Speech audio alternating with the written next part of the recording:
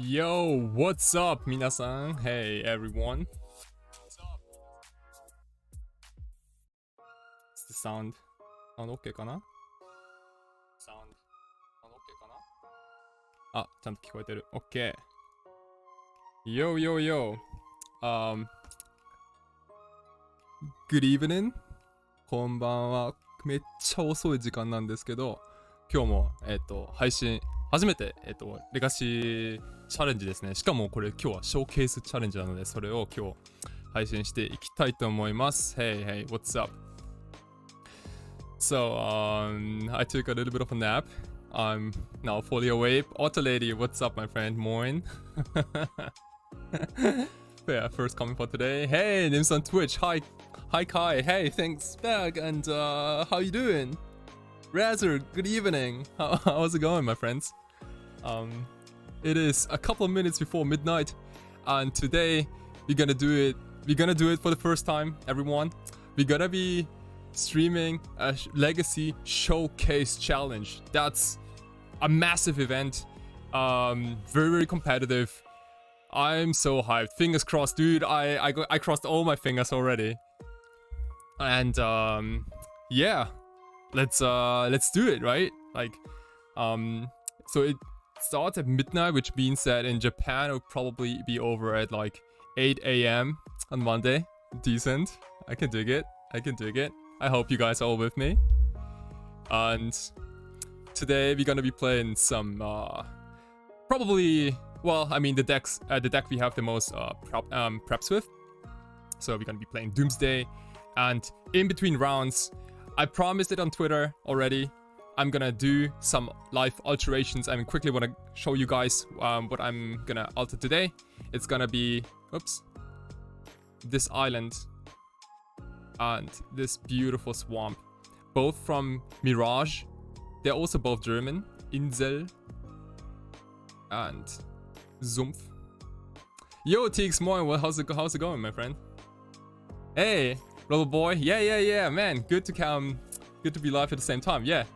So as I was saying, these two, they get fully altered today. I hope I can make it in time. So hey, Mood Madness, thank you so much for the follow. フォローありがとうございます。ありがとうございます。これからレガシーショーケースチャレンジですよね。めっちゃ緊張してるんだけど、まあみんなと一緒にやるから、まあ結構楽しく時間を過ごせるんじゃないかなっていうことで、はい。ラウンド中にこちらの2枚を拡張していきます。First time doing alterations live on stream, so let's see, maybe I'm nervous as hell and I'm gonna mess everything up, or we're gonna succeed and gonna make some beautiful alterations. I'm very, very hyped, and it's always been my, like my vision to not only play Legacy on a high standard for you guys, but also to provide basically everything I have. So while I also play Magic, I also do art. I paint like fine art and also do card alterations, and I thought it would be really interesting for you guys if you wanna have a little bit of peek in between rounds and see what is happening in the Sawatori kitchen. All right. Hey, prepare for robots. What's up, my friend? Hi, Kai. Yo. Hey, good to see you. Yeah, I don't even know if I can talk for 8 hours straight.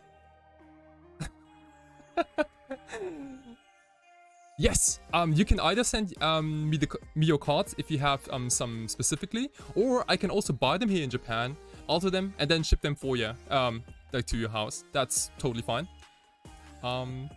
If you're looking for like foreign language cards, such as like, I don't know, like French, German, or whatever, then they're kind of hard to get in Japan. But like anything Japanese and anything English is totally fine, and I'd happily go out and get them for you.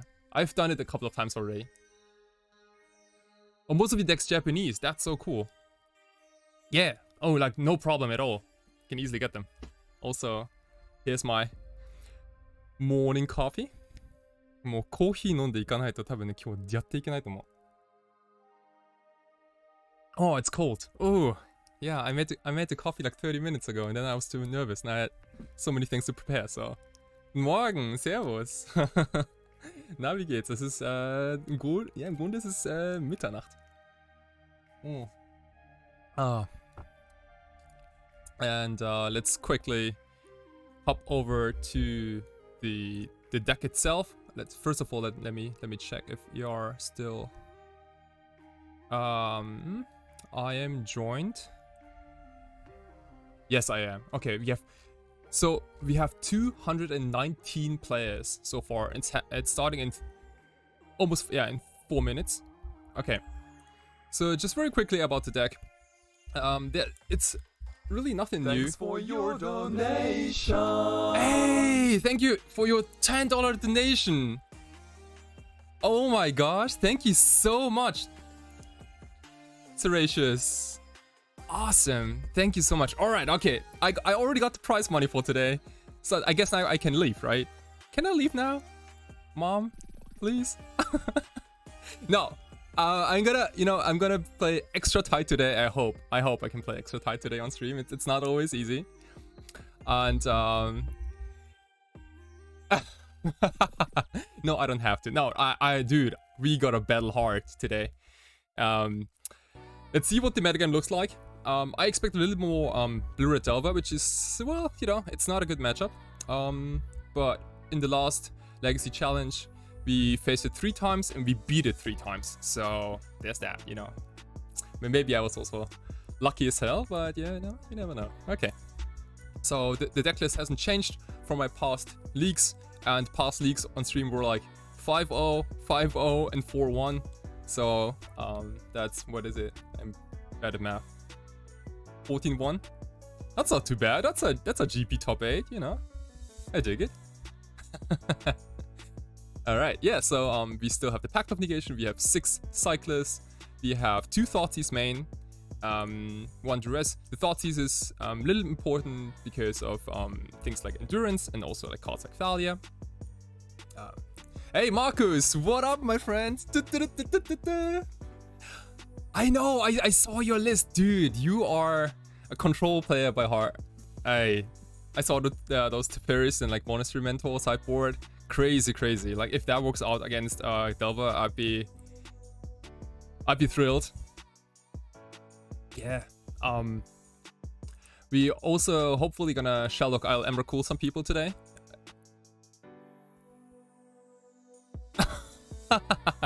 No, Marcus, that's not what I meant. Your deck can, it will probably win more than enough games, I'd assume. Like Predict and Mishra's Bauble is a sick synergy there. Like my deck doesn't have it. My deck literally doesn't have any card advantage. Right? Yeah. It's it only has card disadvantage. So I miss the old days when I also played multiple predicts, so I could keep up with my control opponents. Yeah, okay. Oh, 1 minute left. Okay, sick. Shingro Bass この時間にショーケースとかきついよね。きついんだけどね、今日昼寝してきた。3、4時間ぐらい夕方に昼寝してきたから大丈夫。あとね、コーヒーもあるしね、cold coffee. Is Dress Down any good versus Doomsday? Good question. I haven't played against Dress Down just yet, or it has never resolved.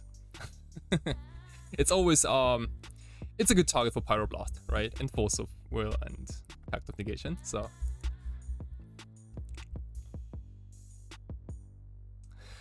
yeah, IPM. Let's see. Maybe we get Dress Down today. Okay, あと22秒. Oh, 246 players. Crazy. すごく多いね。しかもなんかもう強い人ばっかり. It's like only powerful players today. Holy shit. That's insane. Like, wow, a lot of pros here. Okay, let's do it, everyone. Marcus, thank you so much for the follow. I appreciate it. Marcus, and thank you for and welcome to the Sawatari family. So, let's go round 1. I'm ready. I hope you guys are ready. 準備できてる? Okay, let's go. Round 1.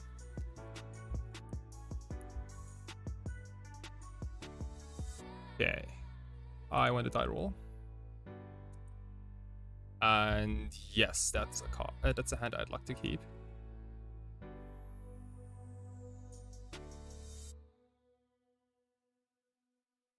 さてさて今日はどういう成績を出せるかどうか。チャレンジでね、先月とか、先月はもう僕めちゃくちゃやばかったですね。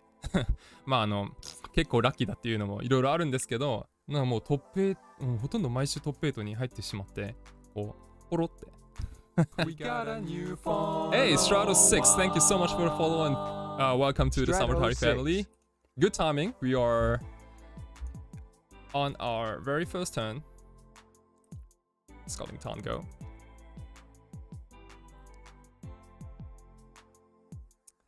Yosh. Ooh, holy shit. Oops, all spells. So, are we supposed to base this? Alter Art, thank you so much for the follow. Welcome. That's Alter_art. Alter_art. I have a question for you. Would you daze this Dark Ritual? We got a new phone. Hey! T3 HDH 6456. 56. Thank you so much, and I'm sorry for butchering your name.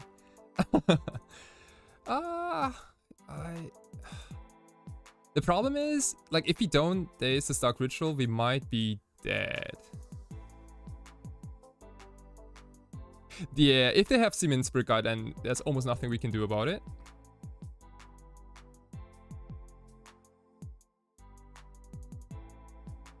Let's see. Oh wow, okay, there's Siemens Brigade. Well, okay. Then so we have one Street Rave to dig for Brainstorm or for Force of Will. There's Brainstorm. Sick, by the way. Shit.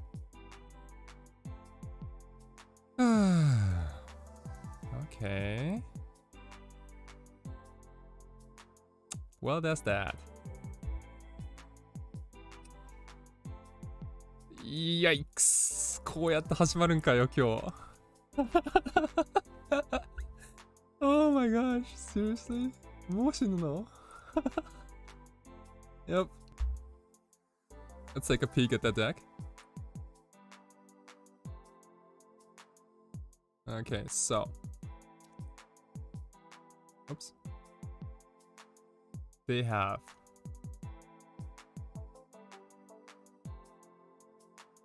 Pact of Negation, Thoughtseize, Cobalt Therapy. Hey, what a team! What's up, my friend? My current score is 0-0.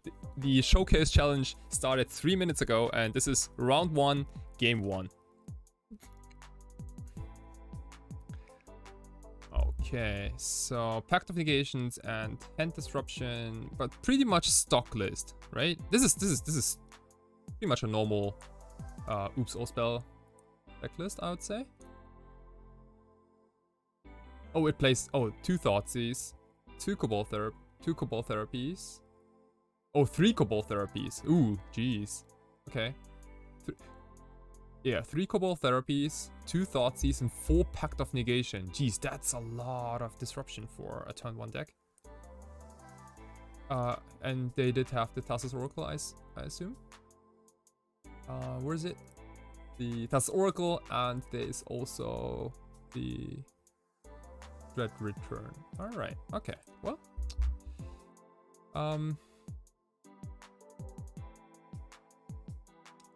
We let this all happen, and then let's concede in response to Cobalt Therapy. It's unfortunate that they know that we are most likely on a Doomsday deck.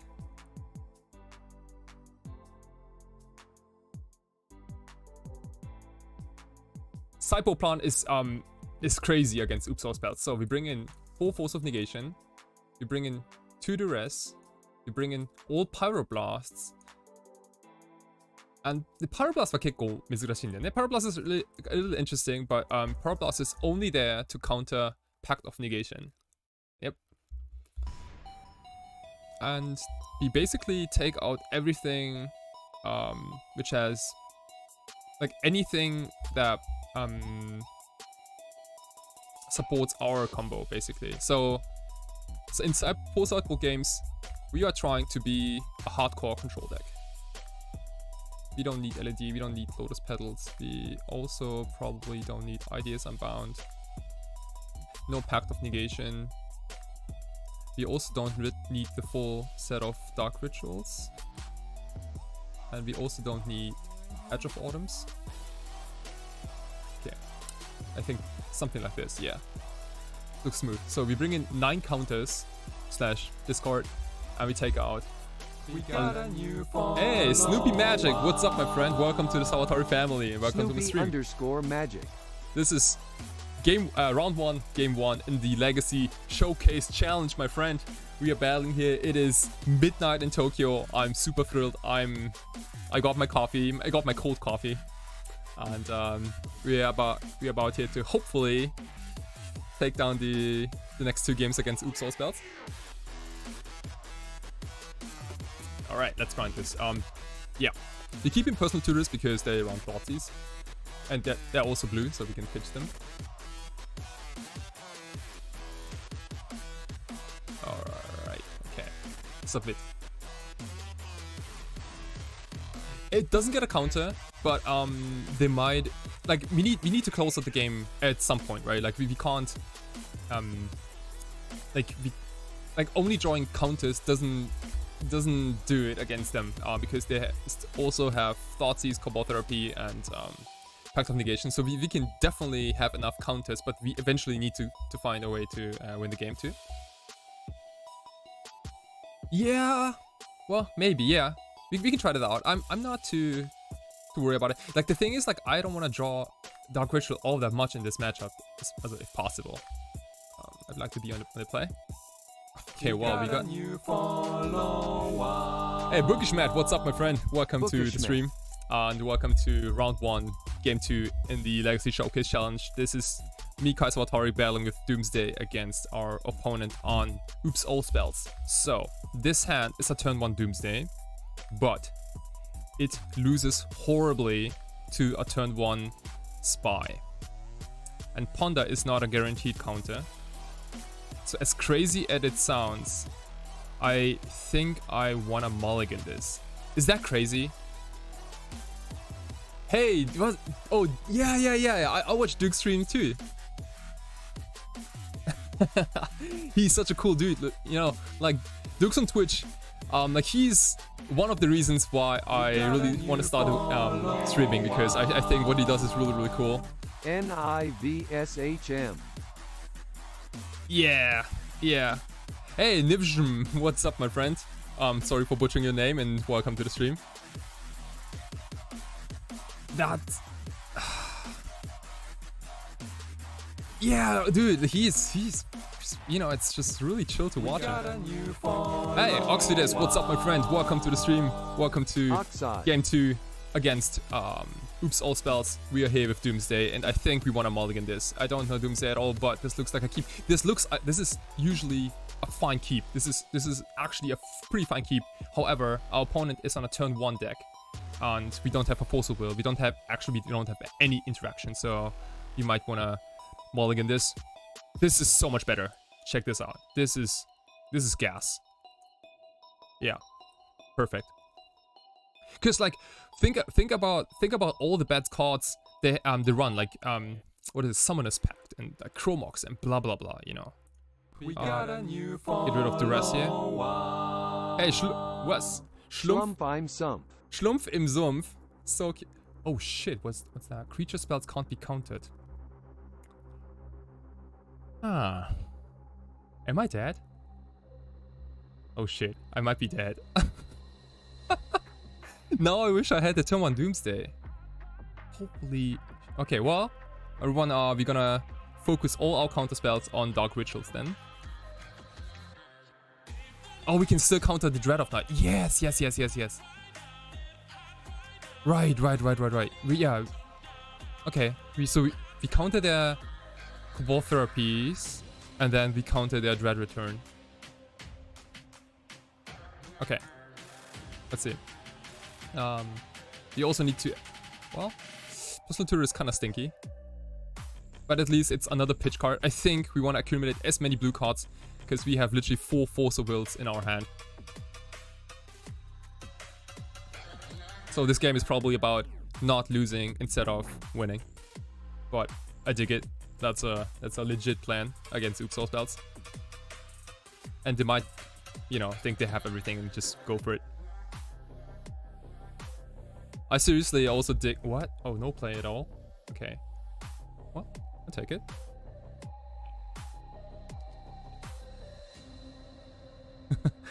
Okay, okay, okay. 絶対これ負けはしないね。勝つか分からんけど。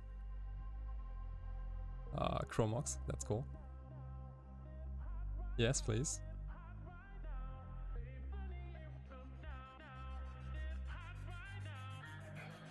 So how's everyone doing, by the way? We got a new follower. Hey, Cascalols. Cascalols. How you doing, my friend? Welcome to the stream. And just watch me die. No. I mean, we can definitely delay it a little bit. Force negation is good. Gavoni Jack, what up, my friend? Welcome to the stream. Welcome to the family. And Jack. how would you counter disco ball therapy?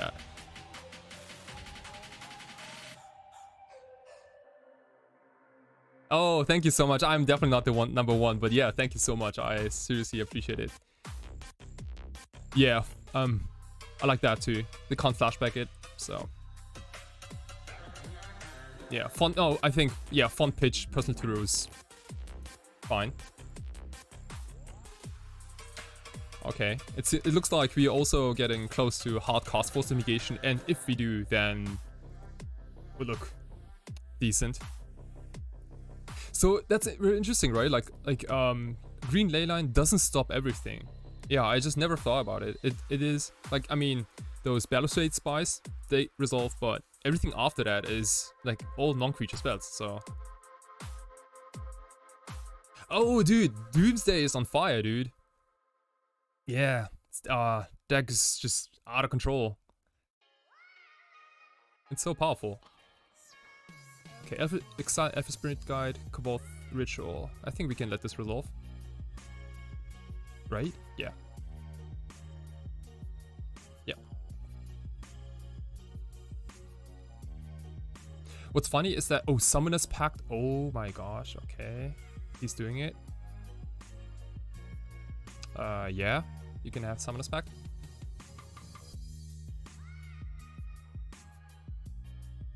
Well, the problem with countering the mana is yes. Countering the mana is okay. Okay, so they got 4 Narcomoebas.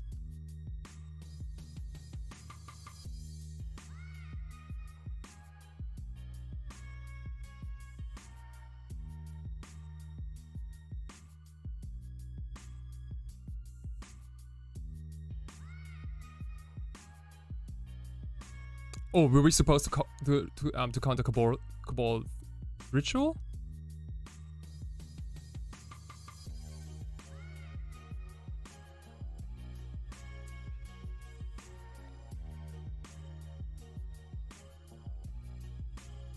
Yeah, but they need 3 creatures to flashback return, unless they have Bridge from Below.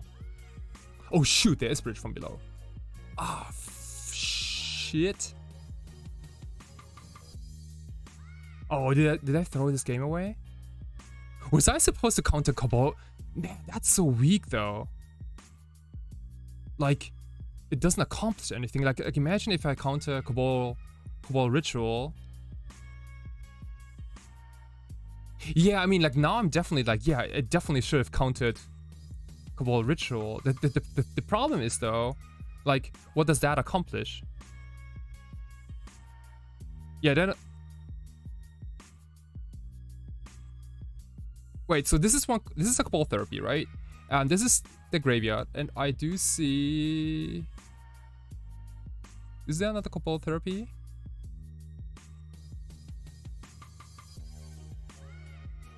Ah, there is no other. Wait. Ritual. Thoughtseize. Doesn't matter. Oh, there is no. there is no other Cabal therapy, so we can. This is cost of flashback, so we can force this Cabal therapy, and then they definitely go for Dread Return, and we counter it, then we win, right?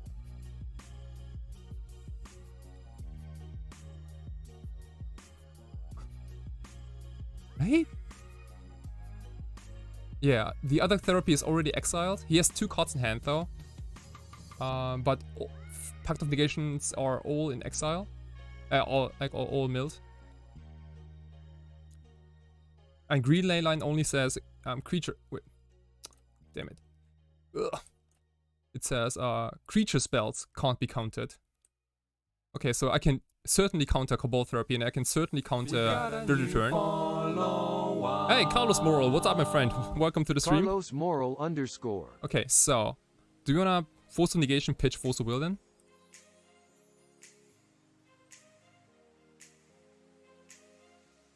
Okay. And they now have no other choice. Yeah, sure, you get a token. They have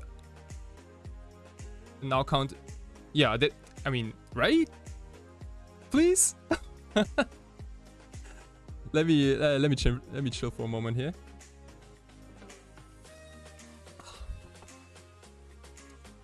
Okay, and this thing also gets counted. Sure, and now we have 6.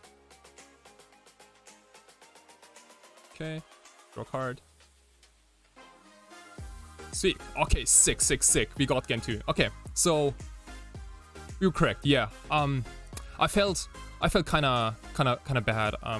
Like I would not have countered the Cabal Ritual because, like, imagine like our situation would not have improved much, right?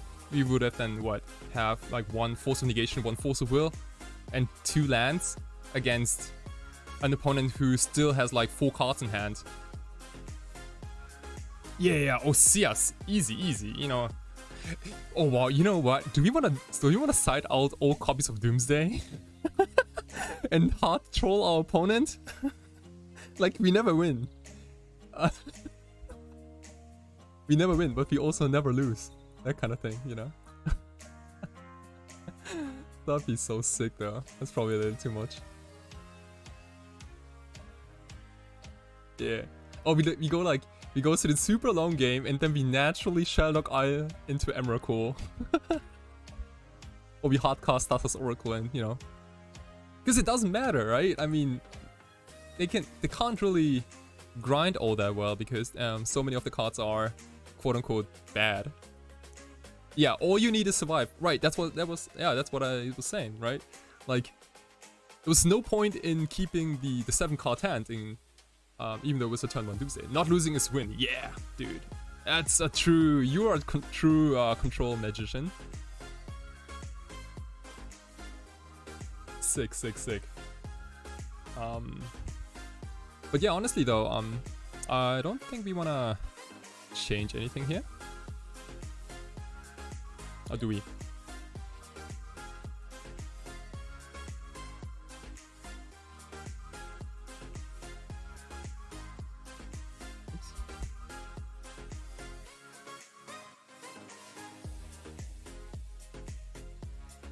Also, I'm very curious, like, how many people are watching from Europe and from the States and Australia and Japan. Like, I just want to know what's going on, and it must be quite a comfortable time zone for Europe, isn't it? Like, I don't know, like dinner time. Yeah, there's no pizza yet. Okay, let's submit this. I should also probably stop making pizza because I get yelled by all Italians because my pizza is always, you know, I just put just random stuff which doesn't belong on a pizza. Ruhrgebiet, oh, 17 Uhr. Nice. Okay, we mulligan this. We want Force of Will. This hand has Force of Will.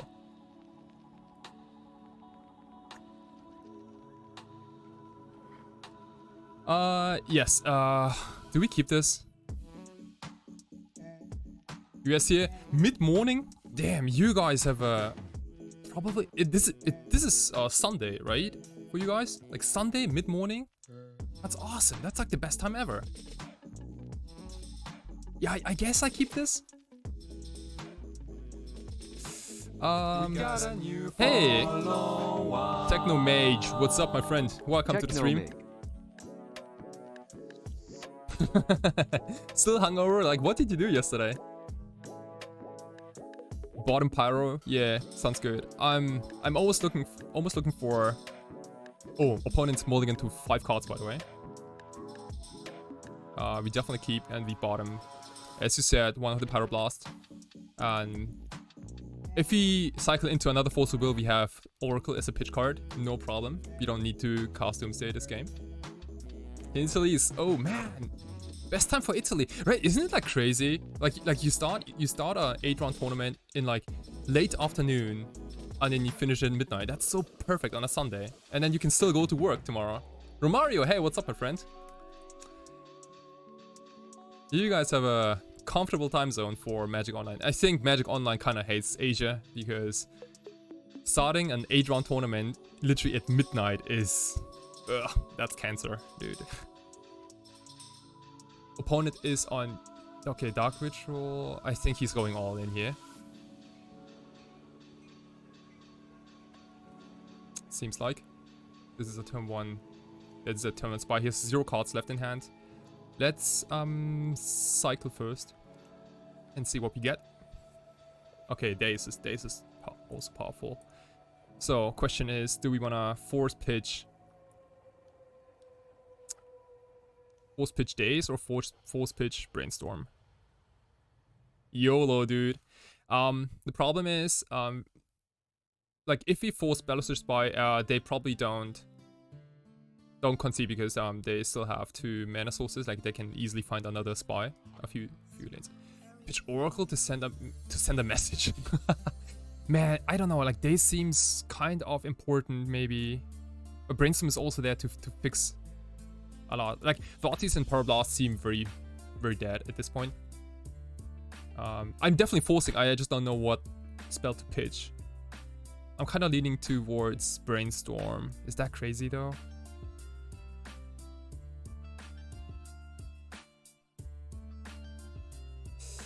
Pitch Daze here? Wow, you guys all want me to pitch Daze? What if... Ah, man. Well, here's the thing. Like, if they could try to resolve another spy a few turns later, and they might not be able to play around Daze. But maybe... Wow, that's so... Ugh. Yeah, but... Well, the thing is, like, also Brainstorm finds Dazes, so I guess that's fine. Alright, okay, let's try this. Okay. Land, please. Awesome. Alright. What a draw. Underground Sea is literally the god draw. Patch land? Okay, hey, Daniel Runes, what's up, my friend? Welcome to the stream. Welcome to round 1, game 3. We are on Doomsday. I'm Kaiser Atari, and hosting this event for you. First time playing the Legacy Showcase Challenge live on stream. Hopefully we don't mess anything up, and we are looking good here against Oops All Spells. Slivers in the house. Wild Contour. Okay. That's a 1-1. We also have a blocker here. Just kidding. Brainstorm, Force Will. I take both. I draw Force first though. Hey, thank you so much. Yeah, I appreciate it. I think luck is what I need. Luck is what everyone needs in a event like this, where, you know, the competition is so high. Okay, let's put back Thassa's Oracle. Let's also put back... We got a new Pyroblast. Hey, Star Fox 444, what's up, my friend? Welcome to the stream. 444. ありがとうございます。ぜひぜひ見てみてください。Okay, we are in game 3 still. Let's put back the Oracle, and I want to say we also put back Scalding Tarn. Ice 31. And I also don't mind Thought Seizing here. just see what's got up. a new follower. Hey, what's up? E-Killing. A Keeling. And Elise. Hey, Ice31. Ice. Thank you so much for the follow. I appreciate it. That's so cool. Man, it's so much fun playing Legacy with you guys. Okay, Pact of Negation doesn't matter because we have Power Blast. Smith Spirit Guide also kind of doesn't matter. I mean, both cards don't matter, I guess. But we might want to take Pact of Negation though, because we could then brainstorm away this Power Blast. And Smith Spirit Guide is literally not doing anything here, so it's looking good.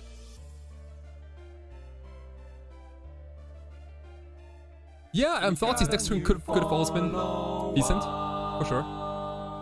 Maro Bigorna. Hey, Maro Bigorna, what's up, my friend? Thank you so much for the follow, and welcome to the stream.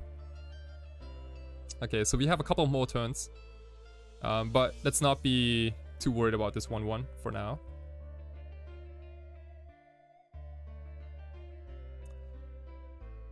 Because we can... Okay, that's a Force of Negation, that's awesome. Let's chill.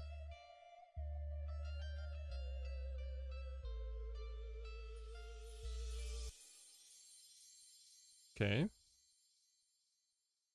I will upgrade my account to become an Twitch affiliate, and then you guys can all subscribe. And I'm in the middle of making custom emotes with like dark ritual memes like that, and like and you know, like all these kind of things. They're gonna be all up soon, so you guys can use them. Okay, there's Doomsday. So let's check our sideboard real quick. We don't have LED. We also don't have Ideas Unbound. So. Thanks for your donation. Hey, Anonymous tipped $5. Thank you so much. Man, I really appreciate it. Oh, yeah, you are definitely a family man, dude. Thank you so much. I seriously appreciate it. I appreciate all of your follows and all your donations. That's also why I'm singing. Thanks for your donation. That's for you. Okay.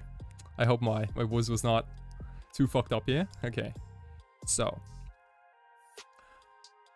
We also started out Edge of Autumns. Yeah, okay. So what we can do here is we can resolve Doomsday. We got on to 5 life. Yeah, dude, this is a karaoke channel. This is not Magic the Gathering. What am I even talking about? Okay, let's put back those Power Blasts. They don't matter. Let's go Doomsday. And what we're gonna do is we don't have the tools to win this turn. However, we on 5 life. Opponent can't possibly kill us next turn. So let's set up a smooth pile which wins next turn without taking too much damage here. And I would say, why don't we go for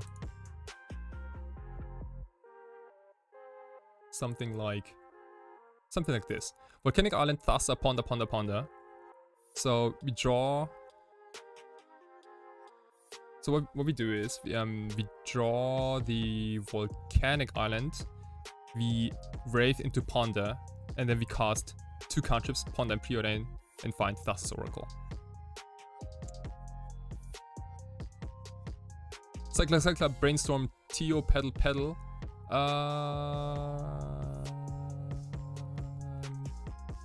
We could, but that would lose to some kind of interaction. I still want to keep up Force of Will. Like, I think there's no point in rushing. I think, yeah, they have no threat, and I want to keep up Force of Will at all times to just absolutely make sure that we don't fuck up anything here. So let's think this through. So we go down to 5 life. They hit us down to 4-2. That should be good. So we draw Volcanic Island. We cycle into Ponder. We cast Ponder. We cast Preordain. We find Thassa's Oracle and cast it. And we win the game. We force back up. Okay, let's do it. Hey, Shimi, what's up? Hey, Genki. Follow, arigatou gozaimasu. Thank you so much for the follow. Appreciate it. Welcome to the Kai Sawatari stream. This is round 1 in the Legacy Showcase Challenge, and we are about to take down this round. Okay, so that being said, the 2 bottom cards don't matter, So let's go We got a new Ponder. follower. T.O. Ponder. Ricky Volcanic. Maruver. Ricky Maruver, what's up, my friend? Hey, thank you so much for the follow. I appreciate it. We got a new follower. Hey, Kevin Owens, 92. What's up? Kevin I'm sorry for Owens, butchering your name. 92. I hope you're having a great time here. こんばんは。たまに俺そうですね。たまに当たってるかもしれないですね。対戦されて、はい、こちらこそ。いや、すごい楽しいですよね。まあ、リーグもすごい、やっぱり毎回面白いし、なんかいろんなデッキに当たるし。チャレンジは逆にやっぱ競技のデッキが多いから、それもまたそれで味があるっていうかね。うん、いいんじゃないですか。Anuazan. Inua-san, what's up, my friend? Welcome, welcome. Genki. Okay, so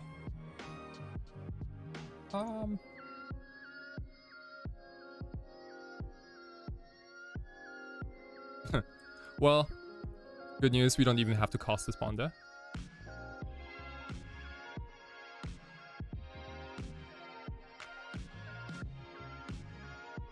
Yeah, whatever they have, we can beat it. Pact of the I mean, so how do we want to win? Do we want to win by countering, by resolving Fast Oracle, or do we want to win via their Pact of Negation? どっちで勝つ？向こうがパクトで自殺するか、それかうちがパスの選択肢を着地して勝つか。Do they have blue? Oh shit! Yeah, they have Wild Contour. Oops. They need two blue though. You know what? Let's not even fuck around here, dude. I didn't come to risk anything.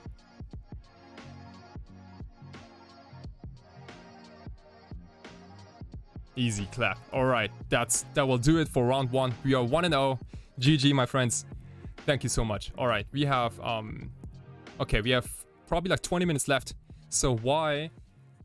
Give me like a couple seconds. I will set up my live alteration 拡張の準備をちょっと始めますので、ちょっとだけ待ってください。Let's quickly move over to yeah.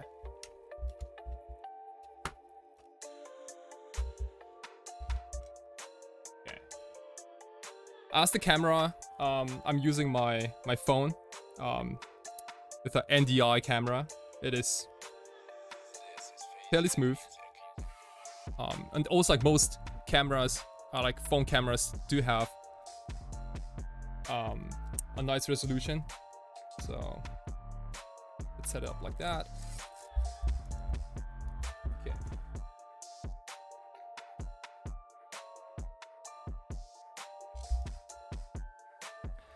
So this is like literally first time altering a card live. So let's see how we do live alteration. There we go. Hey, can everyone see me?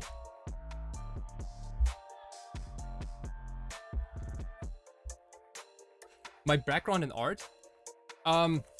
So I went to an art school back in Germany, and but honestly though, for most artists, what matters is not in which type of school you went, but more like how driven you are as an artist, as a person who who likes to draw art. Sarah, what's up? 1203. Sarah 1203. Thank you so much for the follow. I appreciate it. Let's adjust this lights a little bit. Okay. A little more like that. Okay. And today, 今日拡張するのはこの2枚ですね。These two cards are getting altered. Please also let me know if my voice is not loud enough. I'm not as close to the mic now. So please let me know. I'm just quickly gonna see. Okay. Gonna make some. This is what you can see. And then about here. Okay, let me quickly make. So everything within here you guys can see, right? Pretty much. Okay. So, for these two alterations, I hope you guys have seen my past work. If not, then definitely check out sawatoridoodles.com. I've been making alterations for a couple of months now. Been really enjoying it, and today I want to show you guys how I do them. Okay. というわけで、今日はどんな感じで拡張やっていくかを生で、見せたいかなと思うんですね。ピックアップした、土地はこの沼とミラージュの沼とミラージュの、島ですね。で、ここに、片方には、とりあえずモックスにしようかな。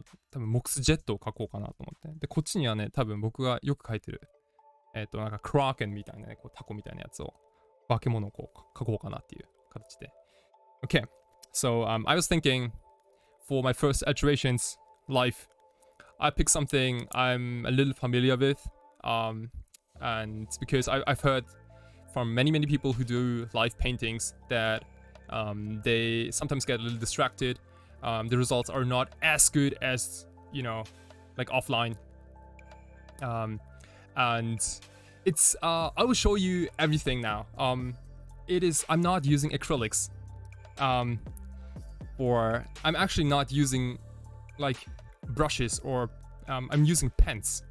And I will quickly also explain why I use them instead for alterations, because I think they might be a little unusual, but I'm gonna talk about that in a second. Okay, so I was thinking for the swamp, we kind of want to go maybe for a Mox Opal, not a Mox Opal, a Mox Jet, the black Mox, and wanna try to achieve some sort of maybe like reflections from the sun. This swamp is a rather like yellow orangish artwork, so my goal is to paint a Mox in here which also fits nicely in this artwork. Because like you see a lot of alterations here and there from the different artists, and I think they're all awesome. However, I'm not a fan of alters which kind of destroy the original art. So what I want to do is add something to the artwork, so people can still recognize the card and looks neat, and there's like something to it. That's yeah, that's been at least my passion. And we want to do the very same thing with this island. I was thinking about like a kraken, some sort of like a, you know, like tentacles, and some sort of like sea monster kind of thing on this island. And let's prep of work first. 最初はこれを拡張する前に、最初は一番大事なのは最初の preparation、最初の下準備ですね。And I'll quickly show you how it's done.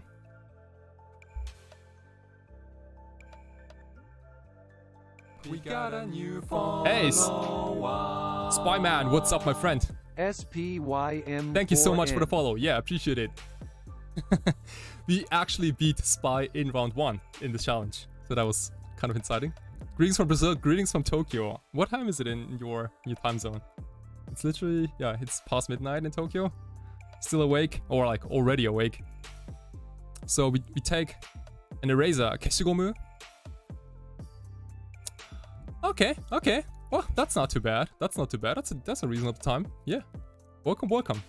So we are currently 1-0 in the challenge. So we take a normal eraser. You can get them seriously like anywhere. It's rather soft. 結構柔らかい消しゴムですね。で、これで一番上のレイヤーを消していきます。なぜそれをやるかというと、もしなんかこう、なんだろう、なんか油とか何かしらのこうレイヤーが乗ってたら、やっぱり色が綺麗にくっつかないので、そこを一回綺麗に拭いてあげます。Okay, so we're gonna... So many Brazilians? Yeah, like where do they come from? I've never been to Brazil. Unfortunately, I really want to go. Really want to go. I just, you know, you guys have to send me a flight ticket then, maybe. It is so also like from Japan. It is seriously so far away. Okay, so we're gonna erase the top layer of the card. No worries, we're not gonna destroy the art. We simply want to make sure that there's no dirt or no, like, you know, anything which could prevent the ink from sticking on the card. And we wanna mainly cover the card like that. We got a new follower. Hey, the Hackbird, what's up, my friend? Thank you The for the follow. I Hackbird. seriously appreciate it. And also here on the bottom, because I usually sign the cards afterwards, after they're done. Sick, okay. And we do the very same here for the island.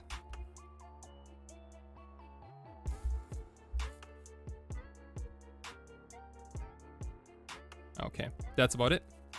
Easy peasy.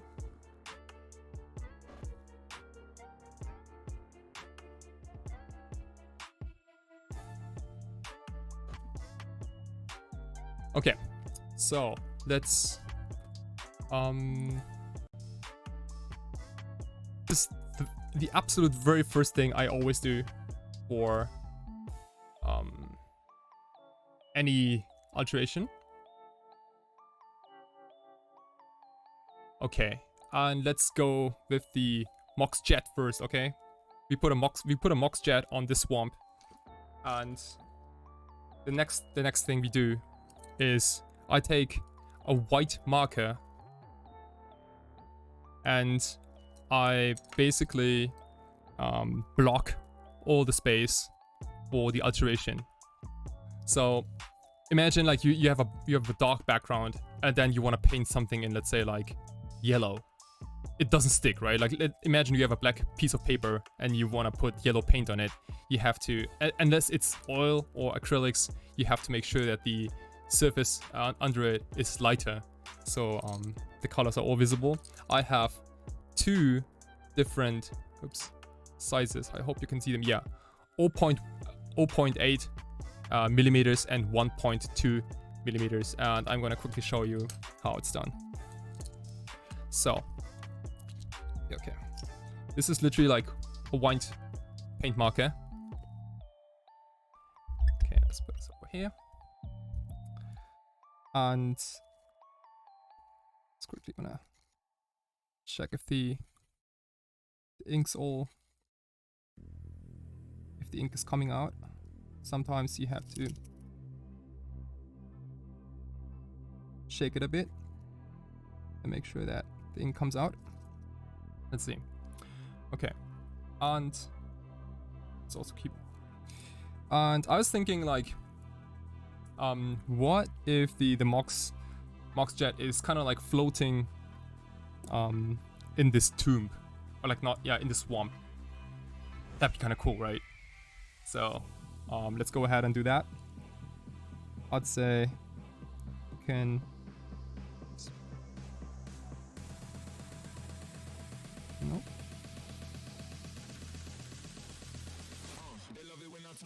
Seems like the pen doesn't like me today.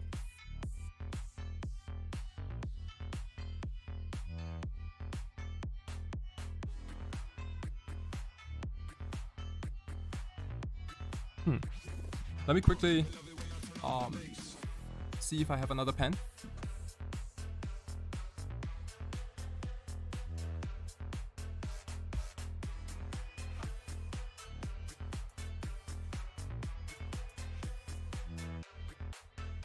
Yeah, subs are available, will be available soon. I have to upgrade my account to become an affiliate, and then you can do it. It's gonna be up soon, my friend, and also with custom emotes.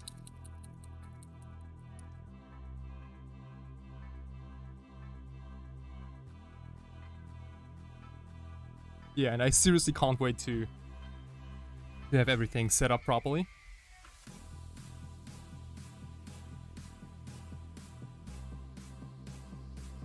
Okay, it should be good now.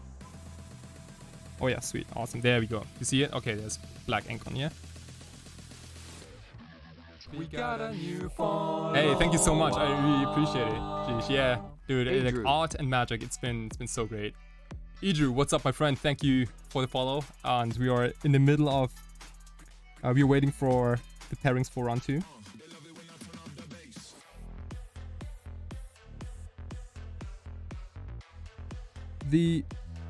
This part of the alteration, it doesn't have to be very detailed. because we're gonna put details on top of that. So Mox Jet is simply a circle, right? And we want it to kind of like float on the swamp. And now we're gonna take the 1.2, yeah, 1.2 pan.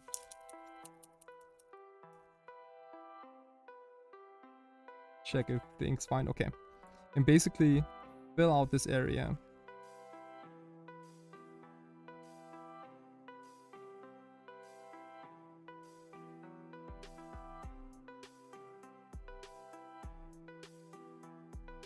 Hope you guys can see everything.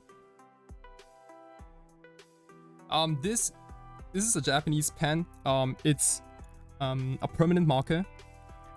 It's very important for you guys if you also do alterations that it's oil-based, it's not water-based. Because if it's water-based, then imagine like you take your card to a very humid area. Maybe Brazil is also humid. In Japan is also sometimes humid. Australia. And then the oil alteration, you could almost like swipe it off.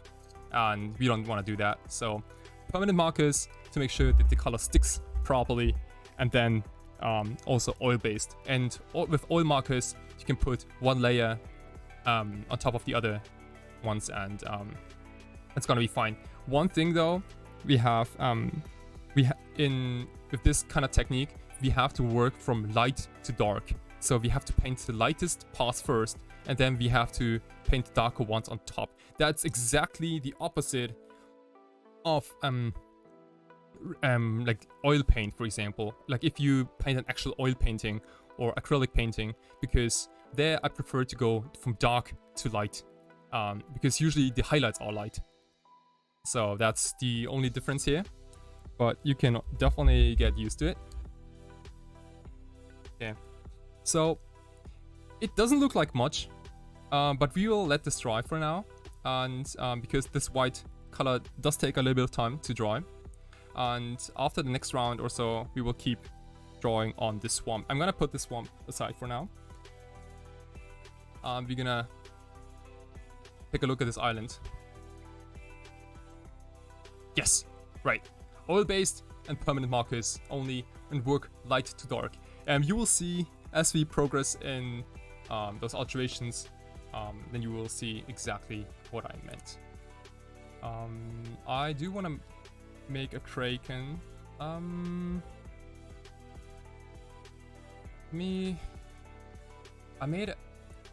painted a kind of sick kraken alterations the other day. Let me quickly show you. This is my homepage, so ataridoodles.com. If you haven't checked it already, please check it out. There's some. Hey, Kalkabouter. What's up, my friend? Welcome to the stream. Kalkabouter. Thank you so much. This is basically my homepage. Let's scroll down because I want to check if. Oh yeah, there it is. This is what I meant. Yeah, I kind of want to do this again. I think this looks kind of neat. Anyway, if you haven't checked my home, these are also like way too many alterations on my homepage. I should probably like get rid of some. Like past commissions, I've done a lot of interesting things. You can also get your own alterations if you want. Just drop me a line here, and I will reply you on the very same day, and we can hopefully work something out. Alterations are also fairly cheap. They're like 3,000 yen per card, of $30 or 25 euros, depending on which country you live. Anyway, let's take this island for now. I think it looks kind of smooth. And let's see if we can do something similar here. We gotta watch. Hey! Alphazia. Alphazia, what's up, my friend? Thank you for the follow and welcome to the stream. Okay.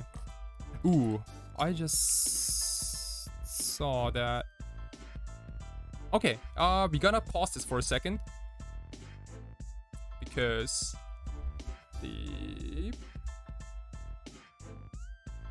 All rounds are finished in round 1.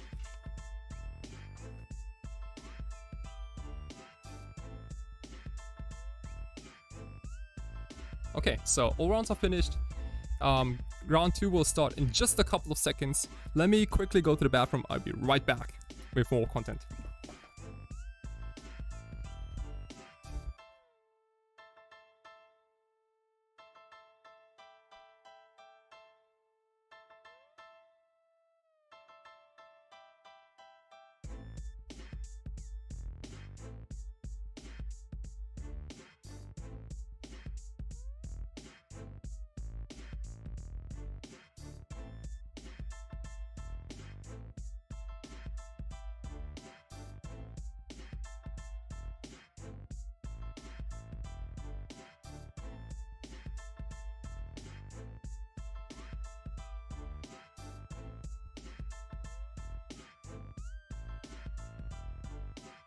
Check, check, check. Okay.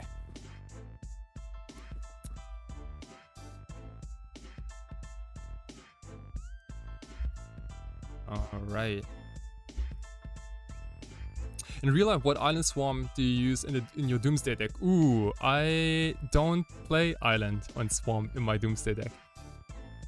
Ant deck. Okay, well that's a different question. I do use my own altered cards. It looks a little weird because they're also signed by me, and like, you know, and if I play something with my own signature, that's kind of odd. But however, it is, you know, I simply enjoy them, and I enjoy making them, and I also enjoy playing with them, and yeah. That's it, period. No, I don't play a single basic land. It's 4 underground seas and 1 volcanic island. That's it. No basic island. Terror. Good keep against oops all spells. But bad against everything else. This is a nice keep. And I'm interested in bottoming either volcanic island or, yeah, probably volcanic island. You're gonna draw lands no matter what. Okay. This is Sneak and Show. What do you guys think?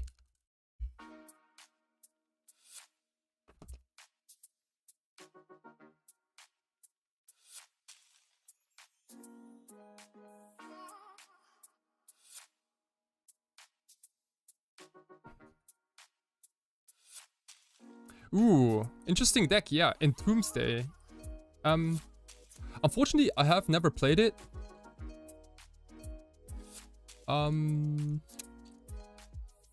Interesting deck, yeah. I've never played it, but it certainly looks interesting. I like how you sidestep graveyard hate post sideboard. Is it like really consistent? What do you think? Another ponder. Well, the problem with Island is Island doesn't cast Doomsday, right? It doesn't provide black mana. We got a new follower. Hey, Stuffy20, what's up, my friend? Thank you so much for the follow. Welcome to the stream. Yeah, and I mean, at this point, like any land which doesn't produce black is almost a lost land. It's perfect. Let's get the Flooded Strand right now. It's looking all good here. We lose a little bit against Wasteland, that's true. However, I think that's fine. Also, we play 9 fetch lands. Yes, that's me, my friend. That's my voice for the follow. We got a new follower. And I also have a song for donations, a different one. And once subscriptions are online, I already have my voice recorded for subscription. So, yeah. Exciting stuff, exciting stuff. Let's crack, we don't want to draw pedal. Let's dig for disruption here. That's Oracle was a terrible pickup. Thank you so much, yeah. Okay. No, not yet. Why don't we Wraith now and Ponder?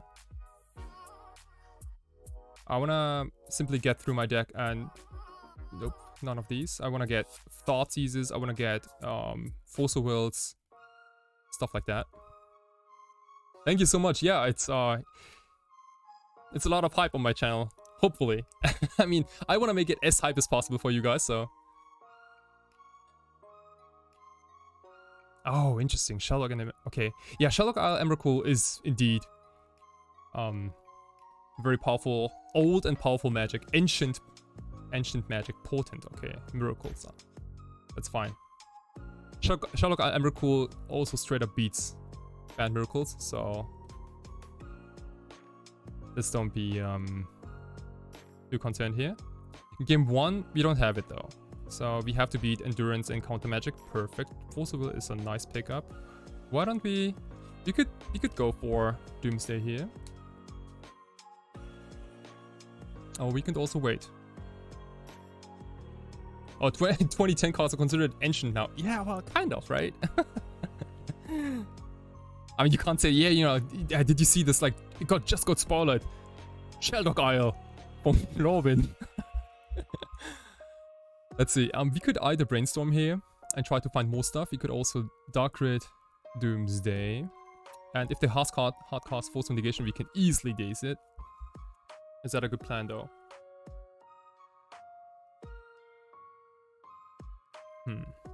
I wonder.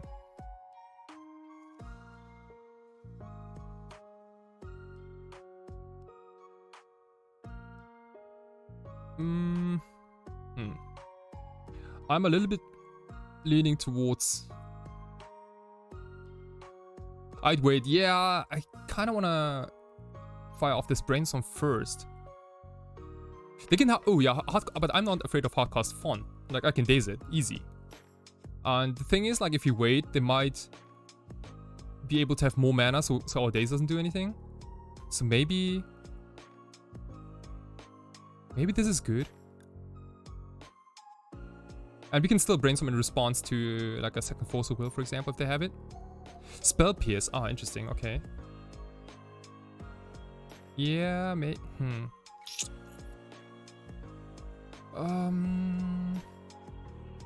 Okay, let's be honest. I think I'll also brainstorm in first.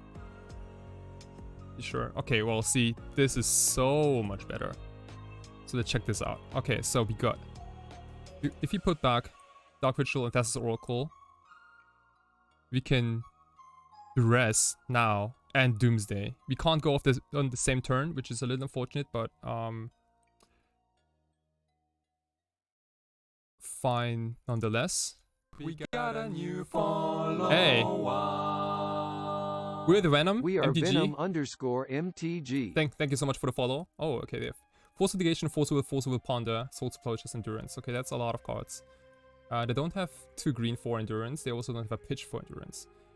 What I want to do here is I want to take Force of Will. So this way, I can beat double counter. Well, I mean, if I take Force of Negation, I can beat double counter too. But I kind of want them to... also get rid of the Portent. So if I take Force of Will, I go Dark Ritual, Doomsday. They go Force of Will, Pitch, Portent. I Force of Will, Pitch, Ponder. They Force of Negation, I daze. Boom, easy clap. And then they are left with Soul's Approaches and Endurance. And uncastable Endurance. Take Force of Will here. Yeah, dude, all the hate doesn't matter. We're gonna hopefully grind through all this.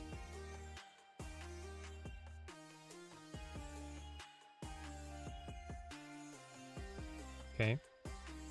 So I'd be surprised if they don't do anything here. Yeah, dude. Alpha Uzi, jam it, dude. We are jamming, dude. This is a jamming stream. Ooh, Doomsday resolved. Okay. That's okay. That's fine. Let's keep the hand review for now. They can also potent us, so we gotta be a little careful. Thassa's Oracle, obviously. Let's also take Thoughtseize. I would say we also take Underground Sea and maybe a couple of cantrips. Also do like Pact of Negation. And what about 2 Ponders? Is that crazy? So that's gonna be a little slow, but with multiple Ponders in our pile, we are resilient against Potent, and we have enough disruption to fight Endurance and Forcible and Force Negation and all the things they have. And they have literally no clock. They have a 1/1. We're gonna drop to 7 lives, so that's gonna be good. Go hard cuts and they don't have GG to hardcast Endurance. What do you mean? Yeah, they're not. Yeah, they don't have double green, but they also don't have a pitch card. So Endurance is literally a blank card for now. Yeah, is Ponder better than Preordain? I think it is. Let's go Ponder. Oh, there's only 1 Ponder. Underground Sea, Ponder. Pact of Negation, that's the Oracle, Swords of Plowshares. We also gotta make sure to empty our library because of Swords of Plowshares. So this is probably a little too much here. Why don't we...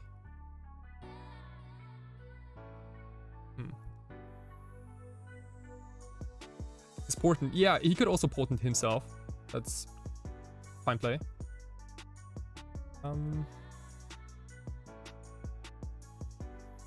But you could also Portent us. That's the thing, right? Like we have to make sure that our pile doesn't crumble if they Portent us.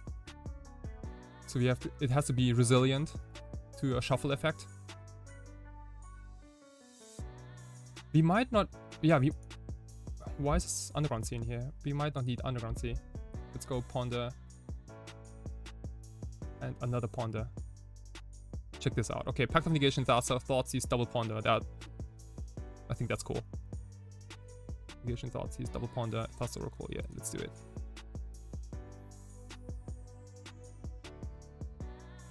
Okay, so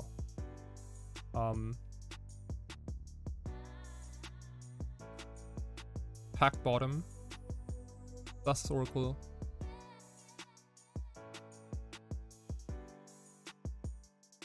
Ponder, Thoughtseize, Ponder. You go, opponent.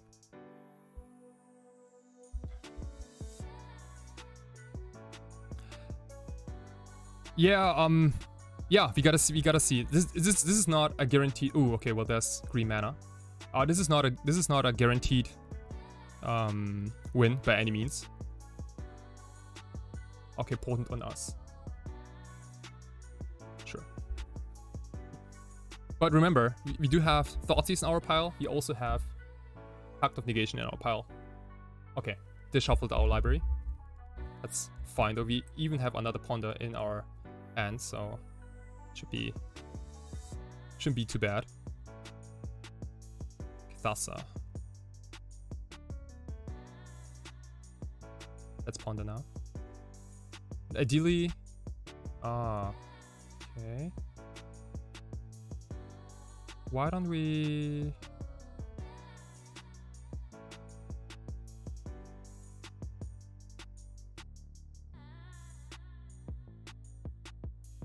That's fine.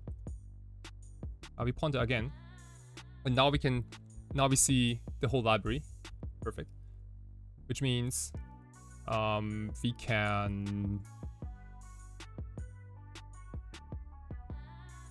hold on. If he Thoughtseize now, we go to 4 life, and then they can kill us if they have 4 power here, so we can't Thoughtseize this turn. We can, however, Thoughtseize next turn. So we could.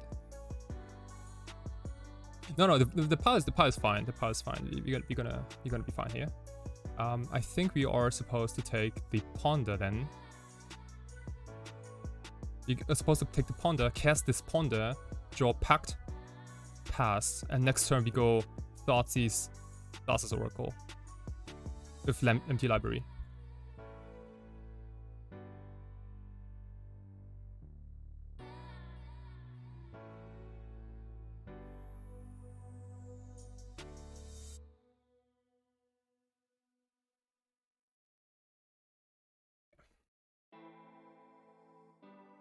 Well, maybe this Ponder was not needed.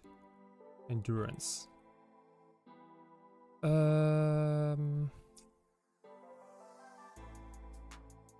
Okay, so they have 4 cards in hand. Force Negation, Sword Splashes, Forcible, and 1 Unknown. I don't think they can double force us here. I'm gonna Forcible and pitch Days.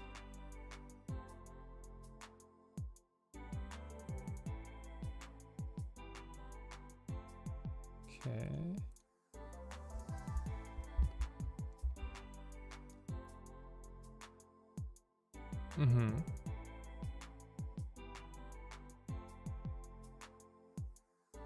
Oh shit.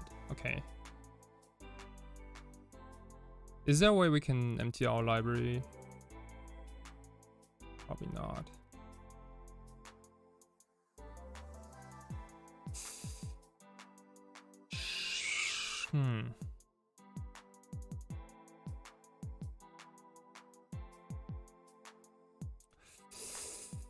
Nope. Okay.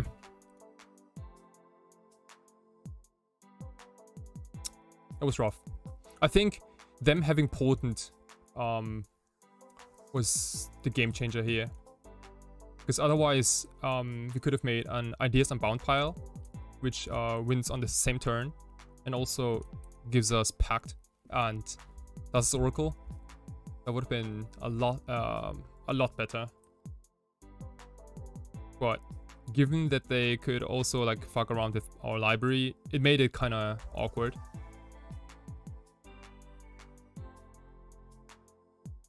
We got a new phone. Yeah, maybe. Yeah, maybe we should. Walrus Guy 32. What's up, my friend? Welcome to the stream. We are down a game in round 1 against Banned Miracles. We are 1-0 in the challenge. Against Banned Miracles, we bring in those 7 cards. Pyroblast, Emrakul, Shallow Isle, 2 duress. We take out Personal Tutors, we take out Edge of Autumns, they don't do anything. We also take out 2 Lotus Petals, and we take out this LED. Okay. And our plan for post-sideboard games is we're gonna lose little bit of speed, and our pile is gonna be this monster of like Shallow Isle, Emrakul, followed by Pact of Negation and Thassa's Oracle. That's gonna be very hard for them to beat. Cavernous Souls not against Banned because they don't have Powder Blasts, and Endurance is a very good counterplay to Cavernous Souls.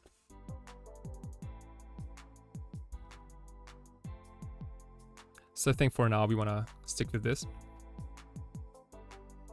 Oh jeez, I just checked like 109 viewers. Are you guys crazy? マジで109人見てるの? That's so cool. That's like almost like record breaking. Remember, this is my 6th stream. I've literally started streaming this week. I'm so happy that you guys are all digging my content. Thank you so much. ありがとうございます。 Pulveris Stellum. Hey, Pulveris Stellum. What's up, my friend? Welcome to the stream. This is game 2 against Banned Miracles. We are on Doomsday. And Andinus, what's up, my friend? And this is a turn 1. This is perfect. This is a turn 1 Doomsday with Force will back up. And this is a classy, if this resolves, it's a classy example for Shallow Isle Emrakul. So let's freaking do it. Okay. I'd be surprised if they have double Force of Will here. We got a new follower. Hey, Danger Dad 81, what's up, my friend? Welcome Danger to Dad the 81. channel. Thank you for the follow-up. We got a new follower. We got a new follower. We got a new Varan Dry. follower. And now everyone. I'm just kidding. Okay. Alright, see? Okay, Doomsday resolved. So our pad's gonna be Thassa's Oracle, Emrakul, the Eon's Thorn, my friend, Shallow Isle, we could go. It's probably correct to also have Pyroblast and Volcanic Island in there, maybe.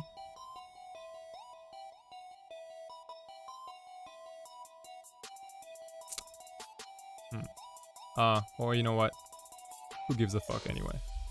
What about this? This is banger pile. Okay, so we have Shadowlock Isle into Emrakul, followed up by Force of Will. We have a pitch card, Pact of Negation, and Thassa's Oracle, and we do have Shadowlock Isle and Underground Sea to cast Thassa's Oracle. So if this isn't crazy, I don't know what is. Hey Neville, what's up, my friend Martin? Yeah, dude, this is game 2. We are down a game against Band. But this is game 2 and we have a banger pile here. What do you think? This is kind of awesome now.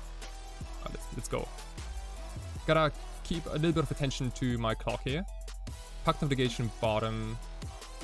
Thassa's Oracle, Force of Will, Emrakul, the Eon's Thorn, and Shadowlock Isle. Go, my friend.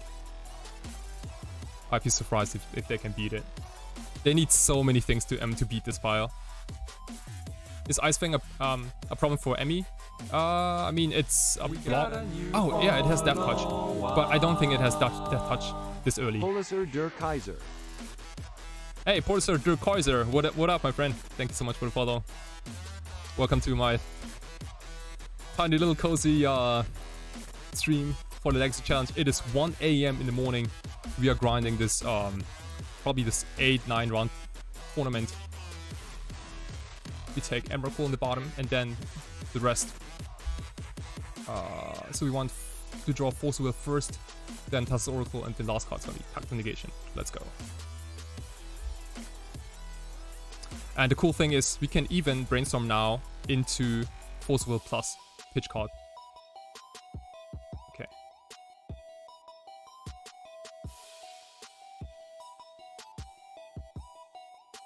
Let's go, man. Let's go. Spaghetti attack. Tentacle attack. Bang, bang.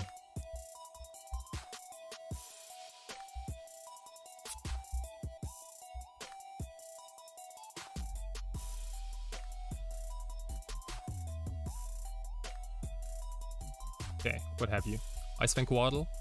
Ice Fang doesn't stop me. No Death Touch. Annihilator 6.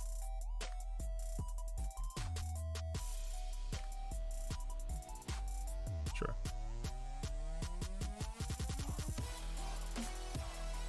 That's fine. Okay. We pass turn. And now, next turn, we not only attack for 15.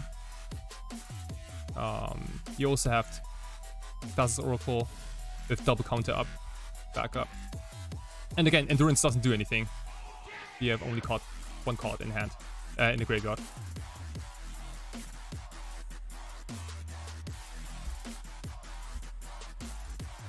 Let's go.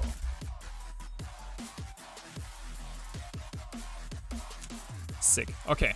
Boom. Easy clap.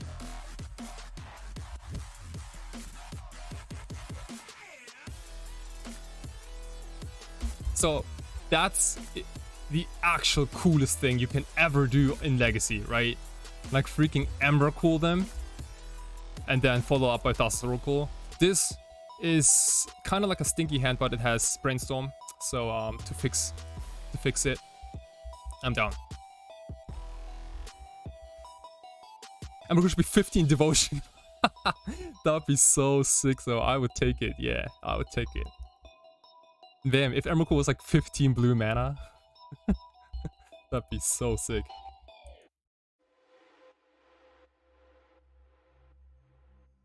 We're gonna hold on this Thoughtseize for now.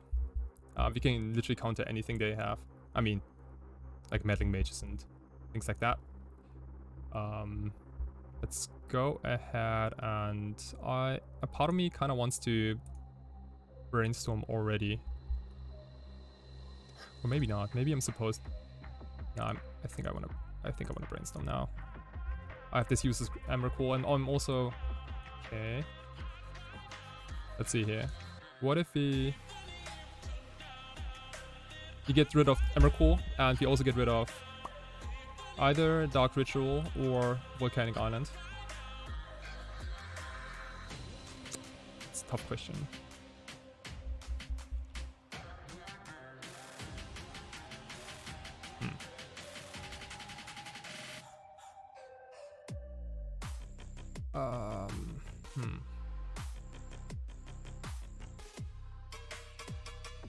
I think it's Volcanic Island, so this way we can, if they go like turn 3 Nasset or something, some shit like that, we can also like fetch Volcanic Island and Pyroblast. Yeah, so let's go that.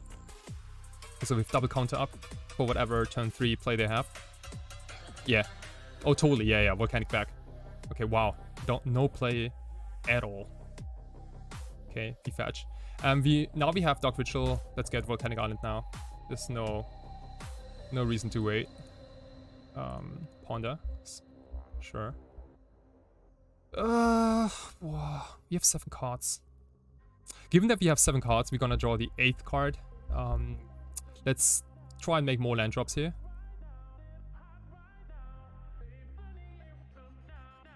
No point in rushing. Sure. Yes, Teferi is stopping. It's Canonist. No, thank you. Teferi is stopping Sherlock Isle, Emrakul, because the stack needs to be empty. Let's get rid of Force of Will. We don't need it for now. We have enough disruption here. At this point, we are looking for... Okay, well, Dress is fine. At this point, we are looking for Doomsday now. We have most things to go for it. These cantrips are not bad, though. Let's take them. And let's take a first little peek at what our opponent is cooking with. Okay, Uro, Time Raveler, Red Blast, Ice Fang. Okay, interesting. So the hand is completely trash. I mean, it doesn't... they can't cost anything. Let's see. We don't care about Uro. We don't care about Ice Fang. We kind of care about Pyroblast. I think the card we want to take is Teferi, Time Raveler, because it's kind of close to going off. Yeah.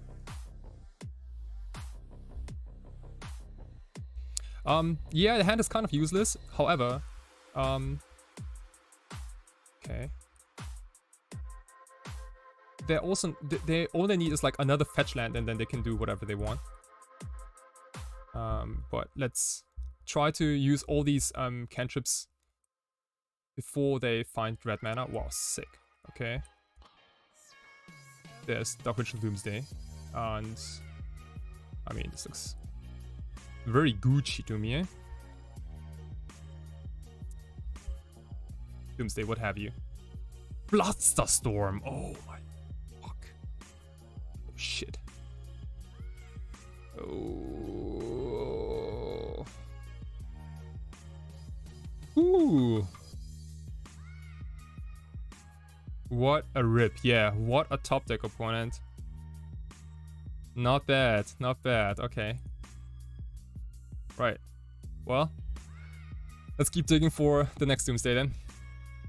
Yeah, that was the literally best top deck.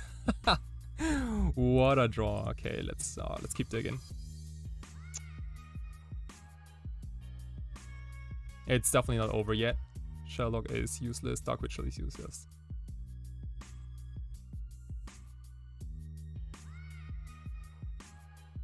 We kind of locked ourselves. Okay. So we have a shitload of interaction here.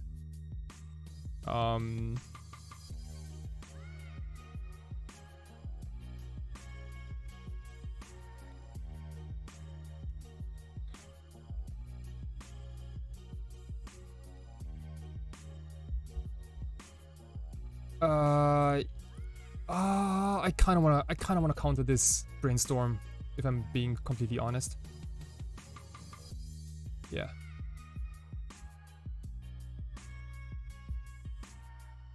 Yeah. Okay. Cycle the dark. Okay, and now we have full information in Brainstorm into Doomsday, please, please. Shit. Okay. We don't need that. We also probably don't need Thoughtseize. Yeah.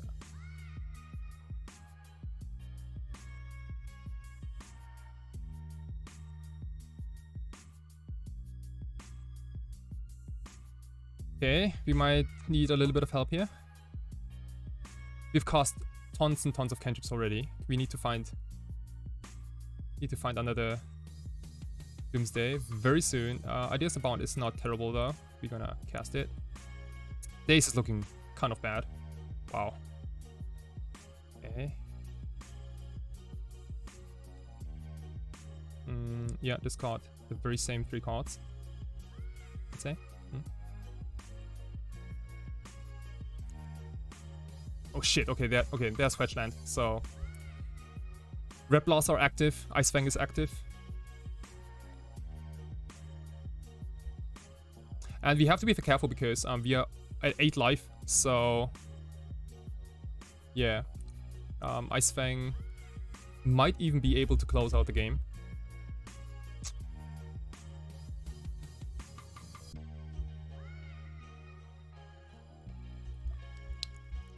Okay. Ooh, holy. Okay, we're on 6 minutes. They're on 18 minutes. Jesus Christ, we have to play a little faster. I'm probably talking a little bit too much here. But, sure, dude. Guru, I don't care. I don't care. Okay. They did find a land, okay. Ooh, okay. Gosh.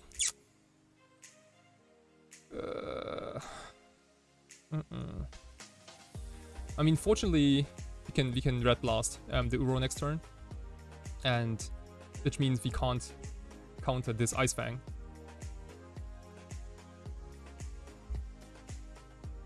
Also, our blue counters are looking weak to their Power Blasts.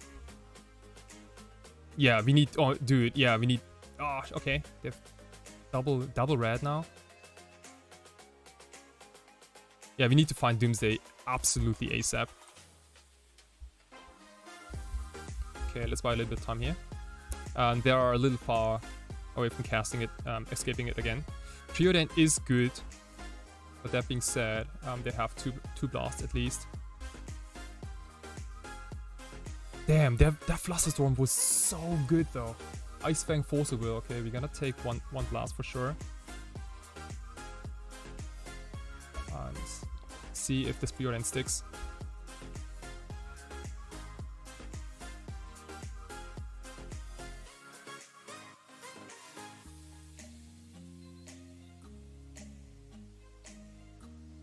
Okay, Power Blast.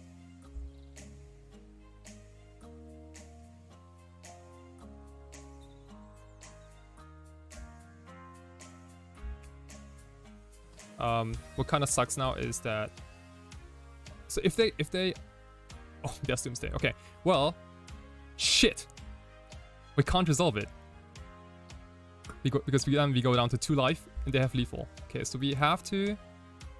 Wow, this is so close though. Like, if we rip any cantrip, we win. I think if we rip any cantrip, we win.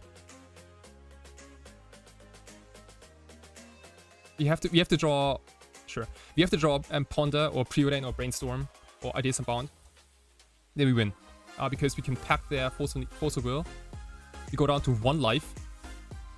And we have more than enough mana to cast multiple cantrips. Oh, God damn it.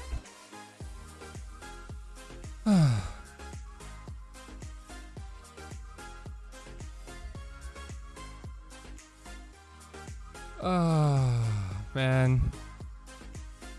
Oh, man. That Flusterstorm. That Flusterstorm, dude. It was so good. That Flusterstorm was so good against us. That was literally like, didn't we have Red Blast up? I was ready to get like, oh man. I was ready to win it. Oh, God damn it. Damn it. Let me make a little do a little note here. So we won 2-1 against Oops. And we lost 1-2 against Band. Bummer. Man, that's a real bummer. Shit. Okay. Well, I mean, you can't have everything, and it was challenging.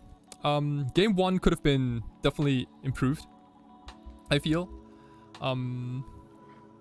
But yeah, game 3 was... Damn, that was just so... I really thought we had it. I really thought we have it. Okay. Let's go back to some alterations. Oops. So, oops. Let's go back here. Let's try to adjust. Okay. Perfect. Remember, guys, what we were doing? We did prepare. We prepared this this swamp. It now has like this white layer, which is gonna be the Mox Jet later. Yeah, dude, I've been doing it like the whole time, like in all, before streaming, playing challenges and altering cards in between. It literally cools me down. Like, I mean, not that I'm always heated, because I almost never am. I'm also rarely tilted. Like if my opponent, the thing is, like if you play a deck like Doomsday, which is broken AF, you can't really complain if your opponent also top decks Flusterstorm, right? I mean, that's their broken draw, I assume. So, well, that's, good for them. I was thinking about putting a Kraken on this alteration, similar to this island. We got a new follow. Hey, White Knight 108, thank you so much for the follow. White Knight 108. Good timing. Watch me. We unfortunately we got slapped by banned. But now we are about to do some live alterations here. Okay. So remember what we did? So we erased the top layer.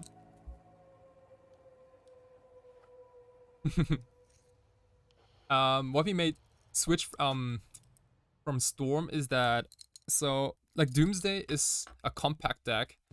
The combo is literally fits in like only like a couple of slots, so you get a lot of room for things like Force of Will, and I always wanted Force of Will to work in a Storm deck. Not specifically ad nauseam tendrils, but like Storm. Force of Will itself is such a powerful card and so powerful, especially in combo decks, that I really wanted to try it out, but it, didn't work. And thus Oracle is so much stronger than Tendrils of Agony. Like Veil of Summer doesn't work, and Flusterstorm doesn't work against it. Oops. So let's see here. We're gonna start with those outlines.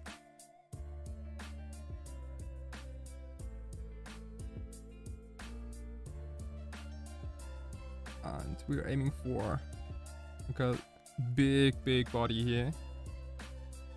We got a new floating on the water. Floho 82. Hey, Flo 82. Thank you so much for the follow. Thank you so much, and welcome. We are in between rounds here. How are you guys doing? And let's get a couple of tentacles in the water. Yeah. Remember, we are only doing outlines here, so it doesn't have to be very precise. I mean, if you can do it precise, then that's even better. But we're gonna fix a lot of things afterwards, and we are currently only blocking parts of the card. So be another tentacle here.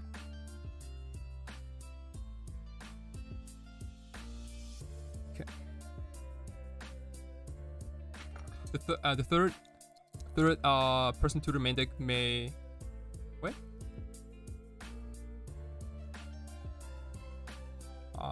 What's your question again?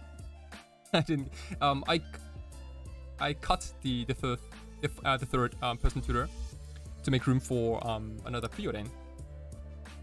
because against decks like Band Miracles, you want to have a decent amount of cantrips, as we are cutting personal tutors.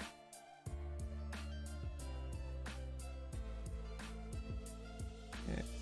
Let's block this whole area. This is gonna be the Kraken hat.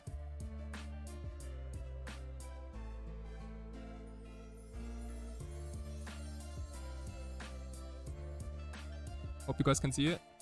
Yeah.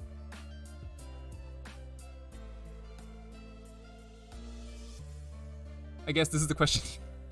I mean, we can only guess.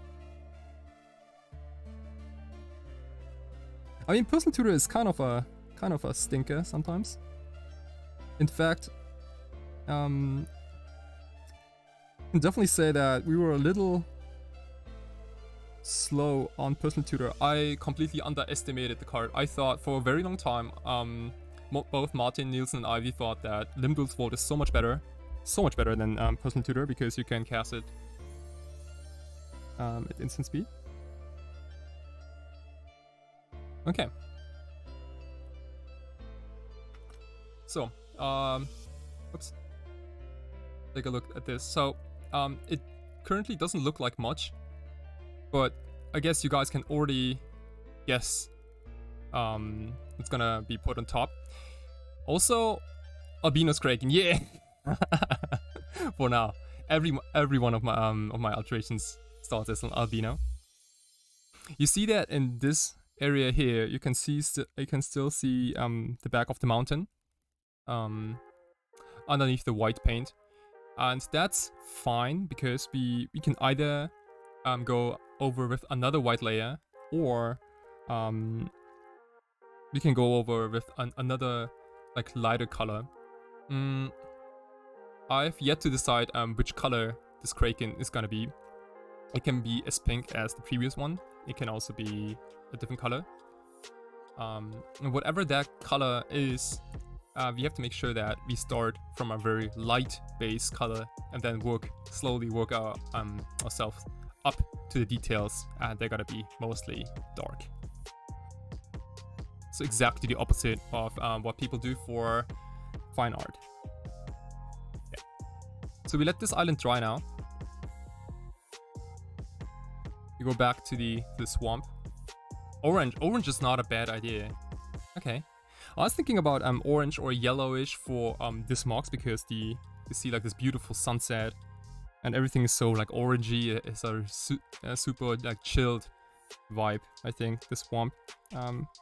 This white has already been destroyed, so let's go over with the first layer of paint.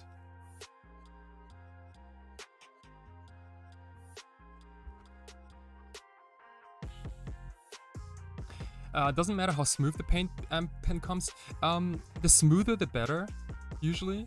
But for the first white layer, it almost doesn't matter. Just make sure that you have like 2 types of pen. Hey Strifle, what's up, my friend?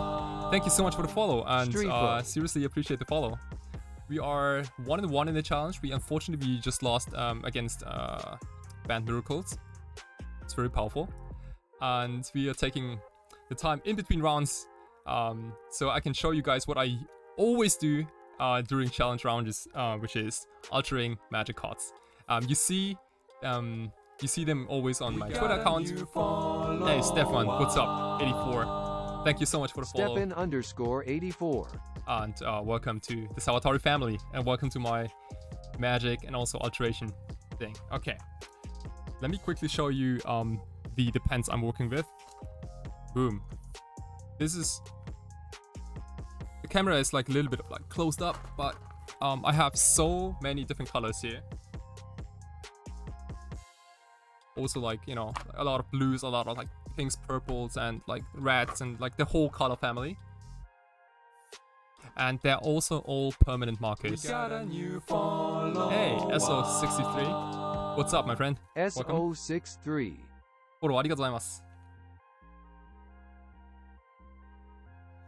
Okay, so we are painting this Mox jet, and let me quickly check, but Mox Jet must have been... Yeah, Mox Jet is a very dark Mox. It is black on the inside, and it has this like golden ring kind of thing on the outside, right? Like it looks pretty much like...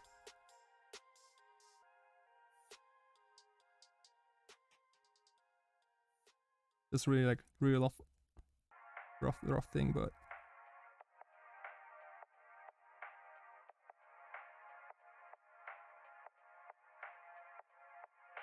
Then it has some sort of like this pattern. We got a new follower. Kirby Cat. Hey, Kirby Cat, what's up? Hey, thank you so much for the follow. I appreciate it. I'm your host, Kai Salvatore, aka Salvatorix on Magic Online. I wonder how often I'm gonna say that today.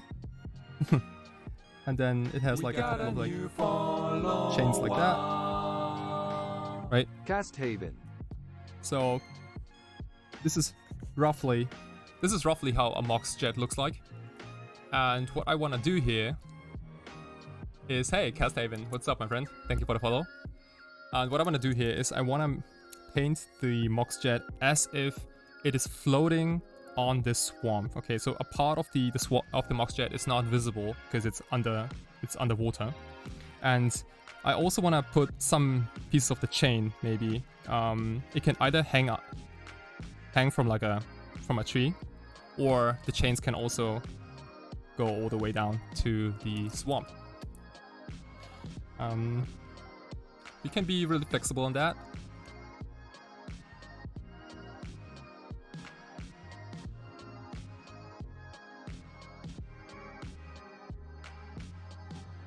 Even this barely looking box is far better than what I can do. Dude, I mean, it is seriously only a lot of like practice, you know. If I give you the task to draw a Mox Jet every single day, like once every single day, I will look at your sketch after, let's say, 30 days, and it will probably look as good as this, if not better. Okay. So, and the main color for this Mox Jet is going to be so black on the inside and gold on the outside. However, we not only want to make it black and gold, we also want to kind of achieve this effect where like a lot of these like yellows and also a little bit of the greens are reflecting in the Mox. So I'd say we go over with a basic yellow. This is literally a pretty... Oops. I have a couple of yellows here. And they're, again, all permanent markers. This is on Sharpie. Sharpie you get in the States, almost anywhere. They're very good. And then in Japan you have a pen called Maki.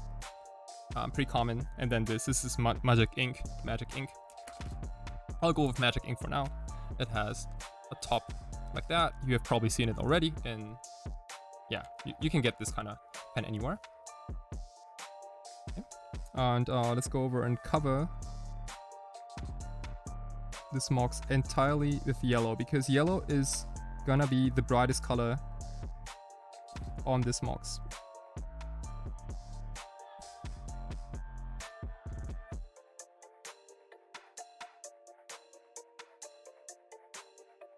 And we are covering this whole Mox in yellow. But I can already tell you that once this alteration is finished, only a few spots will be this yellow. Most of this Mox will be probably like in like orange, black, purplish, maybe green, golden colors. But that's how you like stack up those colors. You know, you go like from bottom to top. Are those alteration tournament legal? Yes, they are. Obviously you have to ask your head judge every time. But I'm a tournament player myself, and by altering the cards so that you don't cover the card name, the text box, the card type, or anything like that, you make them tournament legal, because they are not hiding, like, you know, you don't hide any information from your opponent. And another good thing about those markers is that the layers are thin, so the cards don't, I don't know, like they don't get any thicker.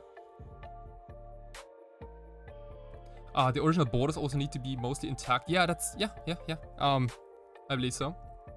Right, like imagine, like, for example, what you see a lot of times is like borderless alterations, or like you know, I extended this art and basically extended this the swamp art, you know, all the way to the right and to the left, and that's a fine thing to do. But if you shuffle your deck, for example, and then on here you see a little bit of paint, for example, that is already considered marked. So I would generally advise to not play those if I was playing in a, let's say, like in a GP or a Pro Tour. I have altered Lion's Eye diamonds. They're pretty expensive. You can also check them on my homepage on sawataridoodles.com, where I have a full gallery of my past alterations.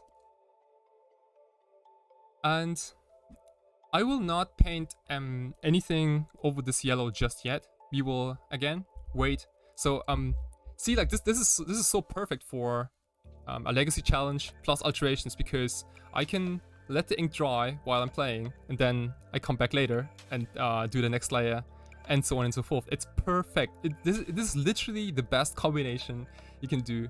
One other thing I do between rounds is I do push-ups a lot. Or, like, you know, I just go outside and take like a 2-3 minute walk, something like that. But, you know, I mean, I don't know if you guys want to watch me doing push-ups now. Testament, what's up, my friend? Thank Testament you for the follow. _2010.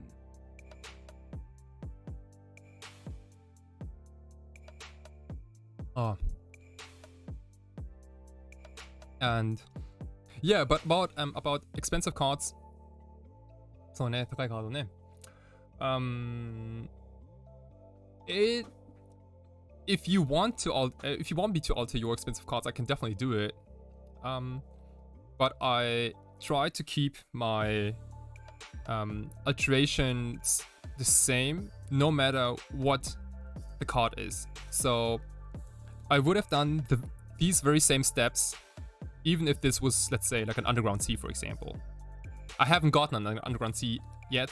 I'm just saying, like, just because the card is more expensive doesn't mean to me personally that the alteration has to be better, like, quote unquote, I don't know, better. You have to, I don't know, do some other techniques or so, right? Because for artists, the card value doesn't matter. What matters is the basic art and what you can do with it. Also, at this point, I think altering duels is maybe a little yeah, dude, Mirage is beautiful set. Beautiful set. Oh, what? Your name is literally Mirage Swamp? Are you kidding me? What? That is crazy, dude. That is so crazy. For this reason? Oh, you knew that I was gonna do alterations on a Mox. It literally blows my mind. Best Death basics, Mark yes. 89. Guess what? We have another one. This is a Mirage Island. This is the other card we're gonna alter today. It is currently drying. It has the first white layer on top. We can go over with another white layer here.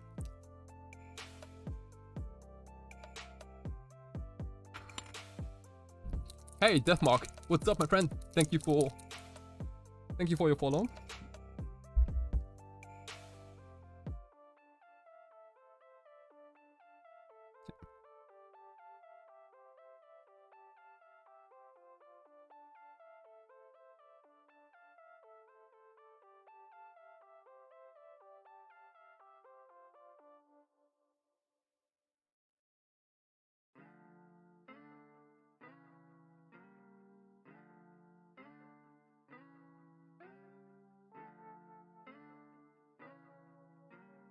Okay. way better. And again, you don't have to put in a lot of details just yet. They will all be added later. Oops. Basically blocking colors.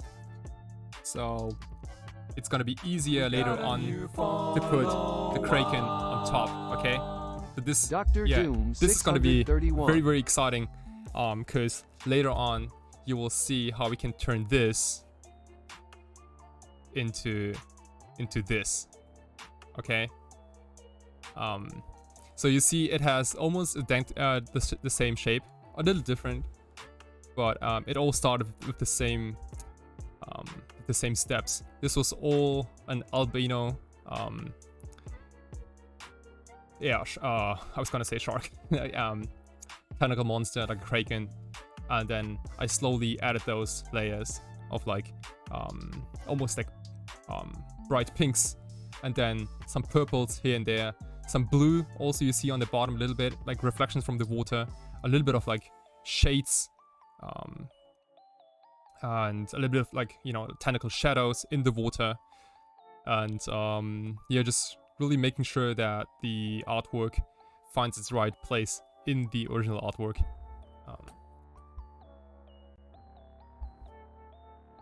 Okay, so let these dry for a moment here, and let's also take a look back at the game, because it is 54 minutes, one match in progress. We are almost done with round 2.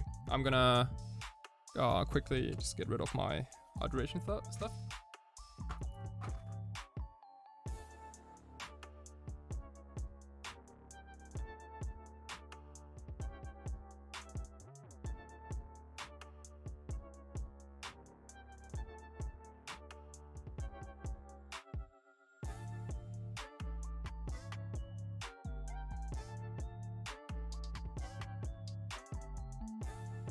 So have you been enjoying my stream so far? I mean, unfortunately, we are 1-1.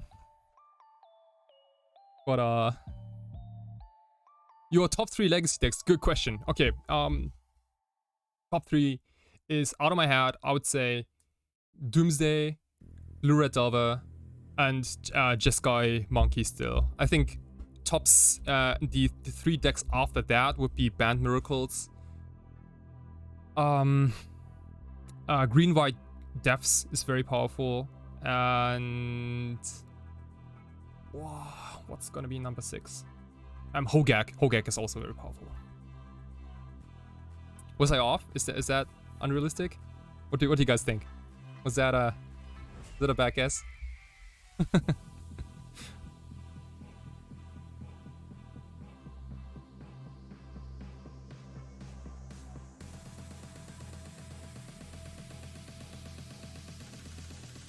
We are 1-1. Unfortunately, we lost the last round, so we are in 79th place for now, which doesn't really mean anything, because we are literally in a 247 player event. It is obviously not ideal that we lost around this early in a tournament, because it kind of fucks up our tiebreaker.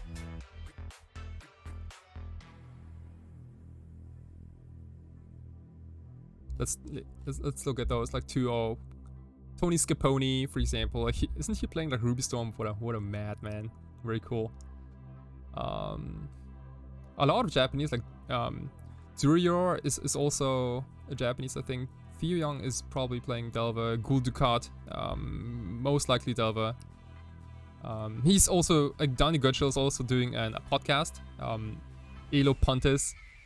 So you guys should definitely check that out. It's I listen to it sometimes when I'm at the gym, alongside other streams. Shallow Mass, okay. No idea what he's playing, but let's do it. We are on the draw. Okay.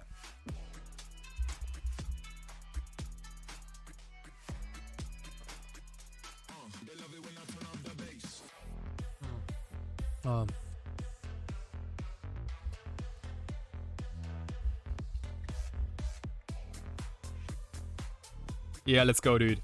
Let's freaking go, dude. Okay. Let's wait for our opponent here. Wow, I gained so many followers today. That's awesome. Thank you so much for your support, everyone. No, thank you.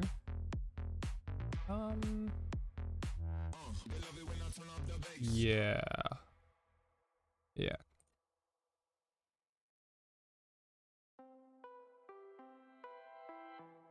Okay, Verdant Catacomb. Elves, maybe? Badlands. Oh. Dark Ritual. Huh. Boy, is this Black Rat Reanimator? Or is it Storm? This could be a quick game one.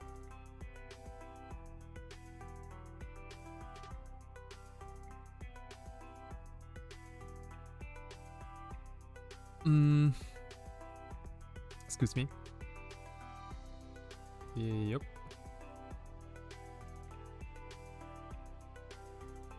Crystal Brando.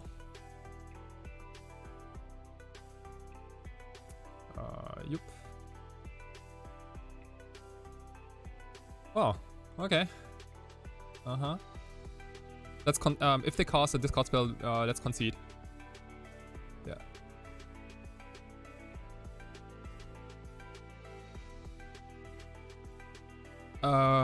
Why are they old? Oh, blue black reanimated dice. Ooh, no idea, dude. Bomb thank you. Man. Thank you so much for the follow, my friend. Thank you so much. We are in round 3. We are currently 1-1 in the Legacy Showcase Challenge, unfortunately, but it's still not it's not terrible either. We lost game 1 on turn 1 against Reanimator, however. Yeah, blue black Reanimator is. Oh, I have no idea. I mean, like, isn't Faithless Looting kind of like doing the same thing as, like, isn't Unmask, etc. so much better than? I mean, it can't be better than Force of Will, but maybe there wasn't enough blue cards. Yeah. Well, there's also like maybe the deck is good, but like no one is playing it. That's like an legit answer. Because, like, just because a deck doesn't see play doesn't mean the deck's bad, right?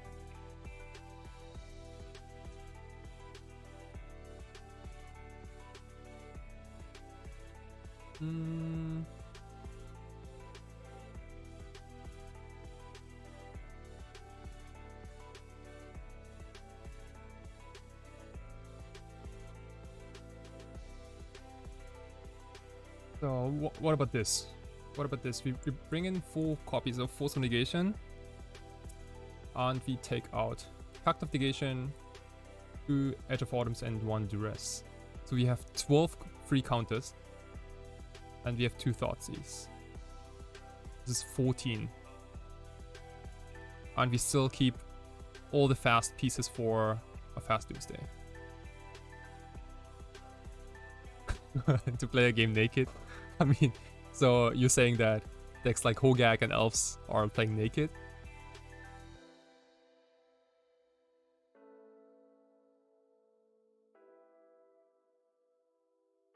We got a new follower. Hey, Bart V. Thank you so much for the follow, my friend. And I'm sorry for slaying your name. No, I'm just kidding. Your name is beautiful.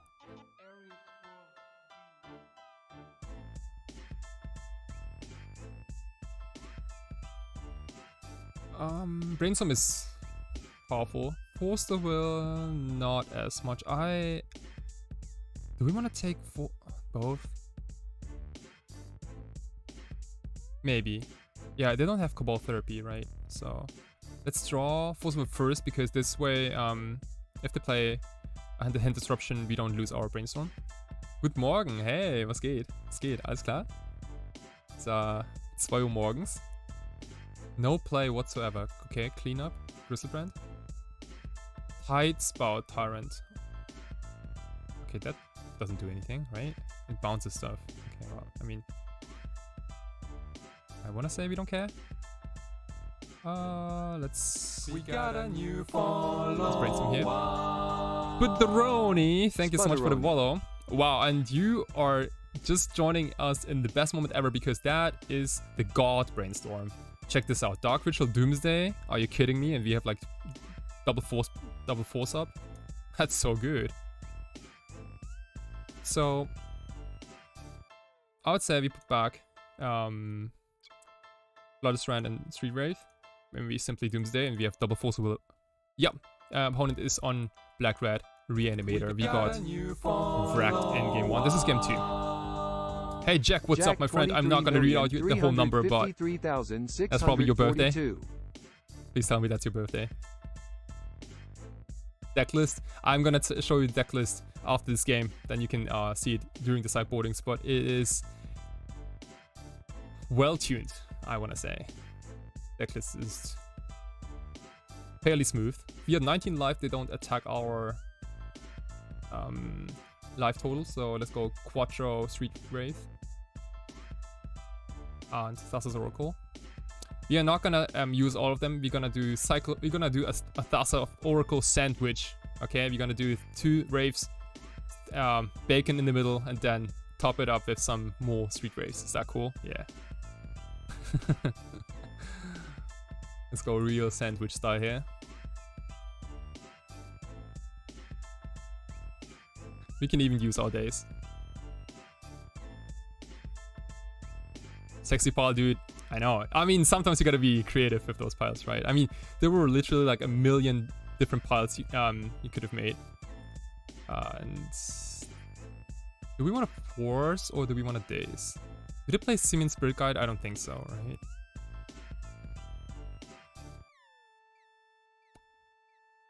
I mean, wow. Like that. Dark Ritual is way too scary. Dark Ritual leads to games where... Oh. Okay.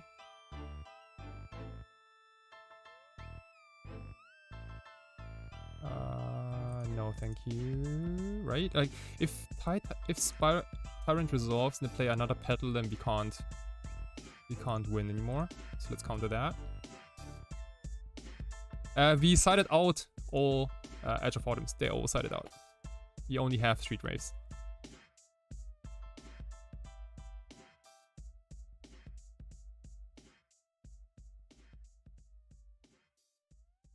Okay. Boom. Like that. Maybe we should have countered the Lotus... but well, I mean, they haven't even... Yeah, maybe we should have countered the Lotus Petal instead. Not sure. Okay, so this is the deck list. Already sideboarded against the Reanimator. So imagine those Force of Negations are not in the main deck, they're in the sideboard, and instead we have those beautiful Edge of Autumns, Herbstanfang in German, Pact of Negation, and 1 Duress. Doesn't argue to keep the Duress and side out Authorities instead, but the life loss doesn't matter all that much, and we can also keep like stinky cards. Like I've seen Magus of the Moon, for example, out of Black-Red Reanimator decks, so it's always nice to take something like that.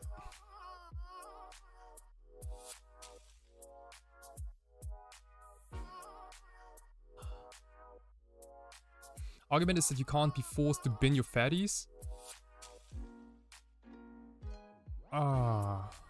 Yeah. Yeah. I dig that. Okay.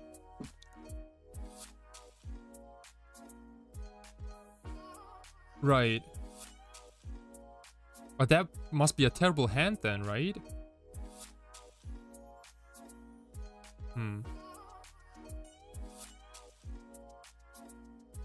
It's close, dude. Like it's definitely close. And you are right. There are definitely times where when they only have fatties, but then the hand is already weak, and I guess the dress would not have changed anything. Like, if you cast dress and you take their reanimation spell, and they are blank with nothing, or you thought these and you see that they don't have anything, then it's kind of the same thing. Well, I don't know. Yeah, you might be right. Maybe it's correct to keep in the dress instead. Turn 1 Doomsday and turn 1 Force, however, pitch card is Oracle. Shit. Is this good? Record is we are 1-1. We beat Oops All Spells and we lost to Band Miracles. This is round 3, game 3 against Black Red Reanimator, and we are on the draw. And the question is, do we want to keep this?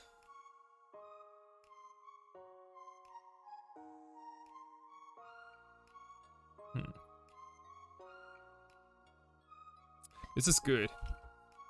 What do you guys think? If they turn 1... If they turn 1, then we have to... Yeah, we are dead. Yeah, we dead if they have turn 1 kill. And they kept 7, by the way.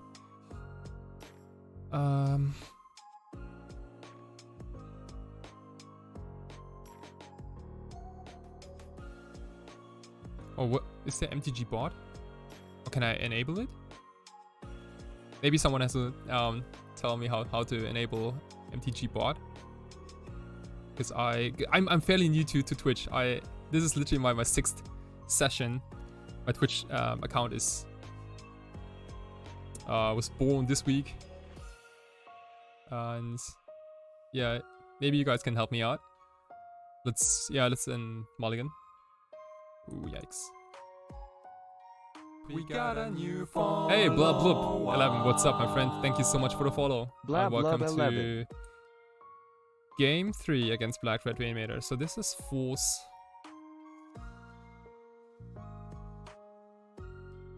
Wow.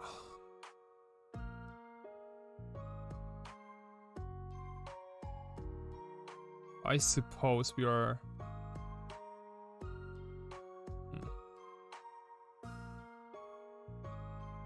I don't like it. I don't like it at all.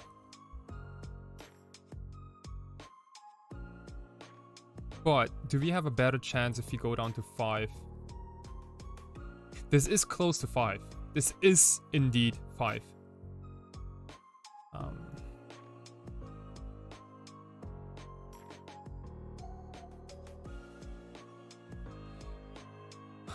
I'm leaning towards saying keep. Yeah, they haven't shown us Chancellor yet, but they don't have to. I mean, yeah, Chancellor would be a nightmare. Oh. Ooh, help. Why are you doing this to me?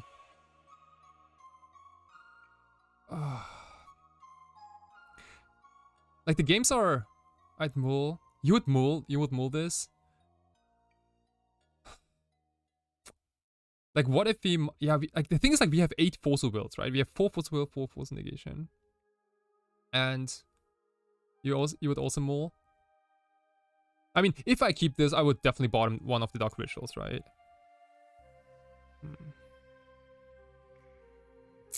A nice 5 card hand would basically be this, but with a land and no pedal. Okay. Well, this is a pretty good hand. Okay, let's keep it. Oh my gosh, this is not bad at all. Yeah, let's bottom Lotus Petal and Days. Correct? Or Lotus Petal and Force. I wanna keep Ponder and Delta. Our Days might be a tiny bit too weak against Black Red Reanimator, and we are also on the draw. They have Dark Rituals, Petal and Force will bottom. Interesting. It's so tricky. I guess. Yeah, I guess that's better because if we can always pitch days to any of those spells, right? Whereas if you keep force, then we have no choice. Like, yeah, the days we might use. Yeah, we might use these days at some point. Okay. Sure. That's not a bad 5 at all. Let's do it. Okay. They didn't show Chancellor, and this Unmask is totally fine. This hand is very good against Unmask. Holy shit.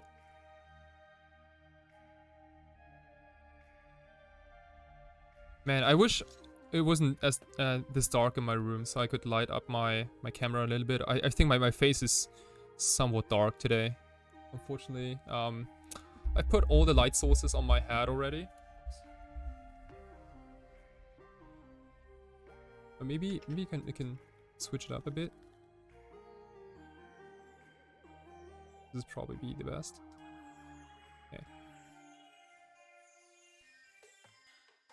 Okay. Yeah, like usually I stream like at evening times, sometimes early in the morning, like overly early in the morning, to reach all my European friends. And oh, I'm nice enough. Thank you so much. Yeah, thank you so much. My mom used to say that all the time to me. Okay, taking force negation is fine. We have more backup. He pitched Dark Ritual and now Faithless Looting. So, 3 cards in hand. So what do you guys think? Faithless Looting is powerful. In fact, it's one of the most powerful spells in Black-Red Reanimator because it does not only get those fatties in the bin, it also digs for reanimation spells. I tend to counter it sometimes.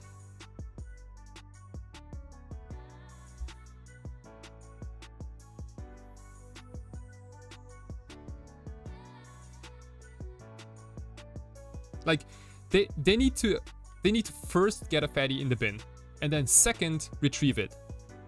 That's like 2 steps, right? Because I don't care if they fire more discard at my hand.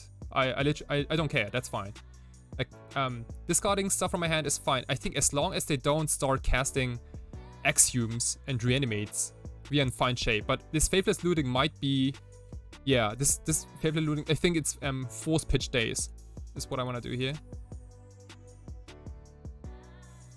I think this Faithless Looting, with this card, it starts, like everything starts. And they only have 4 Faithless Lootings and 4 Entombs. And generally, my gut tells me that we should go for those enablers and not for the reanimation spells, because they run so many reanimation spells. Sure, Ponder, yeah. Days Force of Will Ponder. That's not terrible. Let's take the days and float Ponder. This way we can potentially counter another Faithless Looting next turn, if they have another one. So here, interesting. Thoughtseize on themselves. So this is, I think, all again like worth a days, because they're definitely stuck with they're definitely stuck with a fatty in their hand. And like, what if their hand is like fatty and then 2 reanimates, for example? Right. So this game we focus all our counters, all our disruption, and prevent them from getting anything fat in the yard. It was a good. Oh, my opponent goes like, check this out. He goes like, oof, that was a good multi 5. Yeah, yeah, that was a good multi 5. And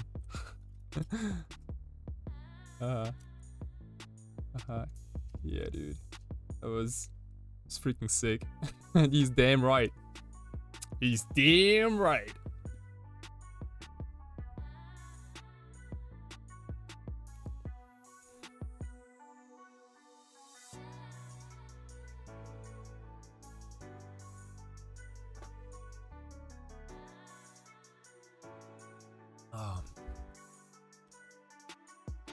Oh sure, yeah. Oh no, yeah, they already pitched a days. This is a new days.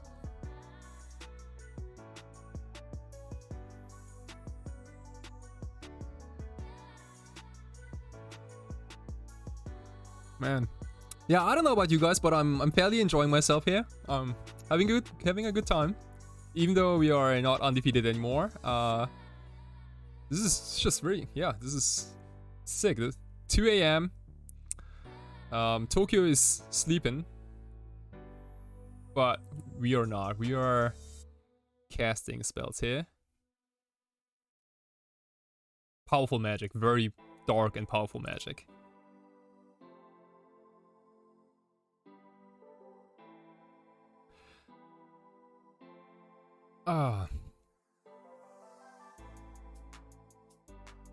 Hope you get that, dude. Hey, thank you so much. Yeah, Martin, yeah. Hope is what we need. Hope is what we need. We have a Ponder on top, followed by a Force of Will. The Force of Will is probably not needed anymore.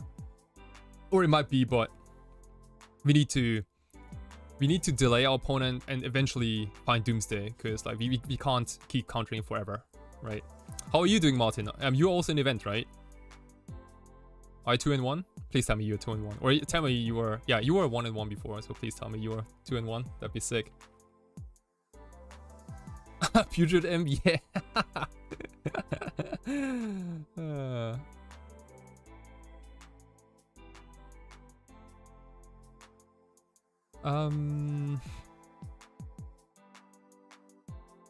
Let's go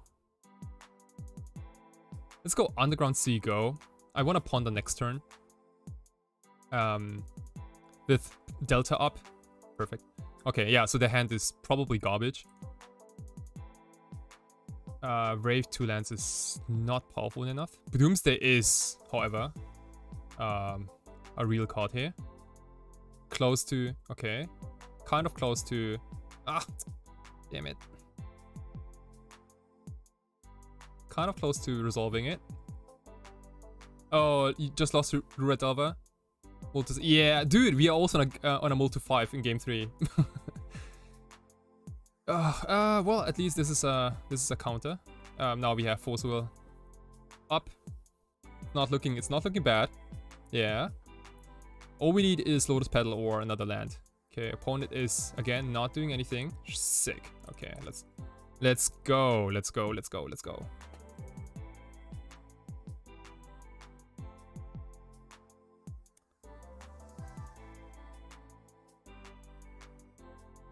Doomsday. The card of doom. Okay.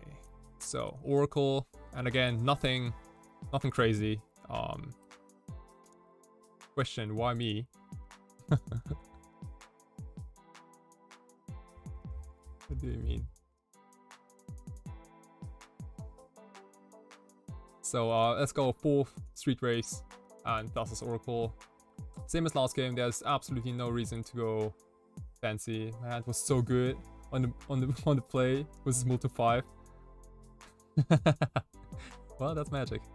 Okay, that's Oracle 4 Street Waves. You are 17 life. You're gonna go down to 8, so we can reasonably cycle 2 of them and still have Force Will up. Let's do it. Never didn't have it. We're gonna make the old Street Rave sandwich here in the Sawatari kitchen, my friends. 2 raves. This is mono creatures, my friends. Mono creatures. This is literally zoo.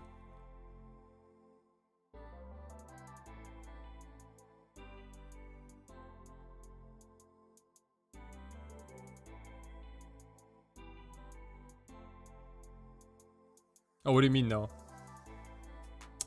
We can't cycle all of them, right? We are only at 8 life. We can't cycle all of them. Okay, okay, cast Faithless Looting. We are gonna Force of Will this Faithless Looting, I think.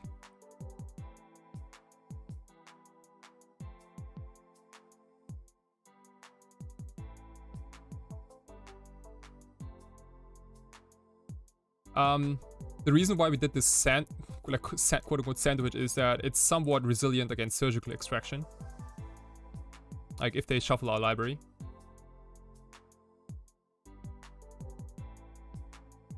There could also be like a Ponder in there, sure, why not?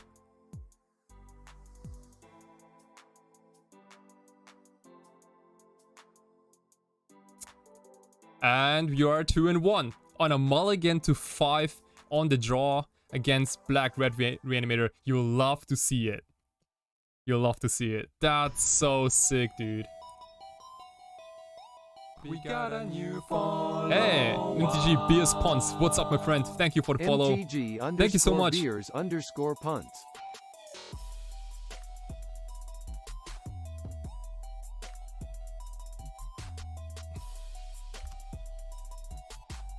Gosh, hey, my opponent is typing a lot of stuff in the chat here.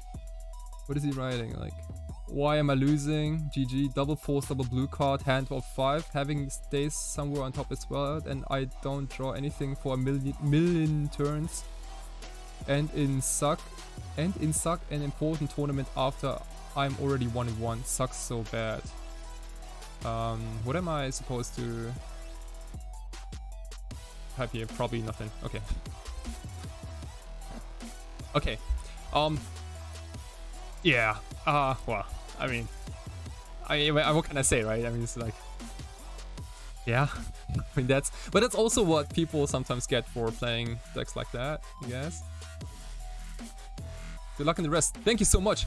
We are currently 2-1 in this Legacy Showcase Challenge. Yeah, let's ignore the salt and let's have some iced lemon water instead. That's my absolute like go-to drink in the summer. It is scorching outside. It is nighttime, but it's still close to 30 degrees in Tokyo. Very, very hot. But fortunately, pretty cool in my apartment. Is everyone enjoying their summer? Has anyone gone to the beach yet? Luskin Books, what's up, my friend? Thank you so much for the follow. Luskin Books. We are 2-1 in this Legacy Challenge, and yeah, hope to grind a little more. I personally love the summer season. I go to the beach at least like between 5, 7, 10 times per season, if possible.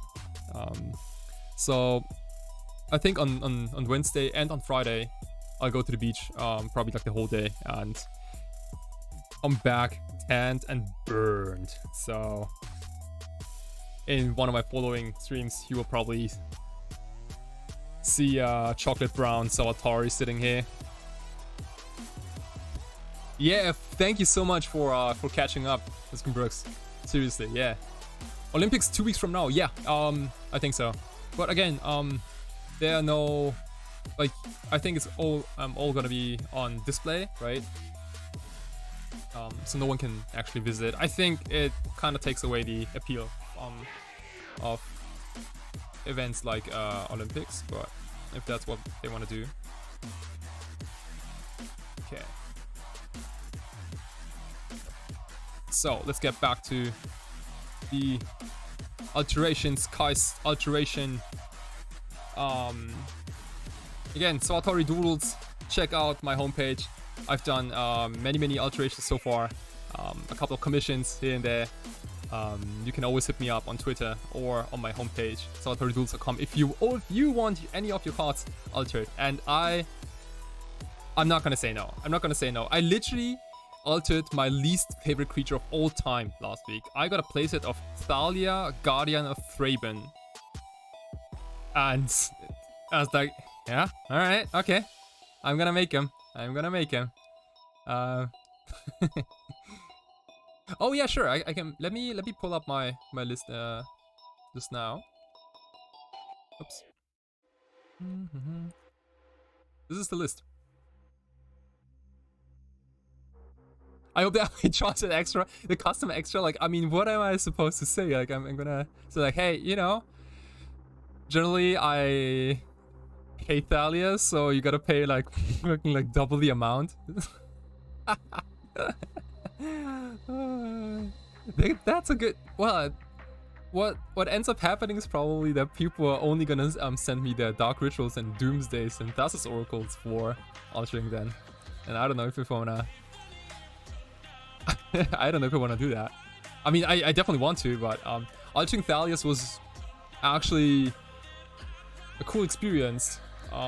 Because Thalia has this unique artwork. Let me see if I can pick up my show you guys what I mean. I made some photos the other day.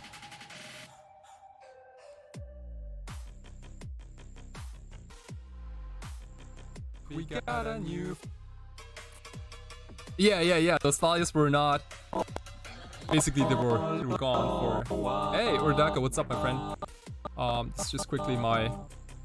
Ordaka. My Lightrooms. Yeah. So this was the play. Can you? This was Thalias I did the other day. So the guy asked me, okay, so I have this slice of Thalias. They go very well with Caracas, as you all know. And I was like, okay, well, what if I put Caracas in the background, but like a Caracas selection kind of thing, you know, like not the very same thing on every single card, but like different angles. This is one of them. This is another one. This is the third one. This is the last one. Oh, can I zoom in my Doomsday altars? Yeah, I made playset also this week. That was sick. It was for a Japanese Doomsday player in Tokyo, competitive guy. He played against me in the God of Legacy challenge in Tokyo. Highly competitive tournaments, 170-80 players, and we also got paired against each other. And he gave me his Doomsdays after the match. It's cool. And he said, yeah, he wanted to have like black water lilies on the card.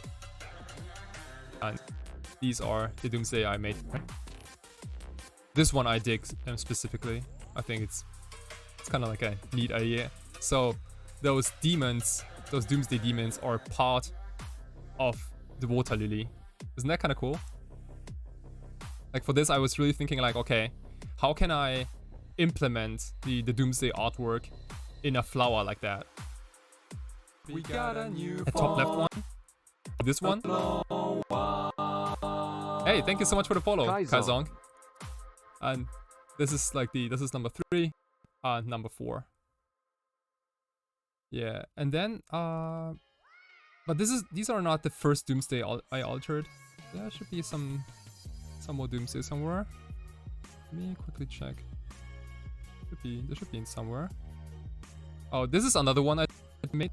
This is for oops. I think my stream is a little laggy here. Okay.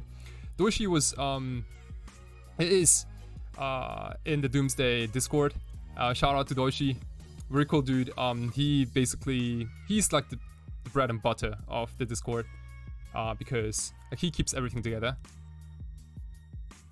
Little frame drop. Yeah. I think I should probably close Lightroom. It was like just too many programs open at the same time. I should probably also close a few things here and there. Anyway, let's go back to our mocks. Yes. So as I was saying, the mocks itself is now a yellow layer, and we're gonna go on top of that with some orange and some other warm colors on top. So do you do your own alters? Yes. Yeah. Some of my decks are I do play with my own alterations. It's A, for promotion, obviously. Like imagine you go to a tournament and you get paired against someone, and then you fetch a basic island and it's an alter card. Like some people go like, oh well, that's pretty cool, or like that's, they say something, right? And then you can go like, if you wanna get your own, Okay, I'm not gonna talk. So going to tournaments is kind of like doing business, I assume. I'm not altering cards for business though. Like I'm not doing all this to make money. This is like making money is the least, like it's the absolute bottom thing. What I want to do is I want to help you guys making your decks more unique. That's all I want. Because I seriously dig how people enjoy paper Magic, and I want to push forward and also help you enjoy paper Magic more.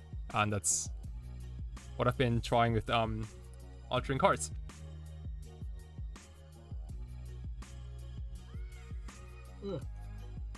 No, they're actually very cheap. I am, as on my homepage, oops, as I stated on my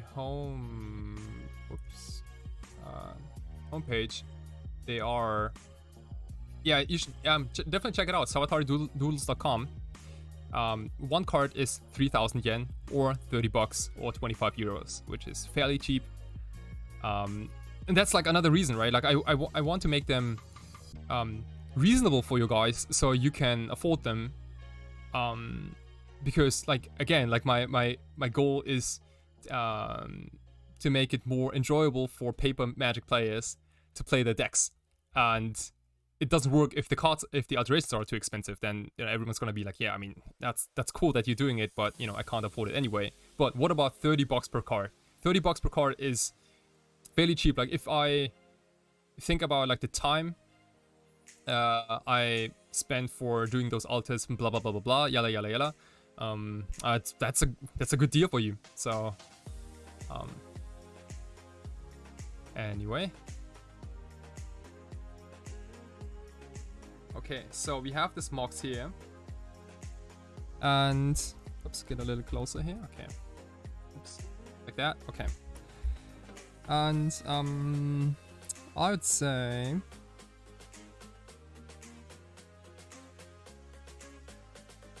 Why don't we go ahead and block a little bit of color with an orange? And I was thinking like either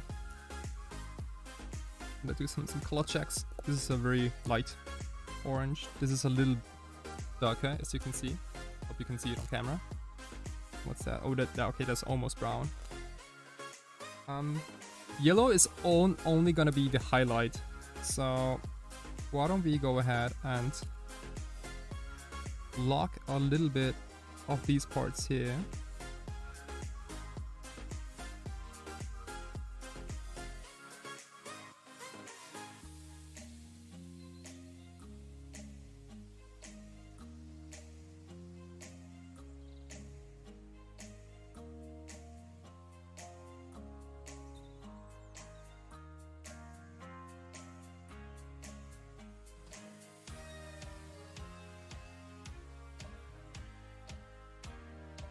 Can you guys see everything? You ship to Canada. I ship worldwide, any country. I've gotten commissions from Australia already, from the States, from Germany, from France, from Japan, obviously, and I ship them worldwide. Shipping is $5, and they should, no matter where you live, they should arrive within a week. Nova Scotia, what's up, my friend? Thank you for the follow. Nova Scotia. We are waiting for round 4. We are currently 2-1 in the Legacy Showcase Challenge with Doomsday, Grixis, and we are using time in between the rounds to alter this beautiful Mirage Swamp, and we're gonna put a Mox Jet on top of that. Okay, that's gonna be enough for this orange. We're gonna yeah, we're gonna now, because like it's still a Mox jet, so we're gonna cover a little bit of these parts with this light brown here.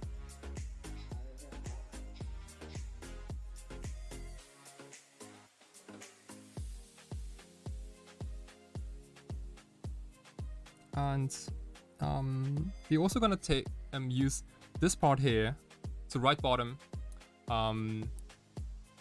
to give it some highlights.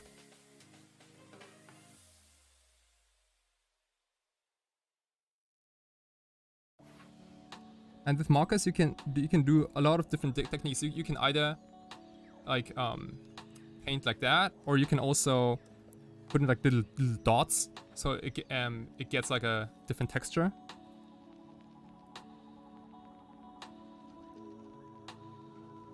Okay.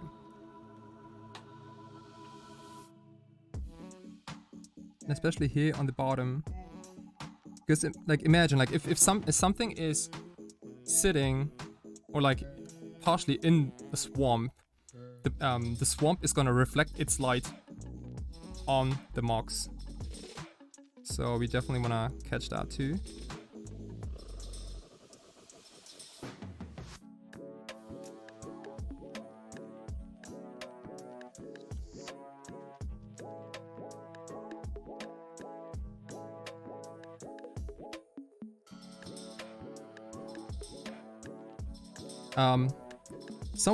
Someone asked me if I maybe wanna become a tattoo artist instead, because like all I do here, this is basically like giving your card a tattoo.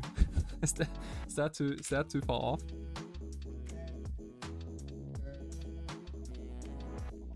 Hey, I'd like my card to be tattooed. Okay, so it looks a bit like that.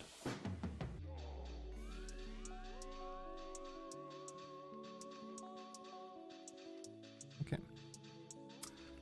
And after that, we're gonna go over with some black, because the mox is indeed a black thing, and like jet is a very dark, almost always black material. So we only wanna put a little bit of like these yellow and brown highlights, but don't wanna cover everything, because then it would probably look like a brown mox instead. We can also, with markers, what we can do here is we can make a transition so it looks a little smoother. It's almost like painting with oil.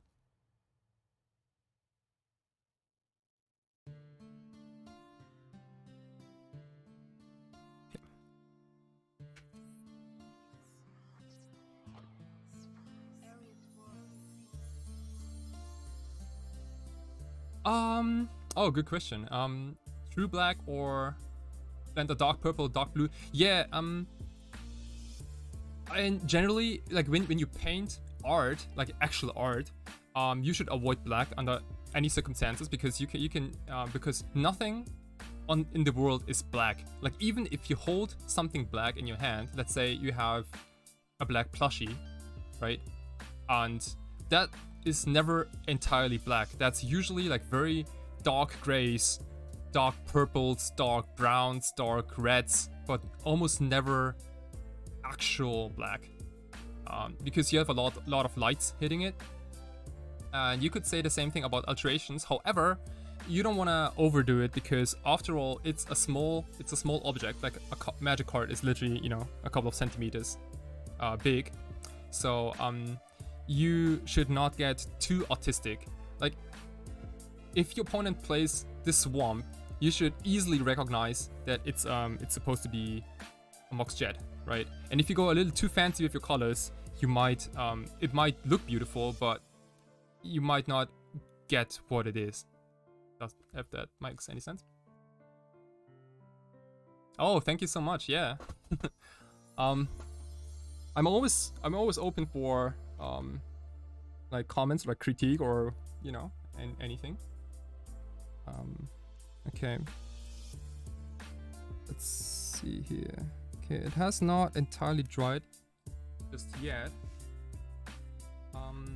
Let's test if we can continue with black.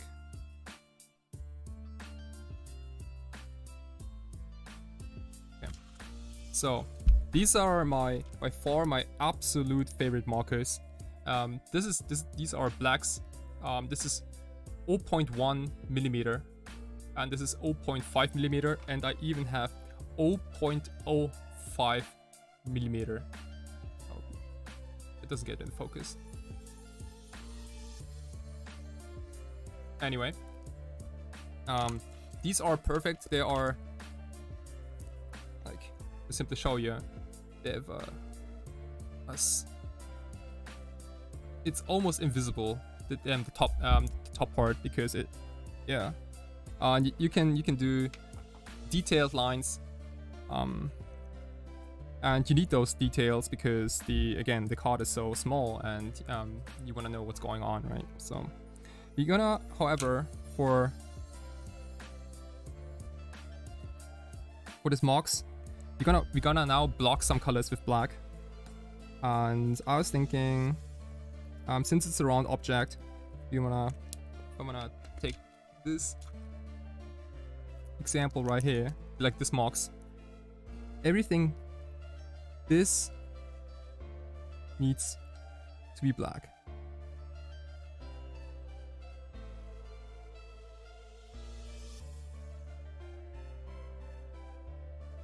Kind of, right? Like, this looks much better now, right?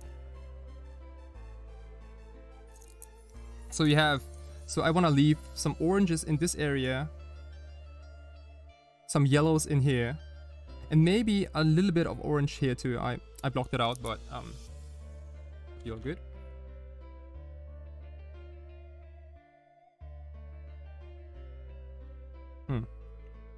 Let's see. Or maybe it's too dark. Nah, it should be okay.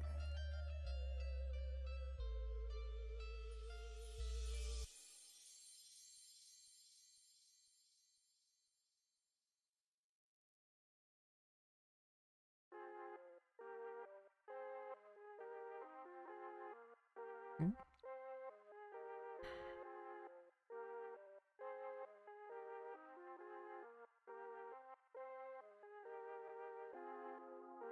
And you can do this step by step.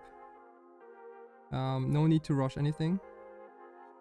Just want to simply find out what the sweet spot is.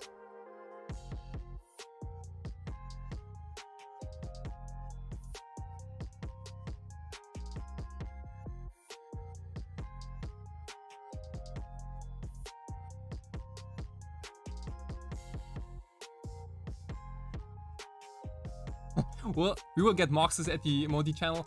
Dude, I'm still thinking about custom emotes for my channel, as I'm getting close to becoming an affiliate. So you can also take a fine pen and do a little bit of like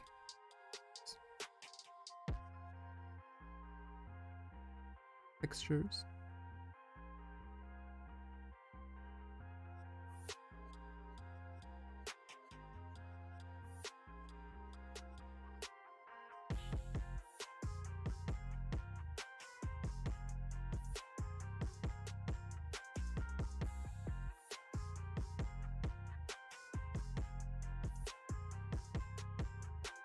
I just noticed though, the orange underneath has not completely dried yet.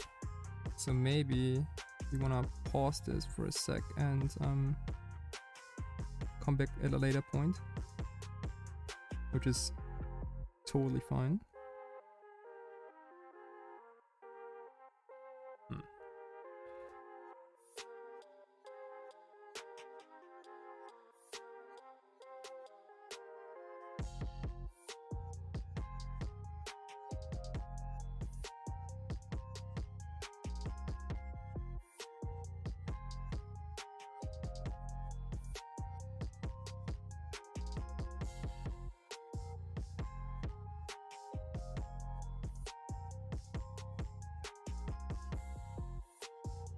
Okay, something like this. How comfortable are you with painting animals? Just asking for a sip. Ooh, well, I've never painted otters. I've never painted them. But there's always a first time for someone, and I'm not gonna like fuck it up, if that's what you mean. Because like whenever I paint something new, I always do for like sketches first and see how comfortable I get painting them. For example, I did the other day I did a painting. I did a painting for an art store. This is my gallery, by the way. And yeah, and to make some custom tokens. So these are actual paintings. Like I did the other day, like 42 centimeters by 30 centimeters. This is gonna be a goblin token. Hey, Alex West, what's up? Thank you for the follow. So this is acrylic painting, and I will scan this later and then import it into Photoshop and then make a token. So basically going like goblin on top and then, you know, power 1 and 1. And this is the zombie I made. This is also acrylics on hardboard canvas. 42 centimeters by 30 centimeters. And the and so this was the end result. There's also a time walk hanging out here. Anyway, this was the end result, but it always started with a sketch, and this was the sketch. This was the initial sketch I made for it. So, oops, you take a look at the sketch, and then you take a look at the painting. It's obviously not exactly the same, but I took a lot of inspiration of my initial sketch. For example, like those eyes. I definitely wanted the eyes to be like whited out, like showing like there's no life in those eyes, like in the mouth very wide open, a couple of like sharp teeth, and no hair. Yeah, thank you. And as much as I like this initial idea, in my final painting, I was like, okay, well, but it's still a zombie, so maybe it is even better to for the zombie to only have one eye. So you see, like the other eye hole is completely empty. And yeah, this painting also took me a couple of hours. It was it was a full day painting. I'm also a big fan of abstract art. For example, this time walk. This was also commissioned by an anonymous person, Japanese, and he wanted me to paint a time walk, but do it my way. So this is, for example, what I ended up with. And this is another painting. This was used for my friend's wedding. He got married literally today. He got married. I wasn't there because I was sleeping. No, I didn't get invited. I mean, whatever. Yeah. He's a good friend though. And yeah, this was a wedding gift for like Ken and Natsuki, like two very good friends. And they had it on the exhibition, and also like shows like a little video how I did it, like a speed paint video, if that's what you guys wanna check out. Anyway, we're gonna close this for a bit because round 4 is literally about to start.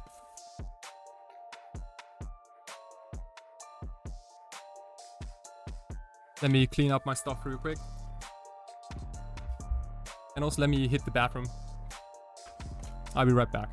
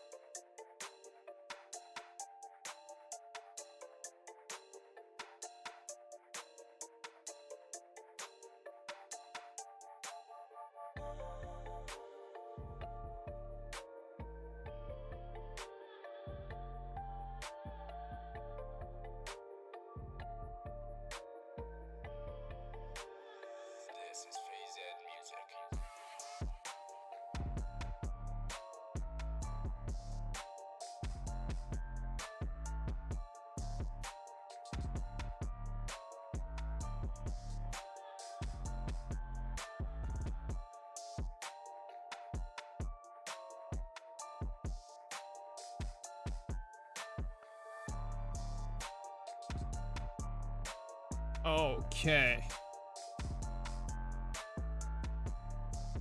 Alright, alright. We back, we back. Oops.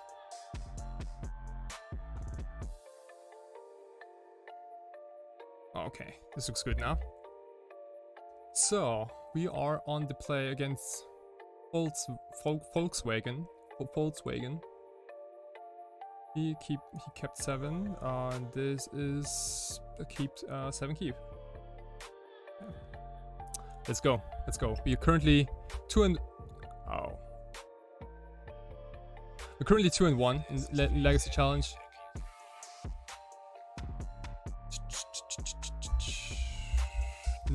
Ragavan.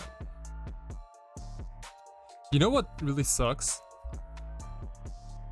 Personal tutor.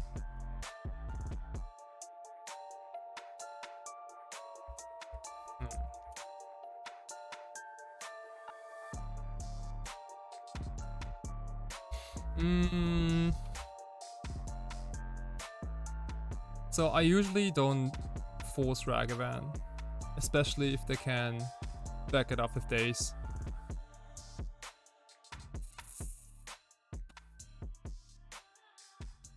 I don't know, dude. Am I force pitch packed?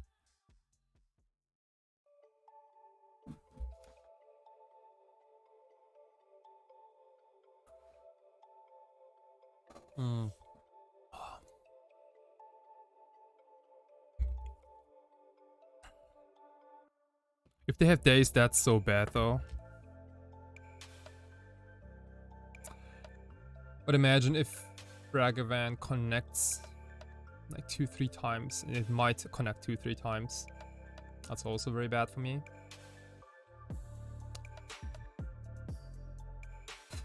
Ooh.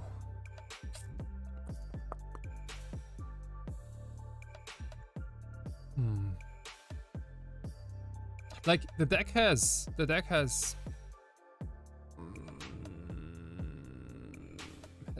like the hand has mana, disruption, so we are somewhat close to winning this game. We just need to. Oh man, this is rough. If they have days and they snap cap. I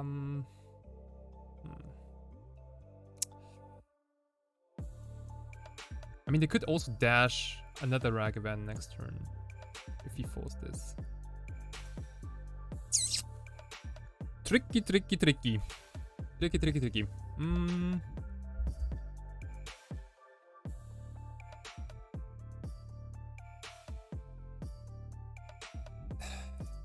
Okay. Well, it looked like my opponent simply F6'd here.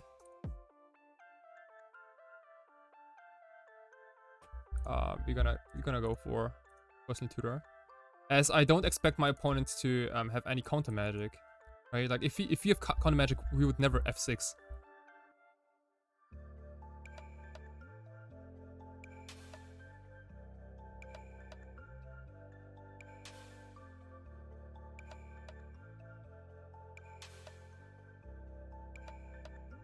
That happened to me once, yeah. They stole my Dasa's Oracle with Ragavan. That already happened. Please beat. Okay, sure, Ponder.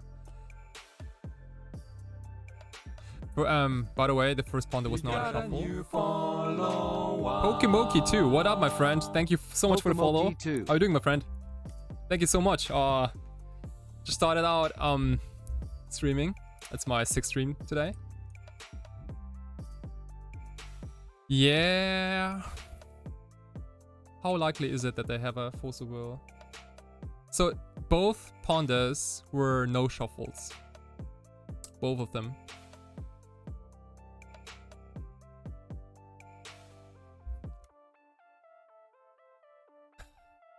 So here's the problem, right? They might have a counter. Daze doesn't do it. It has to be Force of Will. But here's the thing. So I could either wait or cast Doomsday now. But the problem is, if I wait, I have no cantrips in my hand. So... And my opponent is more likely to have cantrips in their hand. Right? So if the one player has cantrips and I don't, it favors them so much more.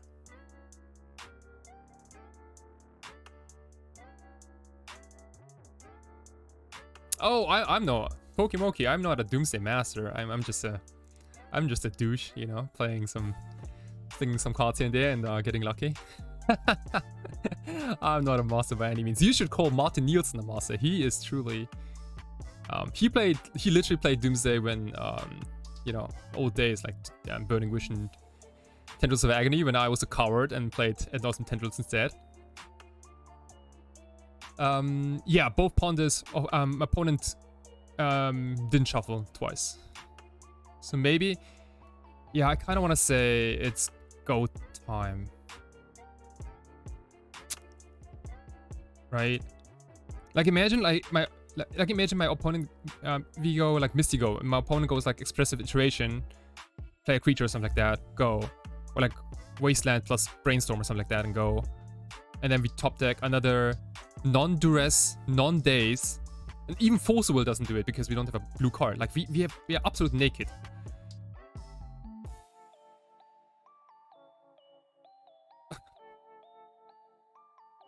Oh, he doesn't F6. Okay, there's no F6. Well, I mean, I gotta jam it. If he has Force Will, oh shit! See, boom, easy, resolved. Okay, see, so like there are like a number of ponders you can keep. Maybe he kept the aggressive Ragavan, for example, or some other combination. Let's close up the game quickly and make a pile that also doesn't lose to Ragavan. I'm leading towards. Ah, did I pitch the? Ah, shit, pact is gone. Okay.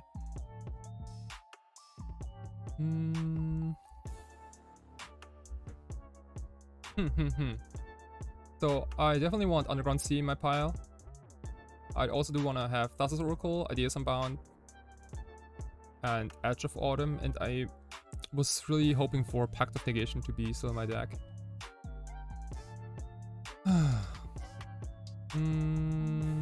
Can Duress do it? Is this good?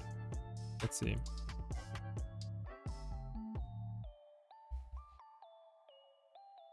Well, the problem is we can't cast Duress. So maybe it's supposed to be a daze then?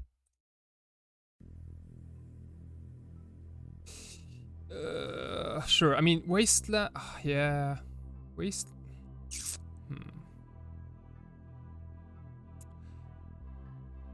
It's totally possible the opponent has daze, by the way. So maybe this pile is not good at all. Yeah, this pile is probably terrible. Because it plays right into their dazes.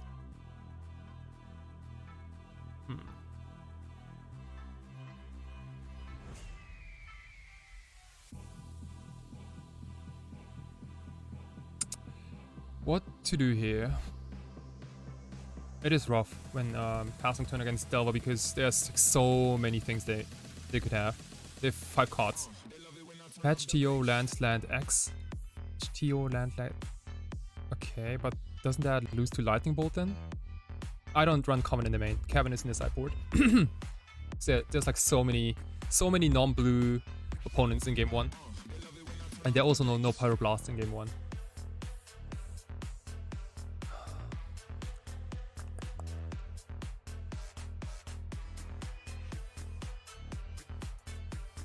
Maybe the Edge of Autumn is not needed. It is supposed to be a Force of Will then. Ah, man, that's. I don't like that. If we go down to 9 life. So technically, so let's say if we draw Ideas Unbound, we draw Daze, Force of Will, Thassa. We fetch for Underground Sea. We play Thassa, but we run into Daze. We have 1 counter. We have Force of Will plus Daze, but. That loses to Wasteland, obviously. It's all not ideal.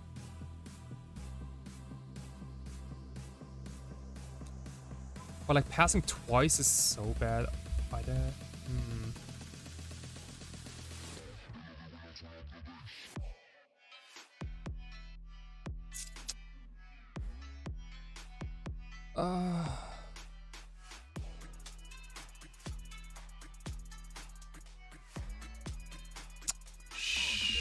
Oh, I honestly don't know.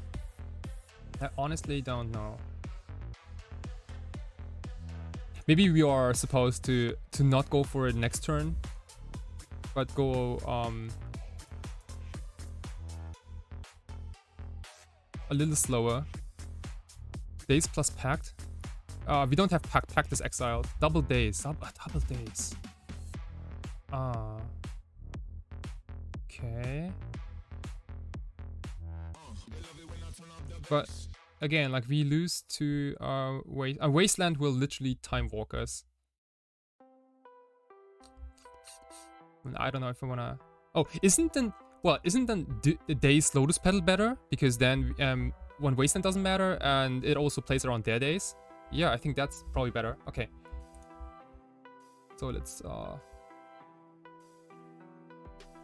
get no Edge of Autumn, but Days instead. So what about this?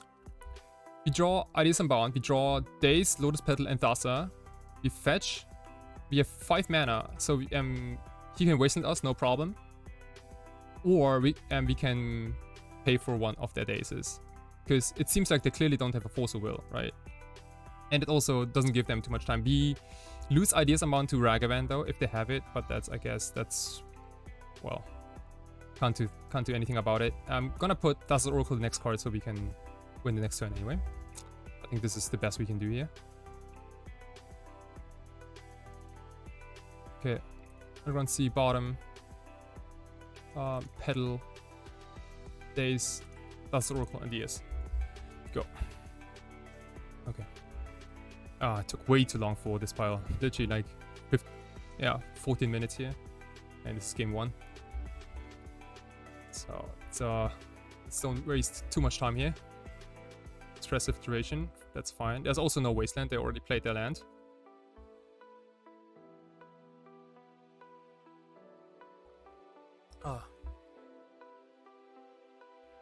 There's Ragavan, but Ragavan shouldn't matter.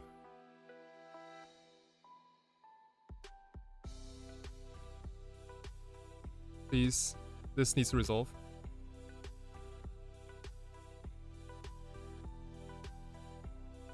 If the Days, I easily pay with Lotus Petal.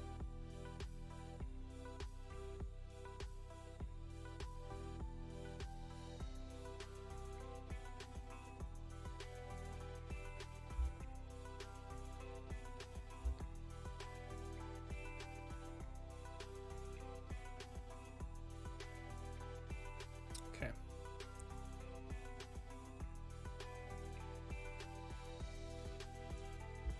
And now our Days is also active. So we can beat one more counter. We can beat one more Days, we can beat one more something.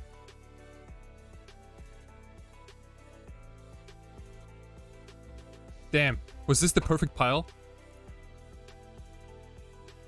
Holy damn, this is okay, this is all I got. This is all I got. Yes! Heck yes. Heck yes. We beat. Whew! That was close. We beat Delver in game 1. Sick. Yeah, that was a sick pile. It took me a bit to think about it, but that was, everything worked out perfectly. And like you now see that one misstep, one slight little misstep would have completely messed up this whole game, right? So it had to be exactly Lotus Petal. The last card had exactly to be Lotus Petal. And also Days needed to be in there. Like without the Days, we would have lost to their double Days. Damn, that's so... See, everyone, like this is what I love so much about Doomsday. Like Doomsday is such a cool but also complicated deck which really rewards you. Like this feeling when you get like you completely outplayed your opponent, that's like I almost came. I mean, I didn't, but you know, like you get the idea. I almost came.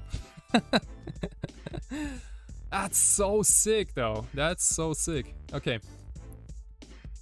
Yeah, dude, it is unforgiving. Yeah, dude, and you gotta read your opponent with Architecture Probe, so that's challenging, right? Sideboard against Delver is plus Cavern, plus Duress, plus Pact of Negation, and we take out 2 Personal Tutors and 2 Force of Wills. Personal Tutor, not very good against a deck with Ragavan, and also not good against counters in general, and Force of Will is inferior to Duress and Pact of Negation, that's why. Daze is almost always live.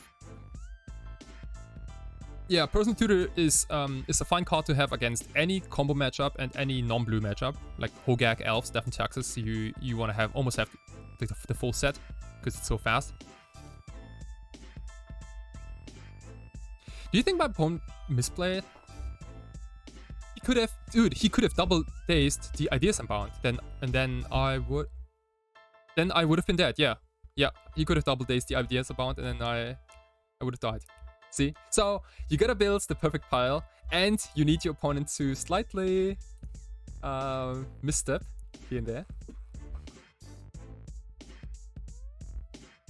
Well, you know, that's what you get sometimes. Let me adjust the camera a bit. I think I'm sitting a little... Perfect. Now I'm in the center. Okay.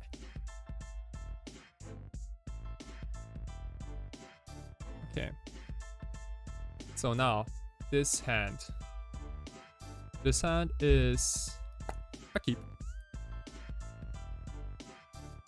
Looking for a second land. Looking for Chandler, sure. Chandler is, I'm not afraid of this card at all. It's pretty much Nimble Mongoose at this point.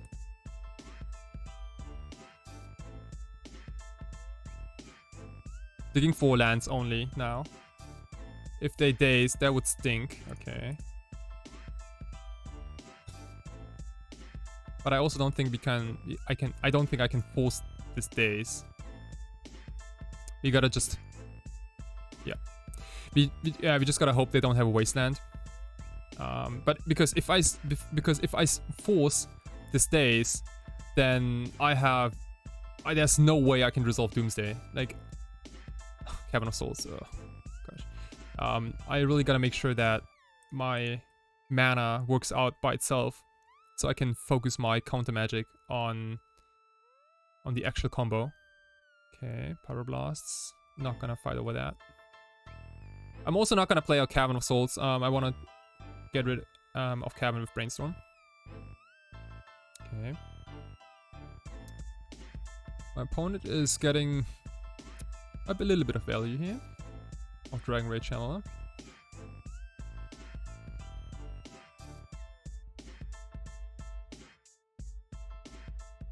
Wasteland would obviously be brutal. Also, opponent is 1 card short of... Do we want to bring... Yeah. We are not gonna play around days here.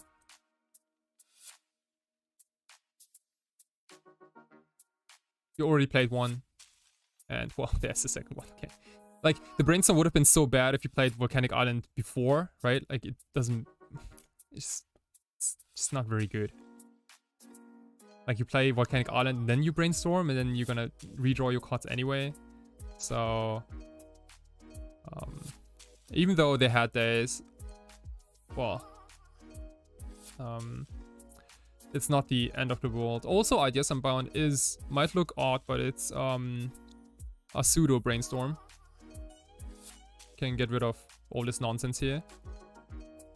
And, well, my opponent is still on a 1-1. Nothing to be worried about here. Okay, Wasteland, sure. Thoughtseize. Now, do I want to play this Cavern out? Probably not. Yeah, it's a blue. Yeah, it's a blue powerful failure looting without flashback.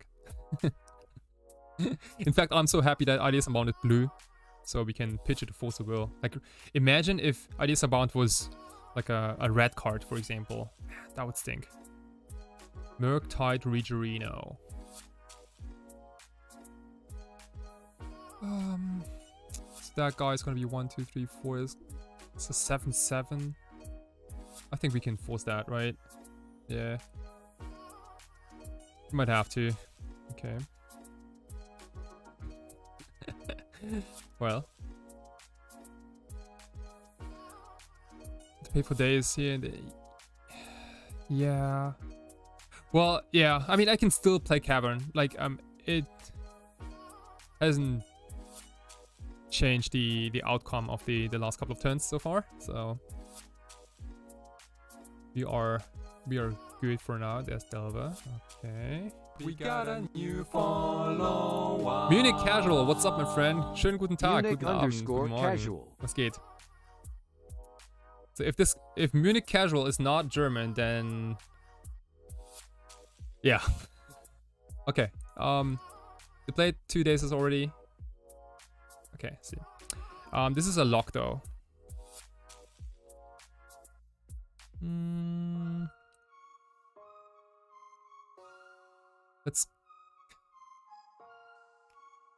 Let's go. Maybe not thought. Yeah, let's go ahead and duress them. These thought teasers start to look a little ooh.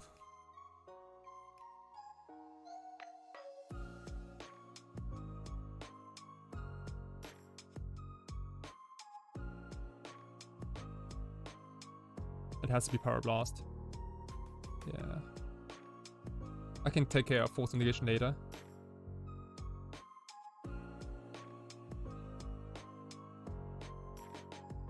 Okay, Brainstorm. Not that bad. Honda, okay. So they have me pretty much on a 1-turn clock. So yeah, at this point I think we are pretty much dead because we need to combo off next turn and we are extremely far away from pulling anything off. This Brainstorm has to deliver. Oh wow, okay. Yeah. Okay. We are buried here already.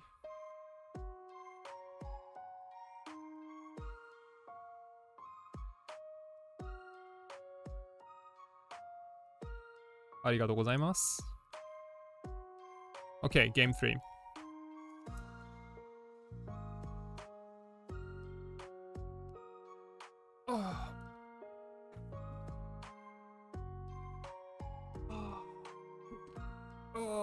How do you feel against Delva without defense grid and basic lands? Basic lands literally don't matter against Delva. Because, like, imagine if you have Island against Delva, then you almost half wastelanded yourself because you need black mana to operate. You need triple black. So you're completely relying on dark rituals. And without Island, there's a chance that you can, for example, like Underground Sea, Lotus Petal, Doomsday. So there's that. I think the only matchup where you seriously want basic Island are exactly 2 matchups. The one of them is lands, and the other one is Death and Taxes, because they are going aggressive on your resources, like on your manual resources, and these are also matchups where it's okay to pass turns, not worry about your mana to get attacked. Even though there's stuff like Richard Import. Red Blasts are not good against Delva. We are not here to destroy their creatures or do anything like that. Our disruption has to be 0 mana. Active Negation Days also will. Or things you can play the turn before. Like, do you really want to fetch a Volcanic Island against Delva? That doesn't sound like a good... which is just my score. My score is 2-1. This is round 4 in the challenge. I should have also... Oops. This is my score. Did we... Oh yeah. 2-1 against Black-Red. Reanimator. So let's submit the same thing. Andy for Life. Hey Kai, kann man Doomsday auch mit 3 UC spielen? Falls ja, was würde man für ein Land reinnehmen? Kannst du gerne auf Englisch antworten? So German comment. Kai, can I play Doomsday with 3 Underground Seas only? And if so, what should I add? and I can also reply in English. Thank you so much for the comment. I think you can play with 3 Underground Seas, but then you definitely need to pack in 1 Watery Grave. If that's your... Or another black land. Like, you can play basic Swamp or like Badlands in the deck if you want to, but I advise to have 4 fetchable black lands, like black mana producing lands in your deck, so that if you get Wasteland once, you can still get 3 black sources. I like to be on the play. Oh, this hand is... What? I smell weakness. Ooh, Urborg is nice unless you play...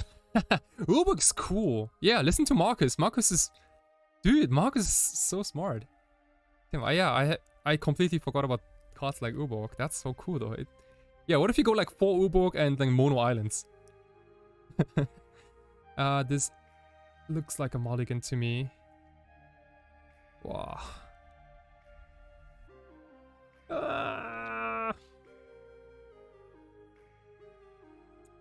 Yeah, I mean, this hand has almost everything. Almost.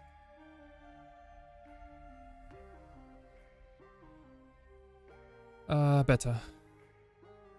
Let's get rid of Thoughtseize.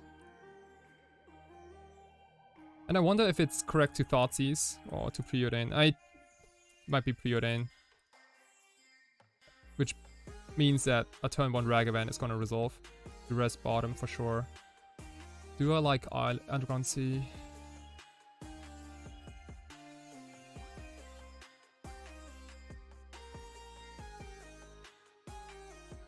No. Okay, Doomsday. I will join. I'm already behind on cards. I will try to cantrip my way into more lands.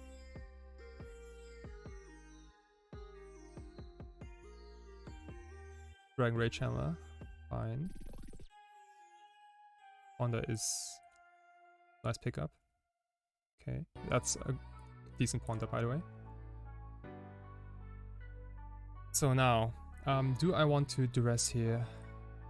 The top 2 cards are cantrips. Cantrips are not too bad though. Maybe I should wait a little on those. Yeah, let's wait. Dragon Rage Channeler is the weakest out of the Delver threats.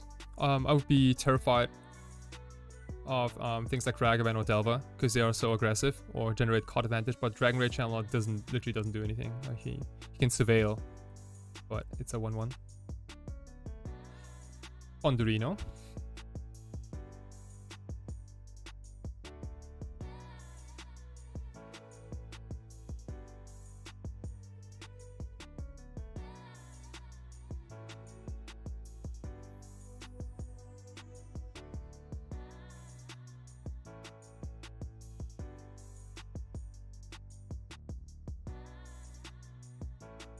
Or Delva, sure.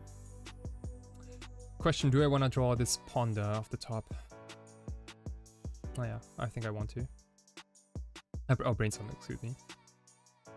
Let us brainstorm first. Okay, this is good.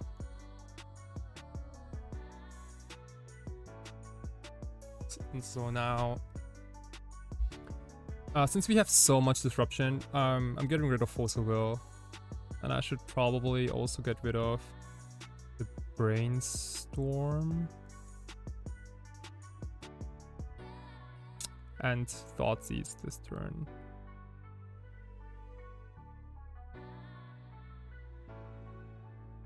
Well, maybe it's too much. Maybe I should get rid of.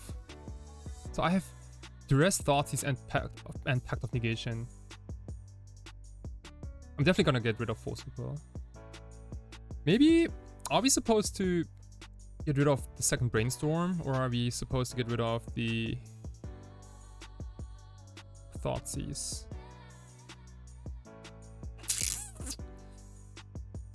Because we kind of also want to keep digging for more lands. Like if my opponent goes Wasteland, that's kind of bad.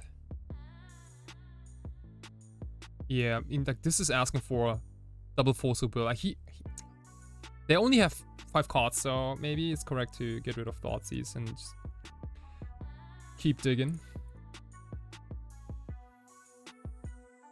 Well, let's definitely fire off this Duress right now and see what's up. Okay. Days, Force of Will, Force of Negation, Ponder, Delta.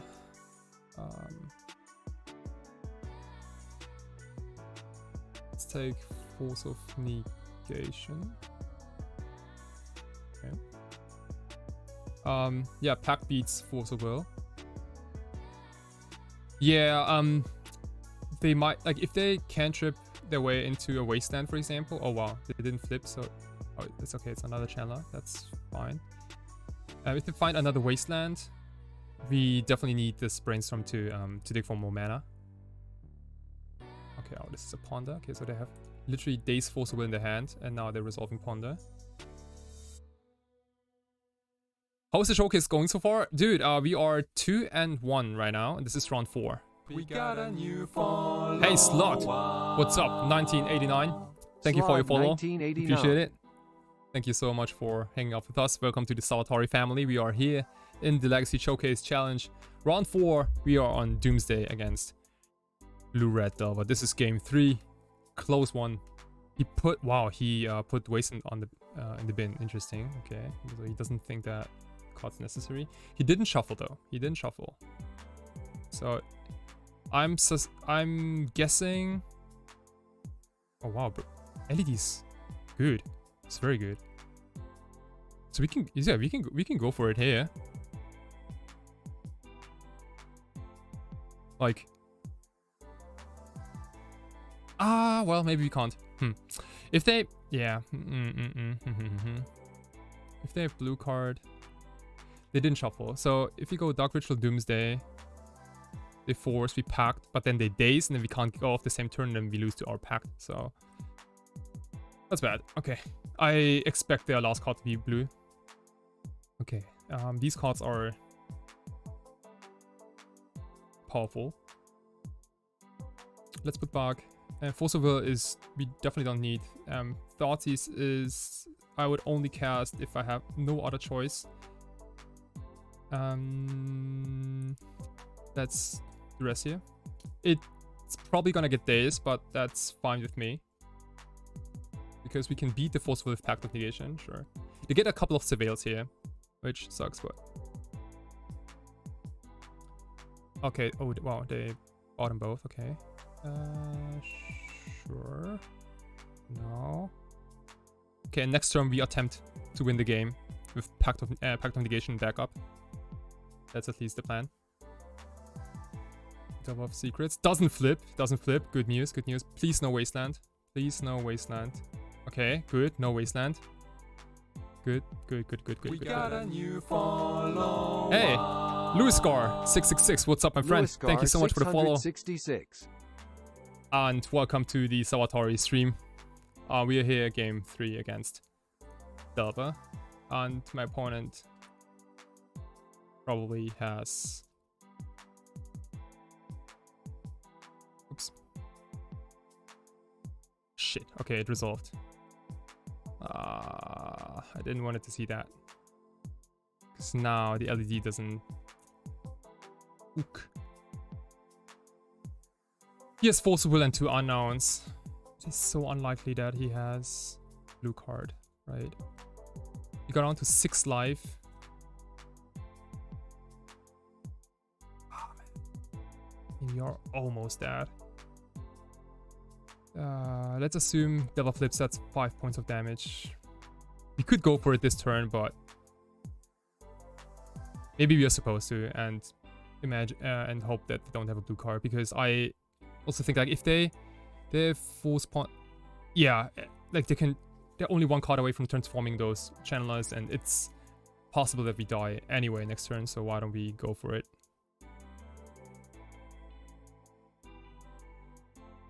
Yeah, I think I have to win now. Yeah, unfortunate, but that's what it is.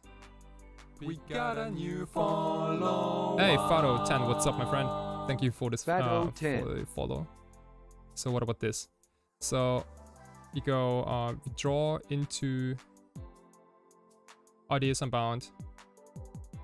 into this, right? We have 1, 2, 3, 4, 5, 6 mana. We need 1, 2, 3, 4, 5. So we can even play around days. Unfortunately, we can't play around Force of Will, but that's, well.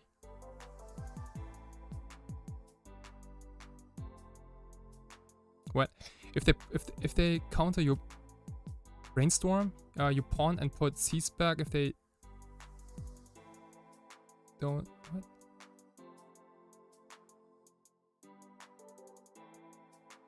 Brainstorm into what? Into Pedal, Street Rave, on.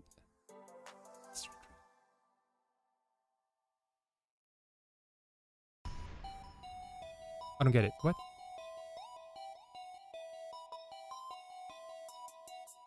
Brainstorm into Pedal, Street Rave. Idea. Yeah. Yeah. We are 2 minutes. I don't get this. Sorry.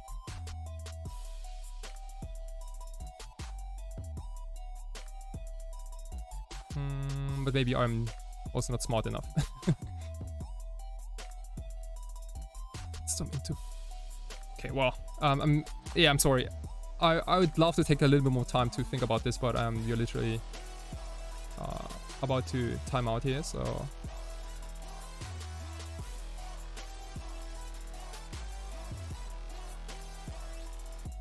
Maybe he forces LED. Okay. Well, now. We can.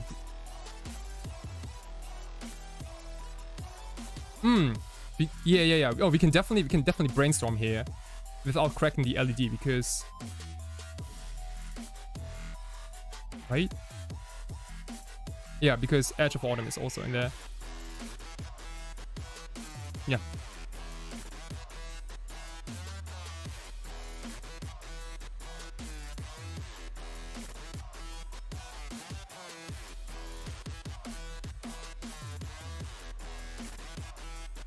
Oh shit. This is a red blast. Okay.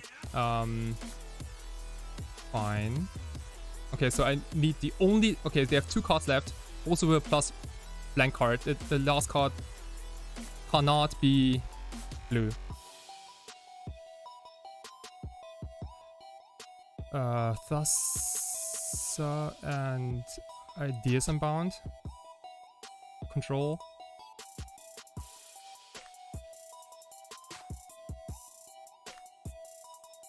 Holy shit, are we doing this? Wait.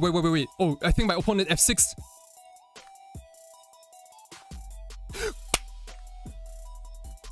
Let's fucking go, dude. Let's fucking go. Oh my gosh. Let's go. Wow. Wow, that was some quality Legacy here. Damn. Holy shit, dude. I was on razor's edge. That was, wow. Holy shit. That was so cool. Dude, your brain exploded and I came. Like, you know. Oh, man. That was so cool. Let me get a new drink. I'll be right back in a couple of seconds. Hey, Town Doom. Hey, dude, you just missed the most epic game 3 against Delver.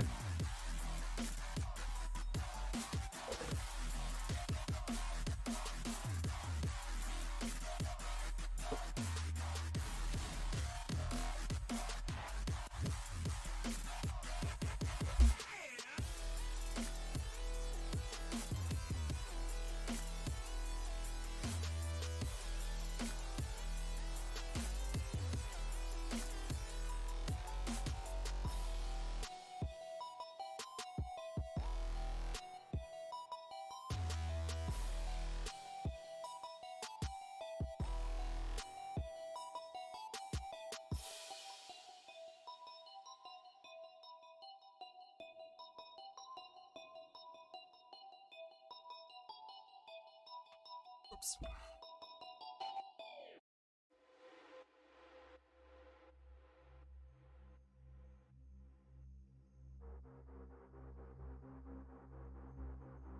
All right, okay, back to the grind. Damn, what? I still can't believe we won this. Dude, yeah, playing Doomsday and interacting with chat is it's boss level. This is like end boss level. This deck is already kind of hard to play. But you know what's really cool is that if you can play the deck, interact with chat, and still doing well. That is well, I dig it. I was thinking that's what with pawn act of negation brainstorm seize. If there was a way you could still seize or act of negation later in case last to brainstorm, that stuff would.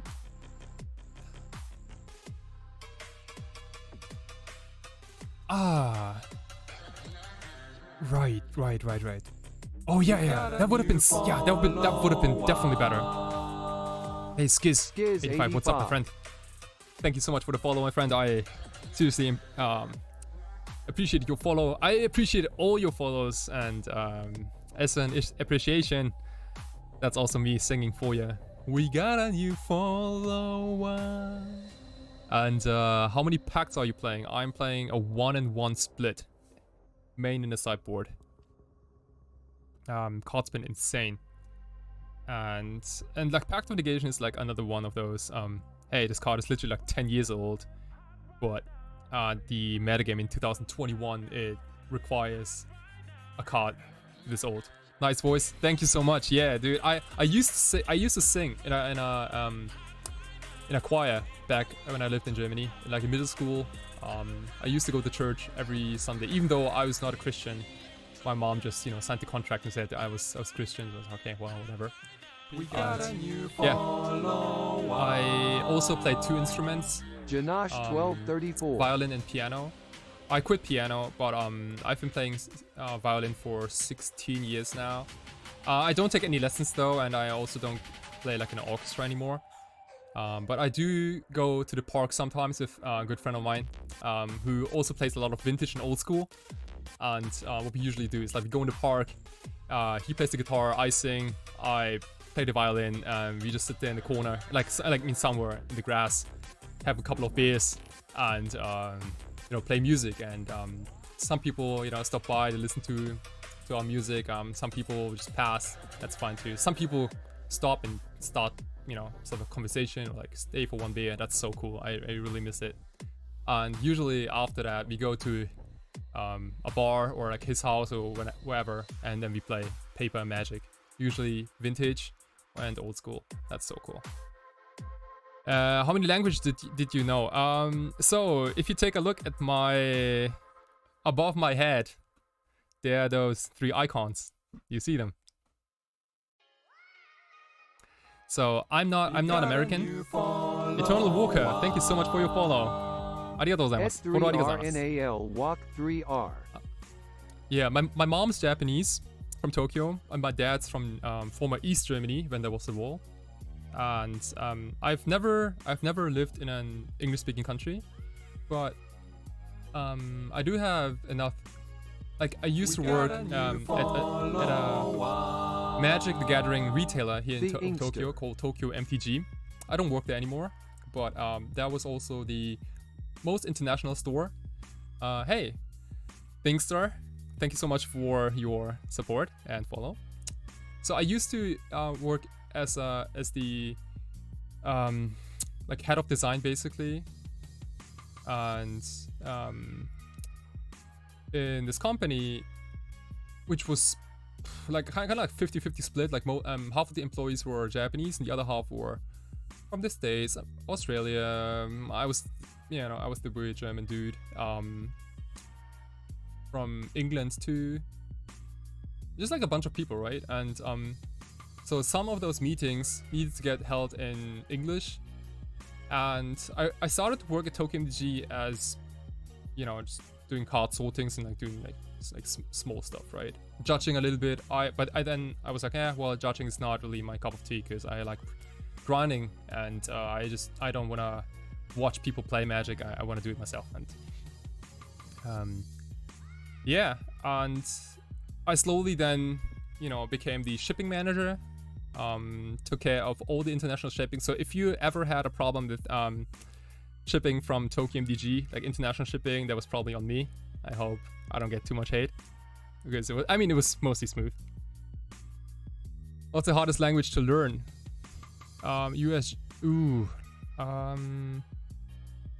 Well, I didn't learn German or Japanese, right?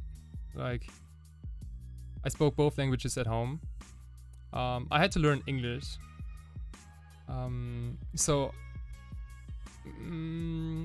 But if, let's say, you can't speak any of those three and you want to pick up one of them, I would say the hardest one, if you're a European person, the hardest one is probably going to be Japanese, because it's like so much different, right? Like German at least has some parallels with, let's say, like, well, maybe not Italian, but, you know, some, I don't even know, like French sometimes. You don't like to, I mean, French people will say the opposite, but European languages are somewhat similar sometimes, at least like vocabulary. Japanese is so much different. That being said, grammar is like ironically easy in Japanese. What's hard in Japanese are those kanjis, like reading and writing, and damn, what else? And counting, yeah, because you count everything in a different way. So for example, you count like in English you say like one house, two, and you say like one person, and like 2 and 3 and 4, and you count everything the same way. But in Japanese you count chopsticks like differently than houses, or like people, or like food, or like, I don't, like weirdly shaped food, fish, like all these things, they get counted differently, and so it's kind of hard to remember all these. German is a fucked up language, yeah, I can't agree more.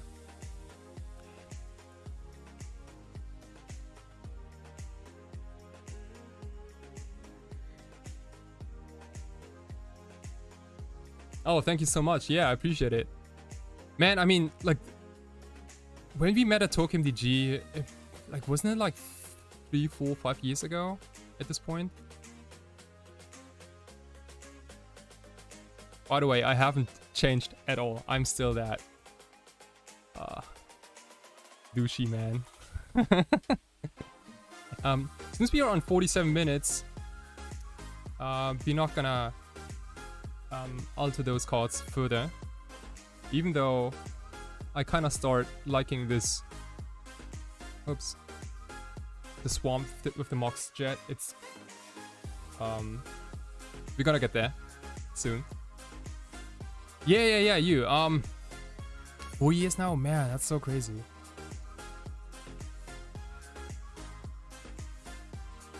Oh, Kate, I haven't heard back from her, but she stayed a couple more years. I went to the beach with her and some other friends once. It was good.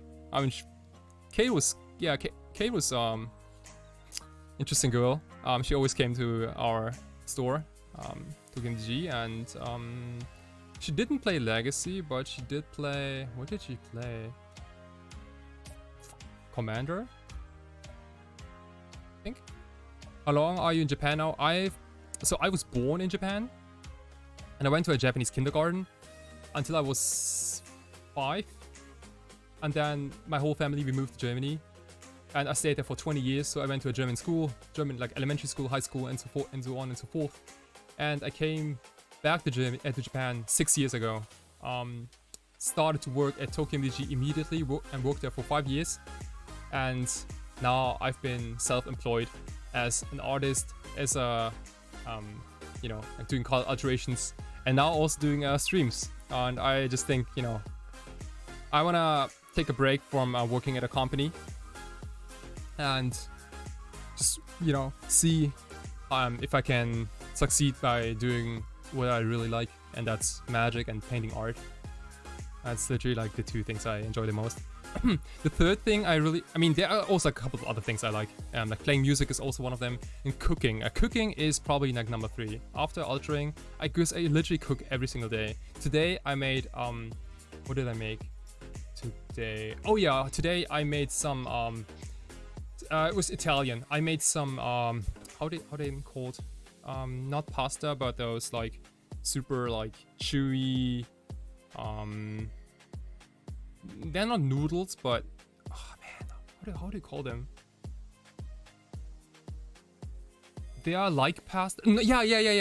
Do you say gnocchi? Not gnocchi? How do you pronounce them? Yeah, exactly. Not ravioli. Yeah, gnocchi. Damn, someone help me out. I'm sounding like an idiot here. Gnocchi. Okay, sweet. Thank you so much. Yeah, I made some gnocchi. Basically you boil them, you know, and then once they're done, you put them in a pan with olive oil, with fresh garlic, some red pepper, not red pepper. What am I saying? Like chili flakes, salt, pepper, and I also put a little bit of thyme in it. Thyme is not common for Italian food, but I really dig it. A little bit of parsley and fresh lemon juice squeezed on top, and then topped with Parmesan cheese. It's freaking delicious. It's called aglio e olio. Pretty simple recipe, and you can spice it up by I have a grill, and I grilled some tomatoes, so they are like, you know, they are like a couple of like grilled pans, and so you can almost like barbecue them there, and you put those little smoky, you know, like grilled tomatoes on top of your plate, and it's gonna taste delicious. I had a glass of white wine and some fresh summer salad with a self-made Caesar dressing. That was cool. Yeah, potato dumplings.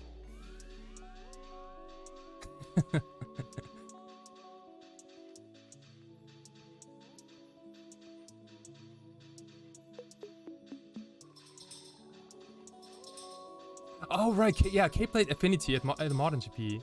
Damn, yeah, sure, you're right. Dude, you know what? Like one day I wanna stream me standing in the kitchen and cooking food, cause I could talk about food. I think like maybe I can talk more about food than about Magic.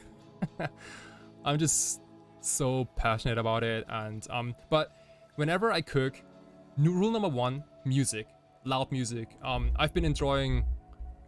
Recently I've been enjoying like 90s hip hop. When I was a child, I used to listen to a lot of like metal, like death metal, heavy metal, black metal, like all that kind of stuff. Pretty heavy stuff.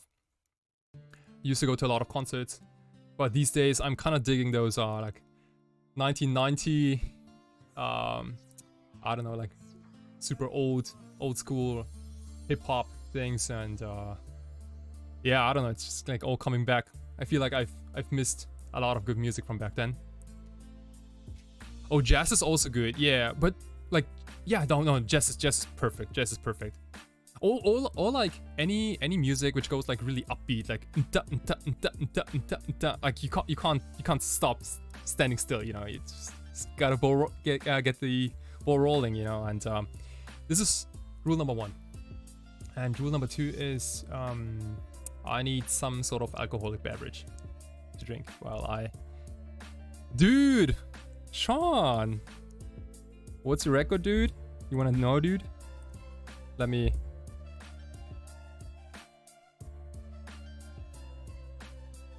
update this real quick. Can you see that? Branny.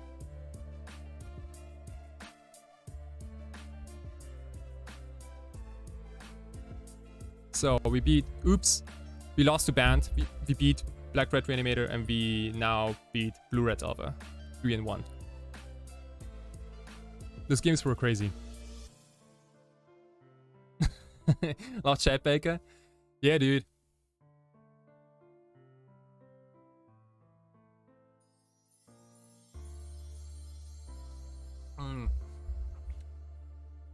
Oh yeah, dude. Delva got the shit beaten out.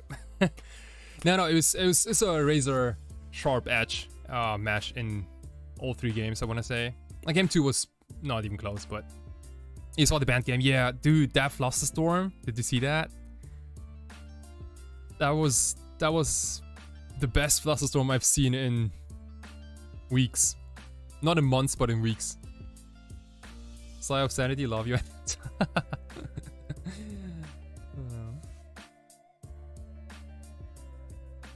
Yeah, you should definitely check out the Delver ending. It was clutch, dude.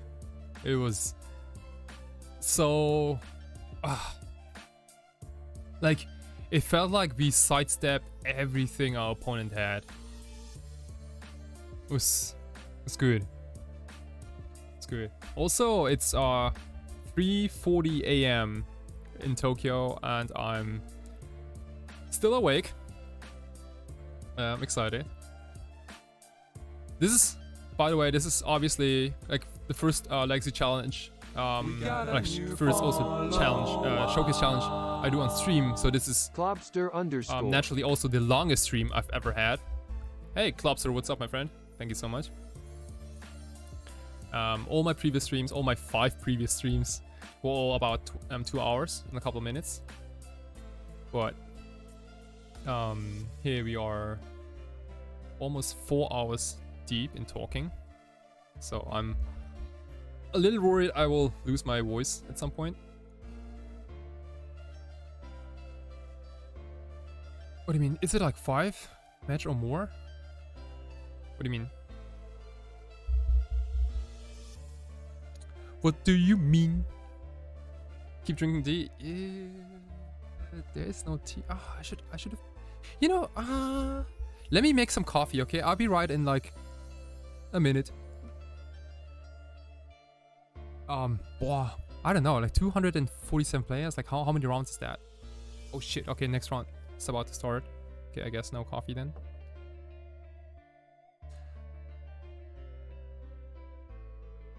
Oh. I have no idea how many rounds there will be.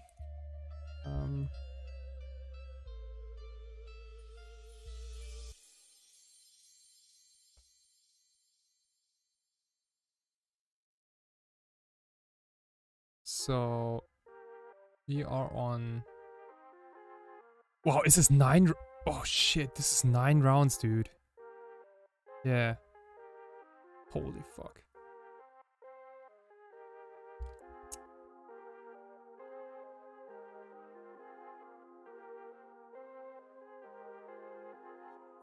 God damn it. So we are not even half there.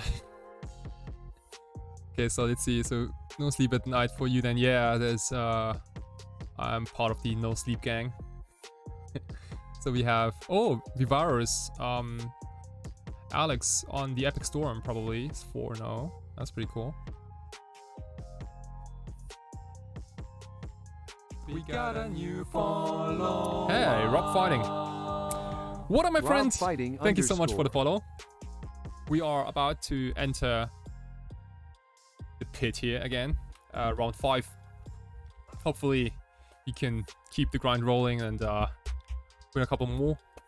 3-1 is not a terrible score. We are currently on 62nd place here, which doesn't really mean anything because there's so many 3-1s. Okay, Grinder A. No idea.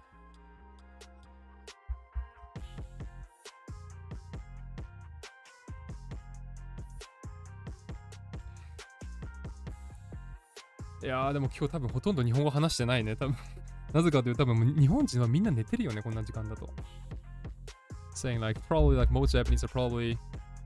I haven't spoken Japanese word in like the last 2-3 hours or so, but it's probably also because most Japanese are asleep. And yes, this is a turn 1 win. We win. Oh wow, sick. That's not a blue deck. Please be, yeah, please go like Lenovo Elves Go or something like that. A Cloud Post would be, Blazing Rootwaller. Oh no, please no, Burning Inquiry. Please no Burning Inquiry. That would destroy everything. Sure, LED is fine.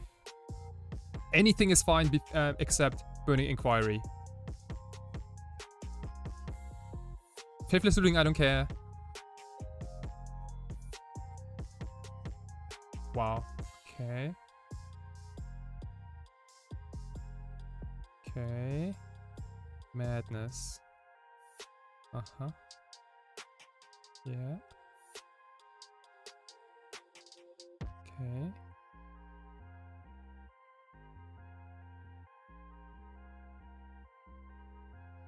So he plays Ravager, which means he can't flashback. Well, okay, I think now. Okay, I think we win game 1 because these cards all don't matter.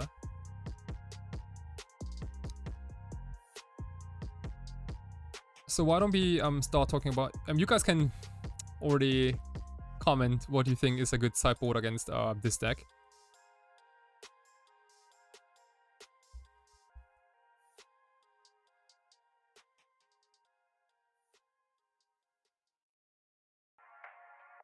Careful against Firestorm. This shit can kill us. Is Firestorm a sorcery?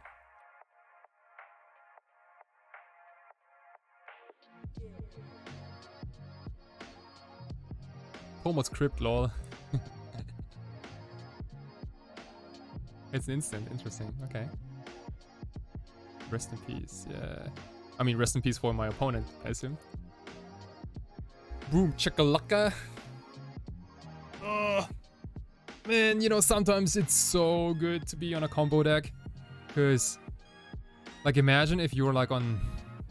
I don't know. Imagine you were, like, on some Delver deck, maybe. Or some other deck that can't beat these lizards.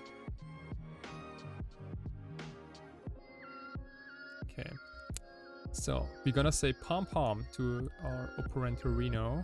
So, that is gonna be Thassa's Oracle, Lotus Petal, Ideas Unbound, Lion's Eye Diamond, and I think another Lotus Petal.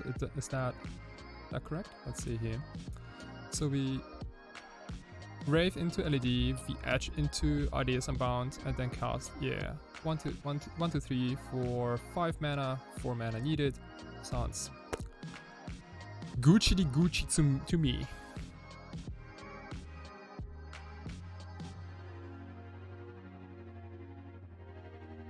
Let's do it.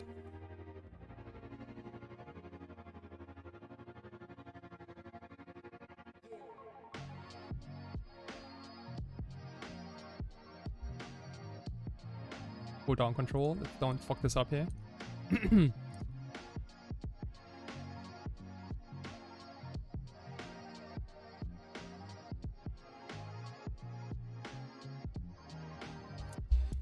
Easy clap.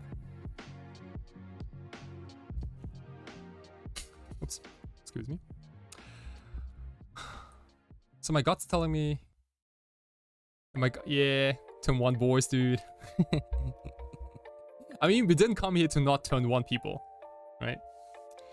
Was that the first turn 1 we had this turn?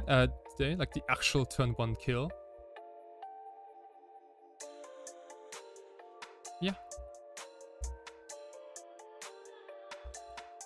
Okay, so... Let's see.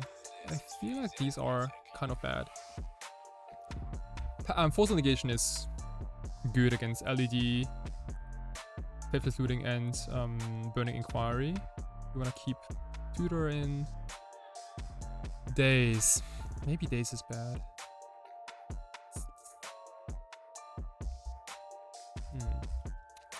Like, this matchup is all about speed. And maybe we can't bounce any of our lands.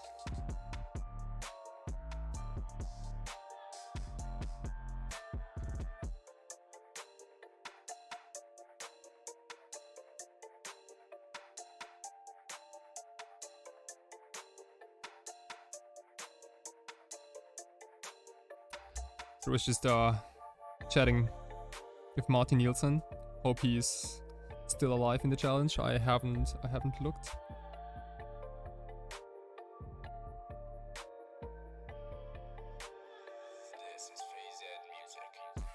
Okay, anyway. This on a draw. Yeah, I think we can Nausea was okay too. Wow, is Nausea good though? Because I don't care about Basking Root Wallers. I do care about fast Vengevines. Hollow ones. But more so I do care about their spells, like Faithless Looting and Burning Inquiry. Let's cut 2 Dazes. I don't want them. And let's keep Pact of Negation. Let's also keep Duress. Let's do it like that. I dig it.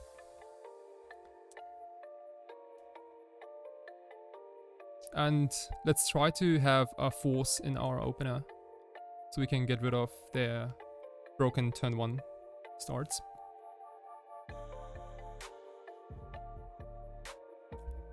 We got a new follow. Hey, Zippo Toniko. Arigatou gozaimasu, follow. Zippotoniko. Thank you so much for the follow. Yeah, let's brainstorm. Always counter the LED, yeah. LED is scary as hell. Okay, they keep 7. Man, if they keep 7, I really want to have Force of Will.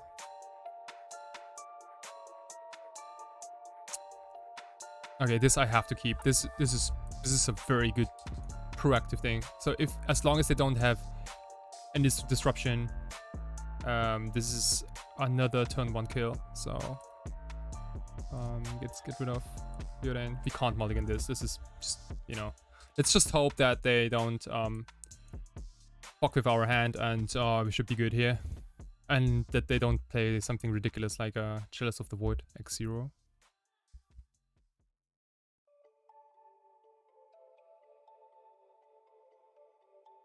Yeah, dude, no inquiry. Let's freaking go, dude. Fingers are crossed. Cross. This is a turn 1. This is a turn 1 kill, yes. Oh, that's okay. Faithless Looting. Oh gosh. Okay. Whew.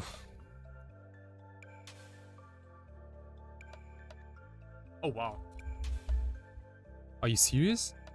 Let's go. Okay. I mean, I attempt to win the game then.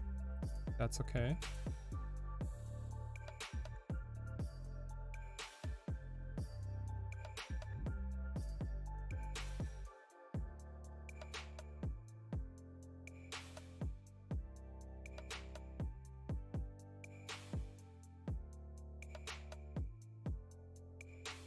Okay, so yeah, Mind Prick Trap would we don't care about Mind Prick Trap. We can't play around it. So we Wraith into Edge into Pedal. We play Pedal, we cast Brainstorm, draw everything, put back Brainstorm, Preordain, and we win the game. How does that sound? Mind Break Trap would counter Thassa's Oracle?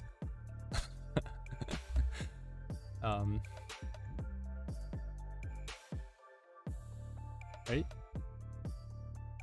Lotus Pedal, Thassa. No, Lotus Pedal for the Brainstorm and Edge. I know, dude. I mean, half of Twitch is a meme, so...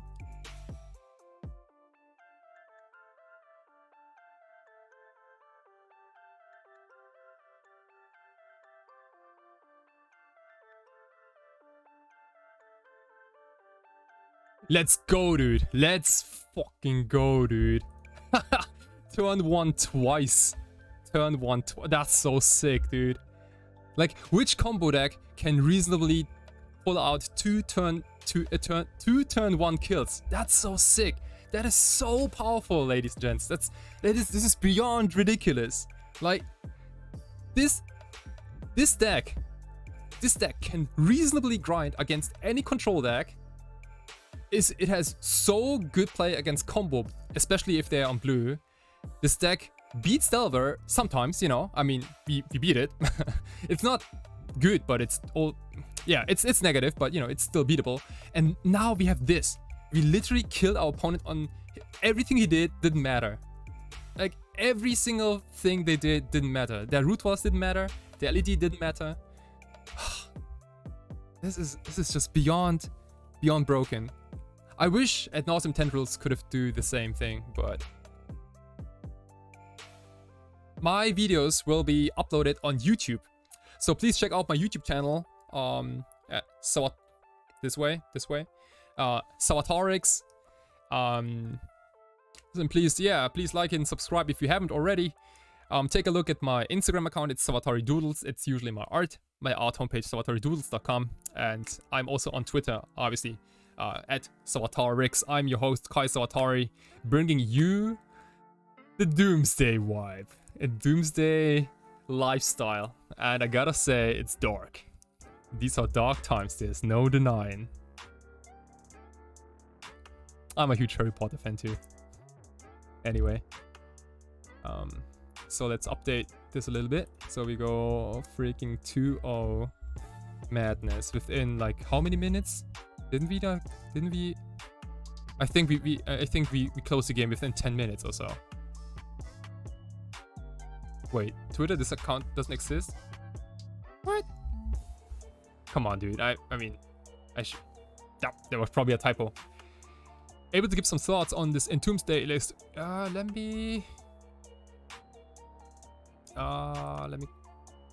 Let's see. Can I open it from here? Oh yeah, I can.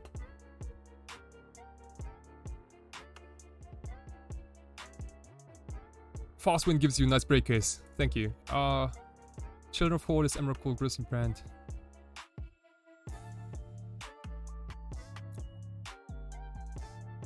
We got a new follower. Elparia, what's up, my friend? Thank you so much for the follow. Elparia. Appreciate it. Do you think that a slower Doomsday version could be stronger with Delver but lose from other deck? So it's better to play this fast version? I don't necessarily think that a slower Doomsday version would be better against Delver. In the first place, because like imagine if the Delver opponent knows that you can only be slow, then they will always keep a hand without counters, but a turn 1 Delver, for example, and they will find counters eventually. But if you threaten to be a deck which can also go off on turn 1 or 2, then sometimes they respect it way more and they have to play around it, right? Good evening, Kai. What round is it? Just tune in. Miracoli, thank you so much for tuning in. We just finished we finished round number 5 in just 10 minutes. We are 4-1 right now. We beat those decks.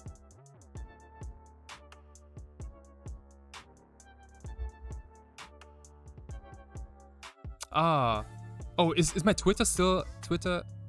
Oh shit. Okay, yeah, maybe I should fix it then. That wasn't me. Yeah, maybe I should put my score on the screen. Maybe. I mean, I also don't mind answering the same question like a billion times during stream. I don't mind. I don't know. I mean, this list does look crisp, right? Like Limdol's Vault is needed because you play a bunch of instants. Yeah, it doesn't. It doesn't look bad. I would. Wow. I don't know if the days work out though, because you have 13 lands and one of them is a swamp, so you only have 12 islands. That's probably not enough for days, right? That's the only thing I could say now. Otherwise, it's looking okay. Yeah, but I should probably reconsider your mana base and the number of dazes, or if you even play dazes. Maybe one of Pact negation in the board. Oh sure, yeah, maybe. Oh, also Ethan, how are you doing, man? Are you still in the grind? Are you still in? Probably. Or is the monkeys, man? Monkeys can't cry. 4-1. What a genius. What a genius. See, people like powerful players, they always make it. That being said, you also see a lot of potent players going like 0-2 drop or like 0-3 drop all the fucking time, because like this is Magic Online is somewhat a competitive scene, and you have a lot of like, you know, players with a lot of reps, and so you always see very powerful people going like, you know, 0-2 drop, 0-3 drop. It can happen to literally anyone. Wow, okay. They bad against Silver in round 3 though. I mustn't. Okay. You know what? Let me take a little bit of a alteration break here. Oops. Ah, I need to turn on my camera real quick.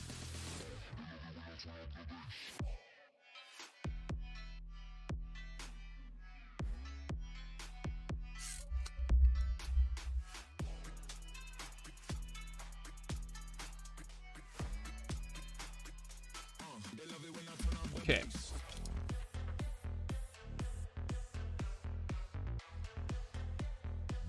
So, where was I? Oh yeah. Okay, so we were here, altering this swamp. So it looks like there's a Mox jet, in the swamp, right? Like floating on the swamp. And this was a rough sketch. This was a rough sketch on Mox jet, and now we want to see how well we can implement this alteration into the original artwork.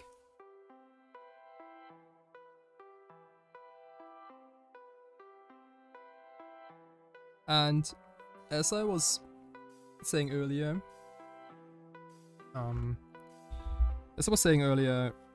this Mox is obviously like black, but because of those lights and reflections in the swamp, we don't want to black out this whole thing, right? Like even a black Mox can reflect a lot of lights. It's jewelry after all, so we want to give it a little bit of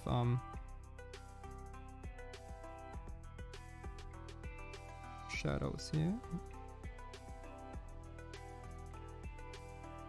So yeah, this doesn't look bad. Let's go over a little bit of orange to kind of see how if you can smooth things up a bit.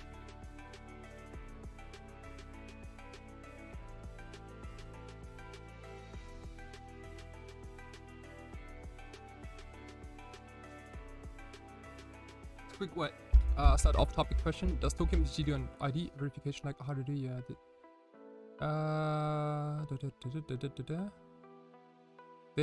I don't think they do. I think that it should be fairly easy to order online from them. They might have changed, I think, a few things though, but back in the day it was not that case. Acrylic paint pens. These are oil paints, permanent markers on an oil basis. So you can't, swipe anything off.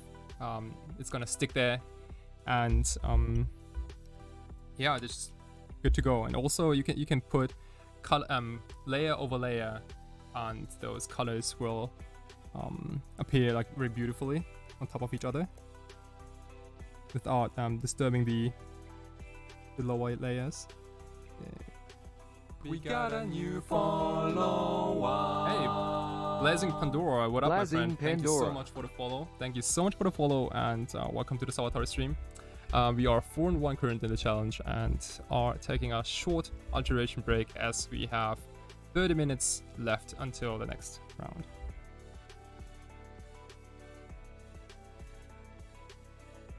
I'm always talking like a radio person, I think.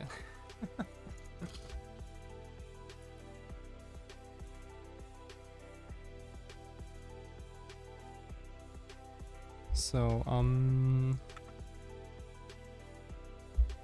now we have this outer part for this Mox, and I wonder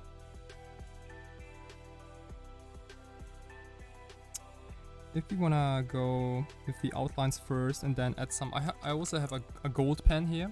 This is literally gold, and I mean it's not pure gold, but it's, you get the idea.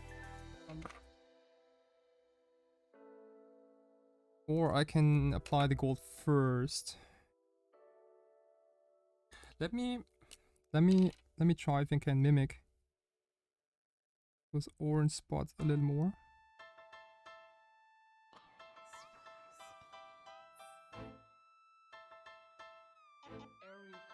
And I definitely want to add a little bit of green parts on the mocks too, because the swamp has a lot of greens in it. You see that, like all the moss and yeah, some water lilies also in here. It's beautiful, beautiful card.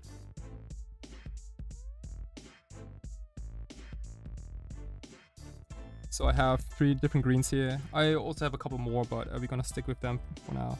Actually, this one is better. And we are just adding a little bit of green in some spots.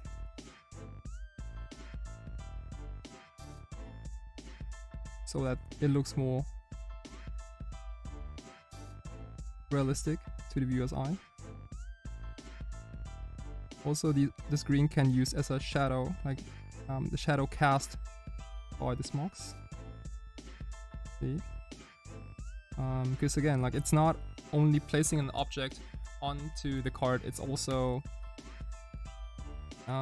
you want it to make almost like part of the whole picture.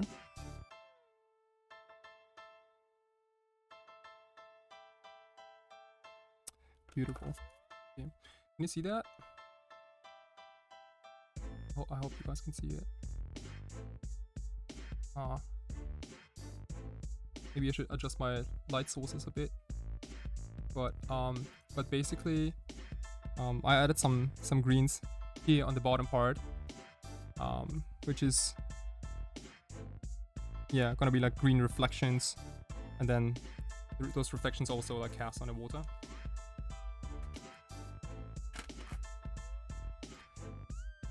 Okay.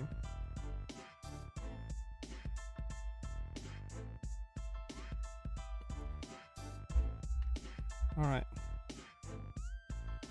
Let's go through the outlines here.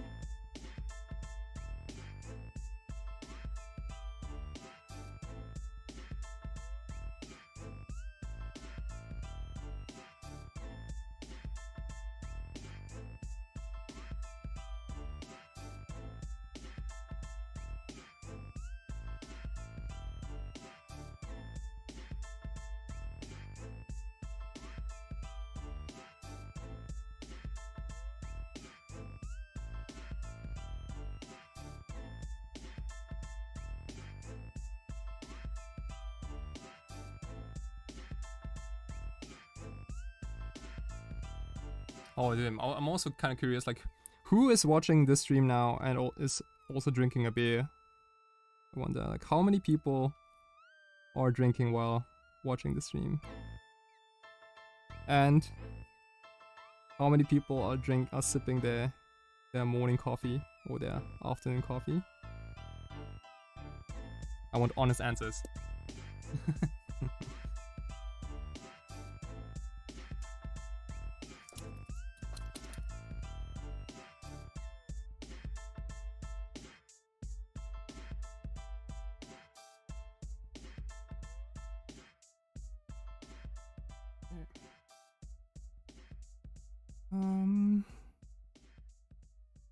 Oh, maybe I'm...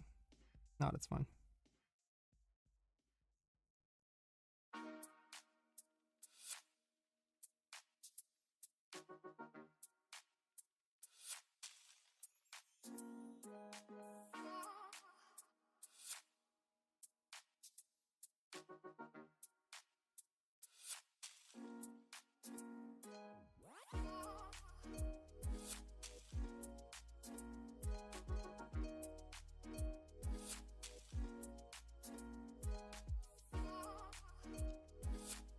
So we finally put some gold paint on the mocks.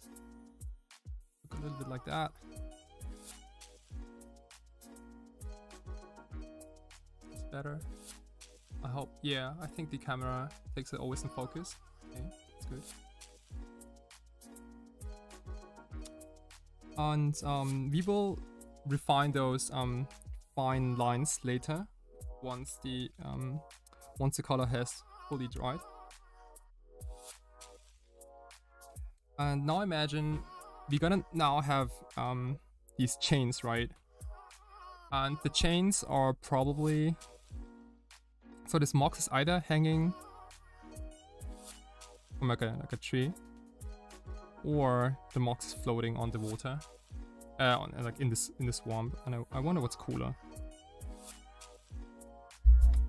Yeah, what's cooler? I'm fairly open. Could be an upside down sinking Mox? Yeah, kind of. I mean, so I can either let me sketch this real quick. So it can either, so we have this Mox, we have the swamp, and we have this Mox here, right? This is like the Mox. We can either put the chains like that, so it's like, you know, my tree, or we can take the same Mox and have the chains basically being like, you know, like that in.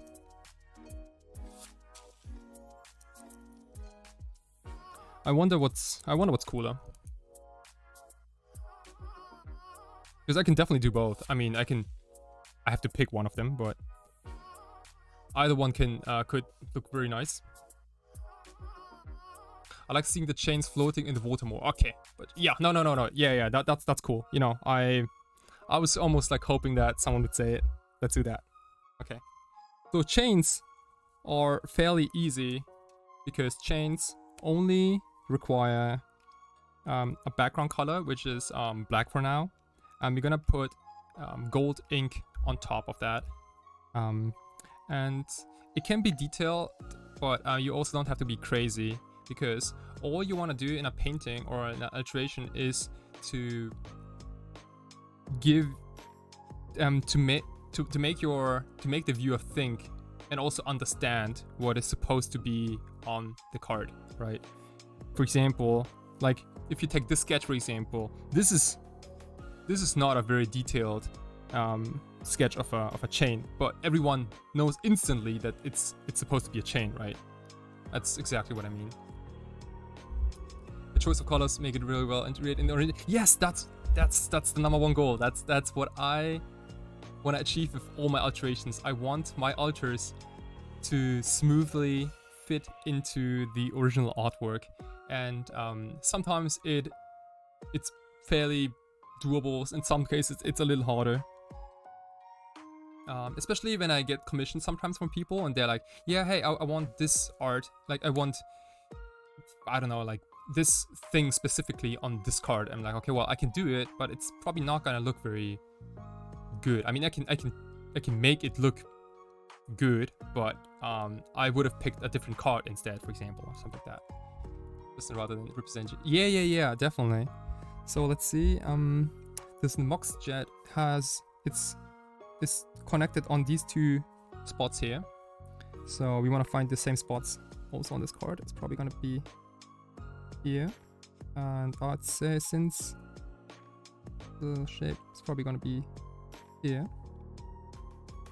And how do chains fall? So unfortunately chains are heavy, so they won't float all that much, but maybe we can kind of fake it.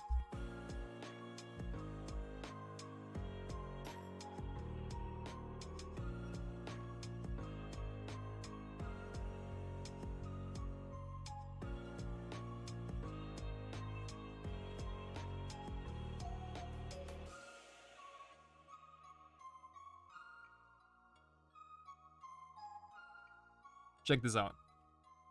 It's kind of cool, huh?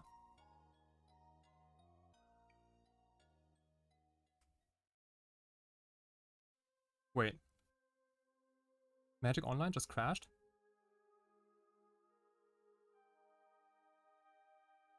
Oh, I'm 4-1. I'm 4-1 now.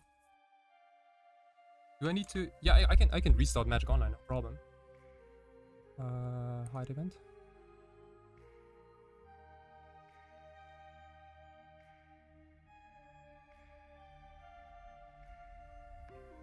Yeah, 4-1 is yeah, we're getting there. We have a pretty smooth sailing here. We beat Oops, we lost to Band, we beat Black Red Reanimator, we beat Blue Red Delva, and we beat Madness.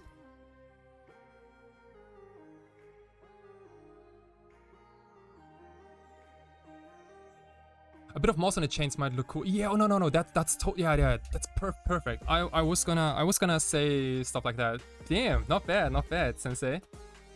Very good. Yeah. Right.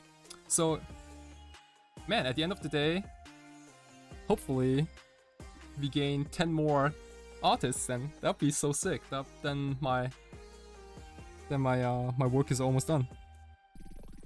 So, okay. Have you ever incorporated the backgrounds of a Mox original into your artist? Oh no, I have not. And I also haven't done any full backgrounds. I haven't fully altered anything. Like, if you take a look at my alterations, like if you take a look at them, just, you know,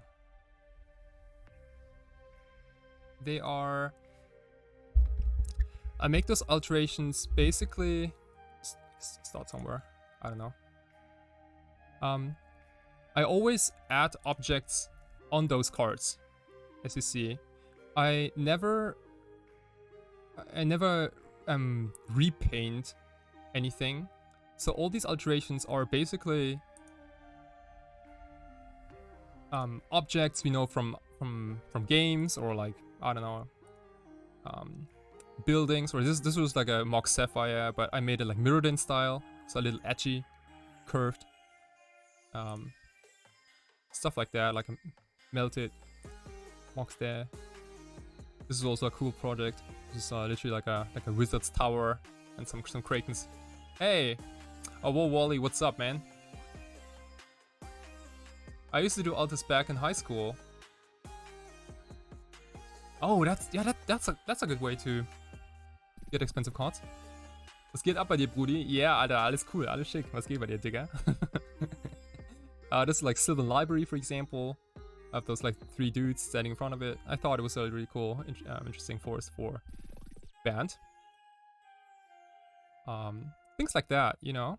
So you see that many of my alterations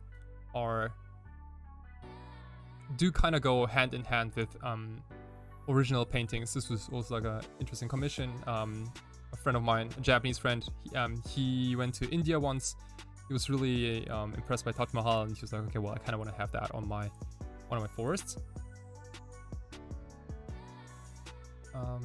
This was also one for a good friend, Jan, from Germany.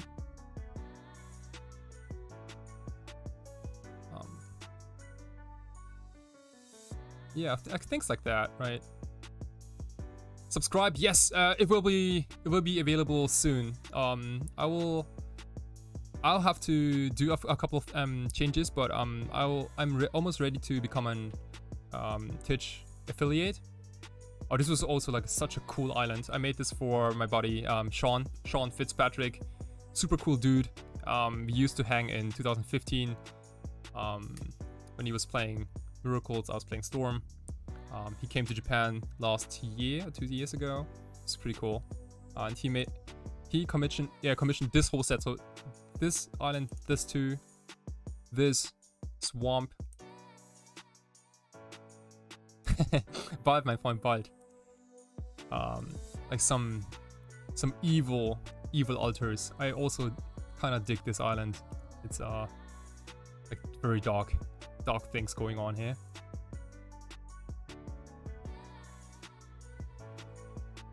Anyway, we can take a look at them.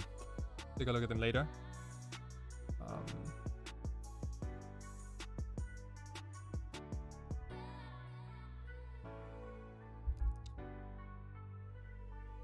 Yeah, dude, actual fins, man. I really hope you can play them in paper very soon. No, what I really liked about your alteration set in particular is that you showed me this artist I didn't know, and it gave me a lot of like inspiration afterwards that I really liked. Because people say that you shouldn't you shouldn't pay too much attention on other artists and what they do, because you can easily get lost and try to maybe copy them, or start to think that your art is not good enough and you should change your styles and blah blah blah blah blah. Well, that's half true. I wouldn't go too crazy about it, but seeing some different art styles every now and then is very helpful to also understand your own style, right? Imagine if you you can't eat pasta every single day, okay? Imagine you love pasta and that's what you're into, but you can't eat pasta every single day because you get fucking sick, you just can't eat pasta every day. So every now and then it's good to see some salad on the table, or some fruits, or some sushi with extra wasabi, some grilled cheese, something different, right? And then you can always go back to, yeah dude, yeah, and I eat pasta every day. Dude, don't be a liar. No one eats pasta every day. Not even my Italian friends eat pasta every day. That's impossible. You can't eat. We got a new follower. Lolo Demars, what up, my friend? Lolo Thank you so much for the follow. 13,008. You swear I'm Italian? I wanna visit your kitchen. What is going on? How do you? We got a new follower. Brabby, what up, my friend? Brabby94. Brabby Thank you so much for 94. the follow. You know that there exists a land in form of a shoe? Yes, there is. I mean, there's this weird country called Italy. I would never go there. No, just kidding. Italy is beautiful. Beautiful women. Beautiful food. Beautiful man. And yeah, everything's beautiful. But I stand to my word. I don't believe that there are people out there eating pasta every single day, because I think that's straight up impossible.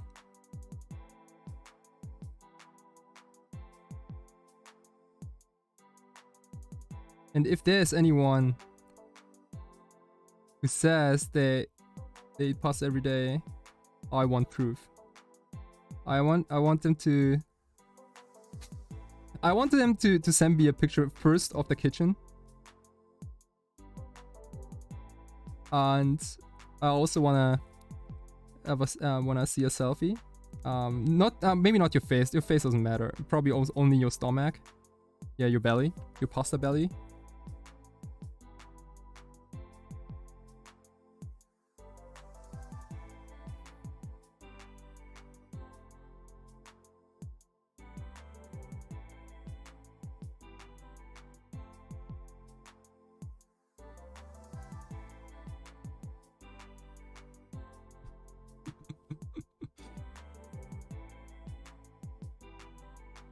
Yeah, that's too much carbs, right? Yeah. Right? Imagine, does it even, if you, let's say you go to the gym once every 2 or 3 days, and you eat pasta every day, that's not gonna work out, right? 613 underscore. Worst 613. Thank you so much for the follow. Thank you so much. Vielen Dank. Probably the most German username I've ever seen.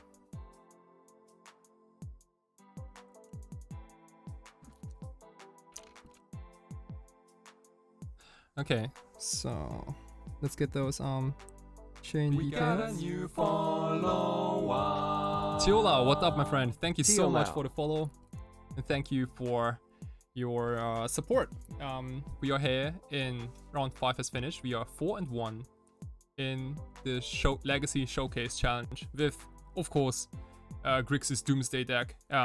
Probably, if there was no Delver, the absolute #1 deck in Legacy. Just not a lot of people playing it.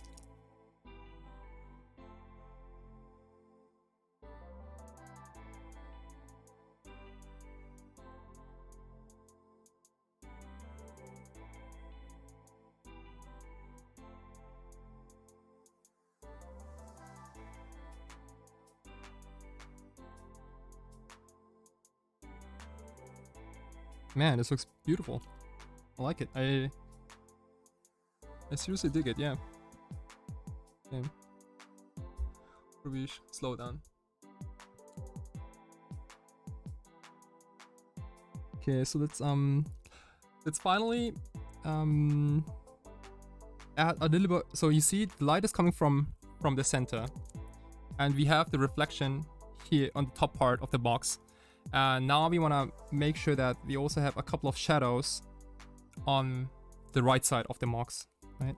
And we can mimic the shadow by adding a little bit of extra darker paint or dark ink in this layer here, like that. And we got a new follower. We got Absolute a new 85. follower. Absolute 85. Thank you for your follow and welcome to We got my a stream. new follower. Gifty, what's up, my friend? Thank you so much for the follow. Gifty. I'm your host here, Kai Sawatari, aka Sawatari from Magic Online, bringing you the Legacy Doomsday vibes and also my card alterations in between rounds. I am so surprised. Like, this is literally the first time doing live alterations in my life, by the way. Like, not only on Twitch, but like in my life. I've never ever, you know, showed anyone, like not even at my home. Like, no one has ever seen how I alter my cards. Not even my girlfriend. And she lives, like, we live together, and she's never seen it. Because, yeah, she does her thing, you know. Thank you so much. Yeah, we are getting there. Once it is done, I can also maybe show you a couple of like close-ups. But basically, let me adjust the light a little bit here. Check this out. This is somewhat decent now. So we have the Mox Jet floating in the swamp.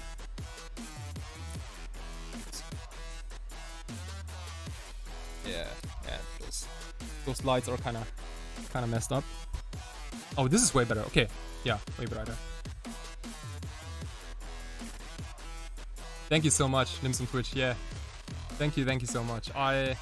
Dude, this is my goal, to entertain you guys with legacy, with A+ legacy content. Just being whatever, you know, pseudo funny guy on stream, and also showing you how I alter my cards, or how I alter cards in general. Yeah, it's been my passion, and I thought there's no better platform than Twitch for showing off. And you know, because like showing finished alters is like one thing, but I think no one, like, there's no channel where you can watch someone live altering, and I think it's just like so much more interesting, because having like a finished product is fine, you know, it looks good. Like you can say, yeah, okay, that looks good or bad, but when you see someone actually making it, it is so different, because I also go through, you know, each of those steps and go like why I did certain things and how to achieve certain effects and stuff like that. The swamp art. Mirage is probably the most beautiful set ever. It has so many good arts in it. Yeah.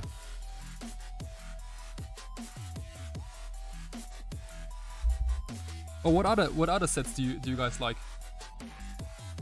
Except Mirage. I'm curious, hit me up with any set.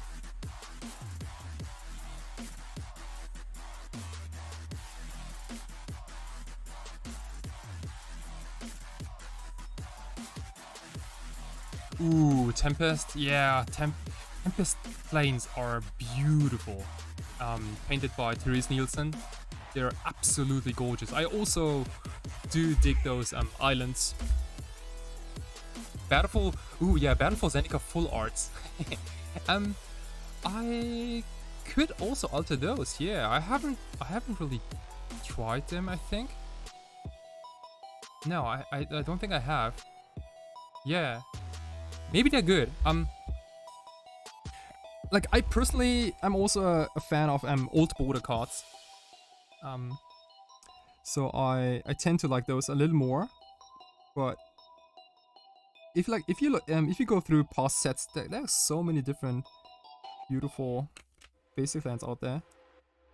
Okay, I'd say we are basically done. One last thing.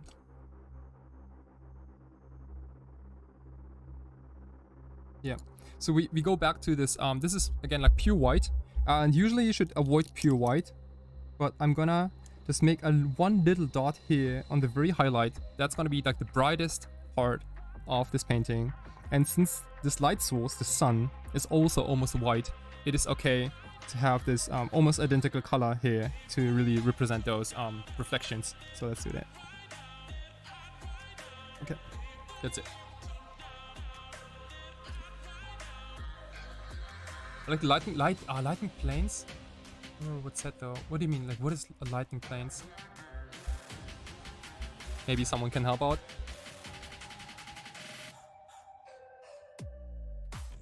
Yeah.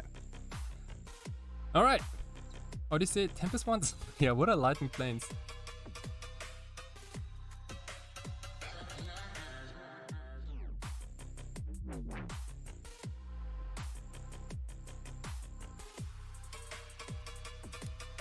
Alright, ladies and gentlemen, this is done. So what do you think?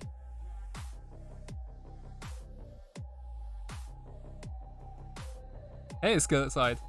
Ja, mir geht's ganz gut, vielen Dank. Schau mal, ich habe gerade einen Swamp gemalt. Swamp gealtert.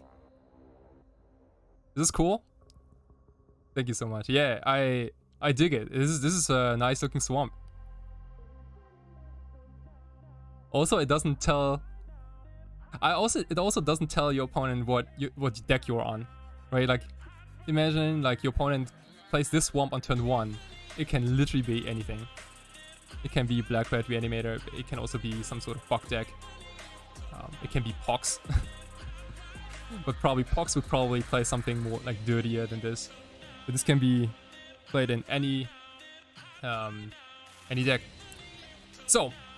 You know what? I make a thing here. So, this swamp is ready for purchase. Okay, anyone in the stream can buy it right now for $30 US or 3,000 yen or 25 euros. Okay. And no, I'm not gonna do an auction. I'm not gonna do an auction. It's gonna be like every single altar I do is has the same price. Again, $30 or 3,000 yen. To 25 euros. You can buy it right here, and you can pay me via PayPal or like send me a message on Twitter later, and you can get this done. Otherwise, it will be for sale on my Japanese Mercury page, which is unfortunately only for Japan, so it doesn't ship out to other countries. But if you are interested in this swamp, then hit me up here in the chat, and we can make this happen.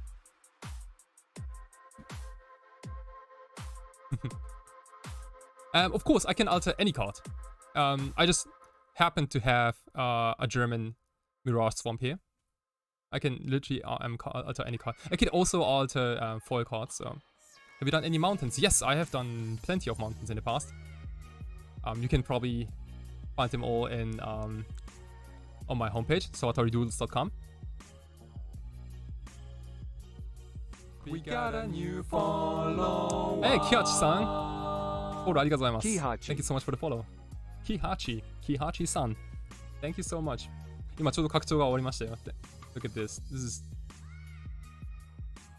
Okay. Do you alter on request? Yes, I do. Please check out my homepage, sawataridoodles.com. My homepage. This is it. Oops.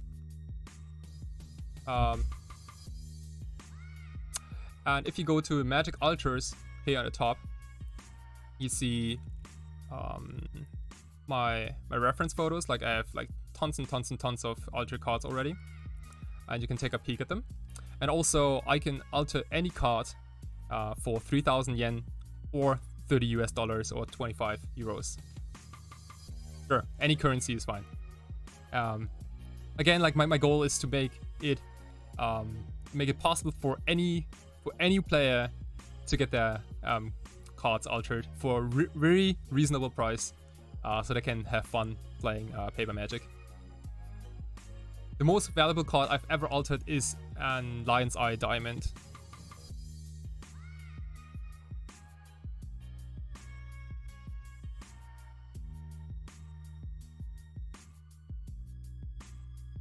Yeah, Lion's Eye Diamond is also a foil Tendrils of Agony. I don't know how much a foil Tendrils of Agony is these days, but was fairly expensive. Like, check this out. This is kind of cool now.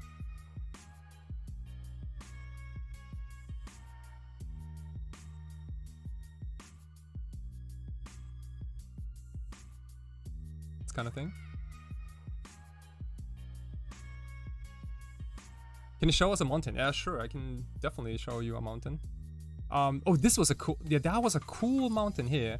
This was a Blood Moon mountain, an attempt to put Blood Moon in the background. And what I dig about this mountain specifically is that it has this black to blue gradient in the background, so it goes like super nice with this aggressive red, purple, orange. Of the Blood Moon. Yeah, this is one of my favorite mounts I've ever done. This is a Japanese style mountain I made as a commission for a German Legacy player. What else? These mountains I also kind of dig. They are a little like Arabian Night-ish. Any beta basic land art. I haven't altered any like actual beta cards. Most cards are like foreign black bordered, like German. Thank you so much. Yeah, I mean, you know, I'm trying my best to you know, keep everything going, and I've been enjoying it, and that's the absolute number one thing. If you're an artist, or if you do something like, you know, playing music or doing something, you should do it because you like it.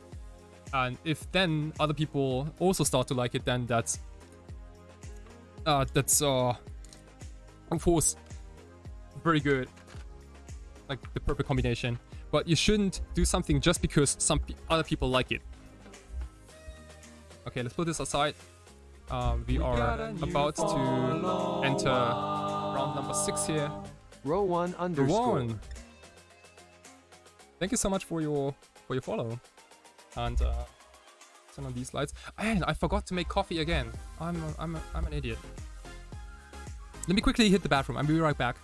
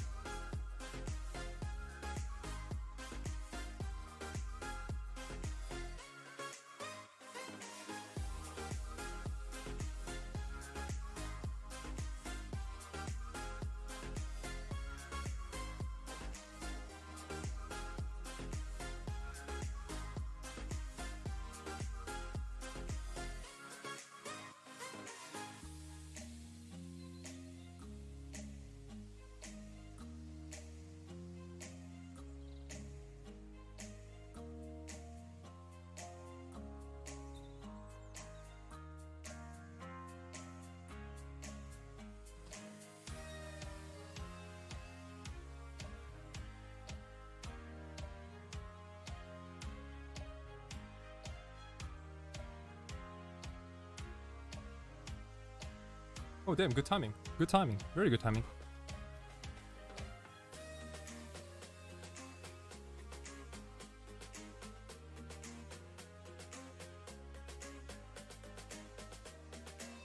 Alright. Welcome everyone to round number... what is it? 6? Round number 6 in the Vintage, in the Legacy Showcase Challenge. I'm your host, Kai Sawatari, aka Sawatari Magic Online. I've probably said it like a billion times already, but well, you know, now you have it again. And we are battling at a record of 4-1 in this round. No idea what my opponent's playing, but this is a rock solid hand. Has interaction for any turn 1 shenanigans, and also has can also go off kind of fast.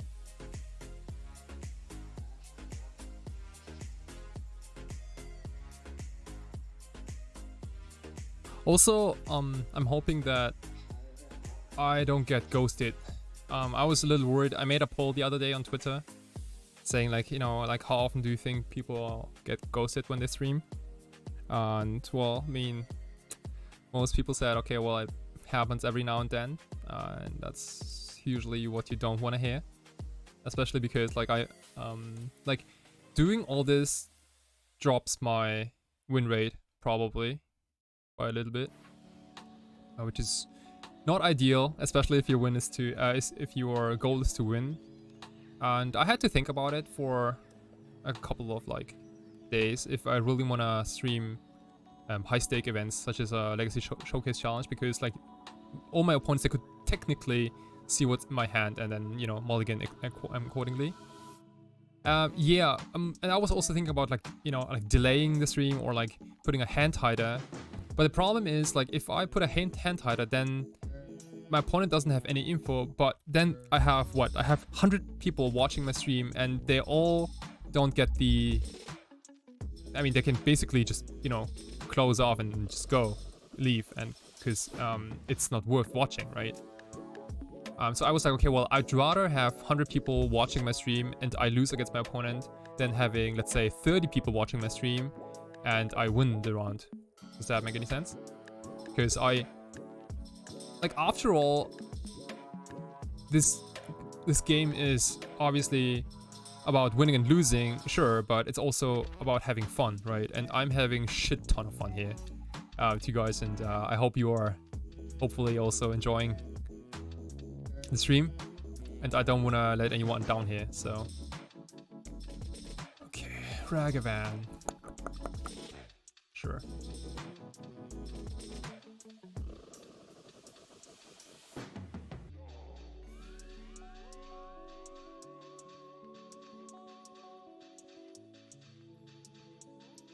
Oh, hello, Doomsday. Okay, so we could Doomsday this turn. We got a new follower. Hey, Burger Rex, what's up, my friend? Thank you so much for the follow, and welcome to Game 1 in Round 6 of the Legacy Showcase Challenge. How you doing? So we could. Unfortunately, we can't win the game just yet. So maybe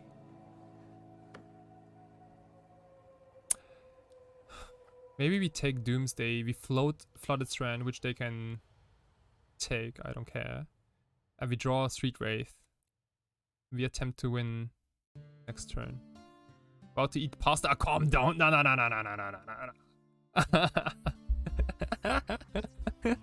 Oh god. Don't tell me I made you eat pasta. I could also give them Street Wraith and we draw Flooded Strand. Maybe that's better.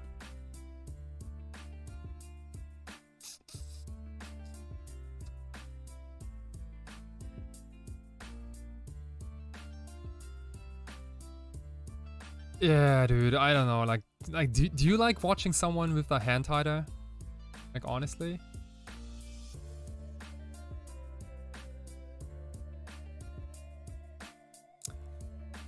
I mean, this Ponder is definitely a keep. I'm just wondering if you should give them Flooded Strand or Street Wraith.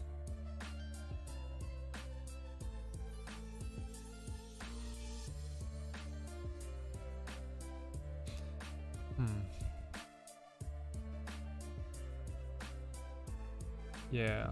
I feel like I want to give them Flooded Strand and I want to Street Wraith. Close though.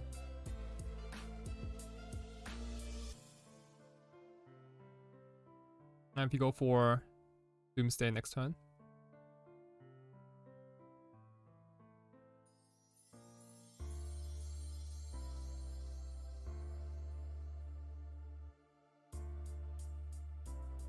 Sure, dude.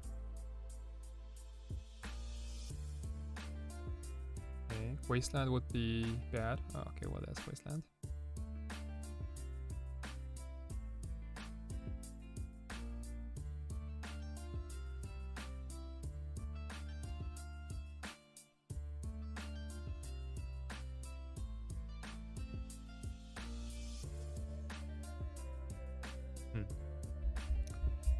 Okay. Let's go for the kill here. Yeah. Like, I don't feel very comfortable going off here. We still have Force of Will, and we might not be able to beat Daze though. But an active Ragavan would be maybe a little bit too much of a pressure. And we can.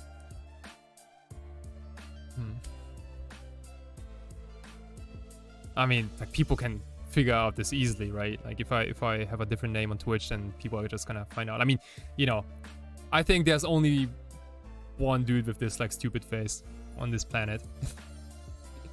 You can easily find it out. Okay, oh, is this a Force of Will?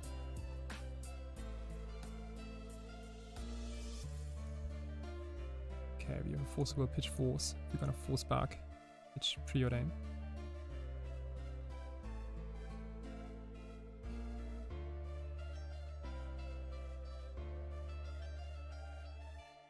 Okay, Doomsday resolved. So, we could either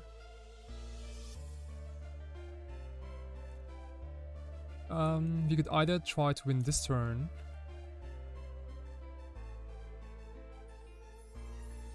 or we try to win next turn. The problem with trying to win next turn is that they can find another Wasteland, they can go, I don't know, like double bolt, kill you, all these things. So let's try to close out the game this turn if possible. And I would say we could go for something like this. So we Wraith into LED. We play LED. We then ponder, crack LED in response, and draw Ideas Unbound. It draws Petal Thassa. This is 1, 2, 3, 4, 5, 6 mana, but so this pays for a Daze. But we lose if they Daze the LED, basically. But I think this is okay.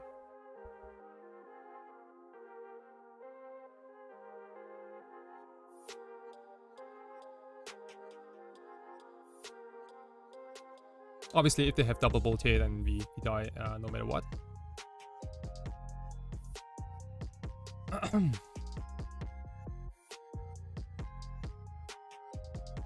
Okay, well, looks like it. Yeah, all right. That's fine.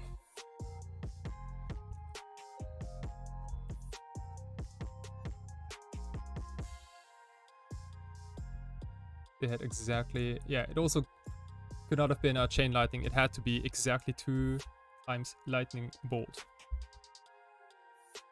Oh well, okay, no big deal. We're gonna we're gonna do the same thing against them. So Duress, Pact of Negation, Cavern of Souls. We pulled our personal tutors and the 2 copies of Force of Will. Hey Matrix, how's it going, man? Yeah, dude, it's almost 5 AM. Sun's coming out. Hopefully it's gonna be a beautiful day. We are sitting at 4-1 in the Legacy Showcase Challenge, and we are down a game against Blue Red Delver. Our record is, yeah, it's like that. So we beat Oops, we lost to Band, we beat Reanimator, we beat Blue Red Delver, we beat Madness. Yeah. Oh, totally, yeah. Like, if I can avoid it, I almost never pass against Delver. It's just, I don't know. It's just like so much shit they can do. Oh yeah, Band Miracles had an incredibly well-timed Flusterstorm top deck. Like, the hand was pretty much garbage, and I gave them 1 draw step, And then I went for Doomsday with literally with like Power Blast back up and like everything to go off with Street Wraith and, you know, just literally like everything to close out the game. And their top deck was Flusterstorm. Oh, you saw that before leaving? Yeah, that was something, definitely.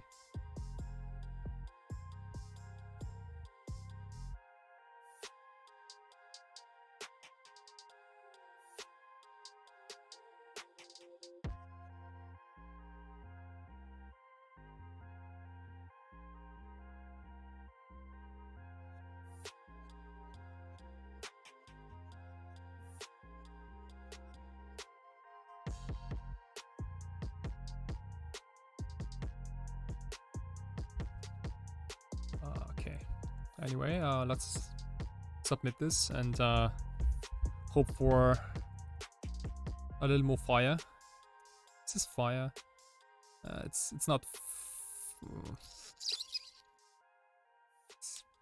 It's okay. It does have enough good cards to be a keep. Turn one ponder good. Let me really quick. Maybe I should. Oops.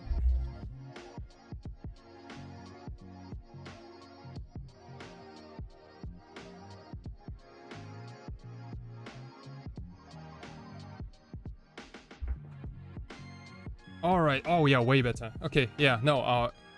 Because like sun's coming out, so hope you guys can see me better. Okay. Yeah, let's go for Ponder. We need to start digging for action here. This is no bueno.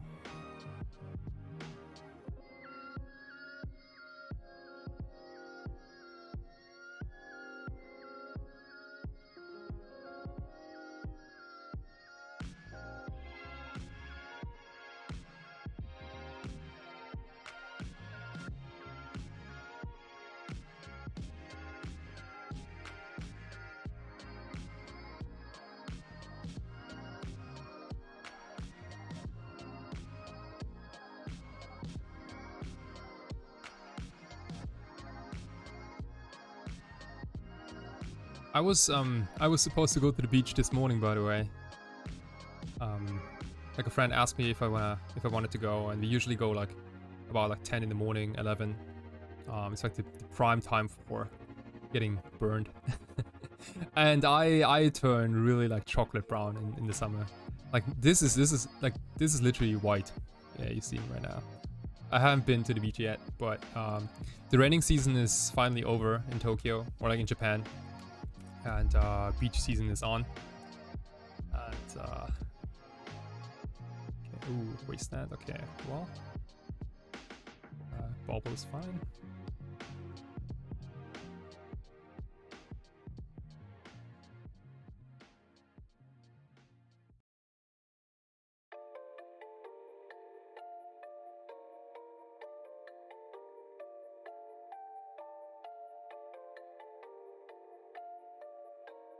Okay.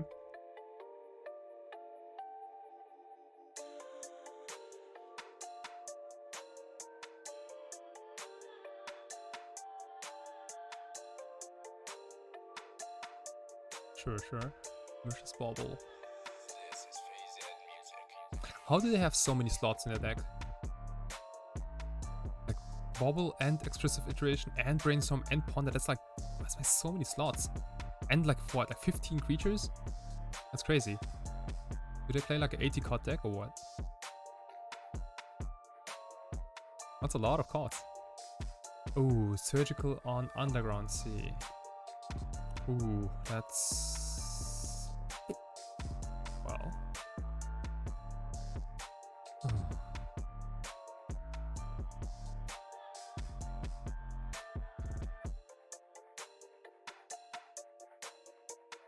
Oh, this is so painful. Underground...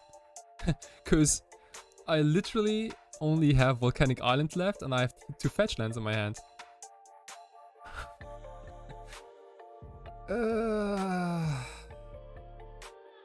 Yeah. Damn. This is not very kind. Maybe, you know, people know, like, I almost make fun of people playing like Watery Grave in Legacy Doomsday, but Watery Grave would actually be an insane card to have in the deck right now.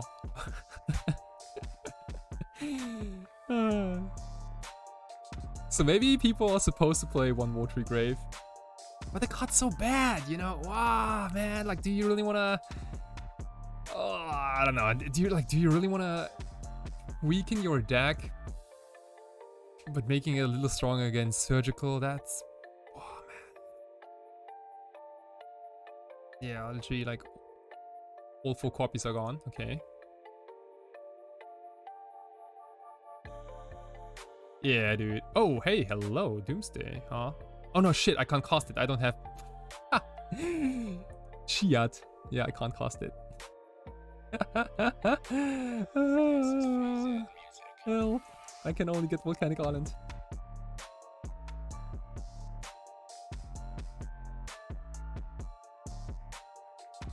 Yeah, dude, it's I can also imagine my opponent going like crazy with their force builds on our on our pedals.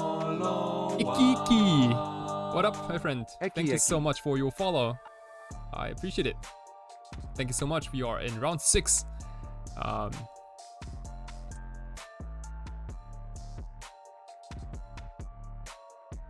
Badlands? No, there's no bad. I haven't played Badlands in a while. Yeah. I mean, Underground Sea and Volcanic Island is the reason why you can even run off-color fetches like off-color fetches like Flooded Strand. I really do dig a Flooded Strand. I have a 3-2-2-2 split, 3 Flooded Strands and then 2 each of Misty, Delta, and Tarn, because you can avoid Jesus Christ. You can avoid getting like Delta getting Pith Needle, for example, or like Delta getting Surgical or something like that. And you can also Flooded Strand is the best fetch land to play on turn 1 in game 1 against unknown opponent, because they can totally misread your deck.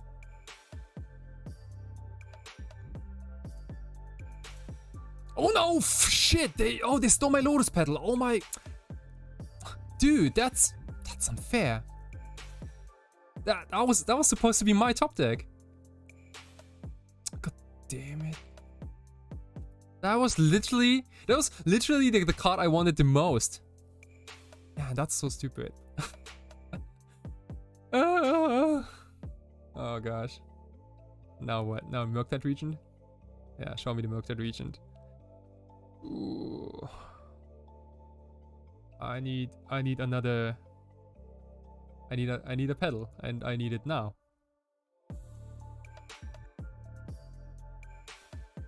God damn it.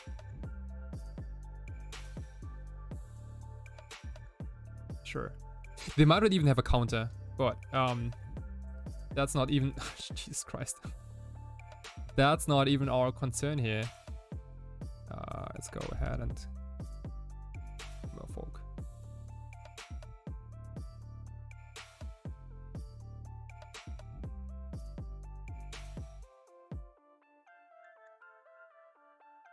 My record, we are 4-1, but we might be 4-2 soon. Brain, oh god damn it! Like Brainstorm would have been another good draw. Volcanic Island, Brain. It's looking grim. This is looking grim.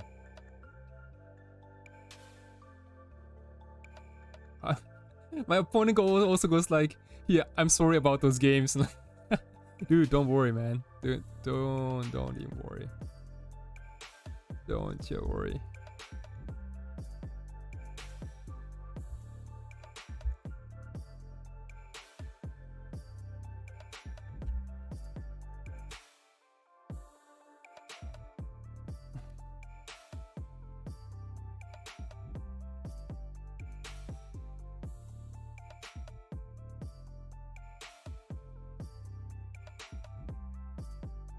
Yeah, so how can we find a way out of this.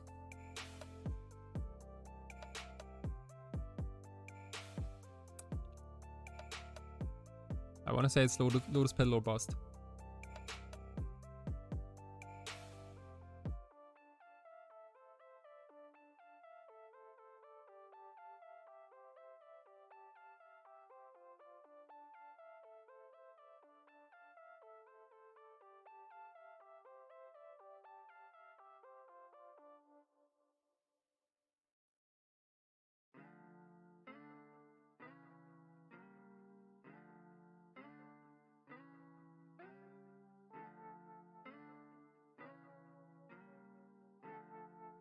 Well, 1, 2, 6, 8. Well, I mean, we technically dead.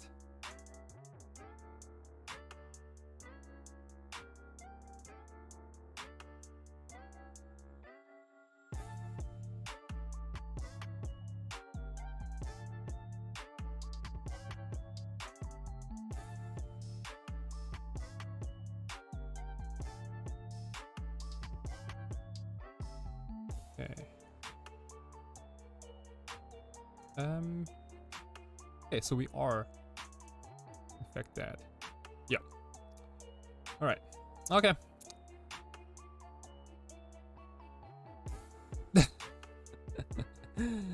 I was just adjusting my my video just a little bit because I opened my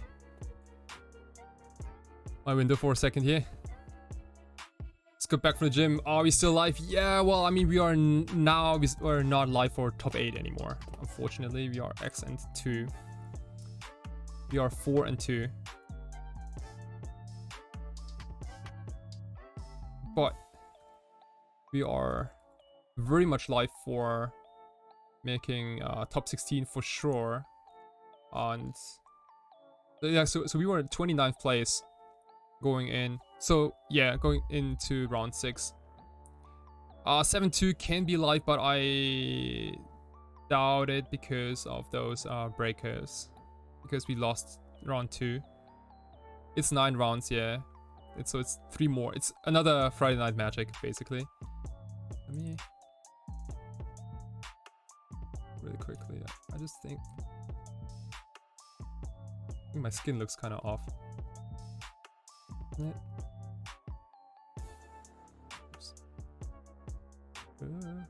Anyway, doesn't matter.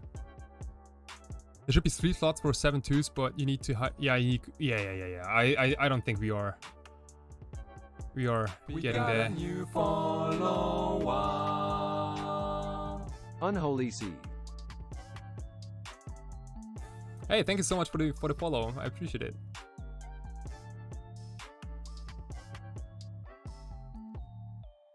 Okay, something like that. Okay. Okay. Boom. Beautiful. Unholy Thief, thank you so much for your follow. Everyone, we are kind of like in halftime. Let's jump back to those alterations. And as I was saying earlier,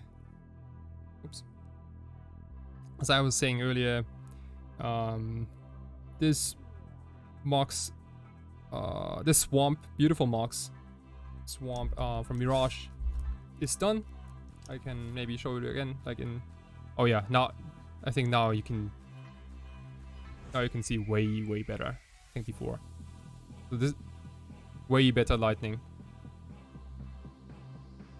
The 6-0 players, 6-0 is like McWinsource is 6-0. Theo Young, he's probably Delver. And these are the only 5-0s, 6-0s for now. I don't know, like, what does McWinsource play?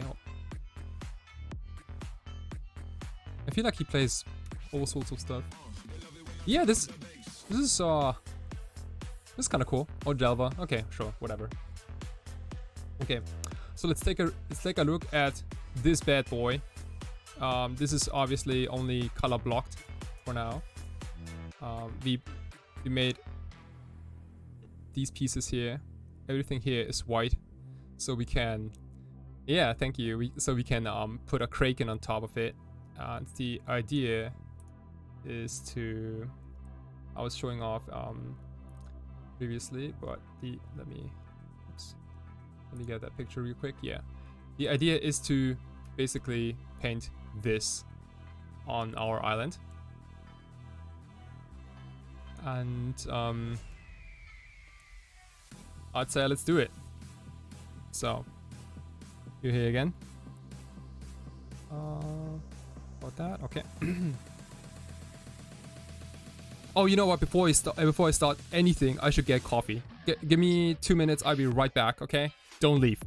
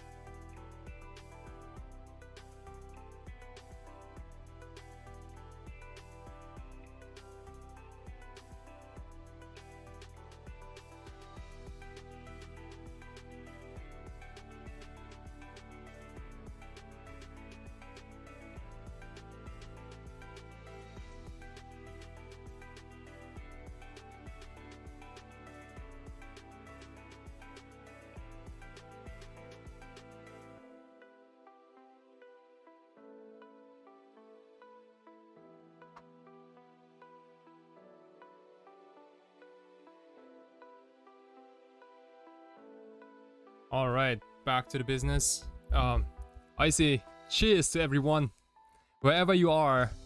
A big cheers from Tokyo. I have a small box of sapphire and a thin chain chain hanging over a tentacle just left his body. Ah, that's a cool idea. Yeah, we can definitely do that. Sure, dude, no problem. Sounds like an awesome idea. Okay, yeah, I could dig it. So again, sorry, cheers. Hopefully you're sipping, I don't know, some alcoholic beverage, probably a little better than my morning coffee. But it's 5 a.m. and I guess I need it. I'm also typically not a coffee drinker, but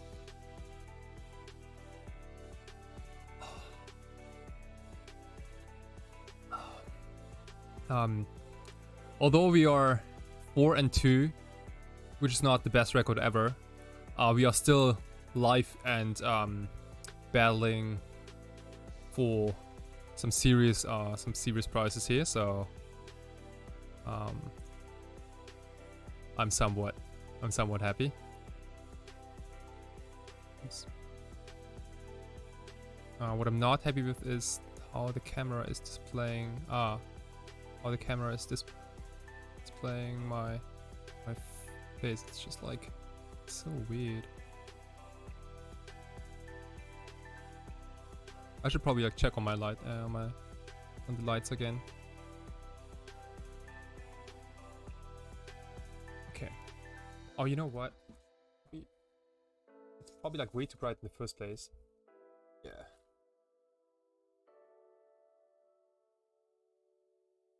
Okay.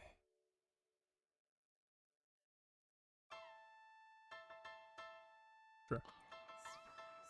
All right. Anyway. Yeah. So so you were saying like a tiny little mock sapphire, probably like on this tentacle, probably, right? Yeah, that'd be kind of cool. I could definitely dig that. So for the Kraken itself, we should pick a ground color. It doesn't have to be pink by any means. We can also make it like I could think about like a bluish Kraken too. Green is probably a little too. Well, green is also fine.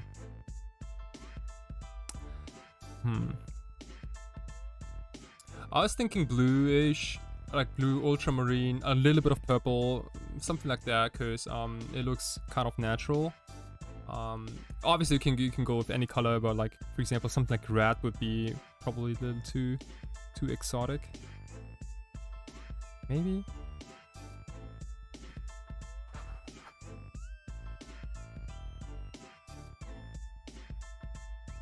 So what we're gonna do here, first step, same as we did on this mocks. Remember, we started with a white layer.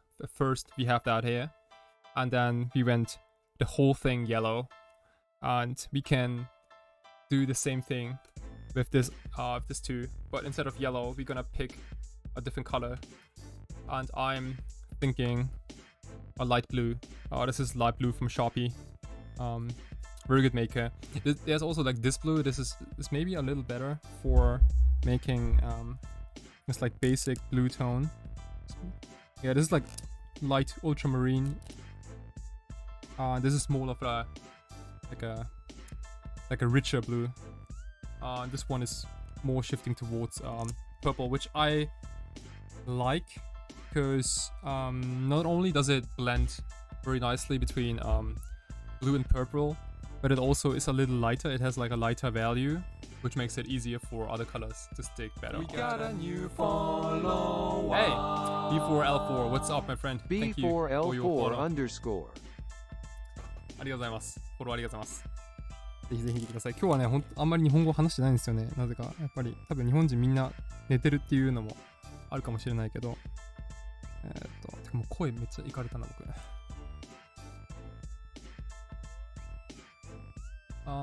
Let's try to maybe keep a little bit of white for those highlights, but basically cover this whole thing. This ground color.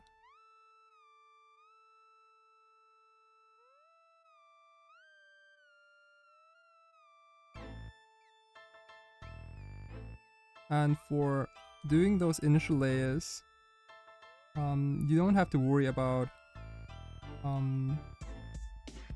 like being a little sloppy. I mean, you shouldn't be sloppy in the first place, but you don't have to pay too much detail, and because you can manipulate ink later with future layers, and like imagine it more like you are carving something out of wood, right? So first you have a block of wood, and then you're slowly carving, you know, like the right pieces and like the right shapes, and it finally becomes a very detailed sculpture. But it's not, it's like no one starts carving a sculpture and starting with like detailed things like the eyes first. Like no one does that. So you go rough shapes, triangles, just block away as many things as possible, and then you get, you know, more and more into those details. And we are doing exactly the same thing here, as we only have the rough shape of the Kraken, and we will slowly build up from there. And it's also similar to building a magic deck, to be honest. Like, you know, when you build a magic deck, no one starts a magic deck with, hey, I think there should be like this one crazy one-off in this deck. Like, no one builds a deck like that. You know, you go like, okay, I have a deck in mind. It probably plays 20 lands. It plays probably like, yeah, I want to build a mid-range deck, so it probably place like, I don't know, like 6, 7 spot removal. I want 10 creatures, probably a couple of planeswalkers, and probably like 6, 7 counters maybe. And you know, like you think like that, right? And then you go, okay, so what kind of counters can I use, or like what kind of creatures can I then fit into my deck? And these are like future questions you're gonna ask yourself. But at the very first thing, it doesn't really matter. Yeah, you're not gonna go like, okay, well, you know, I'm gonna build a new deck, and it probably has this super fancy one-off sort of feast and famine in my deck. But like, right? And call me stupid, but like that. 20 lands, yeah, 3, yeah, sure. But you get the idea. So, building a deck and also making food. Like, who makes food and goes like, yeah, I'm about to make food and I'm gonna start with this little parsley, this finished parsley on top of my meal. The meal is not there yet, you know. Obviously, you go, okay, so what are the key components for my meal? If you want to go like, I don't know, like steaks with broccoli, then you're gonna prep the meat.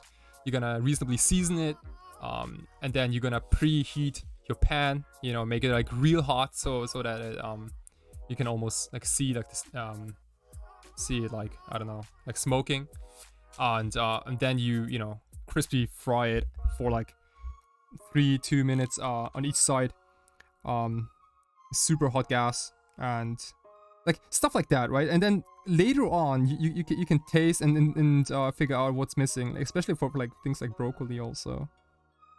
And maybe I'm a little exaggerating, but yeah, this, you'd be surprised how many things in life do share the same like patterns of like how to do things in the right order. And I mean, for art there is no right and wrong, but there are definitely ways that can be recommended.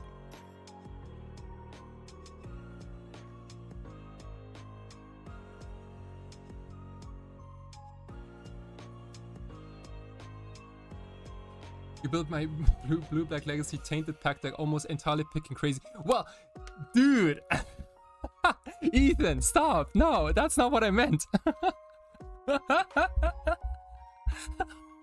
See, but Ethan, you can't deny. I don't know how long it took you to build this crazy Highlander deck, but I'm fairly sure you probably went like, okay, I wanna build a deck based on Tainted Pact, right?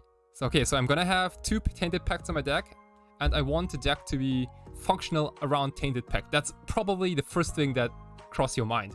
And then you thought about all those crazy like one-offs. I started with 2 Tainted Pact, 2 Oracle, so your point still stands. See? Right, yeah, of course. I mean, you don't go like, yeah, I think I want to build this Tainted Pact, I want to build a blue-black deck, and I probably start with a copy of Peak. Like, you played Peak, right? Yeah, or like Jay's Prince Prodigy. Like, what the actual fuck? So I hope, actually my first version had Lutri as a companion. Oh no, yeah. Lutri is kind of cool though, but it turned out to be a bad real quick. Okay. So what do you want to copy? Do you want to copy Doomsday and like Doomsday twice? Fish Duggery, thank you so much for your follow and your support. Appreciate it. Thank you so much. We are in the Legacy Showcase Challenge. We are sitting at 4-2 right now, and in between rounds, I'm doing what I like best, which is altering cards. Fluffy, what's up, my friend? 2121. Fluffy, thank you so much for the follow.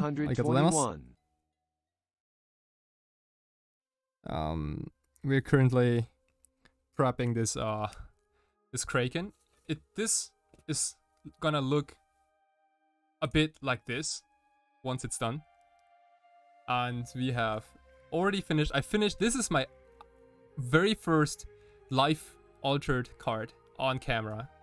This is it's beautiful raw swamp, and I made a Mox Jet, kind of like floating in those like catacombs. That's so cool. I kind of dig it. This is true Golgari. This is like the most Golgari swamp I've ever seen in my life. This is literally like green and black. Yeah, this is so like how do you say, like ugly and beautiful at the same time. Hey, what's up, White Faces and Segmenugary? What's up, my friend? Thank you so much for the follow. Welcome to the solitary stream. Dude, Callum, these are so gas. I seriously dig Mirage Lands. They're like over the top. Also, many of us, maybe I can say it, like many of us Legacy players, we might have all started around this time, Mirage, maybe. So whenever I see someone playing Mirage Lands, I'm always like, well, okay, yeah, I think this guy and I, we have probably something in common. We probably were little kids when those cards came out, so it's really, really cool. Hey, Ramo, A11, what's up, my friend? Thank you so much for the follow. Also, I'm gonna upgrade my account to become a Twitch affiliate very soon, probably like tomorrow or so. And then there's gonna be subscriptions available for you guys, and I'm gonna make some custom emotes. I'm gonna design them. I'm thinking of like meme faces with like dark rituals and LEDs and stuff like that, you know, something crazy. If you guys have any ideas, then please shoot them via comment or something else, and I'd be really interested. I can also make some meme faces of myself if that's what you guys into, but well, you know, there's always room to explore. Hey, Mario, thank you so much for the follow.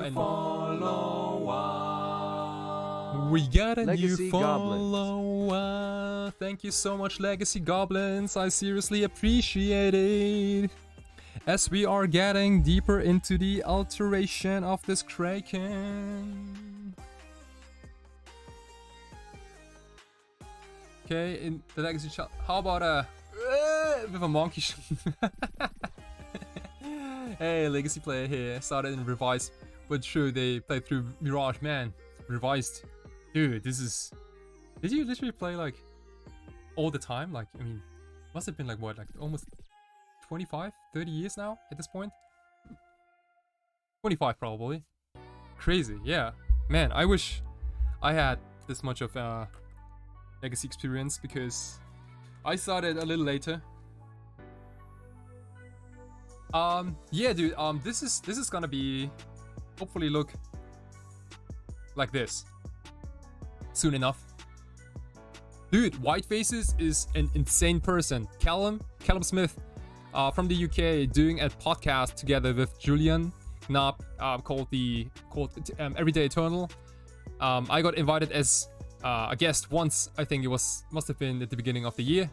It was probably not the most fun I've had on a podcast so far. It was so cool, and you should definitely check those out, and also, like, you know, subscribe and follow and donate them and give them your firstborn child, and, you know, like everything you have, because what they do is seriously keeping so many Legacy players alive, and, you know, it's like top notch. It's, yeah, I think I can say it's my favorite podcast. And there are a couple of Legacy podcasts out there, but Everyday Eternal is my favorite personal podcast of all time. I can definitely say that. It is perfectly balanced between information, you know, like new cards, new mechanics, but also a lot of the guys have a lot of like a good sense of humor. So, you know, every now and then they troll around about decks like Pox and like, you know, fringe playables, and it's so just like, if you are a competitive player, and even if you are a casual Legacy player, or like someone who doesn't play Legacy at all, but, you know, just likes watching it, you should definitely check those out. Like, whenever you go to your, I don't know, if you go to work, stop playing the radio and start playing the podcast instead. I personally, my recommendation, I always listen to Everyday Eternal when I'm at the gym, and when I'm done, I also pause the podcast and I keep going whenever I'm at the gym next, which kind of, you know, just keeps me going to the gym, I guess, you know, because I wanna keep listening to what those two guys have to say. Yeah, and you should definitely troll Julian from every now and then. He deserves it. Also, he especially deserves it because he lost in a challenge yesterday, and I was like, wow, that was pretty cool. But then he showed off his deck, and he's like, Monkey Standstill Saga, and it's like, dude, man, you know, there could be like a couple of like Kriron Rangers in the finals. That'd be so much cooler. But yeah, well, I mean, I'm not blaming anyone for playing a powerful deck, so it could have been what? Oh, SI? Spanish Inquisition? Is it? No, yeah. Spanish Inquisition? Is SI Spanish? Don't tell me it is. Yeah! And I'm an idiot for even knowing that SI is supposed to be Spanish Inquisition. Like, what the fuck, dude? Oh, come on, dude. Like, what? Tier 0 since when? Since when is Spanish Inquisition tier 1? Tier 0? Are we talking like 2006 or what?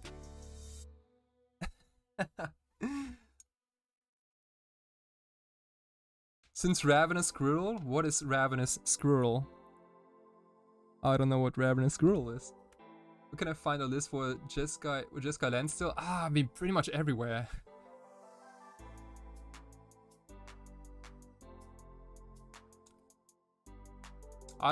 What is a Ravenous Squirrel and what is Odious Throw? What Throw? What? Is this Spanish? Are you talking Spanish to me?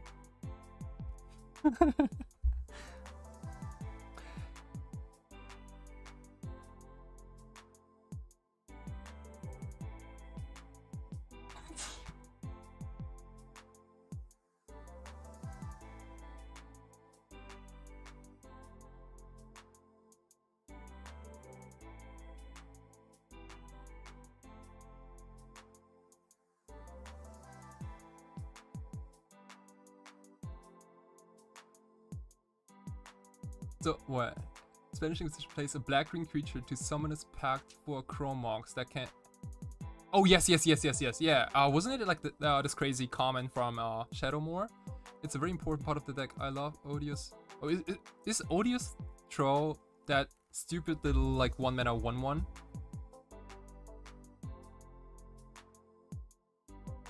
Slitherhead. What is Slitherhead? But now there's Ravenous.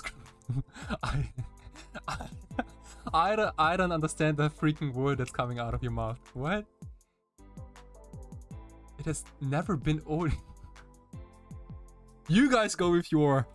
I mean, why isn't it then? You can also take Sliver Overlord. No, that's also a green creature. Or like, I don't know, Chromat, or like Child of Alara, or like freaking Progenitus.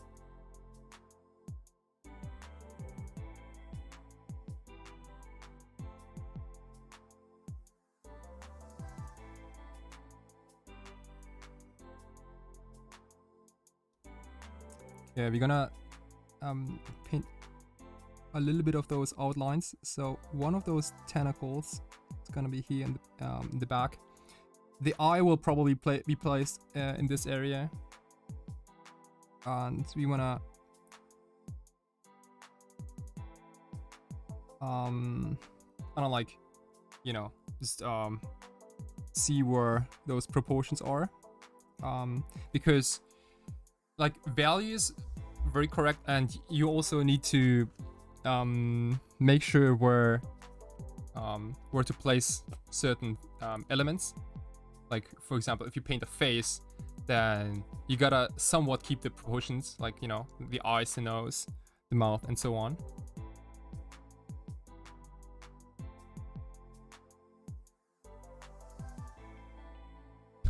Gosh. So you're playing Leopold to get to imprint into Mox, into Chromos. What a maniac. That's freaking cool though.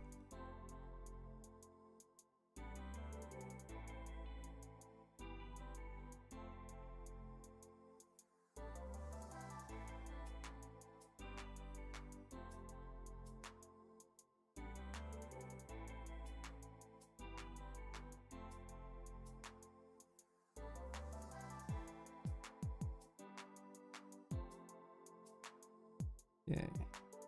Yeah, something like that. Slit the Muse. I think later, like once I'm done with the stream, I'm probably gonna come back to this point of the stream and look up every single card you just named in the last 4 minutes.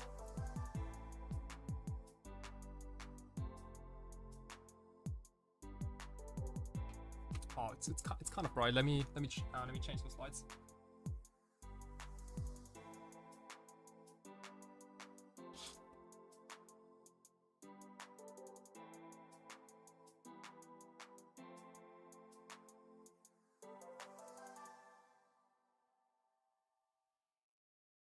Okay, okie doke.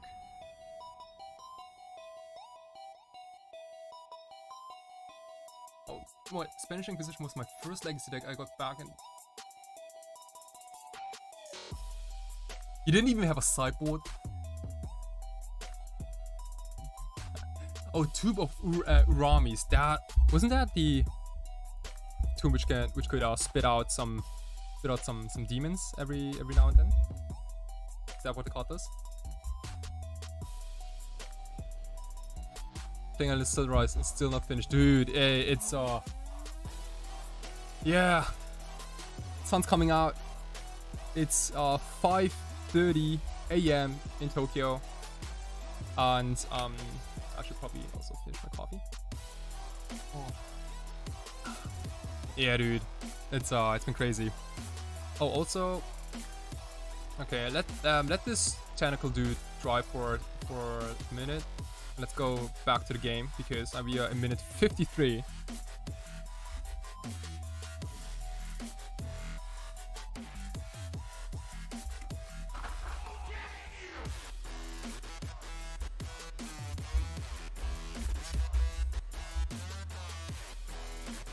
SBR, holy shit, guy! I don't understand how you get up so early one day and then you're up. Dude, I don't understand either.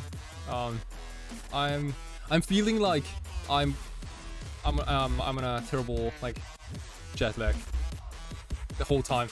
But I'm loving it. It is kind of hard to be. It is so much fun to stream and to interact with you all people that I almost want to skip sleep entirely.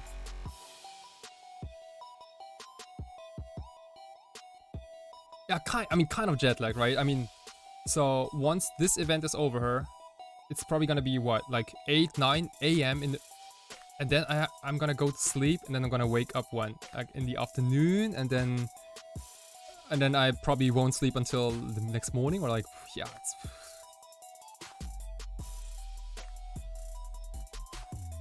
I seriously dig it. I think once this challenge is done, I'm probably gonna head out to the gym, and for maybe like an hour or so. Like last minute gym before going to the beach.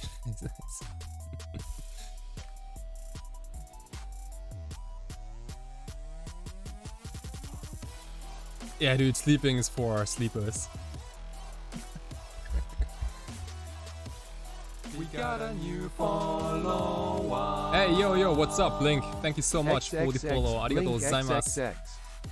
ごめんなさいの今日本当にあんまり日本語話してなくて、なんか多分このタイムゾーンの問題かもしれないんですけど、もうね完全に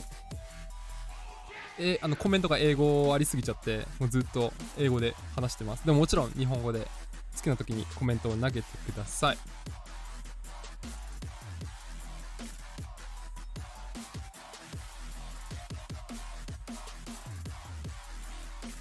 Okay, so we're waiting for one more round.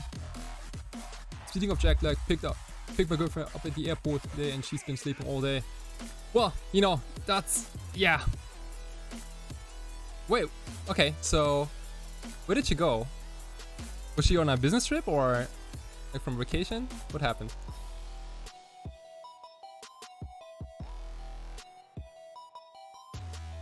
Also, does your girlfriend play magic or does she like to paint art? If she does either of those, then she might have a fun time watching the stream here.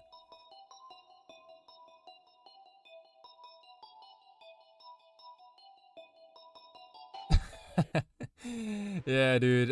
People get Oh, dude, it's like not getting enough sleep definitely fucks up with some people. I'm usually the type of person who needs 8 hours, and who can, like, whenever I go to sleep, I can almost straight without setting alarm. I can pretty much sleep 8 hours and wake up. Arrive here from Korea early in the morning. Oh, now she doesn't play. Okay, well, there's still time to learn, right? Okay, so a vacation so I can stay up. Yay! That's good, Marcus. I need your brain power here, so we can carry ourselves maybe up a little bit.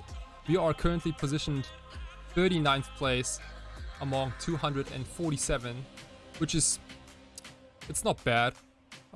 It seems that among the 4-2 records, we are definitely in the better half. Yeah. Oh, Wonder Pro Max Carini is literally like the also on 4-2, but with probably a terrible record. Oh well. Also cool dude. He made a video with Brian Cook once, and was good. Was good, definitely. I know that Brian Cook doesn't like Doomsday. But it was good watching it. Yeah, there's just like so many good content creators for Magic. It's kind of hard to keep up.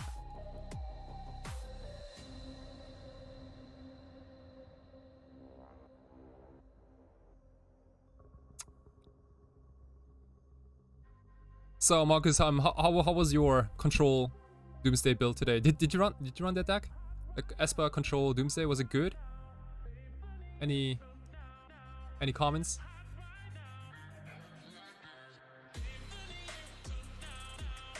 I know. I think whatever draws cards Marcus is into. Like, I think Marcus is probably like, you know, whenever there's like a new set spoiler season, Marcus is probably gonna skip every single card which doesn't generate card advantage, and then he's gonna, you know, he's gonna consider any card which draws more than one like playable, because, you know, you can always pitch those to all these broken new pick spells. I made a bait pile and then I punted. Oh, okay. Bomber Boss. Sure. You're on the play. And let's kick some ass, I would say, huh? This is Snap Keep, and we're gonna fire off this Thoughts on turn 1 to see what's up first. Preordain is also a fine play for turn 1, but as for game 1, turn 1, especially on the play, I wanna know what's up, and then I can focus my Preordain and my Brainstorm after that and find exactly what I need. They might be on a combo deck too. They might also be on a turn 1 spy deck. Kai, have you considered Squadron Hawk in Doomsday yet? You make a power 3 and then search them out. Ooh, then boom, Oracle. That's cool. But in order to make it really happen, you need to play Cavern of Souls and say bird, right? I assume Squadron Hawk is a bird. Let me quickly find out. Is Squadron Hawk a bird? No, wait.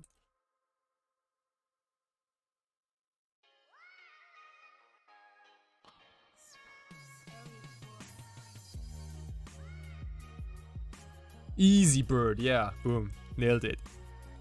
Easy bird. I mean, if that's not a bird, then I don't know what else is, right? As per Bird's Day. It sounds so bad but hilarious, yeah, dude. Pride of Clouds. What is Pride of Clouds? Calm your... Yeah. Okay, my opponent mulligan to 6 cards, even better. That makes our Thoughtseize so much better against them. Because if people take mulligans to like 6 or 5, they usually keep it with 1 key component card in hand. Okay, so they have double Rabble Master and 1 Chalice of the Void. And we are gonna take Chalice, and they basically have 2 dudes and 3 lands. Okay. Sure.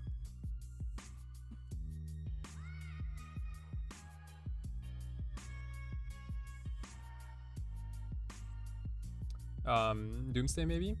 If you find Doomsday, we win. Okay. Not exactly. Ponder is good though. Ponder is good enough.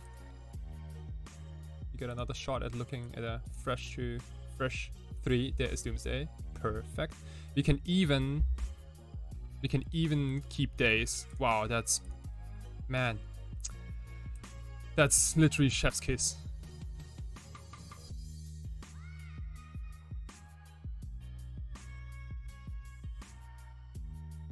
Rabble dude. Don't care. Hit me, daddy.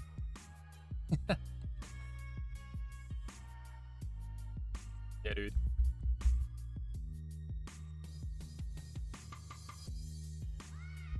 Okay. So, I'd like to attempt to win the game.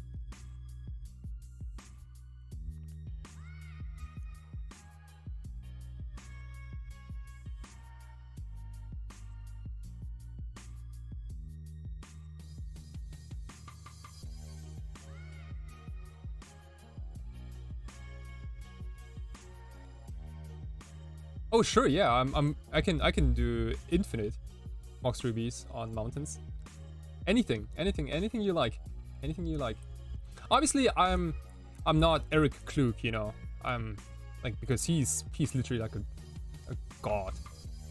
I don't know how he does his things, but I can also tell you that his alterations are probably way more expensive and very hard to come by, because he's just like a very busy person. And I don't think that you can finish a deck with like all his alterations, right? I mean, again, like his stuff is incredible, but at the same time, I don't know how affordable those are. And can you paint a Mox Pearl in a bikini? Sure, dude. Yeah, I can paint a Mox Pearl in a bikini and having a 6-pack and like, you know, a couple of beers in hand. So what are we doing here? We cycle our way into Ideas Unbound, into pedal edge. I mean, it doesn't really matter. That's cool though.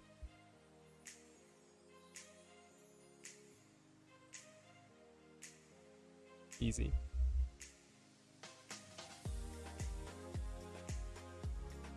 Oracle edge ideas. So LED in hand has been surprisingly strong today. I usually don't like it as much whenever I draw LED. But today, man, it's been fire. Let's go, game 2. That was an easy game 1 against Moon Stompy. We bring in all Force of Negations. And we also bring in Cavern of Souls, because they have either Red Blast for Thassa's Oracle, or they have Chalice of the Void X2. So Cavern does make a lot of sense. We don't need Cavern. We don't need Pact. We also don't need Duress and Thought Seizes, because we're gonna counter everything they have. Oh shit, and one more.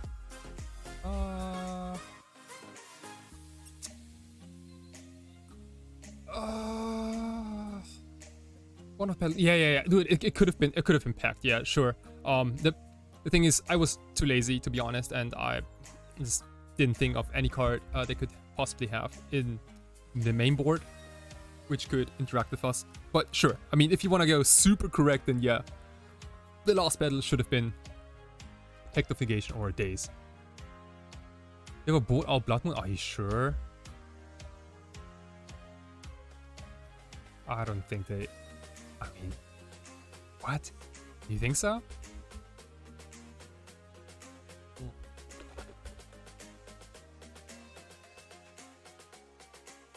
I'd be surprised, dude, if they... Yeah, I mean, they kind of want to go Blood Moon against us now. We have 0 basics. So let's see here. We could either cut 1 Daze, or we give up on Cavern of Souls. But Emrakul. No worries, dude. We have cast Emrakul already today, and there's hopefully gonna be another round where we can cast it. This is quite powerful though. That's rough. couple of seconds left. I'm leaning towards. Man, maybe it is Days. Okay.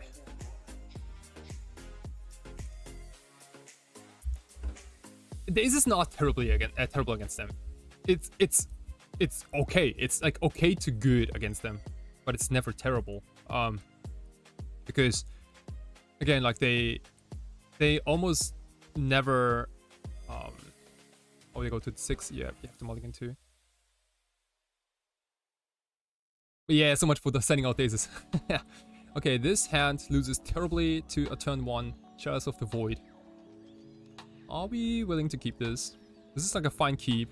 It loses terribly to turn 1 Blood Moon, and also terribly loses to turn 1 Chalice. Yes, we need all cyclers against them. Any card for 0 mana is gold against this opponent.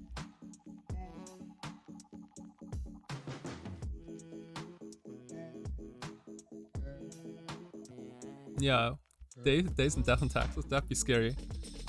But imagine, like, it would be so good because like Thalia already taxing man and then Days on top, like they can never play around Days. It's almost like, you know, your spells get double dazed. Damn, is this hand a key? What do you guys think? Opponents on mulligan to 6.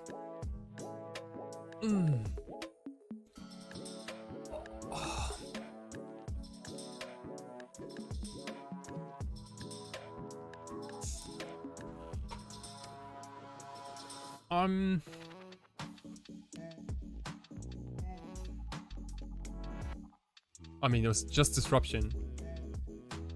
Yeah, opponent might mulligan to hate. If you keep this, we bottom 1 Underground Sea, but I wonder if this is good enough against an opponent who can potentially go turn 1 Chalice or turn 1 Blood Moon. Yeah, it is weak. It is weak. I can definitely smell weakness here. Question is, do we want to go down to 5?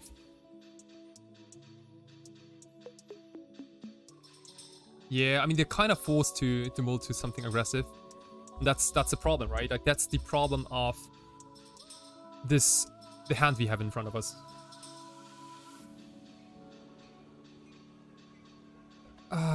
You wouldn't keep this, you would mull. So, okay, so I'm asking once again, who would mulligan this hand?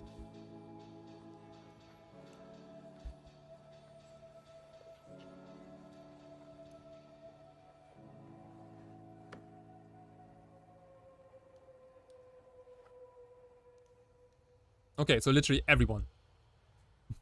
Everyone would mulligan this hand. Okay, then I'm also part of everyone. And if I'm completely honest, I kept it as an open question, but I would have, if I was not streaming, I would have mulligan too. This is better. This is better because we can counter. And if not, then we have an early Doomsday. See, this is so much better. We do get rid of...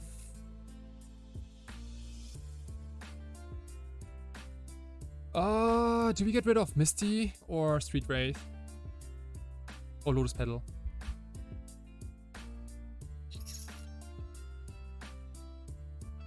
Twitch plays Doomsday for the win. A part of me wants to bottom... This is rough. Let's definitely Scalding Torrent. And I wanna say we get rid of Misty. I mean, there's also an argument for Street Wraith. The problem is, if we have to force, then we have what? Fetch, Lotus Petal. Yeah. Let's get rid of Misty Rainforest then. Yeah. Like, we're gonna draw mana eventually with Street Wraith, right? Chromox. Okay.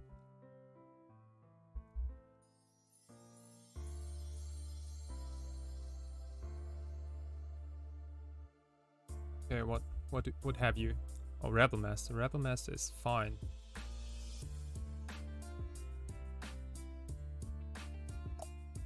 Now I wish I would have kept our 6th hand. Okay.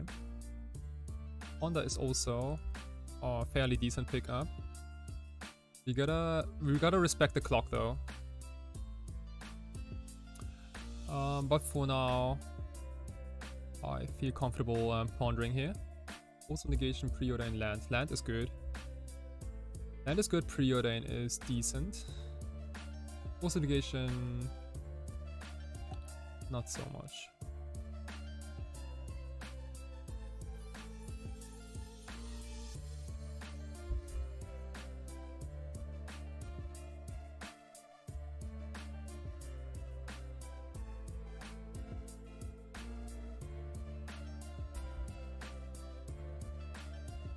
So does this mean that they don't have Chalice and they don't have Trinisphere and Blood Moon?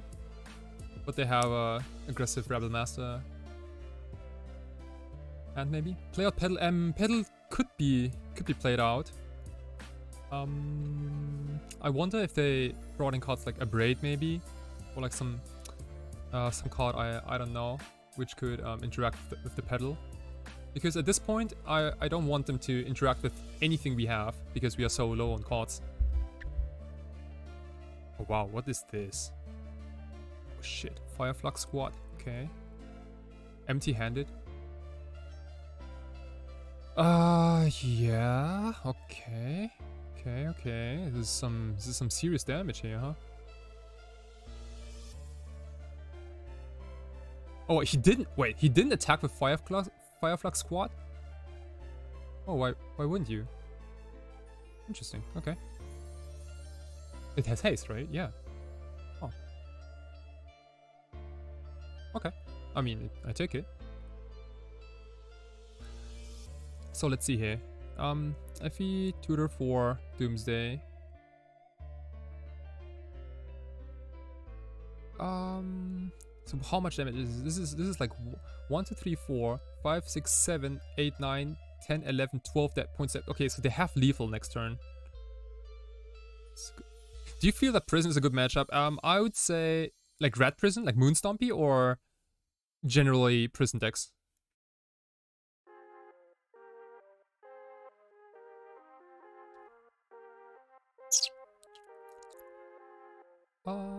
Yeah, Red. Red Prison is, I wanna say. So this is something Martin Nielsen I have a little bit of different opinions, but I think it's slightly positive for Doomsday, and Martin thinks that it's slightly negative for Doomsday.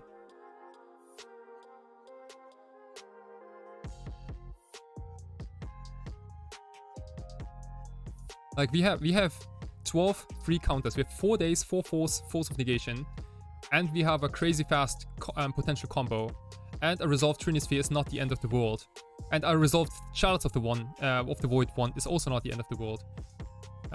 All these things combined led me to believe that this matchup is fairly doable.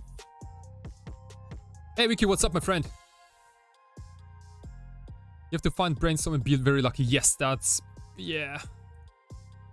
And I feel like I have to start digging with Preordain. Right? Like personal tutor for Doomsday is like... I don't think we have the time here to do that. It's a bad day for MTG. No, don't say that. Oh, did you join? Angelo, everyone, Vicky84 is Angelo Cade, Miracle's master chef from Italy. Very talented person. I don't think have I ever beaten you in paper Magic? I don't think so. I think we only got paired once maybe in paper, or maybe even never. You can PT for Doomsday, cycle Preordain into Brainstorm. Yeah, you know what? I probably spent like way too much time on this already. And then hit the nuts. Okay, wait, you know what? We're gonna... So you said for Doomsday cycle and then Preordain into Brainstorm? Oh, sure, okay. I mean... There is Brainstorm. But I don't think there's a combination of cards that can win here. So close though, wow. So close. Holy fuck. This is so close. Unfortunately, we can't even win next turn. So let us...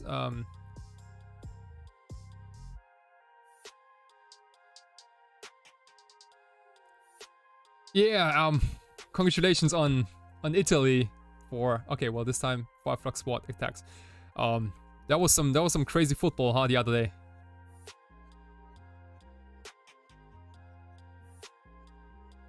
Okay. I mean, I'm crazy dad here, so I just wanna see what the next creature is.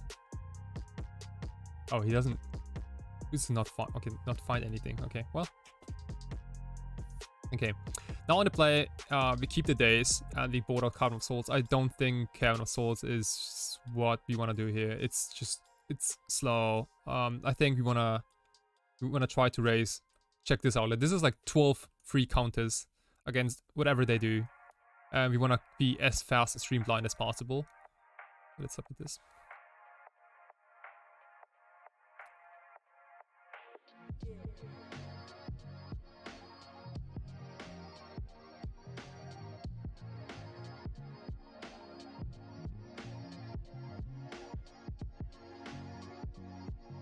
Oh wow, we hit 136 viewers. That's so awesome. Thank you so much for watching. このご視聴本当マジありがとうございます。こんな136人クレイジーでしょ。やばい。いや僕も結構楽しんでるんだけどさ、こんなに人が見るとはね、嬉しいよそれは。Hi, Microchipped, what's up? Hey, thank you so much to the Sawatari stream. We got a new follower. Thank you so much. Big Daddy Swaps. Thank you for the follow. Big Daddy Swaps. Welcome to the Sawatari family. I dig how everyone's having a good time here. Are you speaking Japanese to someone in particular? I'm talking Japanese to all Japanese viewers. So I made some analytics, and I mean it's bad. It's a bad time for Japanese viewers to watch the stream. But also Japanese people don't write as many comments because Japanese are like usually like shy people. They don't comment as much, but I'm fairly certain that there's a decent number of Japanese also watching the stream, and like it is kind of weird, right? Like I can answer in any of those 3 languages, but the whatever you write has to tell me in which language I can respond, right? If you say something in English, and I'm gonna reply in English. If you say something in German, and I'm gonna reply in German. If you type something in French, I'm gonna ignore you for the rest of my life because I can't speak any French. But you get the idea. Rutazel, what's up, man? Welcome. Super merci beaucoup. Oh, Mulligan, what is that? It was probably like some sort of Chinese, right? Okay. Did we win game 1? Yeah. This is game 3. Okay. We got a new Viel Glück, vielen Dank. Dakon Bulbul, what's up, my friend? Thank you for the follow. You said you will ignore French for the rest of your life. I mean, yes and no, it depends. Chord 5. Code 45, thank you so much for the follow, and welcome to the stream. We're currently 4-2, still alive for top 16 at the Legacy Showcase Challenge, and this is game 3 against Mono Red Moon Stompy. This is, unfortunately, this is a terrible 7, so we're gonna mulligan. This is a pretty good, yeah, well, this is not pretty good, this is okay, 6 maybe? Didn't you? Yeah, well, I mean, we met in France, but we had also no other choice.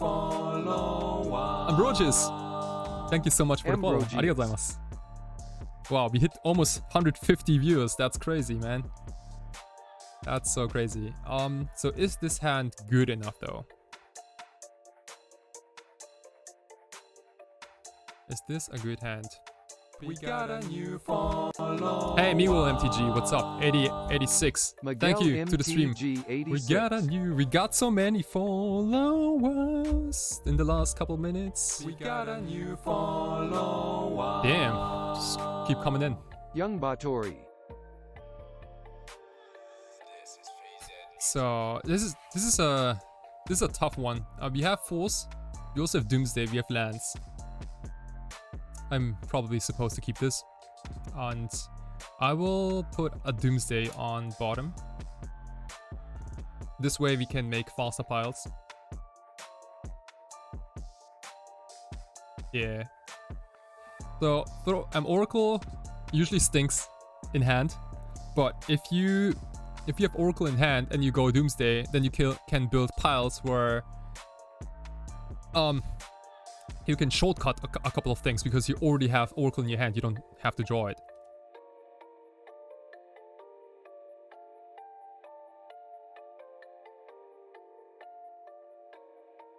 Yo, let's get that 500 followers. How do we wait? Do we have so many already? No. Oh holy shit! I gained what, over 100 followers just today? Are you guys insane? Thank you so much. That means so much to me.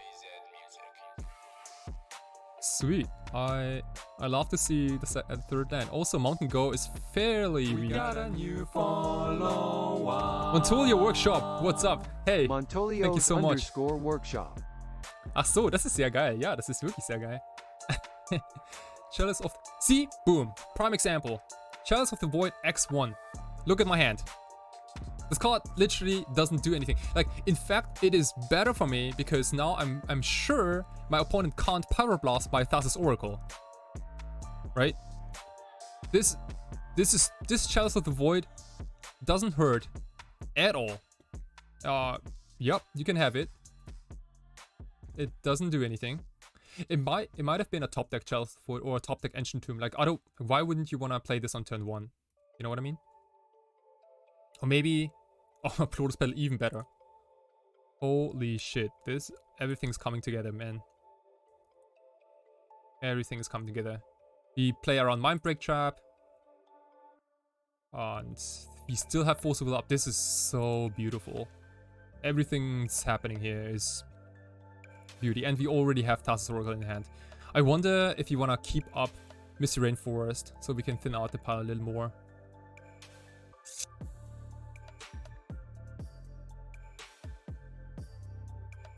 Thank you so much for, man, Marcus, yeah, comments like these, they mean a lot. Thank you so much.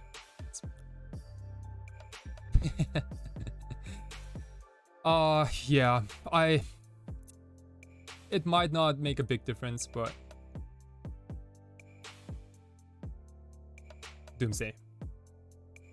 Okay, so there are not many cards we need to play around at this point. We can beat Trinisphere. We can counter Blood Moon. We can literally counter anything they have.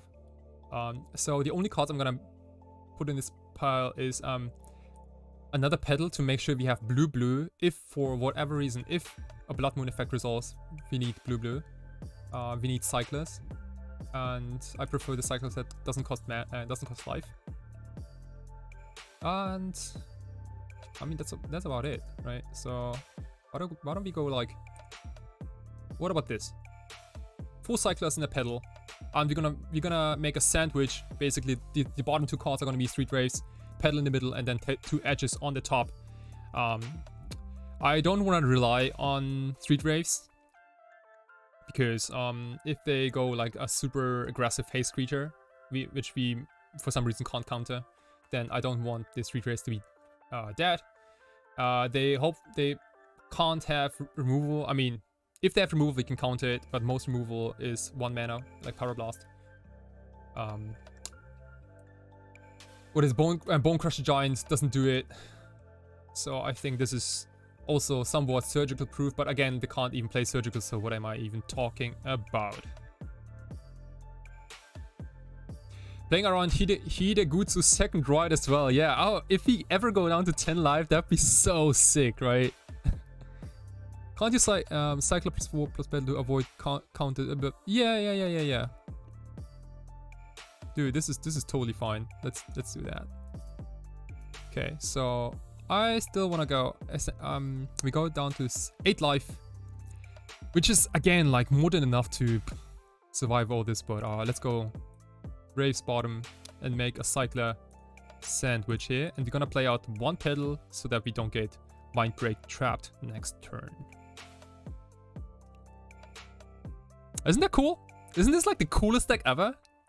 Come, please, like everyone, please tell me that Doomsday is like the freaking coolest deck in Legacy. This is the absolute coolest thing you can ever. Sure. No, not sure. Well. Sure. Yeah. We beat Blood Moon. It is. Cycler sandwich. Dude, yeah, it's the it's a double Whopper cheeseburger sandwich, dude. Blood Moon doesn't matter because we double edge into Lotus Petal. Right? Yeah, so we keep Forcible for something else. Blood Moon doesn't matter. Yeah, dude, oh, Doomsday is completely busted in half. I've rarely touched a deck this powerful. It's seriously playing a vintage deck in Legacy. And I said this very same thing about Ad Nauseam Tendrils back in the day when it was back in like, you know, 2013, 14, 15. Because back then it also felt like playing, like DPS was a real deck in Legacy, right? And it certainly felt like playing vintage in Legacy. Boom, easy clap, everyone. Easy, easy. Okay, let's go. 2-1 Moon Stompy. We love to see it. So we are currently sitting at 5-2, everyone. GG's, yeah, easy clap, Sean. How are you doing? Isn't it like almost midnight? Just hanging out, having some chill out time with your wifey. What's going on over there? Basic Plains was the best card. Can we see your list? Sure. Let's take a little peek here. You know what? I'm gonna quickly hit the bathroom and I'm gonna leave you with my deck list for now. It is a masterpiece, I'm telling you. This is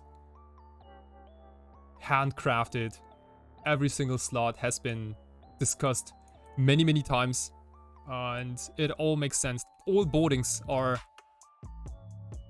exceptionally smooth. And you almost always want to board out the same cards in and out. It has never been smoother. And that's coming from someone who is playing Doomsday for, you know, the majority of 2021 and 2020. 5-second bathroom trip incoming. Could you give me like 15? Just kidding. Okay, take a look at this Doomsday deck. This is truly a masterpiece. I can only recommend it. If anyone wants to start playing this deck, this is the truth. And I'm open for any questions later on, so I'll be back very soon, okay?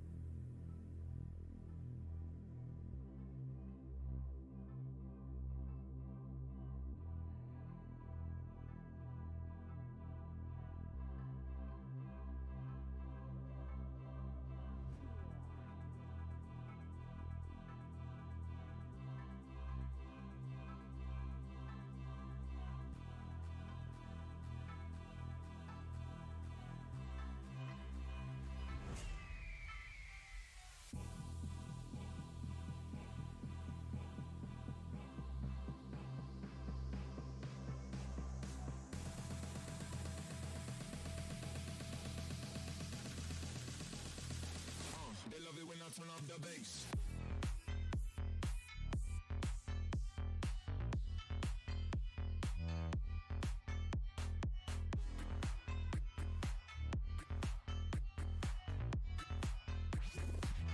They love it when I turn off the bass.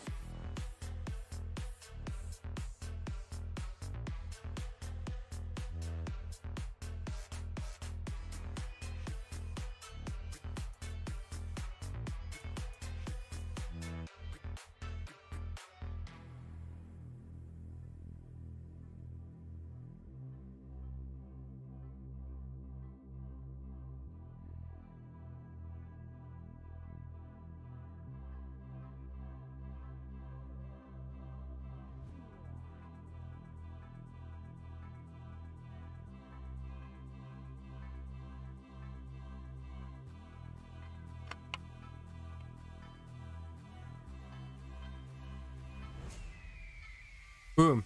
Easy 15 seconds. Easy 15 seconds.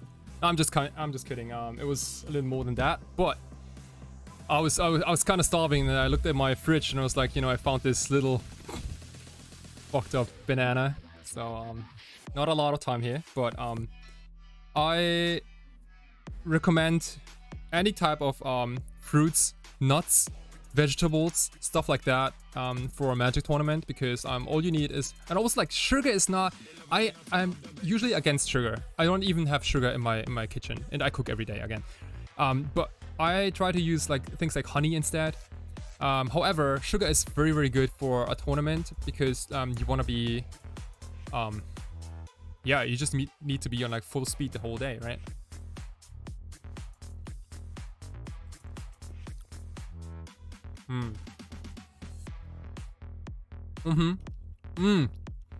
Like,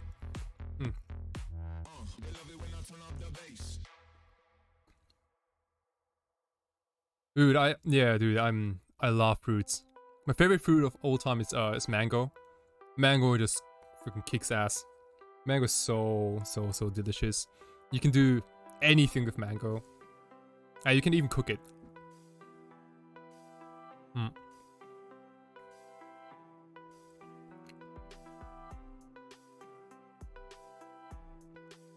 Yeah, dude, it's 6 yeah, it's literally like 12 minutes past 6 a.m. Razor, dude, I don't know why I'm still awake, but I'm so energized. I think this whole chat, this whole streaming thing is seriously keeping me alive for more than 6 hours now. I've been talking 6 hours straight. I don't know the last time when I talked 6 hours straight.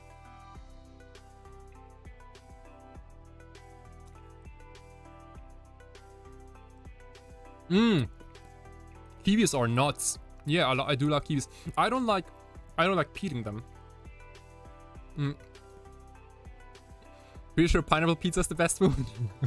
Can we minus the pizza and just keep the pineapples? That'd be cool.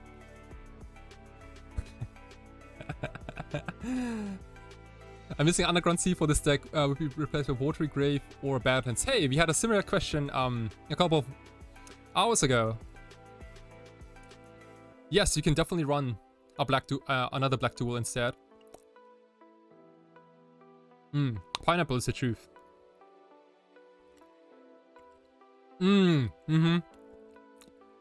Oh, Bar, you're so smart. Yeah, yeah, definitely cut in half and That's, by the way, also how you're supposed to cut an avocado. I see so many people struggling with avocado. They just don't know how to cut it. But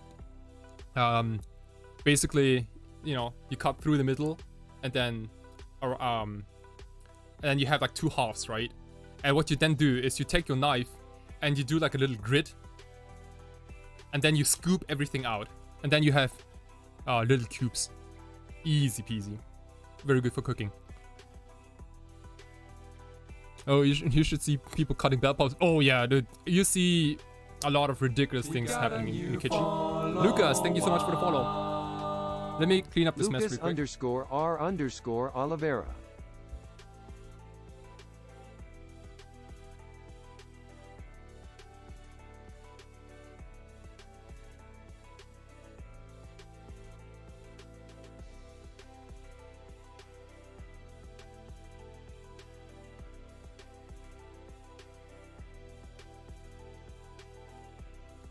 Give people a coconut and have fun watching. Ooh, I have not had the chance to cut a coconut though.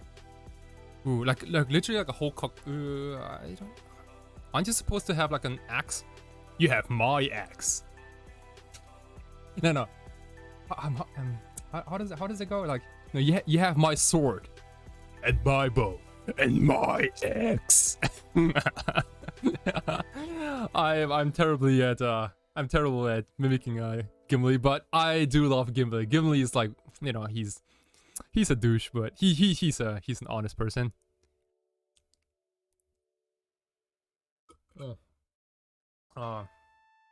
Oh, by the way, I was just really curious. I think most Magic players also are big fans of Lord of the Rings. Am I right? And if so, I wanna ask you a serious question here. What is the coolest character out of Lord of the Rings? Because I have one, and Lord of the Rings is legit, yeah. So what is your... I'm asking everyone in this chat. So what is your... What do you think is the coolest character in Lord of the Rings? Sauron, easy. Balrog. Balrog, obviously. Gandalf, not even close. Lord of the Rings, legit. Gimli was even playing against... Coderific. A movie. I would say movie. Slap King. The spider? Which spider? You mean Ara? No, what's it called, the spider? The spider which almost killed Frodo. The ringwraiths are kinda sick, yeah. No, let's talk about movies. I think more people have watched the movies. Come on, people. What is the coolest character in Lord of the Rings? Going by the films, all three combined. Treefolk's pretty cool. Okay, Treefolk's also like a lot of people. The person who said. You don't bow to me. We bow to you. Bruno Bernigozi. Hi, Bruno. What's up, my friend? Thank you so much for the follow. Question to you, Bruno. What is the coolest character in Lord of the Rings? Man, that's a lot of very interesting... Sam. Yes! Finally! GG Pong! You were my man! I think that Sam is legitimately the coolest person in this entire movie. He is the bravest of all of them. He is such a hero. He is my... Yes, dude. Sam is... I mean, you know, Sam is a fucking like gardener, right? But... what? No, he's not annoying. What are you talking about? Pippin is annoying. Mary's annoying. I mean, Mary's whatever, but Pippin is annoying as fuck. And so are some of the... Yeah, and so are some of the elves. But... Sam is literally the coolest freaking dude ever on this planet. I feel like whenever I watch Lord of the Rings, I feel like, man, you know, I wish I could have been best friends with Sam. Then probably like, you know, he and I would probably just stay in the kitchen the whole time and just talk about food. Like, potatoes, you know. Potatoes, my friend, yes. Or to mash him, you know, stick him on a stew.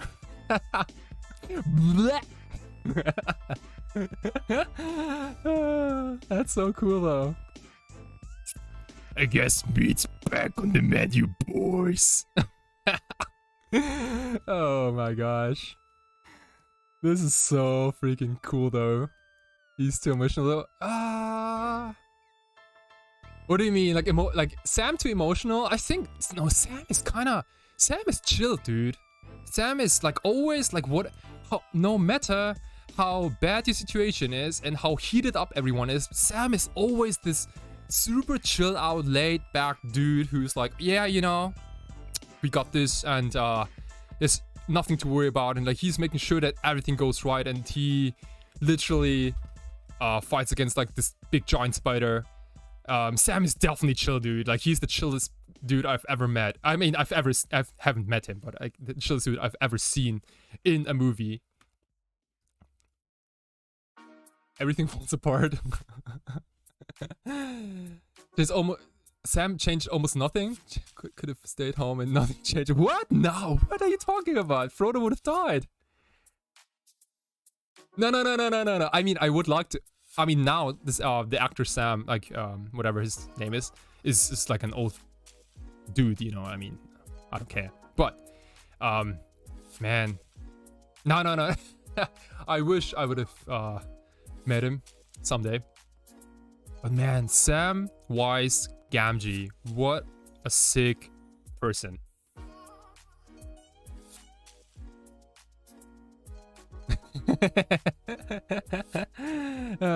Yeah, well, I mean, Sam is only one example, but I mean, I'd also dig that Hobbit life, to be honest. It's you know, it's smoking, chilling, making food, you know, probably streaming. I think a lot of goblins, not a lot of goblins, a lot of hobbits would probably also stream in the basement. Don't be so modest. Tell us about your famous hobbit friends. My opinion has changed though.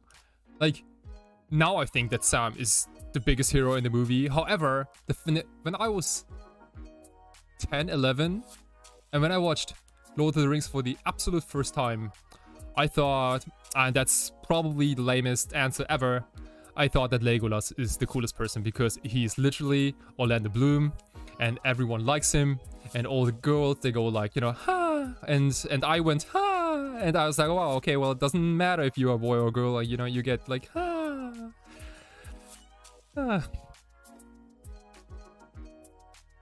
Legolas is the only worse character than Sam. Are you kidding? What? What the hell? No. Callum, get out of here. What is going on? Okay, so wait. So Callum, what did you say? So what did you wait? Do I have to scroll up? What did you say? Who's the coolest character in the movie? I dare you. And you better come up with something creative. If you say some shit like Aragorn, I'm gonna, you know, slap you in the head.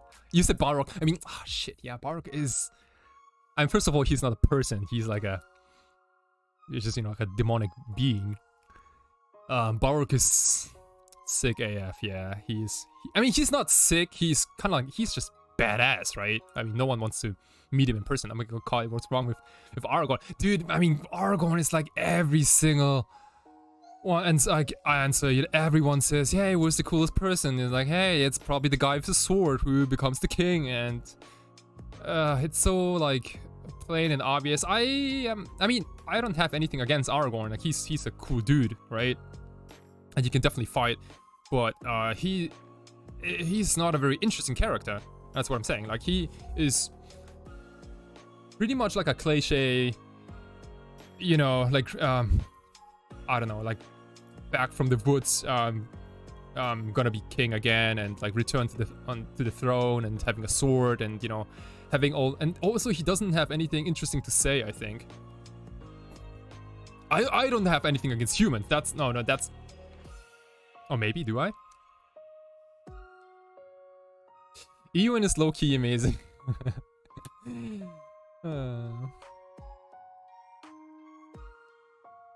What's interesting about Legolas? Nothing is interesting about Legolas. In fact, Legolas is only embarrassing because so there is one scene I almost skip whenever I watch the movie. There is one, I don't skip any scenes in any movies, okay? But there is this one scene in Lord of the Rings 2 I always skip when possible because that one scene, these 2-3 seconds, they ruin the whole movie. And now you can guess what 2-3 seconds I'm talking about. And I'm talking about a scene where Legolas is doing something absolutely crazy and fucked up. Surfing on the Shield is close. Surfing on the Shield is you know, is Hollywood. But there's something even worse to Surfing on the Shield. What did you do? Come on, you guys, you got this. I have shooting the dead guy on the big elephant. No, I'm talking about the second movie. I'm so curious. A drinking scene. Drinking scene is kind of whatever. It's kind of cool. It's fine. Curious now. But I kind of fly. I can't remember where in the film though. This where he kind of flies. What do you mean? Like he flies on what? When he blinks? Second movie. Remember what happens in the second movie? Taking the hobbits to Isengard. Does that happen in the second movie? Something that only the things. And then mounts the horse by like. What? When he mounts the horse. Yes! Boom! Jeez, you said it. You are my man. Yes, on the horse bit. This is the freakiest, shittiest thing he has ever done. Let me open YouTube, okay? Hopefully my PC can handle this, but what I'm gonna type in. Legolas horse mount, maybe? Horse trick. Oh yeah, this. Okay. Ready, everyone? We're about to watch. I don't even want to watch this because this is so bad. Okay. Whatever. Okay. Oh, cool. And now watch this. This is worst cinematic experience ever. Check this out. Oh my gosh. Are you freaking serious, dude? Ugh. And now I have hairpiece. Yeah. Oh, herpes in my eyes probably from watching. Dude, what the No, I'm not jealous by any... Like, I mean, I couldn't do this. Yeah, so I am jealous. Okay, you got me. I am jealous. But... Even if I could, I would not, especially in a movie. Like, if a moving company ever comes to me and be like, hey, Kai Sawatari, you are a really cool person. I think you know, be a good actor for like a horse movie. I was like, yeah, well, that's really kind of you. I'd definitely be a horseman in your whatever movie it is. And they go like, yeah, so, you know, we have this crazy scene where, you know, you gotta play like an elf with like blonde hair, and, you know, it's probably all gonna look very natural, and you're gonna have this bow, and like, you know, you're gonna shoot all these people, and then there is this horse, and what you're gonna do is like, you're gonna jump to the right first, but then you're gonna change your mind, and then do exactly the opposite, and then, you know, like jump over, and it's all gonna be like in slow motion, so it looks like extra slick, and you're gonna look like the biggest badass elf on the planet. And I go, wow, that's probably like the dumbest shit I've ever heard in my life. And well, maybe and maybe Orlando Bloom thought exactly the same. Like, maybe he had the same thoughts, he was just way too polite to say it. And it's like, yeah, I mean, that's a good idea. I can do it. I can be that man, you know.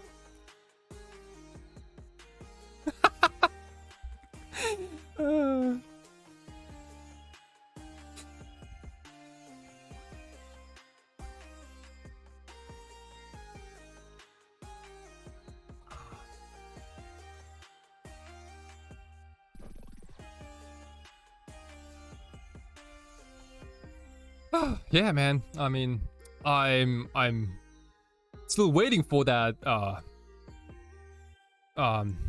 do we say it? For that movie director, for any movie director to you know, to knock on my door and be like, hey, what's up, horseman?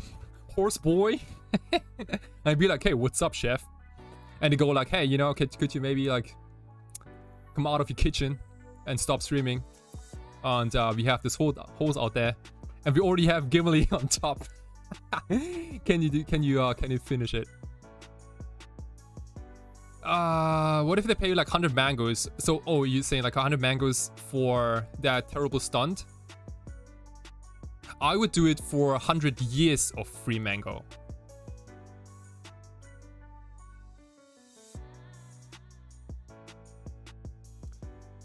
Oh yeah, we also wanted to finish this altar for, right? Do we want to do it?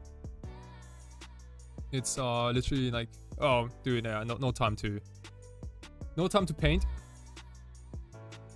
How is the stand in the challenge, my friend? We are somewhat running hot. We are 5-2. We are 5-2. We beat Oops All Spells. We lost against Band. We beat Reanimator, we beat Blue Red Delver, we beat Madness, we lost to Blue Red Delver, and we beat Moonstompy. It's, can't complain about that.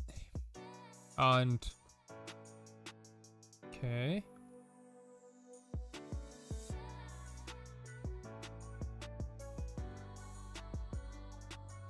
Yes, I have a sideboard guide. It's safely storaged in my brain.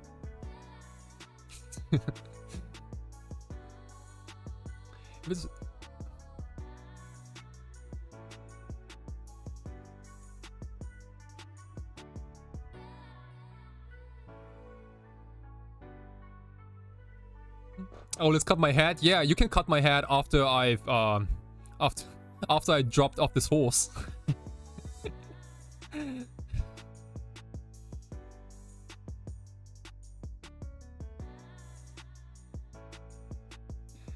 Oh man, yeah. I was a little disappointed. I thought that more of you guys knew about this terrible scene in Lord of the Rings 2. And I also thought that more of you guys would be on my side in regards to coolest character in the movie. Like literally only one person said Samwise Gamgee, and I was like, wow. I feel ya. I mean, that's exactly what I think, but it was only one person. Like, you know, the rest of you said what, like Balrog and what else? Like Sauron. Did one person mention how cool Sauron's mouth is?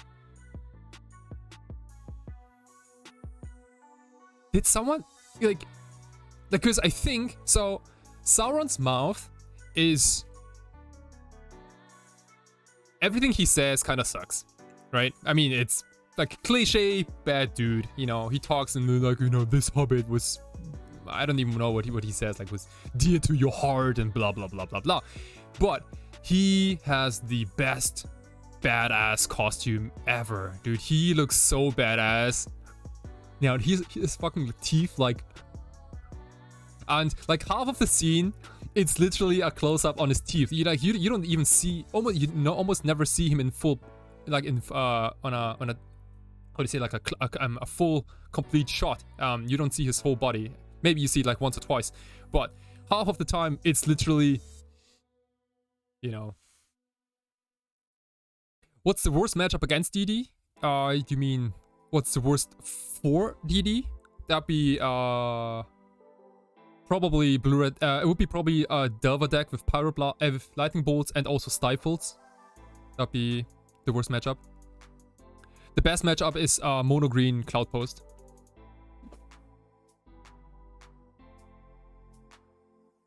What about the gatekeeper guy at the black? Yeah, see, okay, well, I mean, that gatekeeper guy is Sauron's mouth.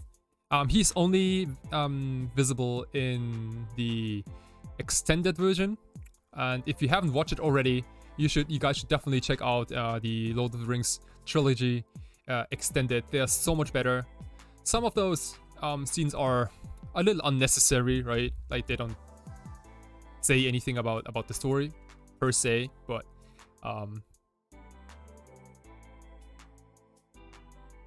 okay, so we are about to enter round number 8. That's gonna be not the last one. That's gonna be also 9th round.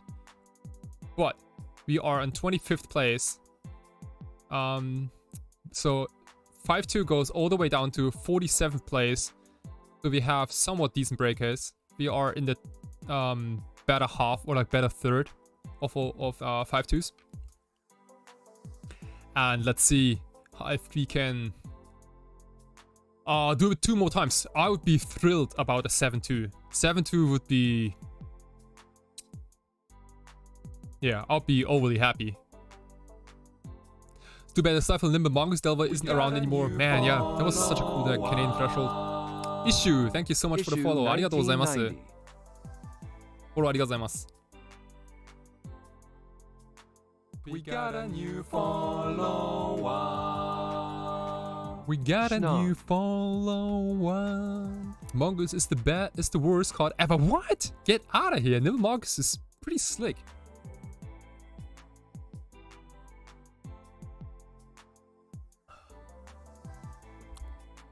Yeah, this is gonna be 9 rounds. 247 players. When did we have 247 players the last time in any event on Magic Online? Isn't this a crazy number, everyone? This is absurd. 247? Man.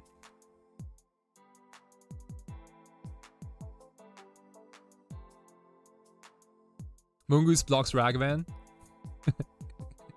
Oh, dude, I mean, oh gosh, you know, Sean, talking about Nimble Mongoose. Talk about Jonathan Alexander, and then we talk about surgical extraction against basic planes, and I don't even want to talk about it. Okay, Max. Okay, no idea what he's on. Ooh, interesting hand. Does anyone know who what Max is playing? Because it's getting like we are somewhat close to mono Delva territory, so I wouldn't be surprised if this is a Delva opponent. World famous, yes, world famous Jonathan Alexander. You could almost say he invented Nimble Mongoose. Delva Omni. Well, what about this hand? This hand is questionable. This hand looks like a solid 6.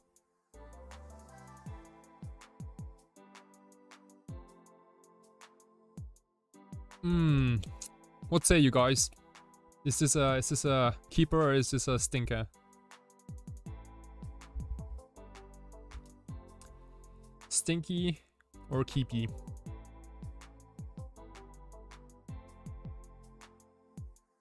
Speaking as a terrible Doomsday player, no, this has absolutely nothing to do with Doomsday anymore. This is more like Mool. I mean, you know, Lotus Petal Ponder is not bad. It's We got a new follower. hey, Deicide Deicide Demilion. Milan. What's up? What's up? Thank you so much for the follow, my friend. You're coming right in time. This is round 8 out of 9. We are what are we? 5 and 2, and this is game 1. You're on the play against maybe Delva, whatever. Ponder into Prince. Ponder brainstorm your first move if you keep. Yeah, I would go Ponder. All this, yeah. Oh man, this is so close though. If he wasn't Delva, I would Mull. If he was an Omnitel, I would keep. You know? Like if he is in a combo deck, I definitely snap keep this. Because it's actually very good. If he's on Delva though, this is kind of risky. On play, maybe keep. I'd keep here. Well, this is close. Yeah, okay. I read a lot of keeps here. Pitching personal 2 to 4 is like a keep on 8. I probably more because it's not a guaranteed turn 1. It's not a turn 1 by any means. But the chance to hit land. We have 2 shots of finding land. Obviously, it's not ideal. Personal tutor is pretty much a pitch card to Force of Will here.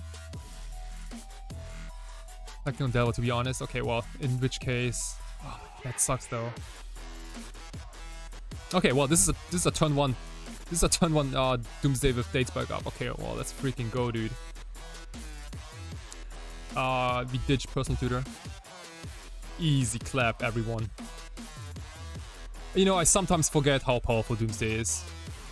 How absolutely broken it is. We could go for Thoughtseize, but I don't want to go Thoughtseize and then they go Wasteland. Show me the Force of Will. Okay, it doesn't even have a Force. Even better. Which means we can even daze whatever turn 1 play they have. So, you guys think he's on Delva?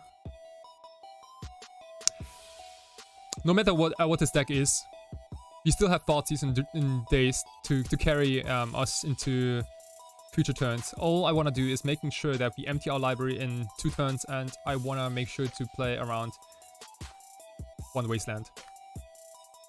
So I'm thinking like Strand, Underground Sea, Edge of Autumn. And Street Wraith, is that cool? Let's take a look at this. What is this? We have three lands combined. We have 2 cyclers.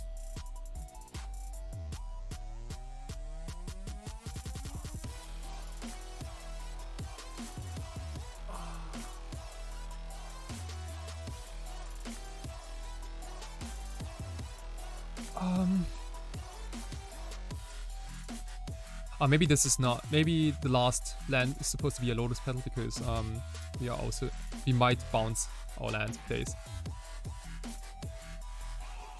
Excuse me.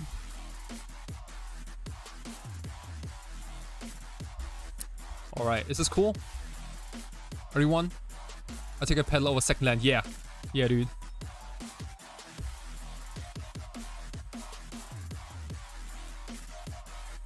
Okay, I want to say we can reasonably lock this in and like especially with Daze and Thoughtseize in our hand, not a lot of things can go wrong here. This part seems good. Yeah, dude, let's fucking slap this. Boom, locked in. Okay, Underground Sea, last card, followed by Lotus Petal, followed by Edge of Autumn, followed by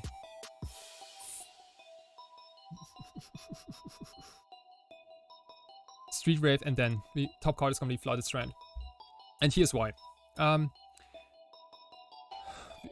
We don't wanna cycle too early, because otherwise they might think that, oh sure, there's Wasteland, okay. Because otherwise they might think that we are almost there. I want them to misplay. I want them to feel that they have all the time in the world, or they can maybe tap out for a creature. But in reality, we are so close to win the game here. The only problem here is I could Thoughtseize them now, but then if they daze me, if they Wasteland me again, then we are pretty dead.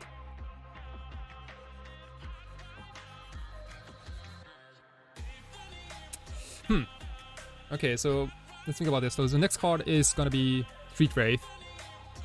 Okay. And then Edge. So next turn we can cast Thassa's Oracle with Daze back up, but we can't cast Thoughtseize. And if they go Volcanic Go, for example, then they can Daze our Oracle and we can't Daze back.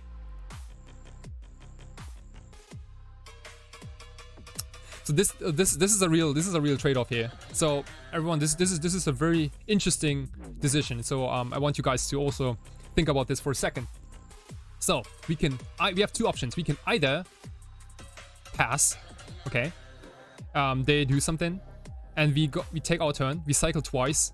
We draw the pedal. We fetch. We play pedal, and then we cast Oracle with 0 cards left in library, but also no mana floating, which means we can cast our Daze. Oh no, we can't. Oh shit, we can't even cast Daze. We don't have a land. We don't. Yeah, because we sacrificed our land to Edge of Autumn. Ah, ha ha ha. That was a stupid mistake. I should have made double Street Wraith. Shit. Okay, interesting. So I think now, given that this Daze doesn't do anything, I mean, it can't protect my Thassa's Oracle. Maybe it's better to fetch Underground Sea. Do I have... The land I put in was Underground Sea, right? Yeah, it's Underground Sea. So I can also fetch Underground Sea now. Huh. Less than 40% chance you lose on Wasteland. Yeah, I also don't think we can be afraid of a second Wasteland. Double Wasteland without a cantrip is unlikely. If they cast 3-4 Ponders, then sure, whatever. But having 2 Wastelands naturally in your hand is unlikely. Yeah, well, the problem though is like if you don't Thoughtseize this turn, we are absolutely naked.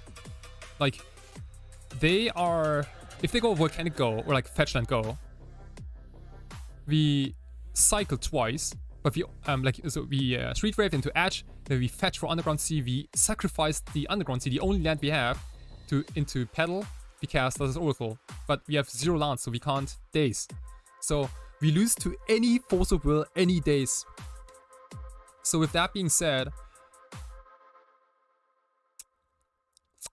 on the other hand, if we fetch now and cast Thoughtseize, then we have Edge, Street Wraith, and Lotus Petal at a random order in our deck, and we might not be able to. Oh well, maybe we are. No, I was stupid. Yeah, I just think we are supposed to Thoughtseize here.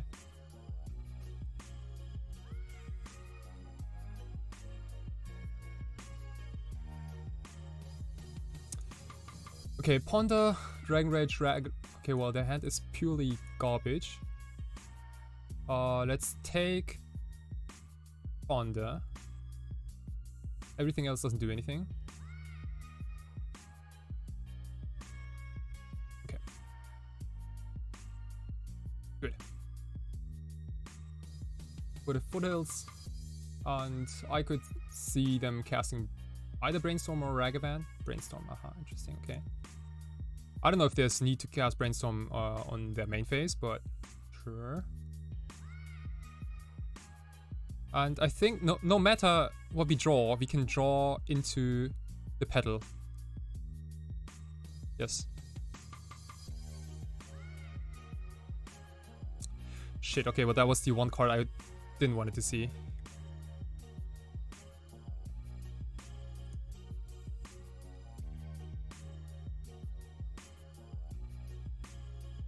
Okay, so we now watch me lose 2 days of Force of Will here.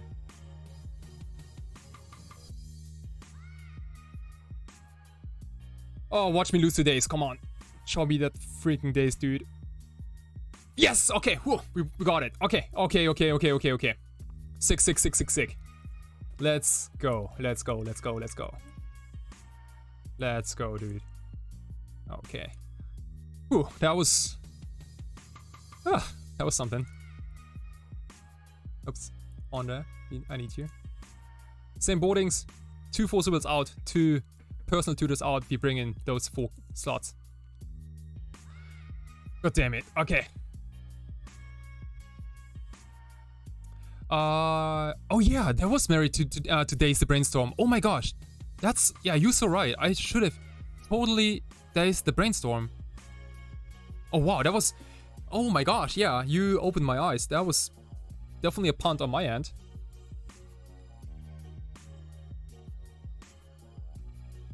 Shit, yeah, oh my gosh. Oh, that was very smart. Very smart. I will, who said that? Wait, let me go up and chat.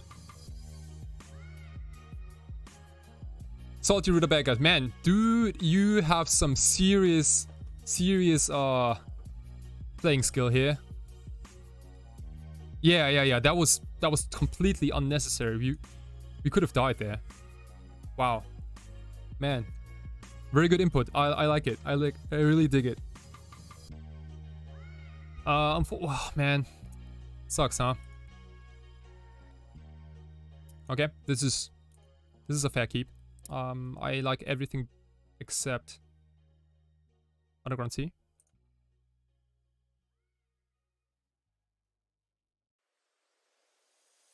Yeah. If we would have drawn into, so it was like 66%, right?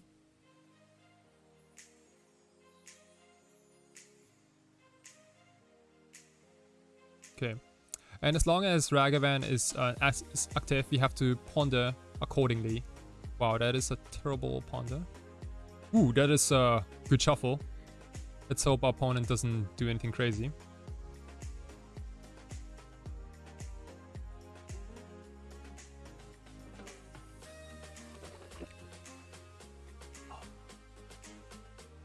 Okay. Delta exiled.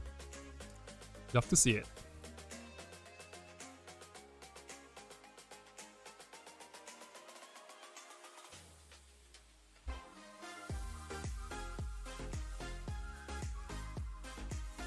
Also, I think after this round, I'm probably gonna change the music. Hey, what about Salty Rutabaga? Thank you so much for the comment. That was, damn, it was some high quality comment there. I seriously appreciate it. Dragon Rage, man, what happened to Legacy, huh? Like, you know, a few years back, you had a mongoose, you had a human, and you had a Lurgoyf, and now you have what? You have a shaman, and you have a monkey, and a pirate, and it's like, wow, man. Shaskata. The world has seen better. Shaskata, thank you so much for the follow. ありがとうございます。フォローありがとうございます。今、ラウンド8で、負けてるとこなのかな、勝ってるとこなのかな、見てみましょう。Let's get another Underground Sea, and I do like preordaining here. Ideas, Unbound, Ponder. So I don't want to give my opponent any of those. So what we can do is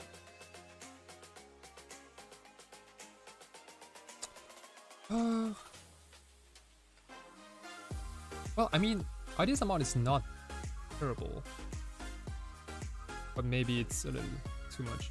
Ponder, I'd like to keep. At this point, we are praying that our opponent doesn't hit Thassa's Oracle or Thoughtseize or Duress with Ragavan. These cards would absolutely destroy us. Brainstorm, wow, Brainstorm is also a pretty good pickup. Damn. Okay, stealing my Brainstorm. Getting surveilled with Chandler, it's pretty unfair.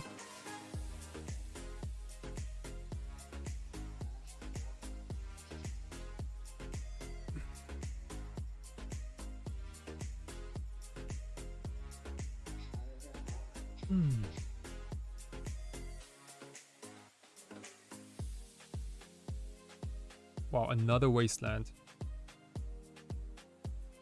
Well, Delver is certainly doing the Delver thing here. Is this Blue-Red Delver the third time? Yeah. Third time Blue-Red Delver today. Ladies and gentlemen, this is so far it's been more than 30% of our opponents. But we are so far we are 1-1. We lost once and we won once, so I would take it.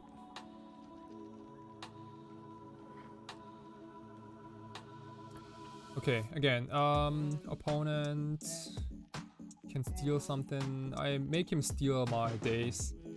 I want to draw the second edge. Yeah. I want the edge and I want Flooded Strand so we can go off next turn with Duress back up and kill on the same turn if they don't have anything too crazy. So let's go. I want to draw the edge. I give them the days and I draw a Flooded Strand. If we can win out of this position, then Doomsday is completely out of this world. Emrakul is in sideboard, my friend, to combat cards like Endurance.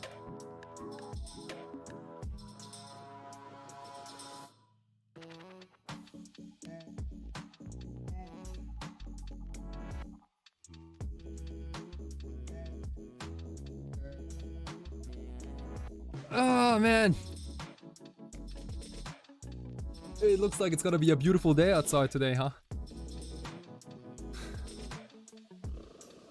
I wish there was a gym, but like an outdoor gym. I would go there almost every day in the summer season. That'd be so cool. Like in the summer season, I wanna spend as much time outside as possible. Like also like streaming outside would be kind of cool, but I'd be a little concerned about the noise, like the background noise. As I am also living in pretty much in the city center, 31 seconds away from the station. Like 31 seconds. So I don't like even if it's raining, I don't need an umbrella. I can simply just jump over to the station. It's literally like one jump, which is kind of cool. But you have to make a little trade-off. It is mostly quite noisy outside. Okay, so we can. So let's think this through. So we have double edge, which means we can dress now, and then Dark Ritual Doomsday into the kill. Yeah, and we can't play around days anymore. But our situation was bad anyway. So if they have too much interaction, then we simply wrap it up and go to the next game.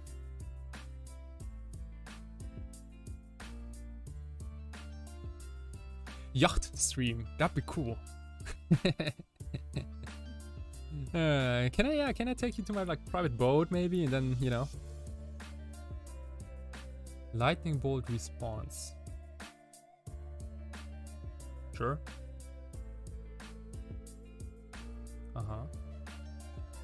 Okay. My days is almost active. Almost.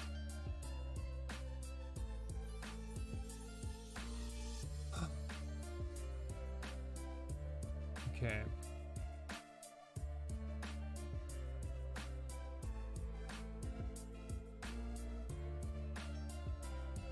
Yeah, I don't understand lightning bolt.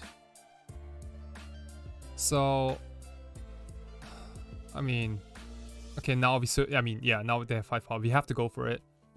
We are not gonna pay for days, and we jam. Right? As bad as it sounds. Is that really what? Yeah, I don't think we can.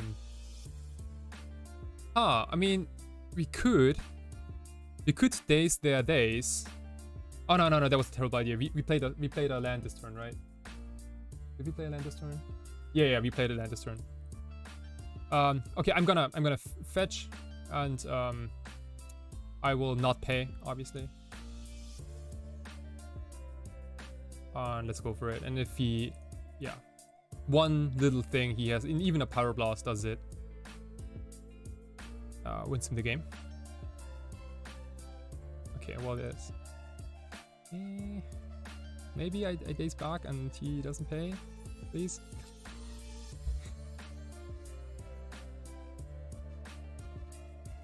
Sure, okay.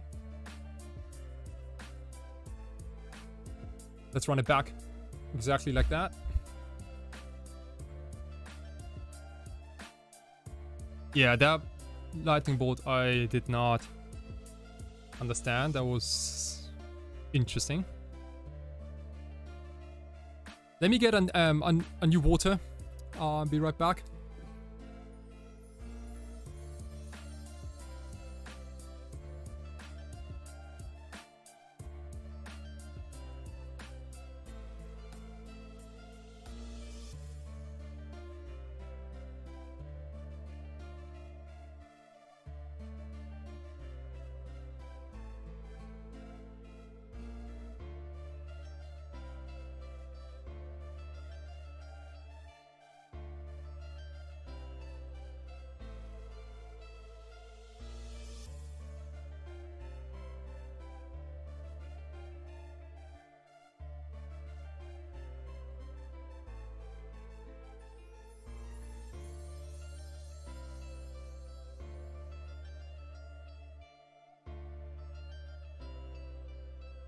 All right, back to the grind. This is game 3 in the Legacy Showcase. Challenge everyone beyond Doomsday, even in games against Blue Red Delver, and we are on the play and hope we get a fire hand. This ain't bad. Okay.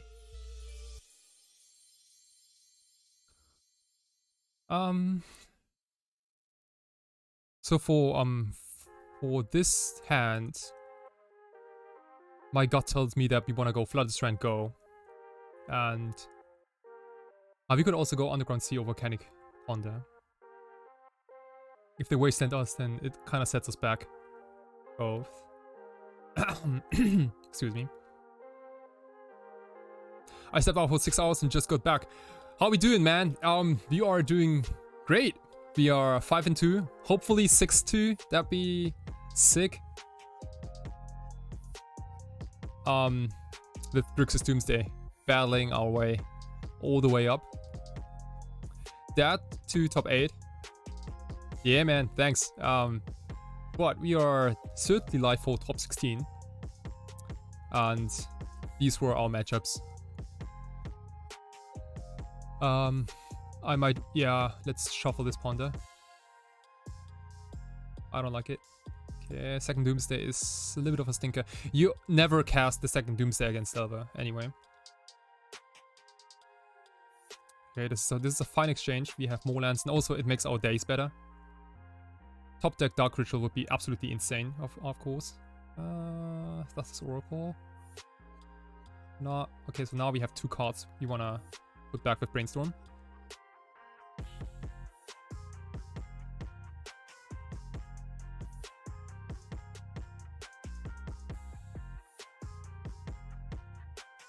I will daze Ragavan. I will not daze Delver.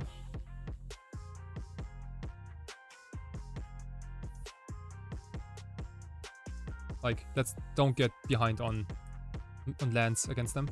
This Brainstorm is very important. I will daze if they count. Okay. Wow, this. What about putting back 2 Doomsdays? We keep Oracle in hand. Doesn't sound terrible.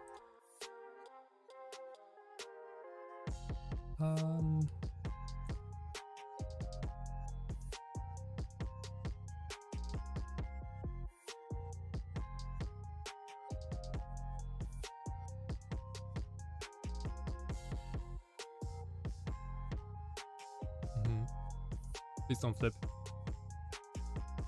Nice, nice, nice, nice, nice. Good boy, good boy. Good Delver boy.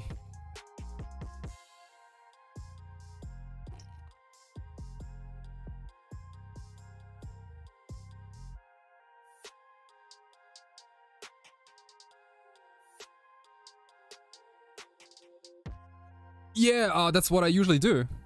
Like, when I played at Nauseam Tendrils, I was always like, man, Infernal Tutor from the top. Sometimes I was saying it out loud, and then, you know, my opponent went like, yeah, I mean, you wish. And then I top deck and was indeed Infernal Tutor, and it's like, told ya. It happened a couple of times. It happened a couple of times at GP Kyoto where I top 8'd. I had some insane last turn top decks in that tournament. I felt like Infernal Tutor and we were one. Always. Infernal Tutor was always there, right in time. And Infernal Tutor was always there in time as not in multiples. Always exactly the one copy I needed. Let's brainstorm now if the Pyroblast V-Days.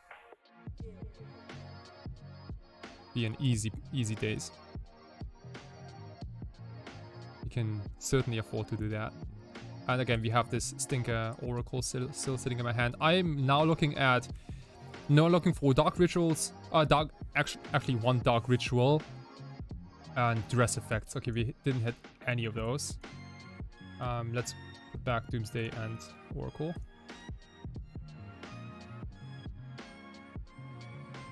So, hey, DinoCat93, what's up, my friend? Thank you so much for the follow and your support, and welcome to the Sawatari stream. We are currently live for top 16 at the Legacy Showcase Challenge in round 8, game 3 against Delva. Yeah, let's pass. No need to burn any Braves here.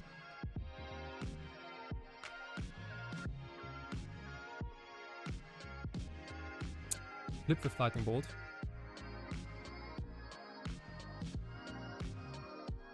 Okay, so let's be careful. We have 2 Raves in our hand, and they have a Lightning Bolt.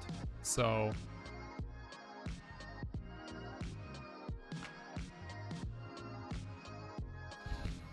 yo, life's good. Good luck, man. Thank you so much. What is the plan here?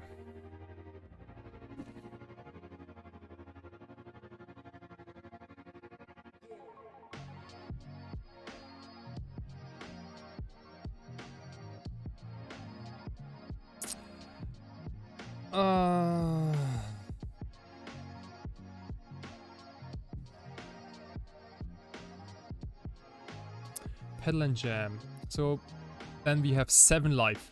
We can't double cycle. I mean, we can double cycle, but then his Lightning Bolt is active.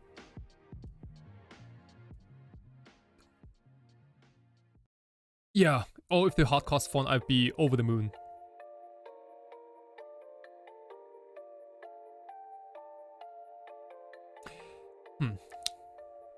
So there is a pile where we don't have to cycle both.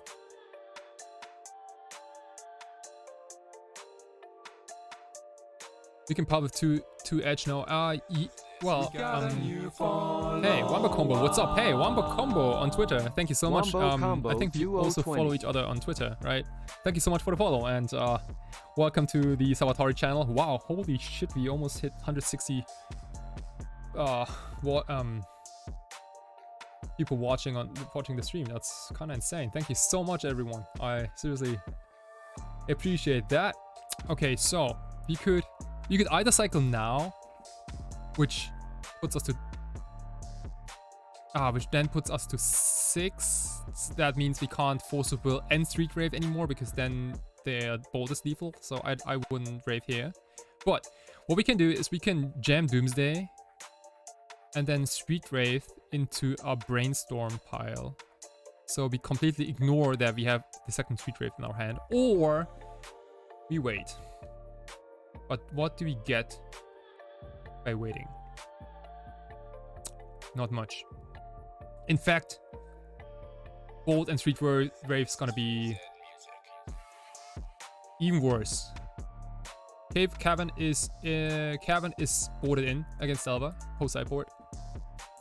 Yeah, I'm also waiting for cowards, and I'm definitely not a coward. I might be a liar, but I'm definitely not a coward.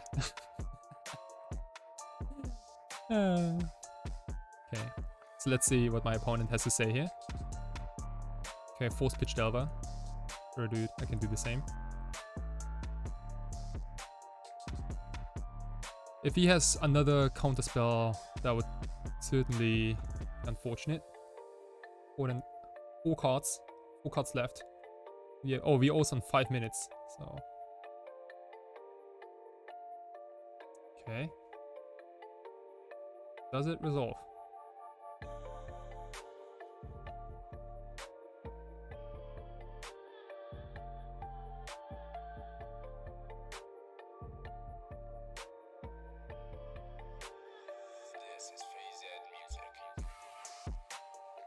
You don't see how we get. Oh, we can certainly win. We can. I think we can certainly win. But so we know our opponent has lightning bolt. Deadline. Jackie Brown MTG, thank you so much for follow, my friend. Jackie Brown and welcome MTG. to the Samatari family. Okay, Doomsday resolved. I don't see how we get out of this. Let's see. So we can't play around everything, so we have to make some serious decisions here. We have to play around Bolt. That's the only thing we know for sure, and we can't cycle both. We're gonna drop down to 6 life. Okay, so we can only cycle once. What I'm trying to do here is probably it's a brainstorm pile with LED.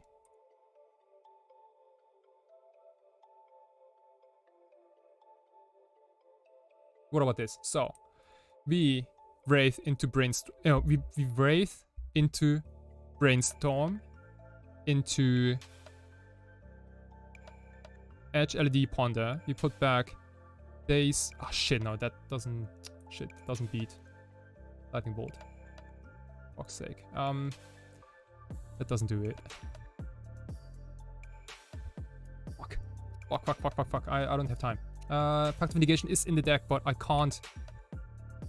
Ideas Unbound doesn't work because I'm drawing too many.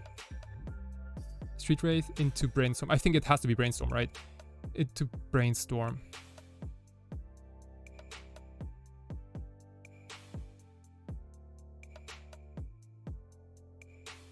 We did play, shit, did we? We did not play a land yet. That should be Kevin, right? Wait, what you talking about? That doesn't work, right? We can't cycle twice because they have lightning bolt. We go down to 6 life. We cycle once, we go to 4 life, then we can't cycle anymore because they have bolt. So technically, we only have Daze and Street Wraith as a card. So if we Wraith into Brainstorm, into this, we put back Daze and Ponder, but then we edge LED into Ponder. Shit, that doesn't draw the whole thing. What am I supposed to do here? I need a card that draws 2 cards. Shit, how do I...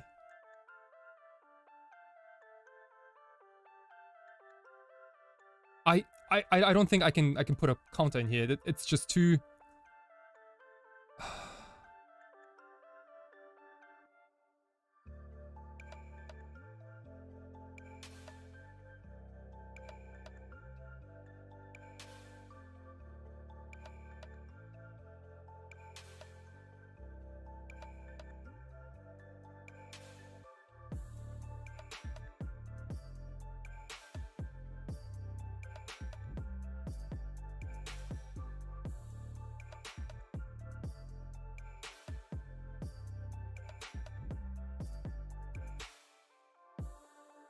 I don't see a pile.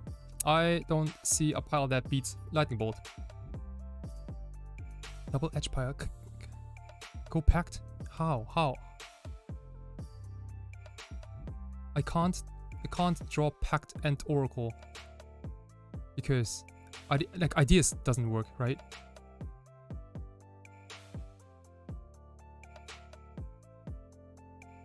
Yeah, it doesn't work.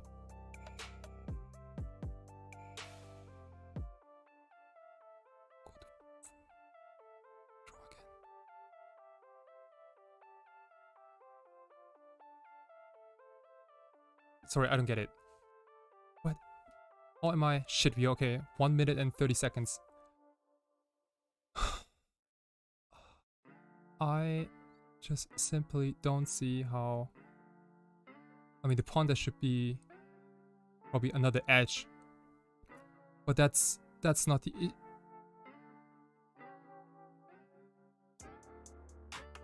That's not the issue, though.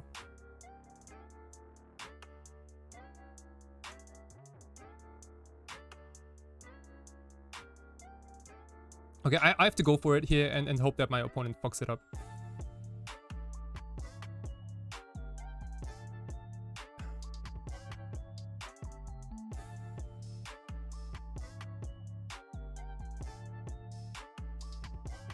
Maybe you guys can tell me later. I mean, if he has a counter now, for example, like a Pyroblast, then it didn't matter anyway.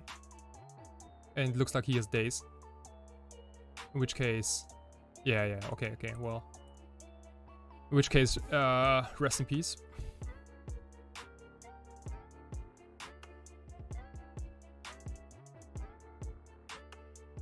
Okay, so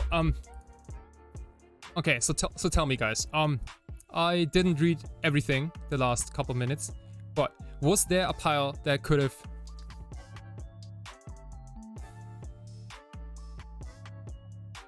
No, I can't Street Rave twice.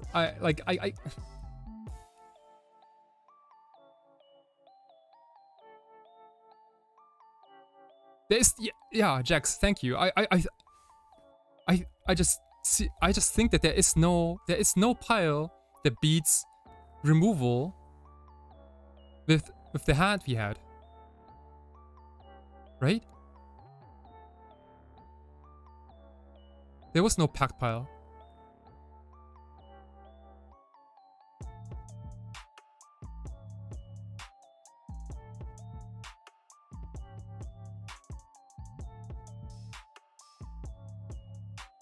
So I think what my hand needed was like Ideas Unbound that draws 2 cards, or like something like that. But that's the how do you even say, like that's the yeah, that's what you get if you can't start your if you can't start digging with Brainstorm, but with a Cycler instead. People are saying get packed. You Street Wraith once, you get packed.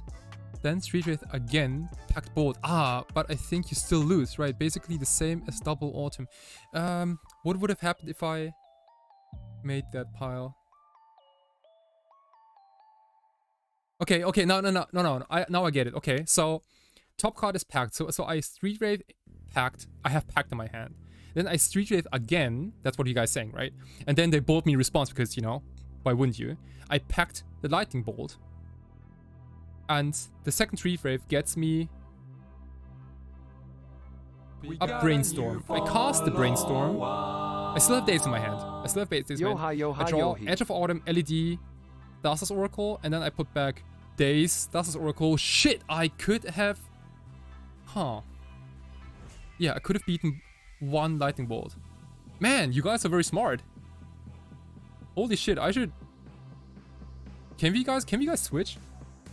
That was man, that was really good. Yeah, holy shit, that's so cool. I haven't thought about this.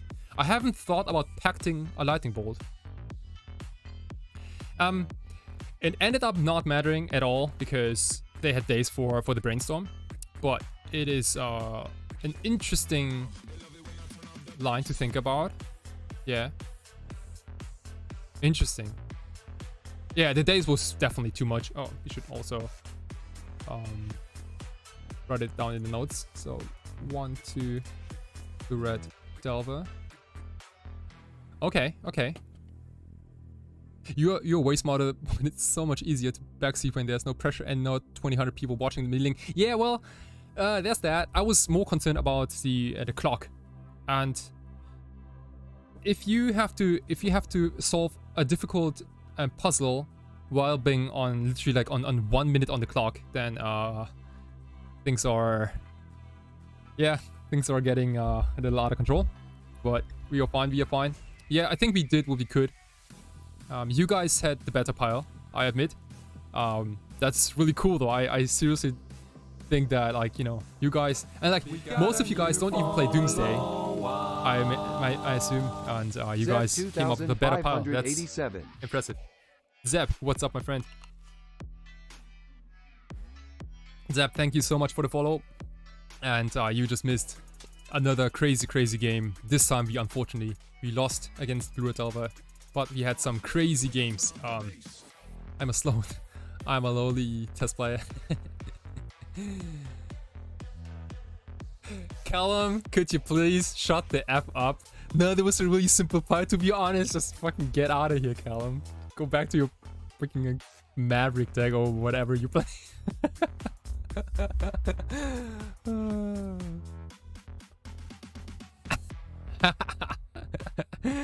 Oh man, I dig it. Yeah, let's so we were 25th. We're probably gonna drop down to like 40th place, maybe a little lower than that. But the next round can hopefully secure us a top 32 finish. That'd be sick. I would take it, especially because those showcase events are basically for free. I got like so many of those what are they called? Those qualifier points. Yeah, dude, like how do they expire one day? And does anyone know? I'm curious about these because you can't sell them.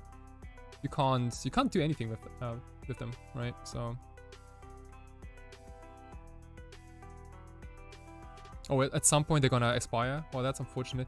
Yesterday I wanted to join the Vintage Showcase Challenge so badly, but I was playing the Legacy Challenge, and I literally fell asleep during the last, not the very last round, but the round before that.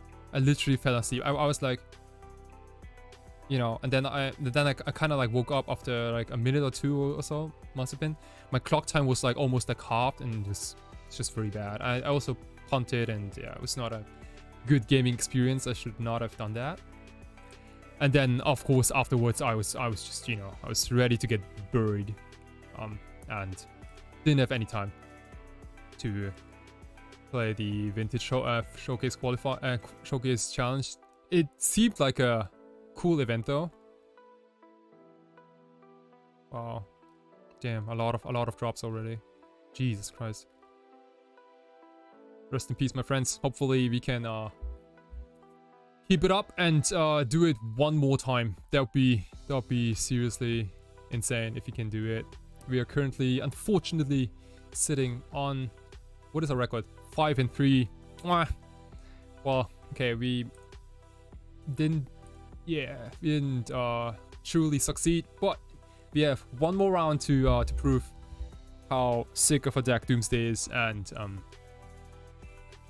you know, taking a look at this run, this isn't embarrassing by any means. This is fine. This is solid.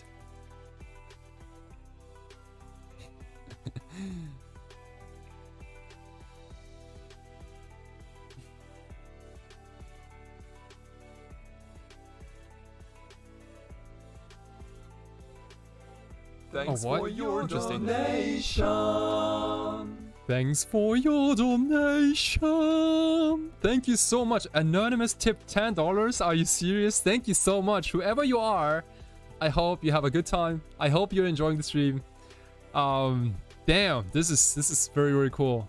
Yeah, I bought a new PC. I bought a new monitor, a new mic, new keyboard, new everything to make this stream happen. I only used to have a single laptop. I used to I tried streaming on my laptop. It didn't work, and I wanted to give you guys a nice viewing streaming experience, and so the initial cost was kind of high. I had to buy a lot of things. It was definitely expensive. So like, you know, donations like these, they definitely help keeping me alive here. Thank you so much. I seriously appreciate it. That's so cool. It's a nice give and take. Coffee. Coffee money, dude, it's more like PC money. PC money, headphones money, lightings money, and yeah, everything else. Who's at the top of the challenge? Let's see. Theo Young, Kentaro Hokori, Meg Winsource, Vivarus, Nathan Stoya. Yeah, it's a lot of talented players. Tristan, this guy, 7-1. He was on Delva previously.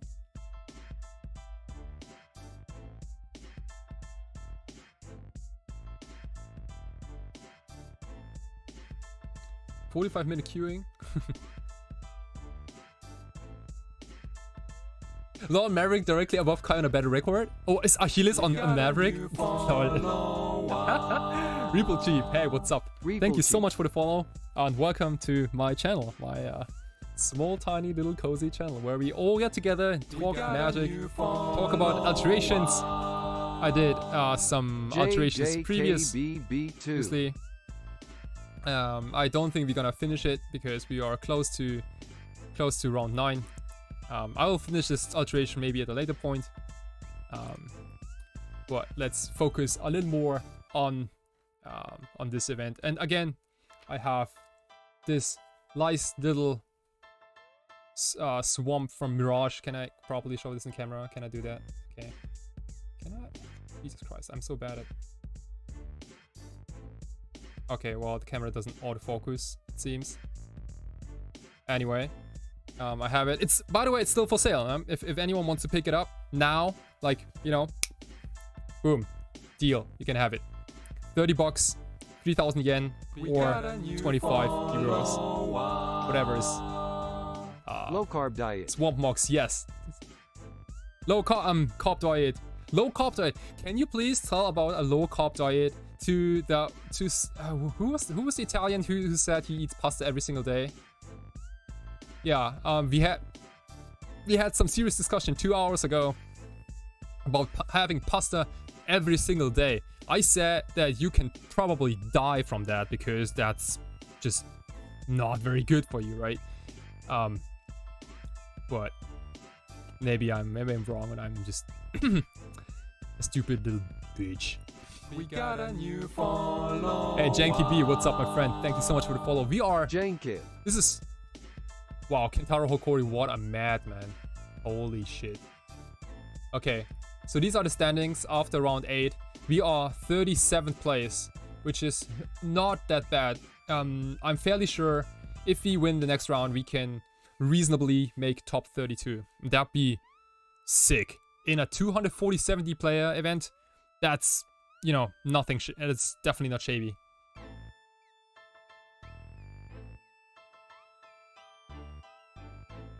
Oh wait, you just eat McDonald's? Just fucking get out of here, dude. No, seriously, we're like, I mean, but you're not eating the same burger every day, right? Like, if you go to McDonald's every day, which I would advise against it, you hopefully don't eat the same set every day, because that would probably, well, suck a lot. Then carbs every day is good for getting... Yes, carbs are good for... Yeah, I'm not saying carbs are bad. Right, you should definitely, you know, get carbs because they help you getting big, like getting a bigger body, gaining more muscles. That's totally cool. But you should please take, you know, have like a good balance between things. You know, like carbs only is just gonna kill you.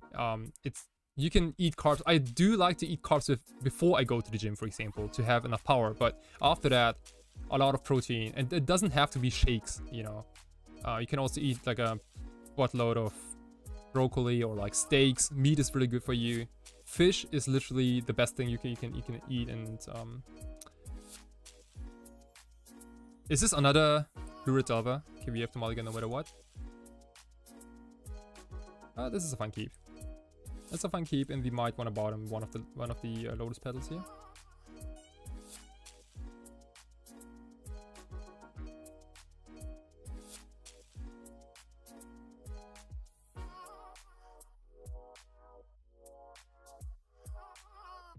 Okay, that's a good pickup.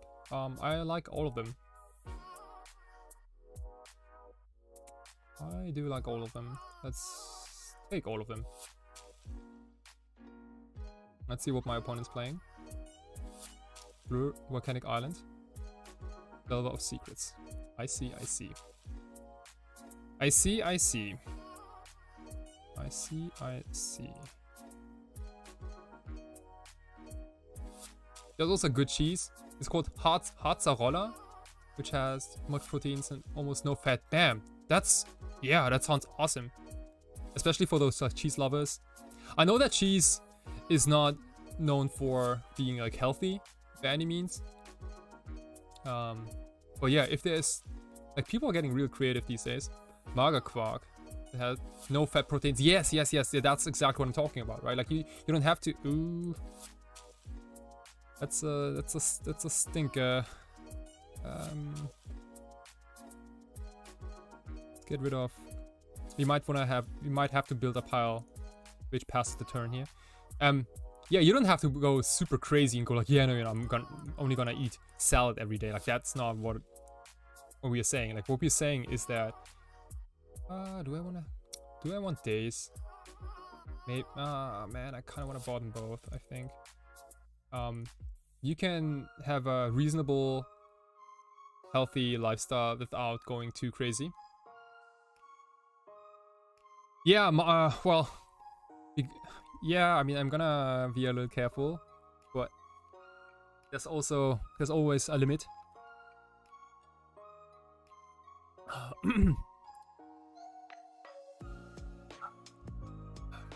Is there a flip? There's no flip. Is Delva so bad at flipping these days? Because they have so many creatures?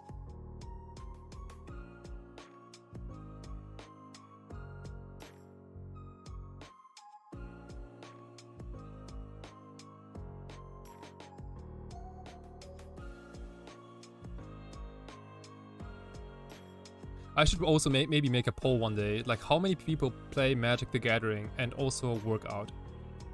You know, you don't have to be a bodybuilder or anything, because I think no one is. But you know, like just going to the gym every, I don't know, like twice a week maybe, or like something like that. I'd be curious if how many people. We got a new follow. Because that's Mama. I was gonna say mommy. Mamua, what up, my friend? Thank you for the follow and see us getting destroyed by Delva. No, I'm kidding. We have a somewhat reasonable shot here.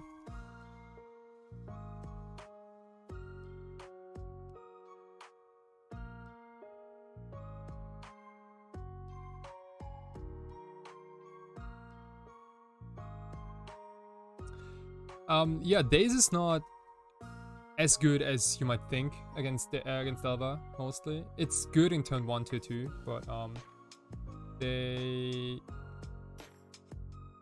can keep like mana open for almost no cost.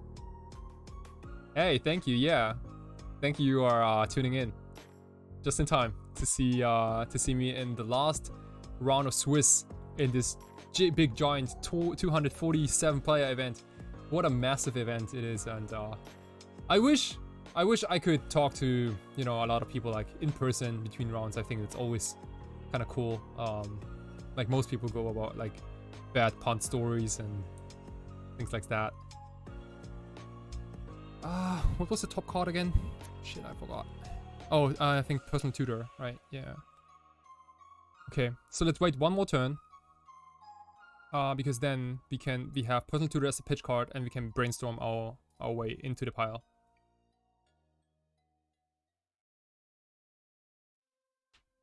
Yeah, I don't know, dude. Jax, I have no idea. You tell me. Hey, what up, Arkin? Yeah, it's so. Unfortunately, we are 5-3. Had some tough games, but yeah, still having fun. Crazy amount of views. I seriously dig it. The channel, this Twitch channel is not even 1 week old. It's, I think the first streaming I did was literally like 5 days ago, or 6 maybe. Must have been on a Monday or Tuesday. And people are going crazy. It was real cool. Thank you so much, everyone. Man, I would have liked to kill this Delva. Okay, so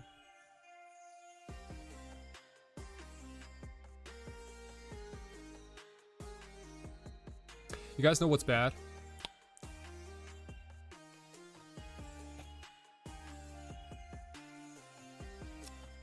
If he force and Doomsday, you go to 3 life.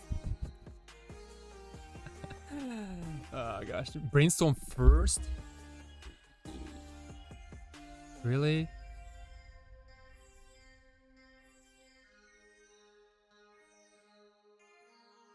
Oh.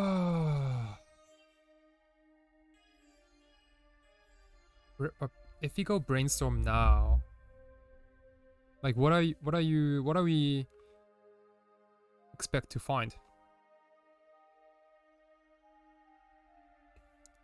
Oh yeah, I totally forgot it was game 1. Right.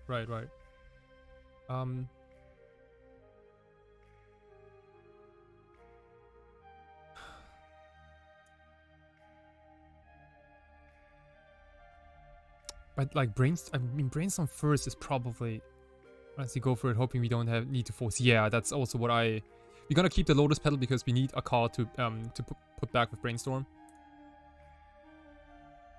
There is a chance I don't have Force of Will, and if so, you are in trouble. Wow, okay, it resolved. Interesting. That's step 1, okay. So now what?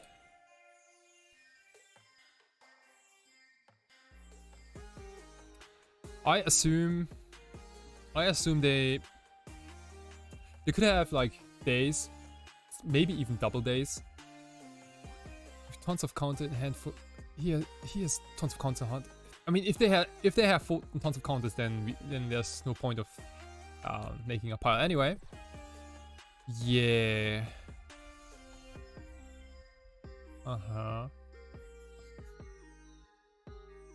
Oh, we can play around double days here. Sure. We have to abandon Force of Will and Personal Tutor. So let's go for a classy Ideas Unbound pile.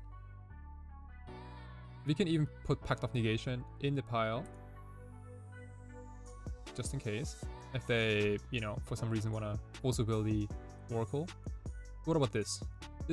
This is 1, 2, 3, 4, 5, 6 mana. We use 1, 2, 3, 4, 5 mana, so we can play around 1 days. And we can basically counter the second one. That's not too bad, right? Yeah, pack this in the pile, dude. So we brainstorm into Edge, Ideas, LED. We put back. We also play Lotus Petals first, obviously. We put back whatever, like Personal Tutor and Ideas Unbound, and we then, yeah, should be good. 1, 2, 3, 4, 5 mana. 1, 2, 3, 4, 5, 6. Yeah, we can play around 1 day, so we can beat 1 counter. Okay. Well, what are your favorite sleeves when you play Paper Magic? My favorite sleeves of all time are Dragon Shield.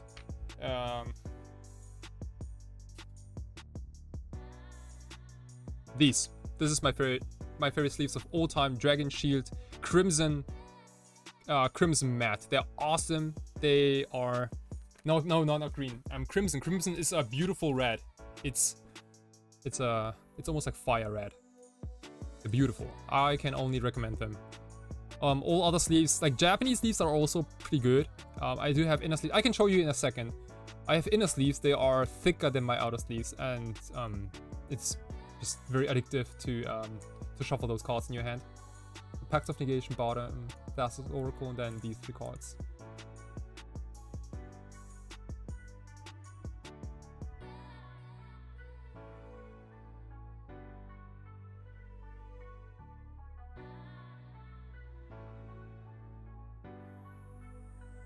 And remember, sure, we can beat that. 1 day is okay. 1 day is fine. Shit. We can't beat a second days, can we?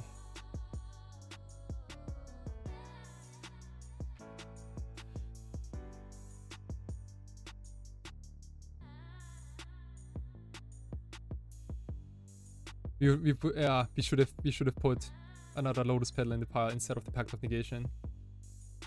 God damn it. God damn it.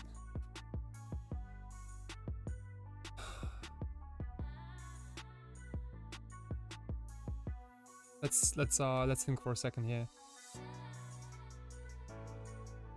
We can't even force because they have bold. Maybe they misplay. So I can't. I'm gonna pay here. Okay. Yeah. And maybe they do something crazy or not cast a bold, or like do something stupid. Okay. Oh wow. Yo. Okay. All right. Yeah. Okay. So if we somehow need them to not cast lightning bolt, okay, they did. Okay. We somehow need them to misclick and not attack with Delver. Okay. Somehow we need a miracle. All right. Okay. We did. Cool. All right. Okay. So I'm once again showing you how to do the boarding against Blue Red Delver. It is -2 Possible and -2 personal tutors, and we bring in Cabin Duress and Pact of Negation. Man, it's been pretty rough. I'm not saying I don't enjoy playing against Blue Red Delver, because I do. It is fairly entertaining, and it is also challenging. I like that. Like, imagine like playing Doomsday against Madness 4 times in a day. You know, it's less fun, I want to say, because both decks don't interact well with each other. But this is, although we are not positive, you don't have a positive matchup against this deck. We still there are some razor sharp lines, and the feeling when you beat those games, they are like, man, it's so good. Wow, this is modding into 6. Do we really want to go down to 5? Sorry if I maybe explained before, but why Nausea instead of Second Massacre? Nausea kills elves. It kills elves, and it also is a decent card against Infect. And of course, something like goblins. And Nausea can still be boarded in against Thalia decks too. Yeah, dude, this is a double mulligan. Shit, I mean, this hand doesn't do anything.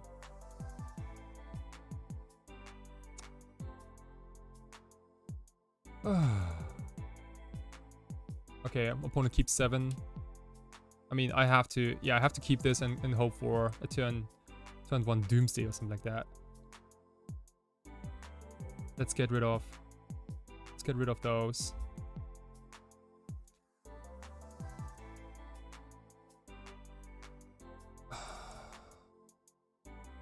That certainly doesn't feel good. You might have to go for an aggressive brainstorm. Ragavan. Sure, dude. I can't. Yeah, whatever. I have enough problems. I can't. Yeah. Okay. This brainstorm has to kick hard. That's not it.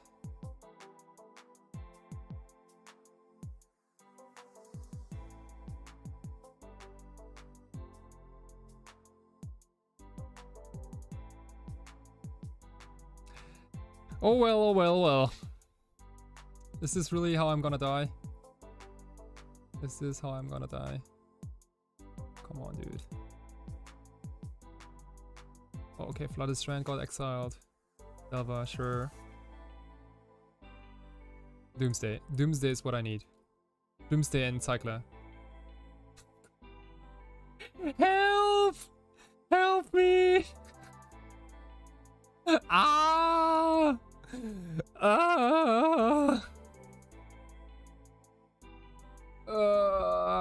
I mean, the monkey even doesn't matter. Both brainstorms failed me. Hey, Achilles, thank you so much for the raid with 83 viewers. Are you crazy, dude? Thank you so much. That's awesome. Thank you, thank you, thank you. Hey everyone, how you doing? How you doing? I'm your host, Kai Savatari, aka Savatarix on Magic Online. You might have heard about me. I'm this, you know, this dude who plays Magic, Legacy and Vintage, and also paints art and alters cards. I've done it live in the stream for the first time. It's been awesome. I hope you really enjoy my content. Jimmy underscore yeah, just started out. MTG. Damn. Seriously, even if you win this last round and not make top 32, the fact that I got so many cool messages and like so many cool comments and like, you know, like everyone seems to have a good time here. This is worth so much more now for me than spiking this tournament. Even though I am kind of a spike, but I also try to enjoy myself while spiking. You know, that's I think that's the absolute goal, to not get any salty, because that's just not good for your health, right? Shakaloo Hey, Shakalaku. 123. Thank you so much for your follow, guys. I appreciate it. And hopefully you can, you know, we can hang out and have a good time together here, huh? Playing, getting dragged by Ragavan and an unflipped Delver. Lol, bro, lol. Thank you so much for your follow. Lol, bro, oh my gosh, this is crazy. Thank you so much. I appreciate it. Come on. Okay, well, thank you for ripping that Dark Ritual. I don't need it. Okay, well, sure. Oh wait, did he cast Dark Ritual to cast his Murktide Regent? No. Okay.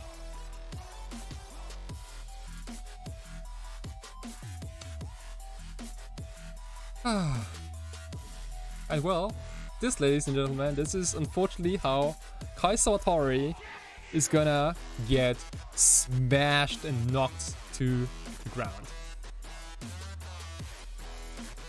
Jeez. Oh man, that was rough. Was that a 0-2? Yeah, it was a 0-2. Okay, alright people. So the 9 rounds are over. Delver is a tough matchup, and even though I was like prepared, like mentally I was prepared to face Delver, I was hoping to get paired against it like twice. I was hoping for getting it paired against it twice, not 4 times. We beat Delver once, but we also lost against Delver 3 times. 0-2, 0-2, and 1-2. So this is for sure a bad matchup. There's no denying. However, if you play the matchup tight and if you don't have as many mulligans as on stream today, I think you can reasonably do well in those matchups.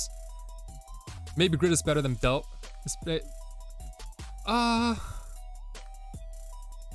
Defense Grid is interesting. I really liked Defense Grid when Delver played Stifle, because Defense Grid can basically blank Power Blasts and Stifles very nicely.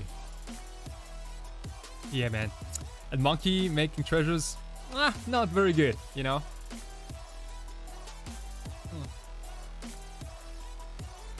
Yeah, so how did we start? We beat Oops All Spells. Damn, that was a crazy round 1. I was sweating. I was like, man, like, are we starting 0-1?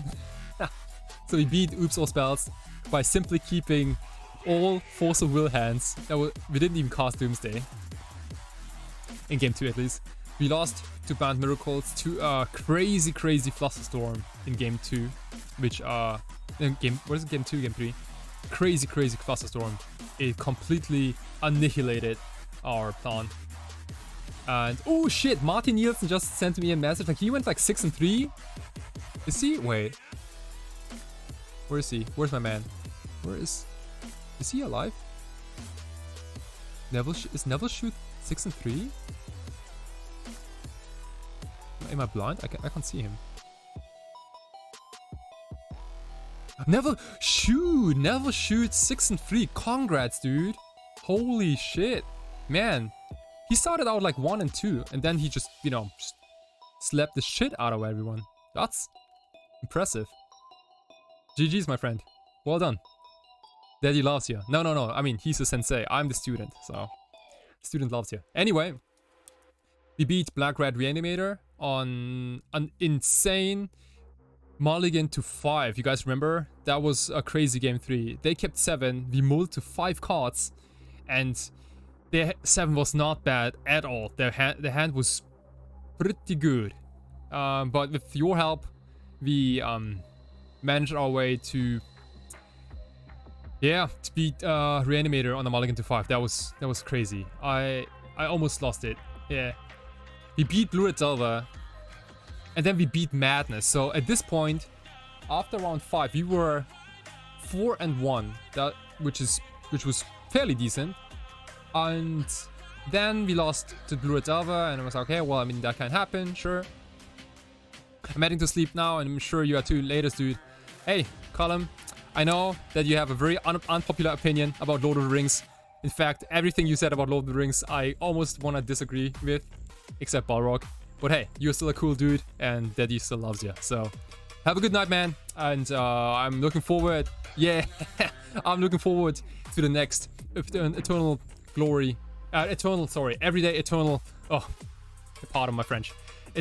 Everyday Eternal podcast. Now I have it. Okay, so I'm sorry. I've been talking for 8 hours straight. Have a good one. And so we beat Madness. We lost to Blue Red Delver, which, you know, it happens, right? 4-2. We beat Moonstompy. That was also a cool round, showcasing why Chalice of the Void sometimes doesn't do anything. And then we lost the 2 last rounds against Blue Red Delver, which is, well, I mean, yeah.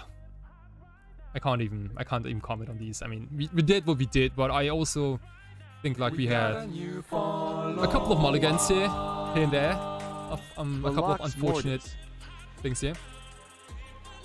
Zurio 6-2 drop. Wow, is he? Oh wow, what a madman. Sick drop. Like a pro. おはようございます。もうお疲れありがとうございます。そう0時に始まって今ちょうど9回戦目が終わりました。残念ながらね、途中が 4-1 ぐらいだったんだけど、最後ちょっと後半ちょっといろいろ負けちゃって、残念ながら 5-4 です。すごい残念。でもめちゃめちゃ楽しかったし、いろいろまあ学べたっていうか、まあいい時間は過ごせましたし、あとね、拡張もかけたんですよね。just very quickly, I just wanna show this to the camera. Can I? Oops. Oh yeah. This is the swamp. I'm gonna take a couple of photos later. It doesn't look on this camera as good as before. Like the lighting is kind of bad, but this is a Mox jet floating on the swamp in chains. Oh man, yeah, it doesn't look good. Okay, anyway, I'll post this swamp on my Twitter later. And Twitter, and you guys can take a look at it. I think it came out really nicely, and again we did this during the stream, which is kind of cool. So whenever I think back of this event, I will also think about this swamp, and maybe it's gonna be in the hands of someone among you guys, because this is available. You can just hit me up, $30, 3,000 yen, 25 euros now if you want to. Otherwise, it's gonna go on Mercari, which is a Japanese platform, but they won't ship it internationally, unfortunately. But hey.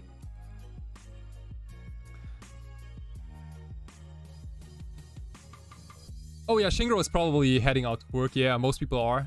It's 8 a.m. in Japan, Monday. Good question. Do anything against Delver? I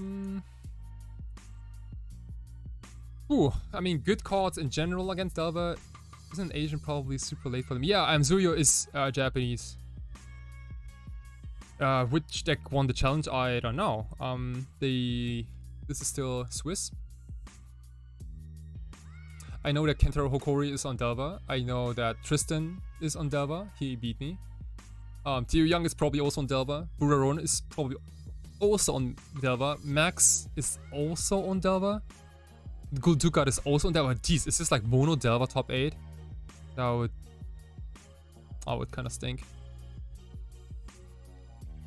Almost 200 videos. GG's. Oh, Ali, are you guys serious? No, wait. thank you so much for watching. Seriously, yeah. I mean, it's not over yet. I'm kind of curious what the final standings are. But anything against Delver, you know, that's. Hey, Rezon Rodriguez, thank you for your follow. Rodriguez. Thank you for the follow, man. I appreciate it. You guys can hopefully soon also subscribe to this channel. It's I will work on it. Hopefully become an affiliate very soon, so we can also use custom emotes and do all this nonsense and have more memes going on here, and you know, everything you guys like. Not sure what Kai thinks, but this is Pact plus Discard is about as good as I felt versus Delver. Yeah, oh yeah, totally, Martin. Whatever, everyone, whatever Martin says is correct, 100%. Because everything I say has always been like, it needs to get approved by Martin. You guys, you know, it's like, right? I say something, and then Martin kind of like he approves. Like he says, yeah, okay, yeah, I can get that. And sometimes he's like, no, that doesn't work. And then it's like, okay, well, okay, and I'm a stupid little bitch. So yeah, Martin had a crazy good run. I mean, after a rough start, right? Martin, could you quickly tell us what your run was like? Maybe the matchups you faced.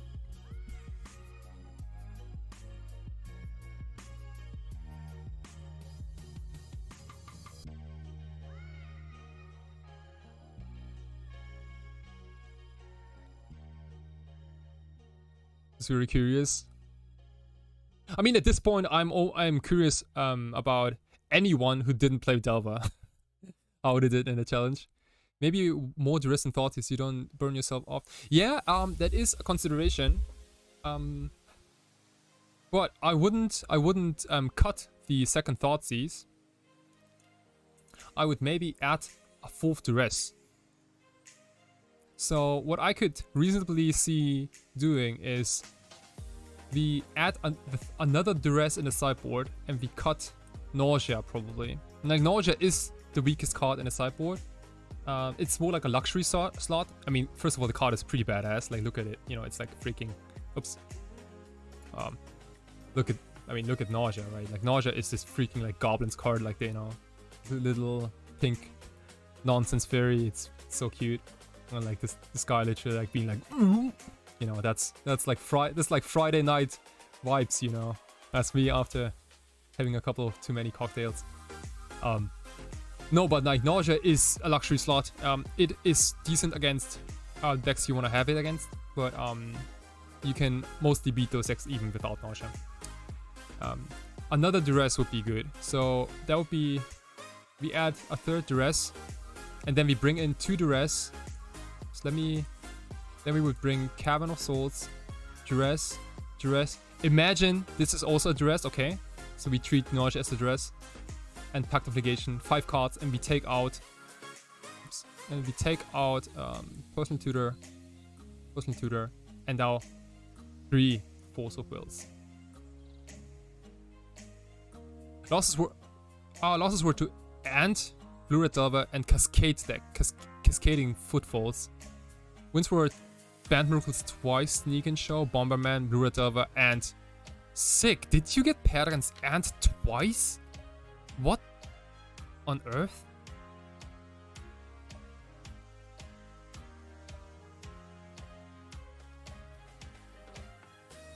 What is 12 forces? Is it what, like Mind Break? No, Misdirection?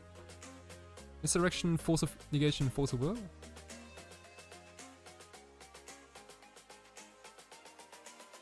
Inquisition of Kozilek?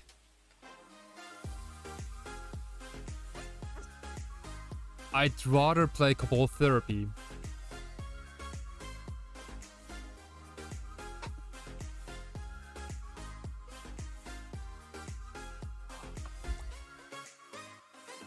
Okay, let me quickly hit the bathroom. Dude, Martin, yeah, you gotta type in the chat what happened to you in the run. Like, I'm curious. I think everyone here is very curious what happened to your pairings. That sounds really crazy to me. I'll be right back in a second. Just give me a sec.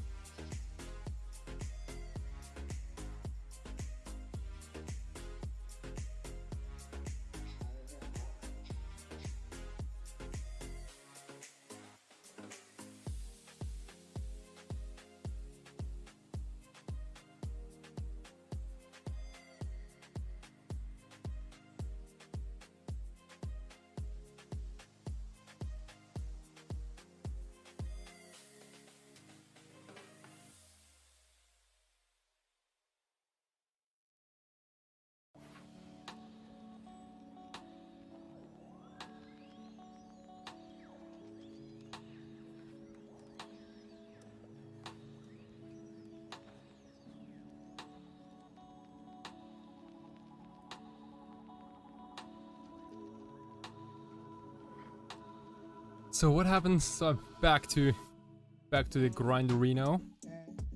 So what do we have? So what? Yeah, and opponent that beat me got torpor orb out of ad nauseam tendrils. Are you serious? What the actual fuck? Since when can ad nauseam tendrils? Ah, interesting.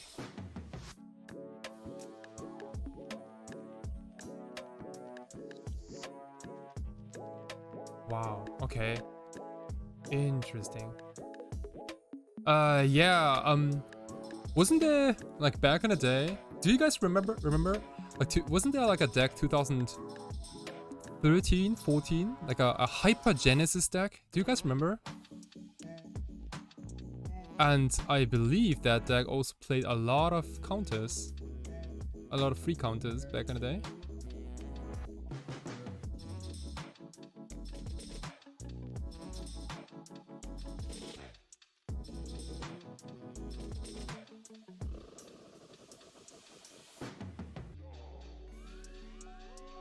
Ah. Yeah. Oh man, I was one of those kids. I was one of those kids who always watched all, not episodes, but like all Star City Games tournaments. And the crazy part about that is, so back then I was living in Europe. I was living in Berlin.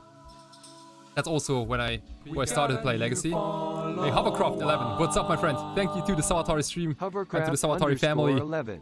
Very good to have you here. We're having a really interesting discussion now about this Cascade deck. And I think back in the day, yeah, I was 20 back then, or like 21. And there was like Star City, you know, with Cedric Phillips and what's this guy? Basic Mountain Man. You know. Anyway, and Patrick, not Patrick Chapman, Patrick Sullivan. Yes, Pat Sullivan. Yeah, cool dude. Pat Sullivan and Cedric Phillips. The combo was perfect. And they're now doing a podcast. You should definitely check that out. It's called the Receivables. But back in the day, they were doing these the coverage for StarCityGames.com, and I was watching every single tournament. And I remember most of those events. They started late night in Germany because of the time zone difference, and I couldn't keep up with everything. So I always watched the first 2-3 rounds, and then I watched.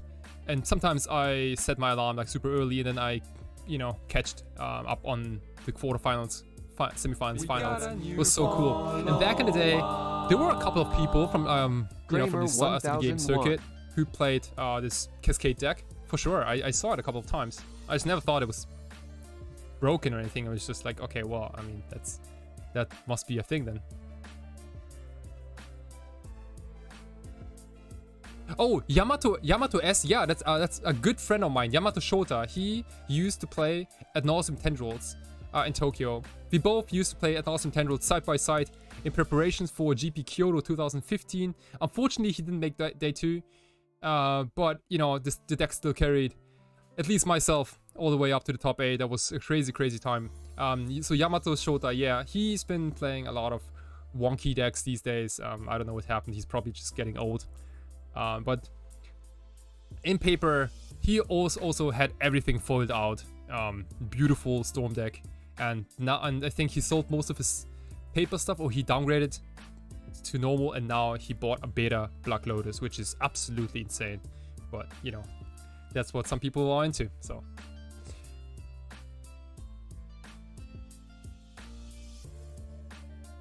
oh, you used to go to all of them around the East Coast. Man, I am jealous. Like most people are probably jealous of people like you who had so much like traveling and tournament experience. That's so cool. I wish I could have done it.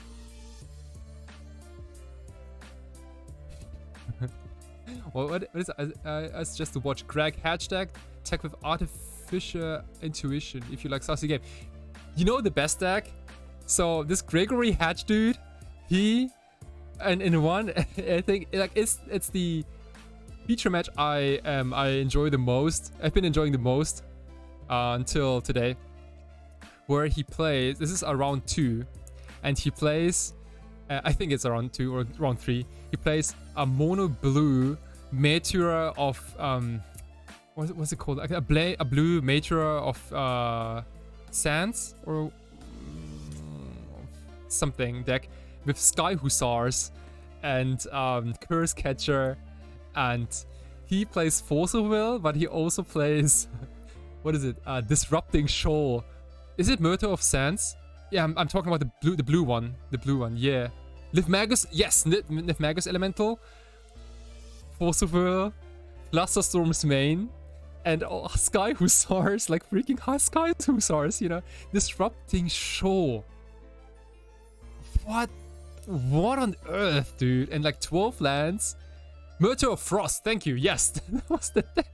And he plays his feature match against Metalworker. That was such an hilarious deck. Like that was the most non-legacy I've ever watched in a legacy tournament. That was so off. Everything that happened in that game was beyond any imagination of the format, and everything was absolute over the top. Metalworker, that's a throwback, yes. So like Metalworker dude was playing obviously Metalworker. What is it? The 2-mana equipment, which gives him Shroud and Haste, Lightning Greaves, and then stuff like Steel Hellkites, Blightsea Colossus, and Kuldota Forge Masters, and like stuff like that, you know, Grim Monoliths, and he got absolutely demolished by Gregory Hash, who played those like Curse Catchers and like, you know, like nimble Nifmagus Elementals, and he never attacked because he tapped all his creatures for this stupid Sky Hussar. And he just kept drawing 2 a turn, and it was so hilarious. Like, and there was also like 0 removal in Greg Hatch's deck, I think. Oh, there was also Ninja. There was also Ninja of the Deep Hours. Oh my gosh. There was also Ninja of the Deep Hours. So...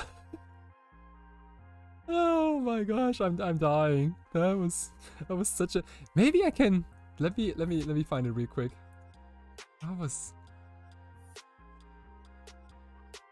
That deck was the truth. Okay, Gregory Hatch, Mono Blue, Meteor. Okay, yes, that's what I'm. Okay, everyone ready? Okay, so this is 1-1, and what's funny is that so Gregory Hatch didn't lose. Like he came too late to the venue, so he started with a match loss. Okay, so he's technically undefeated in this tournament, and yeah, like, you know, an opponent goes like whatever, like key, and then Gregory Hatch, he also plays a little slow, I gotta say. And he goes what, like Curse Catcher or something like that? Please go Curse Catcher. Can we speed this up a little bit? Yeah, let's go double the speed. Okay. Nifmagus Go. Okay, so Nifmagus Go is already kind of like, okay. And then opponent goes, what is that? It's Buried Ruins or whatever it's called. Okay, no, Curse Catcher. And attack for 1. Wow, very mighty, very mighty. This must have been 2014, I imagine. Okay, now they have Lodestone Golem, which hey, thank you so much, F Diesel 90. Thank you. We are watching the best legacy experience ever. So Lodestone Golem, Gregory Hatch thinks for like almost 5 minutes here, but ultimately he forces. Obviously, you have to force Lodestone Golem, otherwise your deck doesn't do anything. And yeah, so he goes like whatever. Yeah, okay, force pitch, Ninja of the Deep Hours. Okay, and now upkeep, Sky Hussar, motherfucker.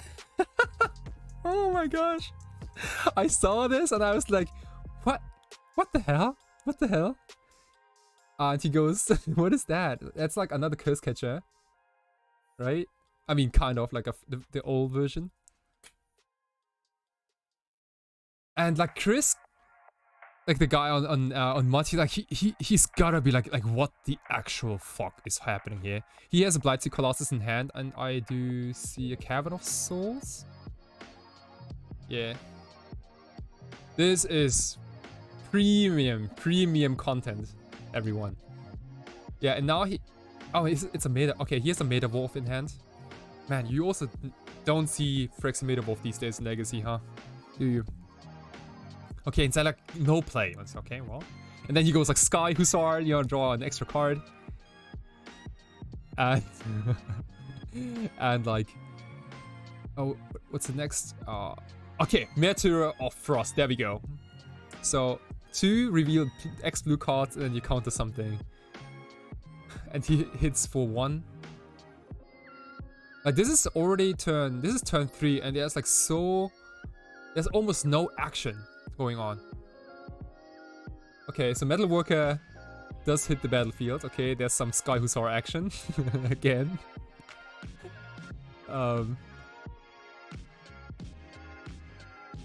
Yeah, this is the ultimate Durdle game ever. And I believe Greg kind of gets rid of the Metalworker, I think, because otherwise Chris would probably go completely out of control. Oh, 2 Sky Hussar, damn. That's business. That's business. Oh my gosh, he has so many cards in hand. He has so many cards in hand.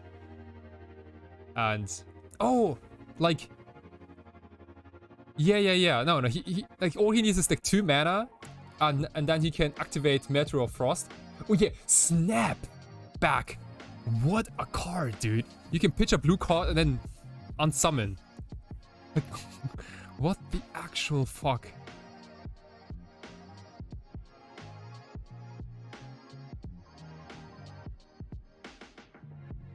They ought to also, like, you know, let's keep attention to the last place here. Okay, so Loathsome Golem on the stack, and I believe this is getting countered by a Meteor of Frost. Yeah, like I also like Chris literally has to read every single card from this deck because none of those cards are staples. None of them. Like Curse Catcher, maybe. And Force of Will, maybe. But everything, literally everything else. What's the name of that card? Which card? The blue card? Meteor of Sand? Air Frost? Or do you mean Snap? Or do you mean...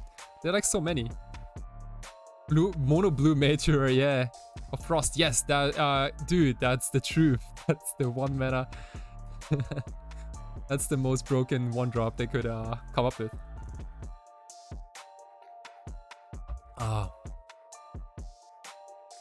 Oh my gosh.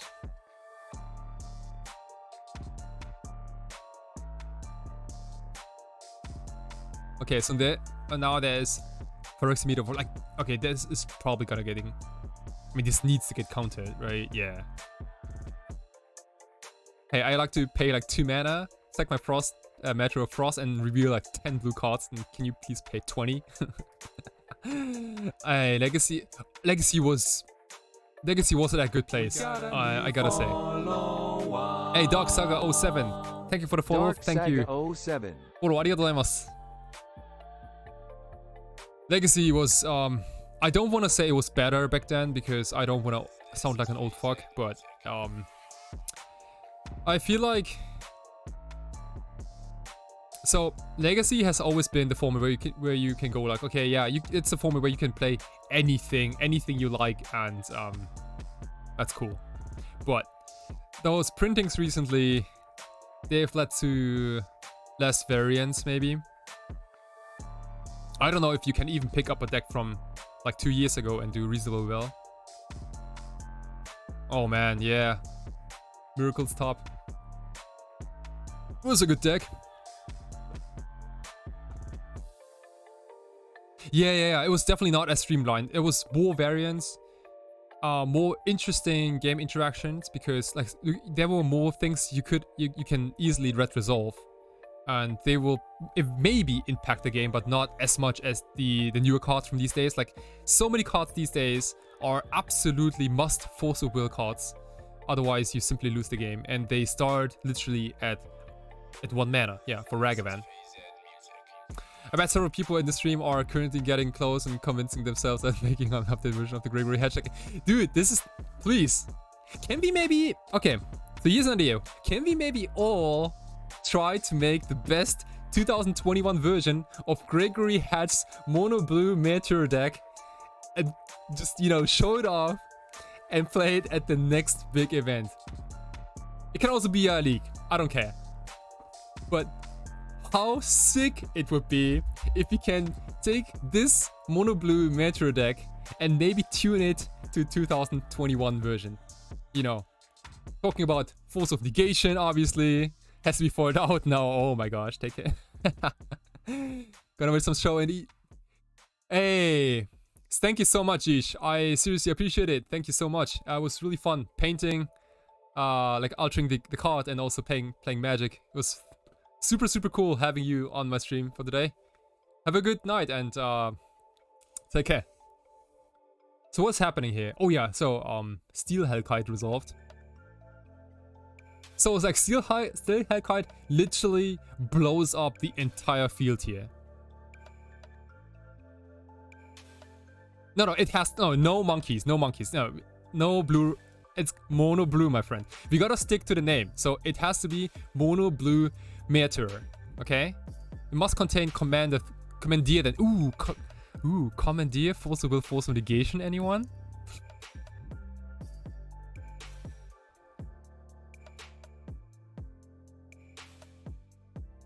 I also don't remember how Gregory gets out of this, because Steel Hellkite is hitting hard here. Contagion to fight clock against blue-red. Is Contagion a blue card? Comedy is a sweet Cunning Wish target. Marcus, stop. What? Cunning Wish into Commandia? What a troll move, dude. Okay, I make one exception. Gutshot is allowed. Gutshot is okay. Gutshot is technically not blue, but Gutshot is, you know, if you want to have some game against the monkey, then sure, Gutshot is fine.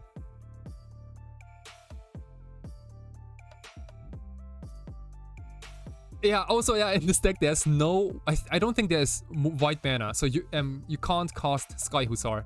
You can only go Aether Vial up to 5 counters, so you can flash in your... What is it, like a 3/4 flyer? Thing in the eyes. Ah, yeah. Okay, yeah. Right, back then there was no thing in the eyes. I had to play against something like that before COVID. 12 force effects, 1 mana drops, and curiosity effects. Ah, okay, that's more like a Delver strategy, right? Okay, so we had Force of Will and a lot of like Flusterstorm action. So we have this gigantic Nifmagus, which is like a 7/7, and I think like Gregory Hedge, he wins this game. I remember he wins this game, and I think he does it with this Nifmagus Elemental because it completely dominates the board here.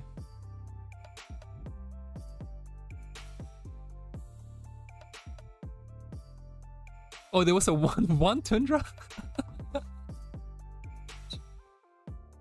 Like why? Like why 1?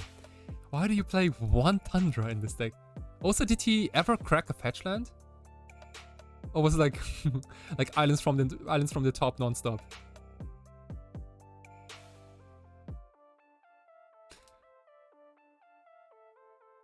Yeah, see, and like Chris is also like, that's kind of crazy because like Chris jump blocked the Nifmagus element, but he's still on 12 life. I don't get it. Like he could have, you know, easily, he could have taken the damage, like 7 points, like no big deal. Yeah. So I think like ultimately this tank probably wins with Nifmagus Elemental and Flusterstorms, sure. But that's also like because I don't see anything else.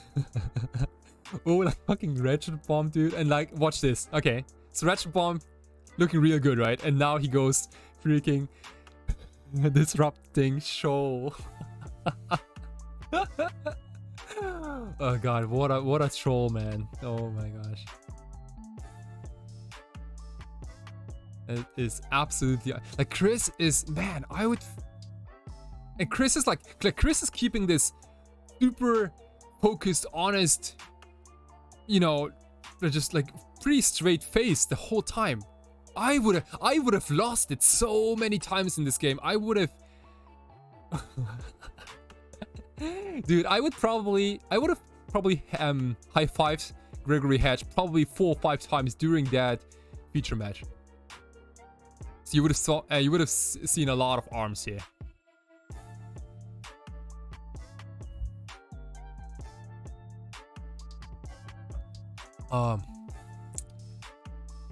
Yeah, so, and look at this. I mean, this is game 1 and they played half of the clock already. And I'm playing this at double speed, so maybe you guys get an idea of like how slowly those two guys played in paper, which is sometimes a concern, right? Okay, so there's Blightsteel. How does he solve Blightsteel? Is it another snap? Oh, is there another round in the challenge? I don't think so. Oh, let me pause this real quick. Okay, no, it's done. Okay, everyone, we have a top 8. Okay, we have Mick Winsource, Kentra Hokori, Vivarus, Theo Young, Tristan, Mapson, MZ Blazer, and Buraron. I can almost say for sure that Buraron is in Delva, Tristan is in Delva, Theo Young is probably Delva, Kentaro, Vivarus is probably the Epic Storm, that'd be kind of sick. Kentaro Hokori is also on Delva, and Mick Winsource. Did we play against him? I don't think we have. Maybe also Delva. I don't know. We have 7 2s all the way down to 20th place. XJ Cloud also made 72. Congratulations to him. What else? Oh, Monkeys Can't Cry, 26th place. Pretty awesome, dude. Congratulations. That's very impressive. 26th place is fairly decent. Where is my Neville boy? Where is Neville Shoot? Where is my Neville? Oh, Neville Shoot. Ooh, okay. Neville Shoot, 45th place. And we have some people. What else? JPA, 44th place. Andreas Müller, he's probably also on Delva, 34th place. Yeah, just, you know, a couple of other very, very talented players. This, oh, Angelo Cadei from Italy, also 5 and 4. We made 48th place, which is. Did we cash? Okay, yeah, we cashed. Okay, all right. So we got 150 play points and 5 treasure chests, basically for free. Yeah, dude. Never shoot 45th place, dude. Very close. You have probably abysmal tiebreakers because of the early rounds. And however, we are the second best 5 and 4 player. Okay, I take it. XJ Cloud was XJ, dude, 19th place, man. Double shoot, gonna get some sleep. Talk soon. Sounds good, dude. I should probably also do the same. McWinsource used to play Miracles. Interesting. Okay, that'd be cool to watch for sure. Over under 33% of top 64 being Ragavan decks. Do you think so? 33 would be an insane amount though. Let's see. 64. So 64 is right here. Oh wow, we have a couple of X4s which who didn't make top 64. We have all the way to 71st place. New HJ. That was our round 1 opponent on Oops All Spells, remember? This guy, yeah, unfortunately, he is also, it's Julian, the other guy from the Everyday Eternal podcast, everyone. Super dope. Kyo aggro, cool Japanese dude, also on Delver. And yeah, that it's looking like that. What about Tony Murata? Didn't he also play? Like, I feel like into play. Yeah. He always goes like, you know, like top 8, top 16, top 32, something like that. Well, okay. So top 8 is McWinsource, Kentaro Hokori, Vivarus, Theo Young, Tristan, Napson, MZ Blazer, Burarun. I would probably say half of the top 8 is Delva.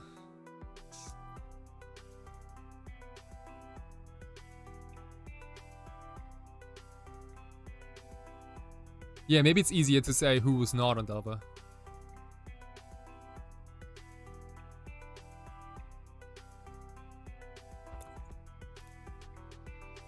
Oh, is that possible? Okay, depths. Interesting. I would dig it. Man, yeah. I'm also rooting for Vivarus. Man, if Alex takes this down, that would be so sick. I am gonna be honest. There are like a lot of questionable things going on in the Epic Storm, and I'm sure that, you know, people like Brian Cook and Alex can definitely answer those things better than I can. There is a lot of new innovation going on in the world of the Epic Storm. I think it's that new Storm spell, this new red Storm spell from Modern Horizon 2 for 3 mana, which is Galvanic Relay. Yes, that card. I haven't played a single game with that card, but to me it almost looks like a Mind's Desire. A Mind's Desire to me. Because so many cards in the Epic Storm are literally 0 mana cost. It's quite good versus fair decks. I remember, yeah, I imagine.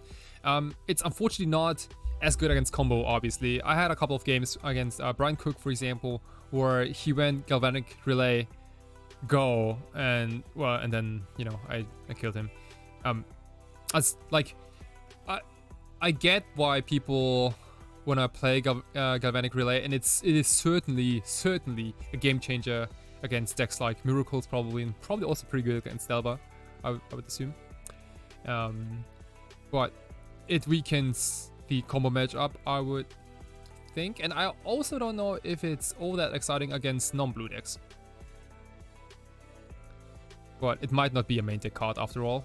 Maybe it's, I don't know, like, I would probably, if I was playing test, I haven't looked up test lists in a while. But if I was playing Galvanic Relay, I kind of see them similar to like Cavern of Souls in Doomsday. I'd probably maybe play 1 copy in the main, and then why not the full playset, like 3 copies in the sideboard, something like that.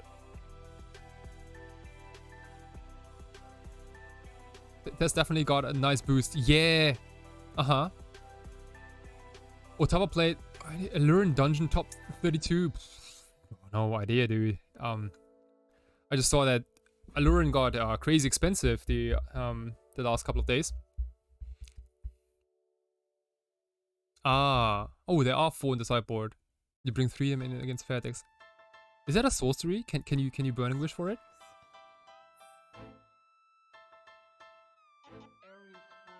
Oh, cool. Okay, yeah, that's okay. I can dig that. Man, yes, it's a lot of cool things going on.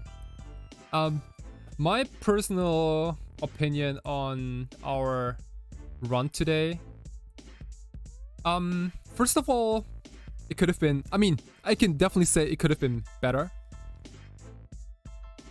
But that being said, the competition on Magic Online is fairly high, and even though you maybe saw my you saw my crazy run last month, you know, like almost like top 8ing almost every single challenge I played. It was kind of crazy. I didn't expect those.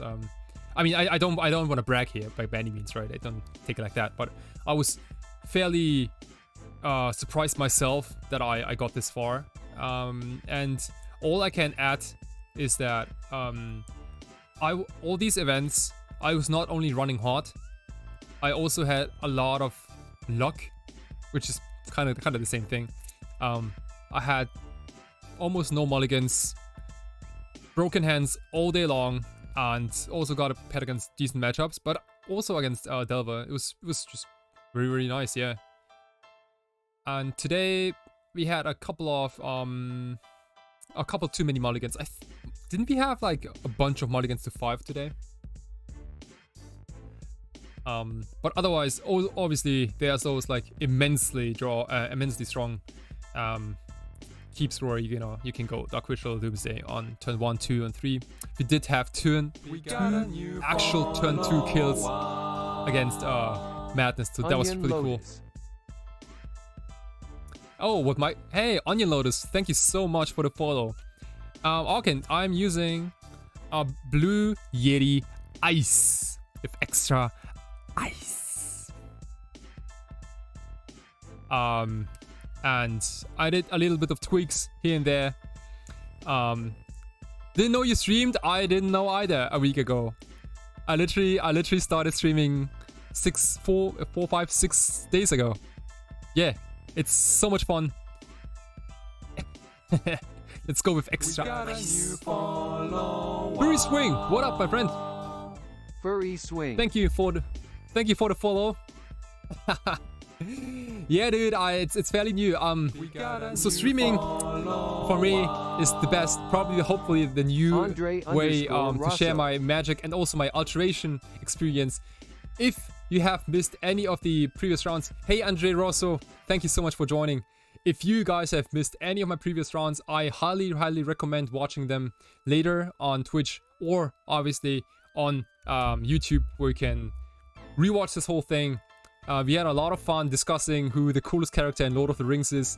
We had cool discussions about what a 2021 version of Mono Blue Meteor that could look like. We talked about eating pasta every single day and not dying. We talked about eating fruits. We talked about going to the gym.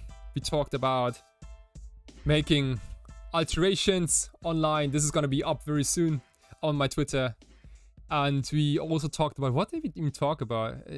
Is that anything else? We talked about, yeah, that's well, maybe that's it. I probably missed like 100 things. Oh, red is important. Yeah, there are still things like Meddling Mage, Show and Tell, and Teferi out there. 380 follows without pool tubes. Hot tube. Thank you. Yeah. Thank you for Achilles for the massive raid. I think an hour ago or so. Thank you. That's raids are cool. Raids are awesome. I do like them. Raids are so cool. Maybe, let's see. Is anyone online? We can maybe raid.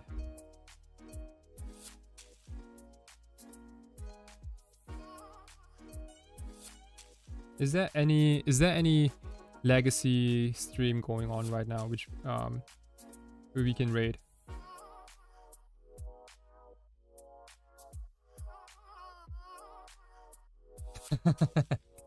I'll sub if you're gonna do painting from hot tub. You want me to sit in a hot tub and then paint cards? Yeah, I mean, I haven't really thought about it, but I would say yes for now.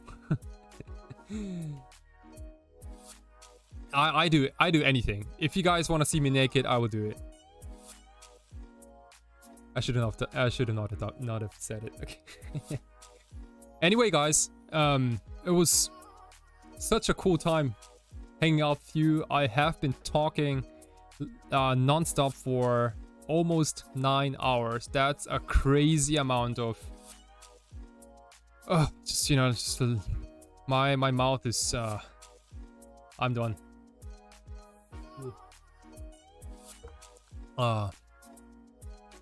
But yeah, seriously, that was the longest stream I've ever had. It was also the coolest stream I've ever had, thanks to you guys. And it was not the most powerful run, but we did have a lot of fun, and I hope you guys now have a little bit of a, you know, feeling of like what how this Doomsday deck battles against the field, because we did, even though we did get paired against level 4 times, we faced a lot of different archetypes. We faced Oops and Black Red Reanimator, which are basically turn 1 combo decks. We faced Madness, which is a pure non-blue deck. We played against a Stompy deck, we played against a Control deck, and we played against level 4 times. So it was pretty much, it was mixed. Not well balanced, but it was mixed. So time to rest. Yeah, I'm probably gonna just, you know, drop down dead. Gonna post my result and probably this alteration after this on Twitter, and upload the YouTube video probably in a couple of hours. So if you want to watch everything, just, you know, how much would the swamp be in Canadian dollars? I have no idea what I don't know. It's 30 USD or 3,000 yen or 25 euros. I don't know how much Canadian dollar is, but you can pay me in the equivalent amount. That's totally fine.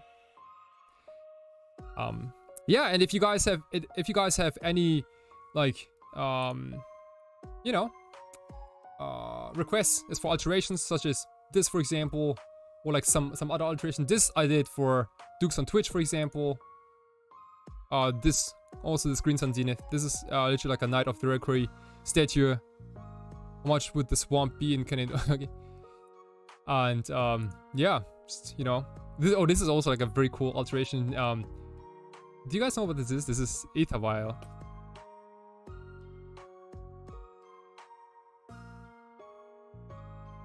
Like, we're talking like,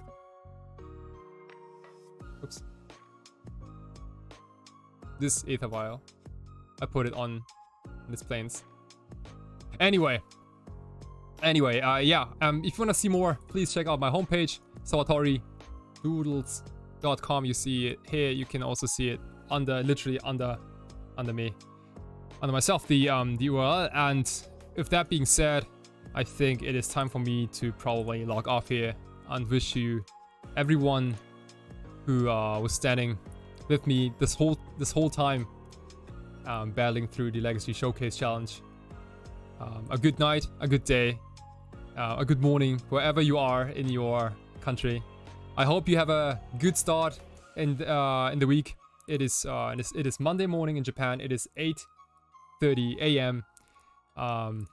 And even though we didn't have the best result ever, I hope we had a lot of fun. We definitely had a lot of fun to stream. I hope yeah, you guys enjoyed the stream. And this is not the last time, okay? I promise you, this was so much fun. I'm gonna do it again, and I want to make this Twitch thing as big as possible. And I would appreciate any kind of support from you guys, and I think we can definitely do it, and it's gonna be awesome. Anyway, just gonna say it again in Japanese real quick.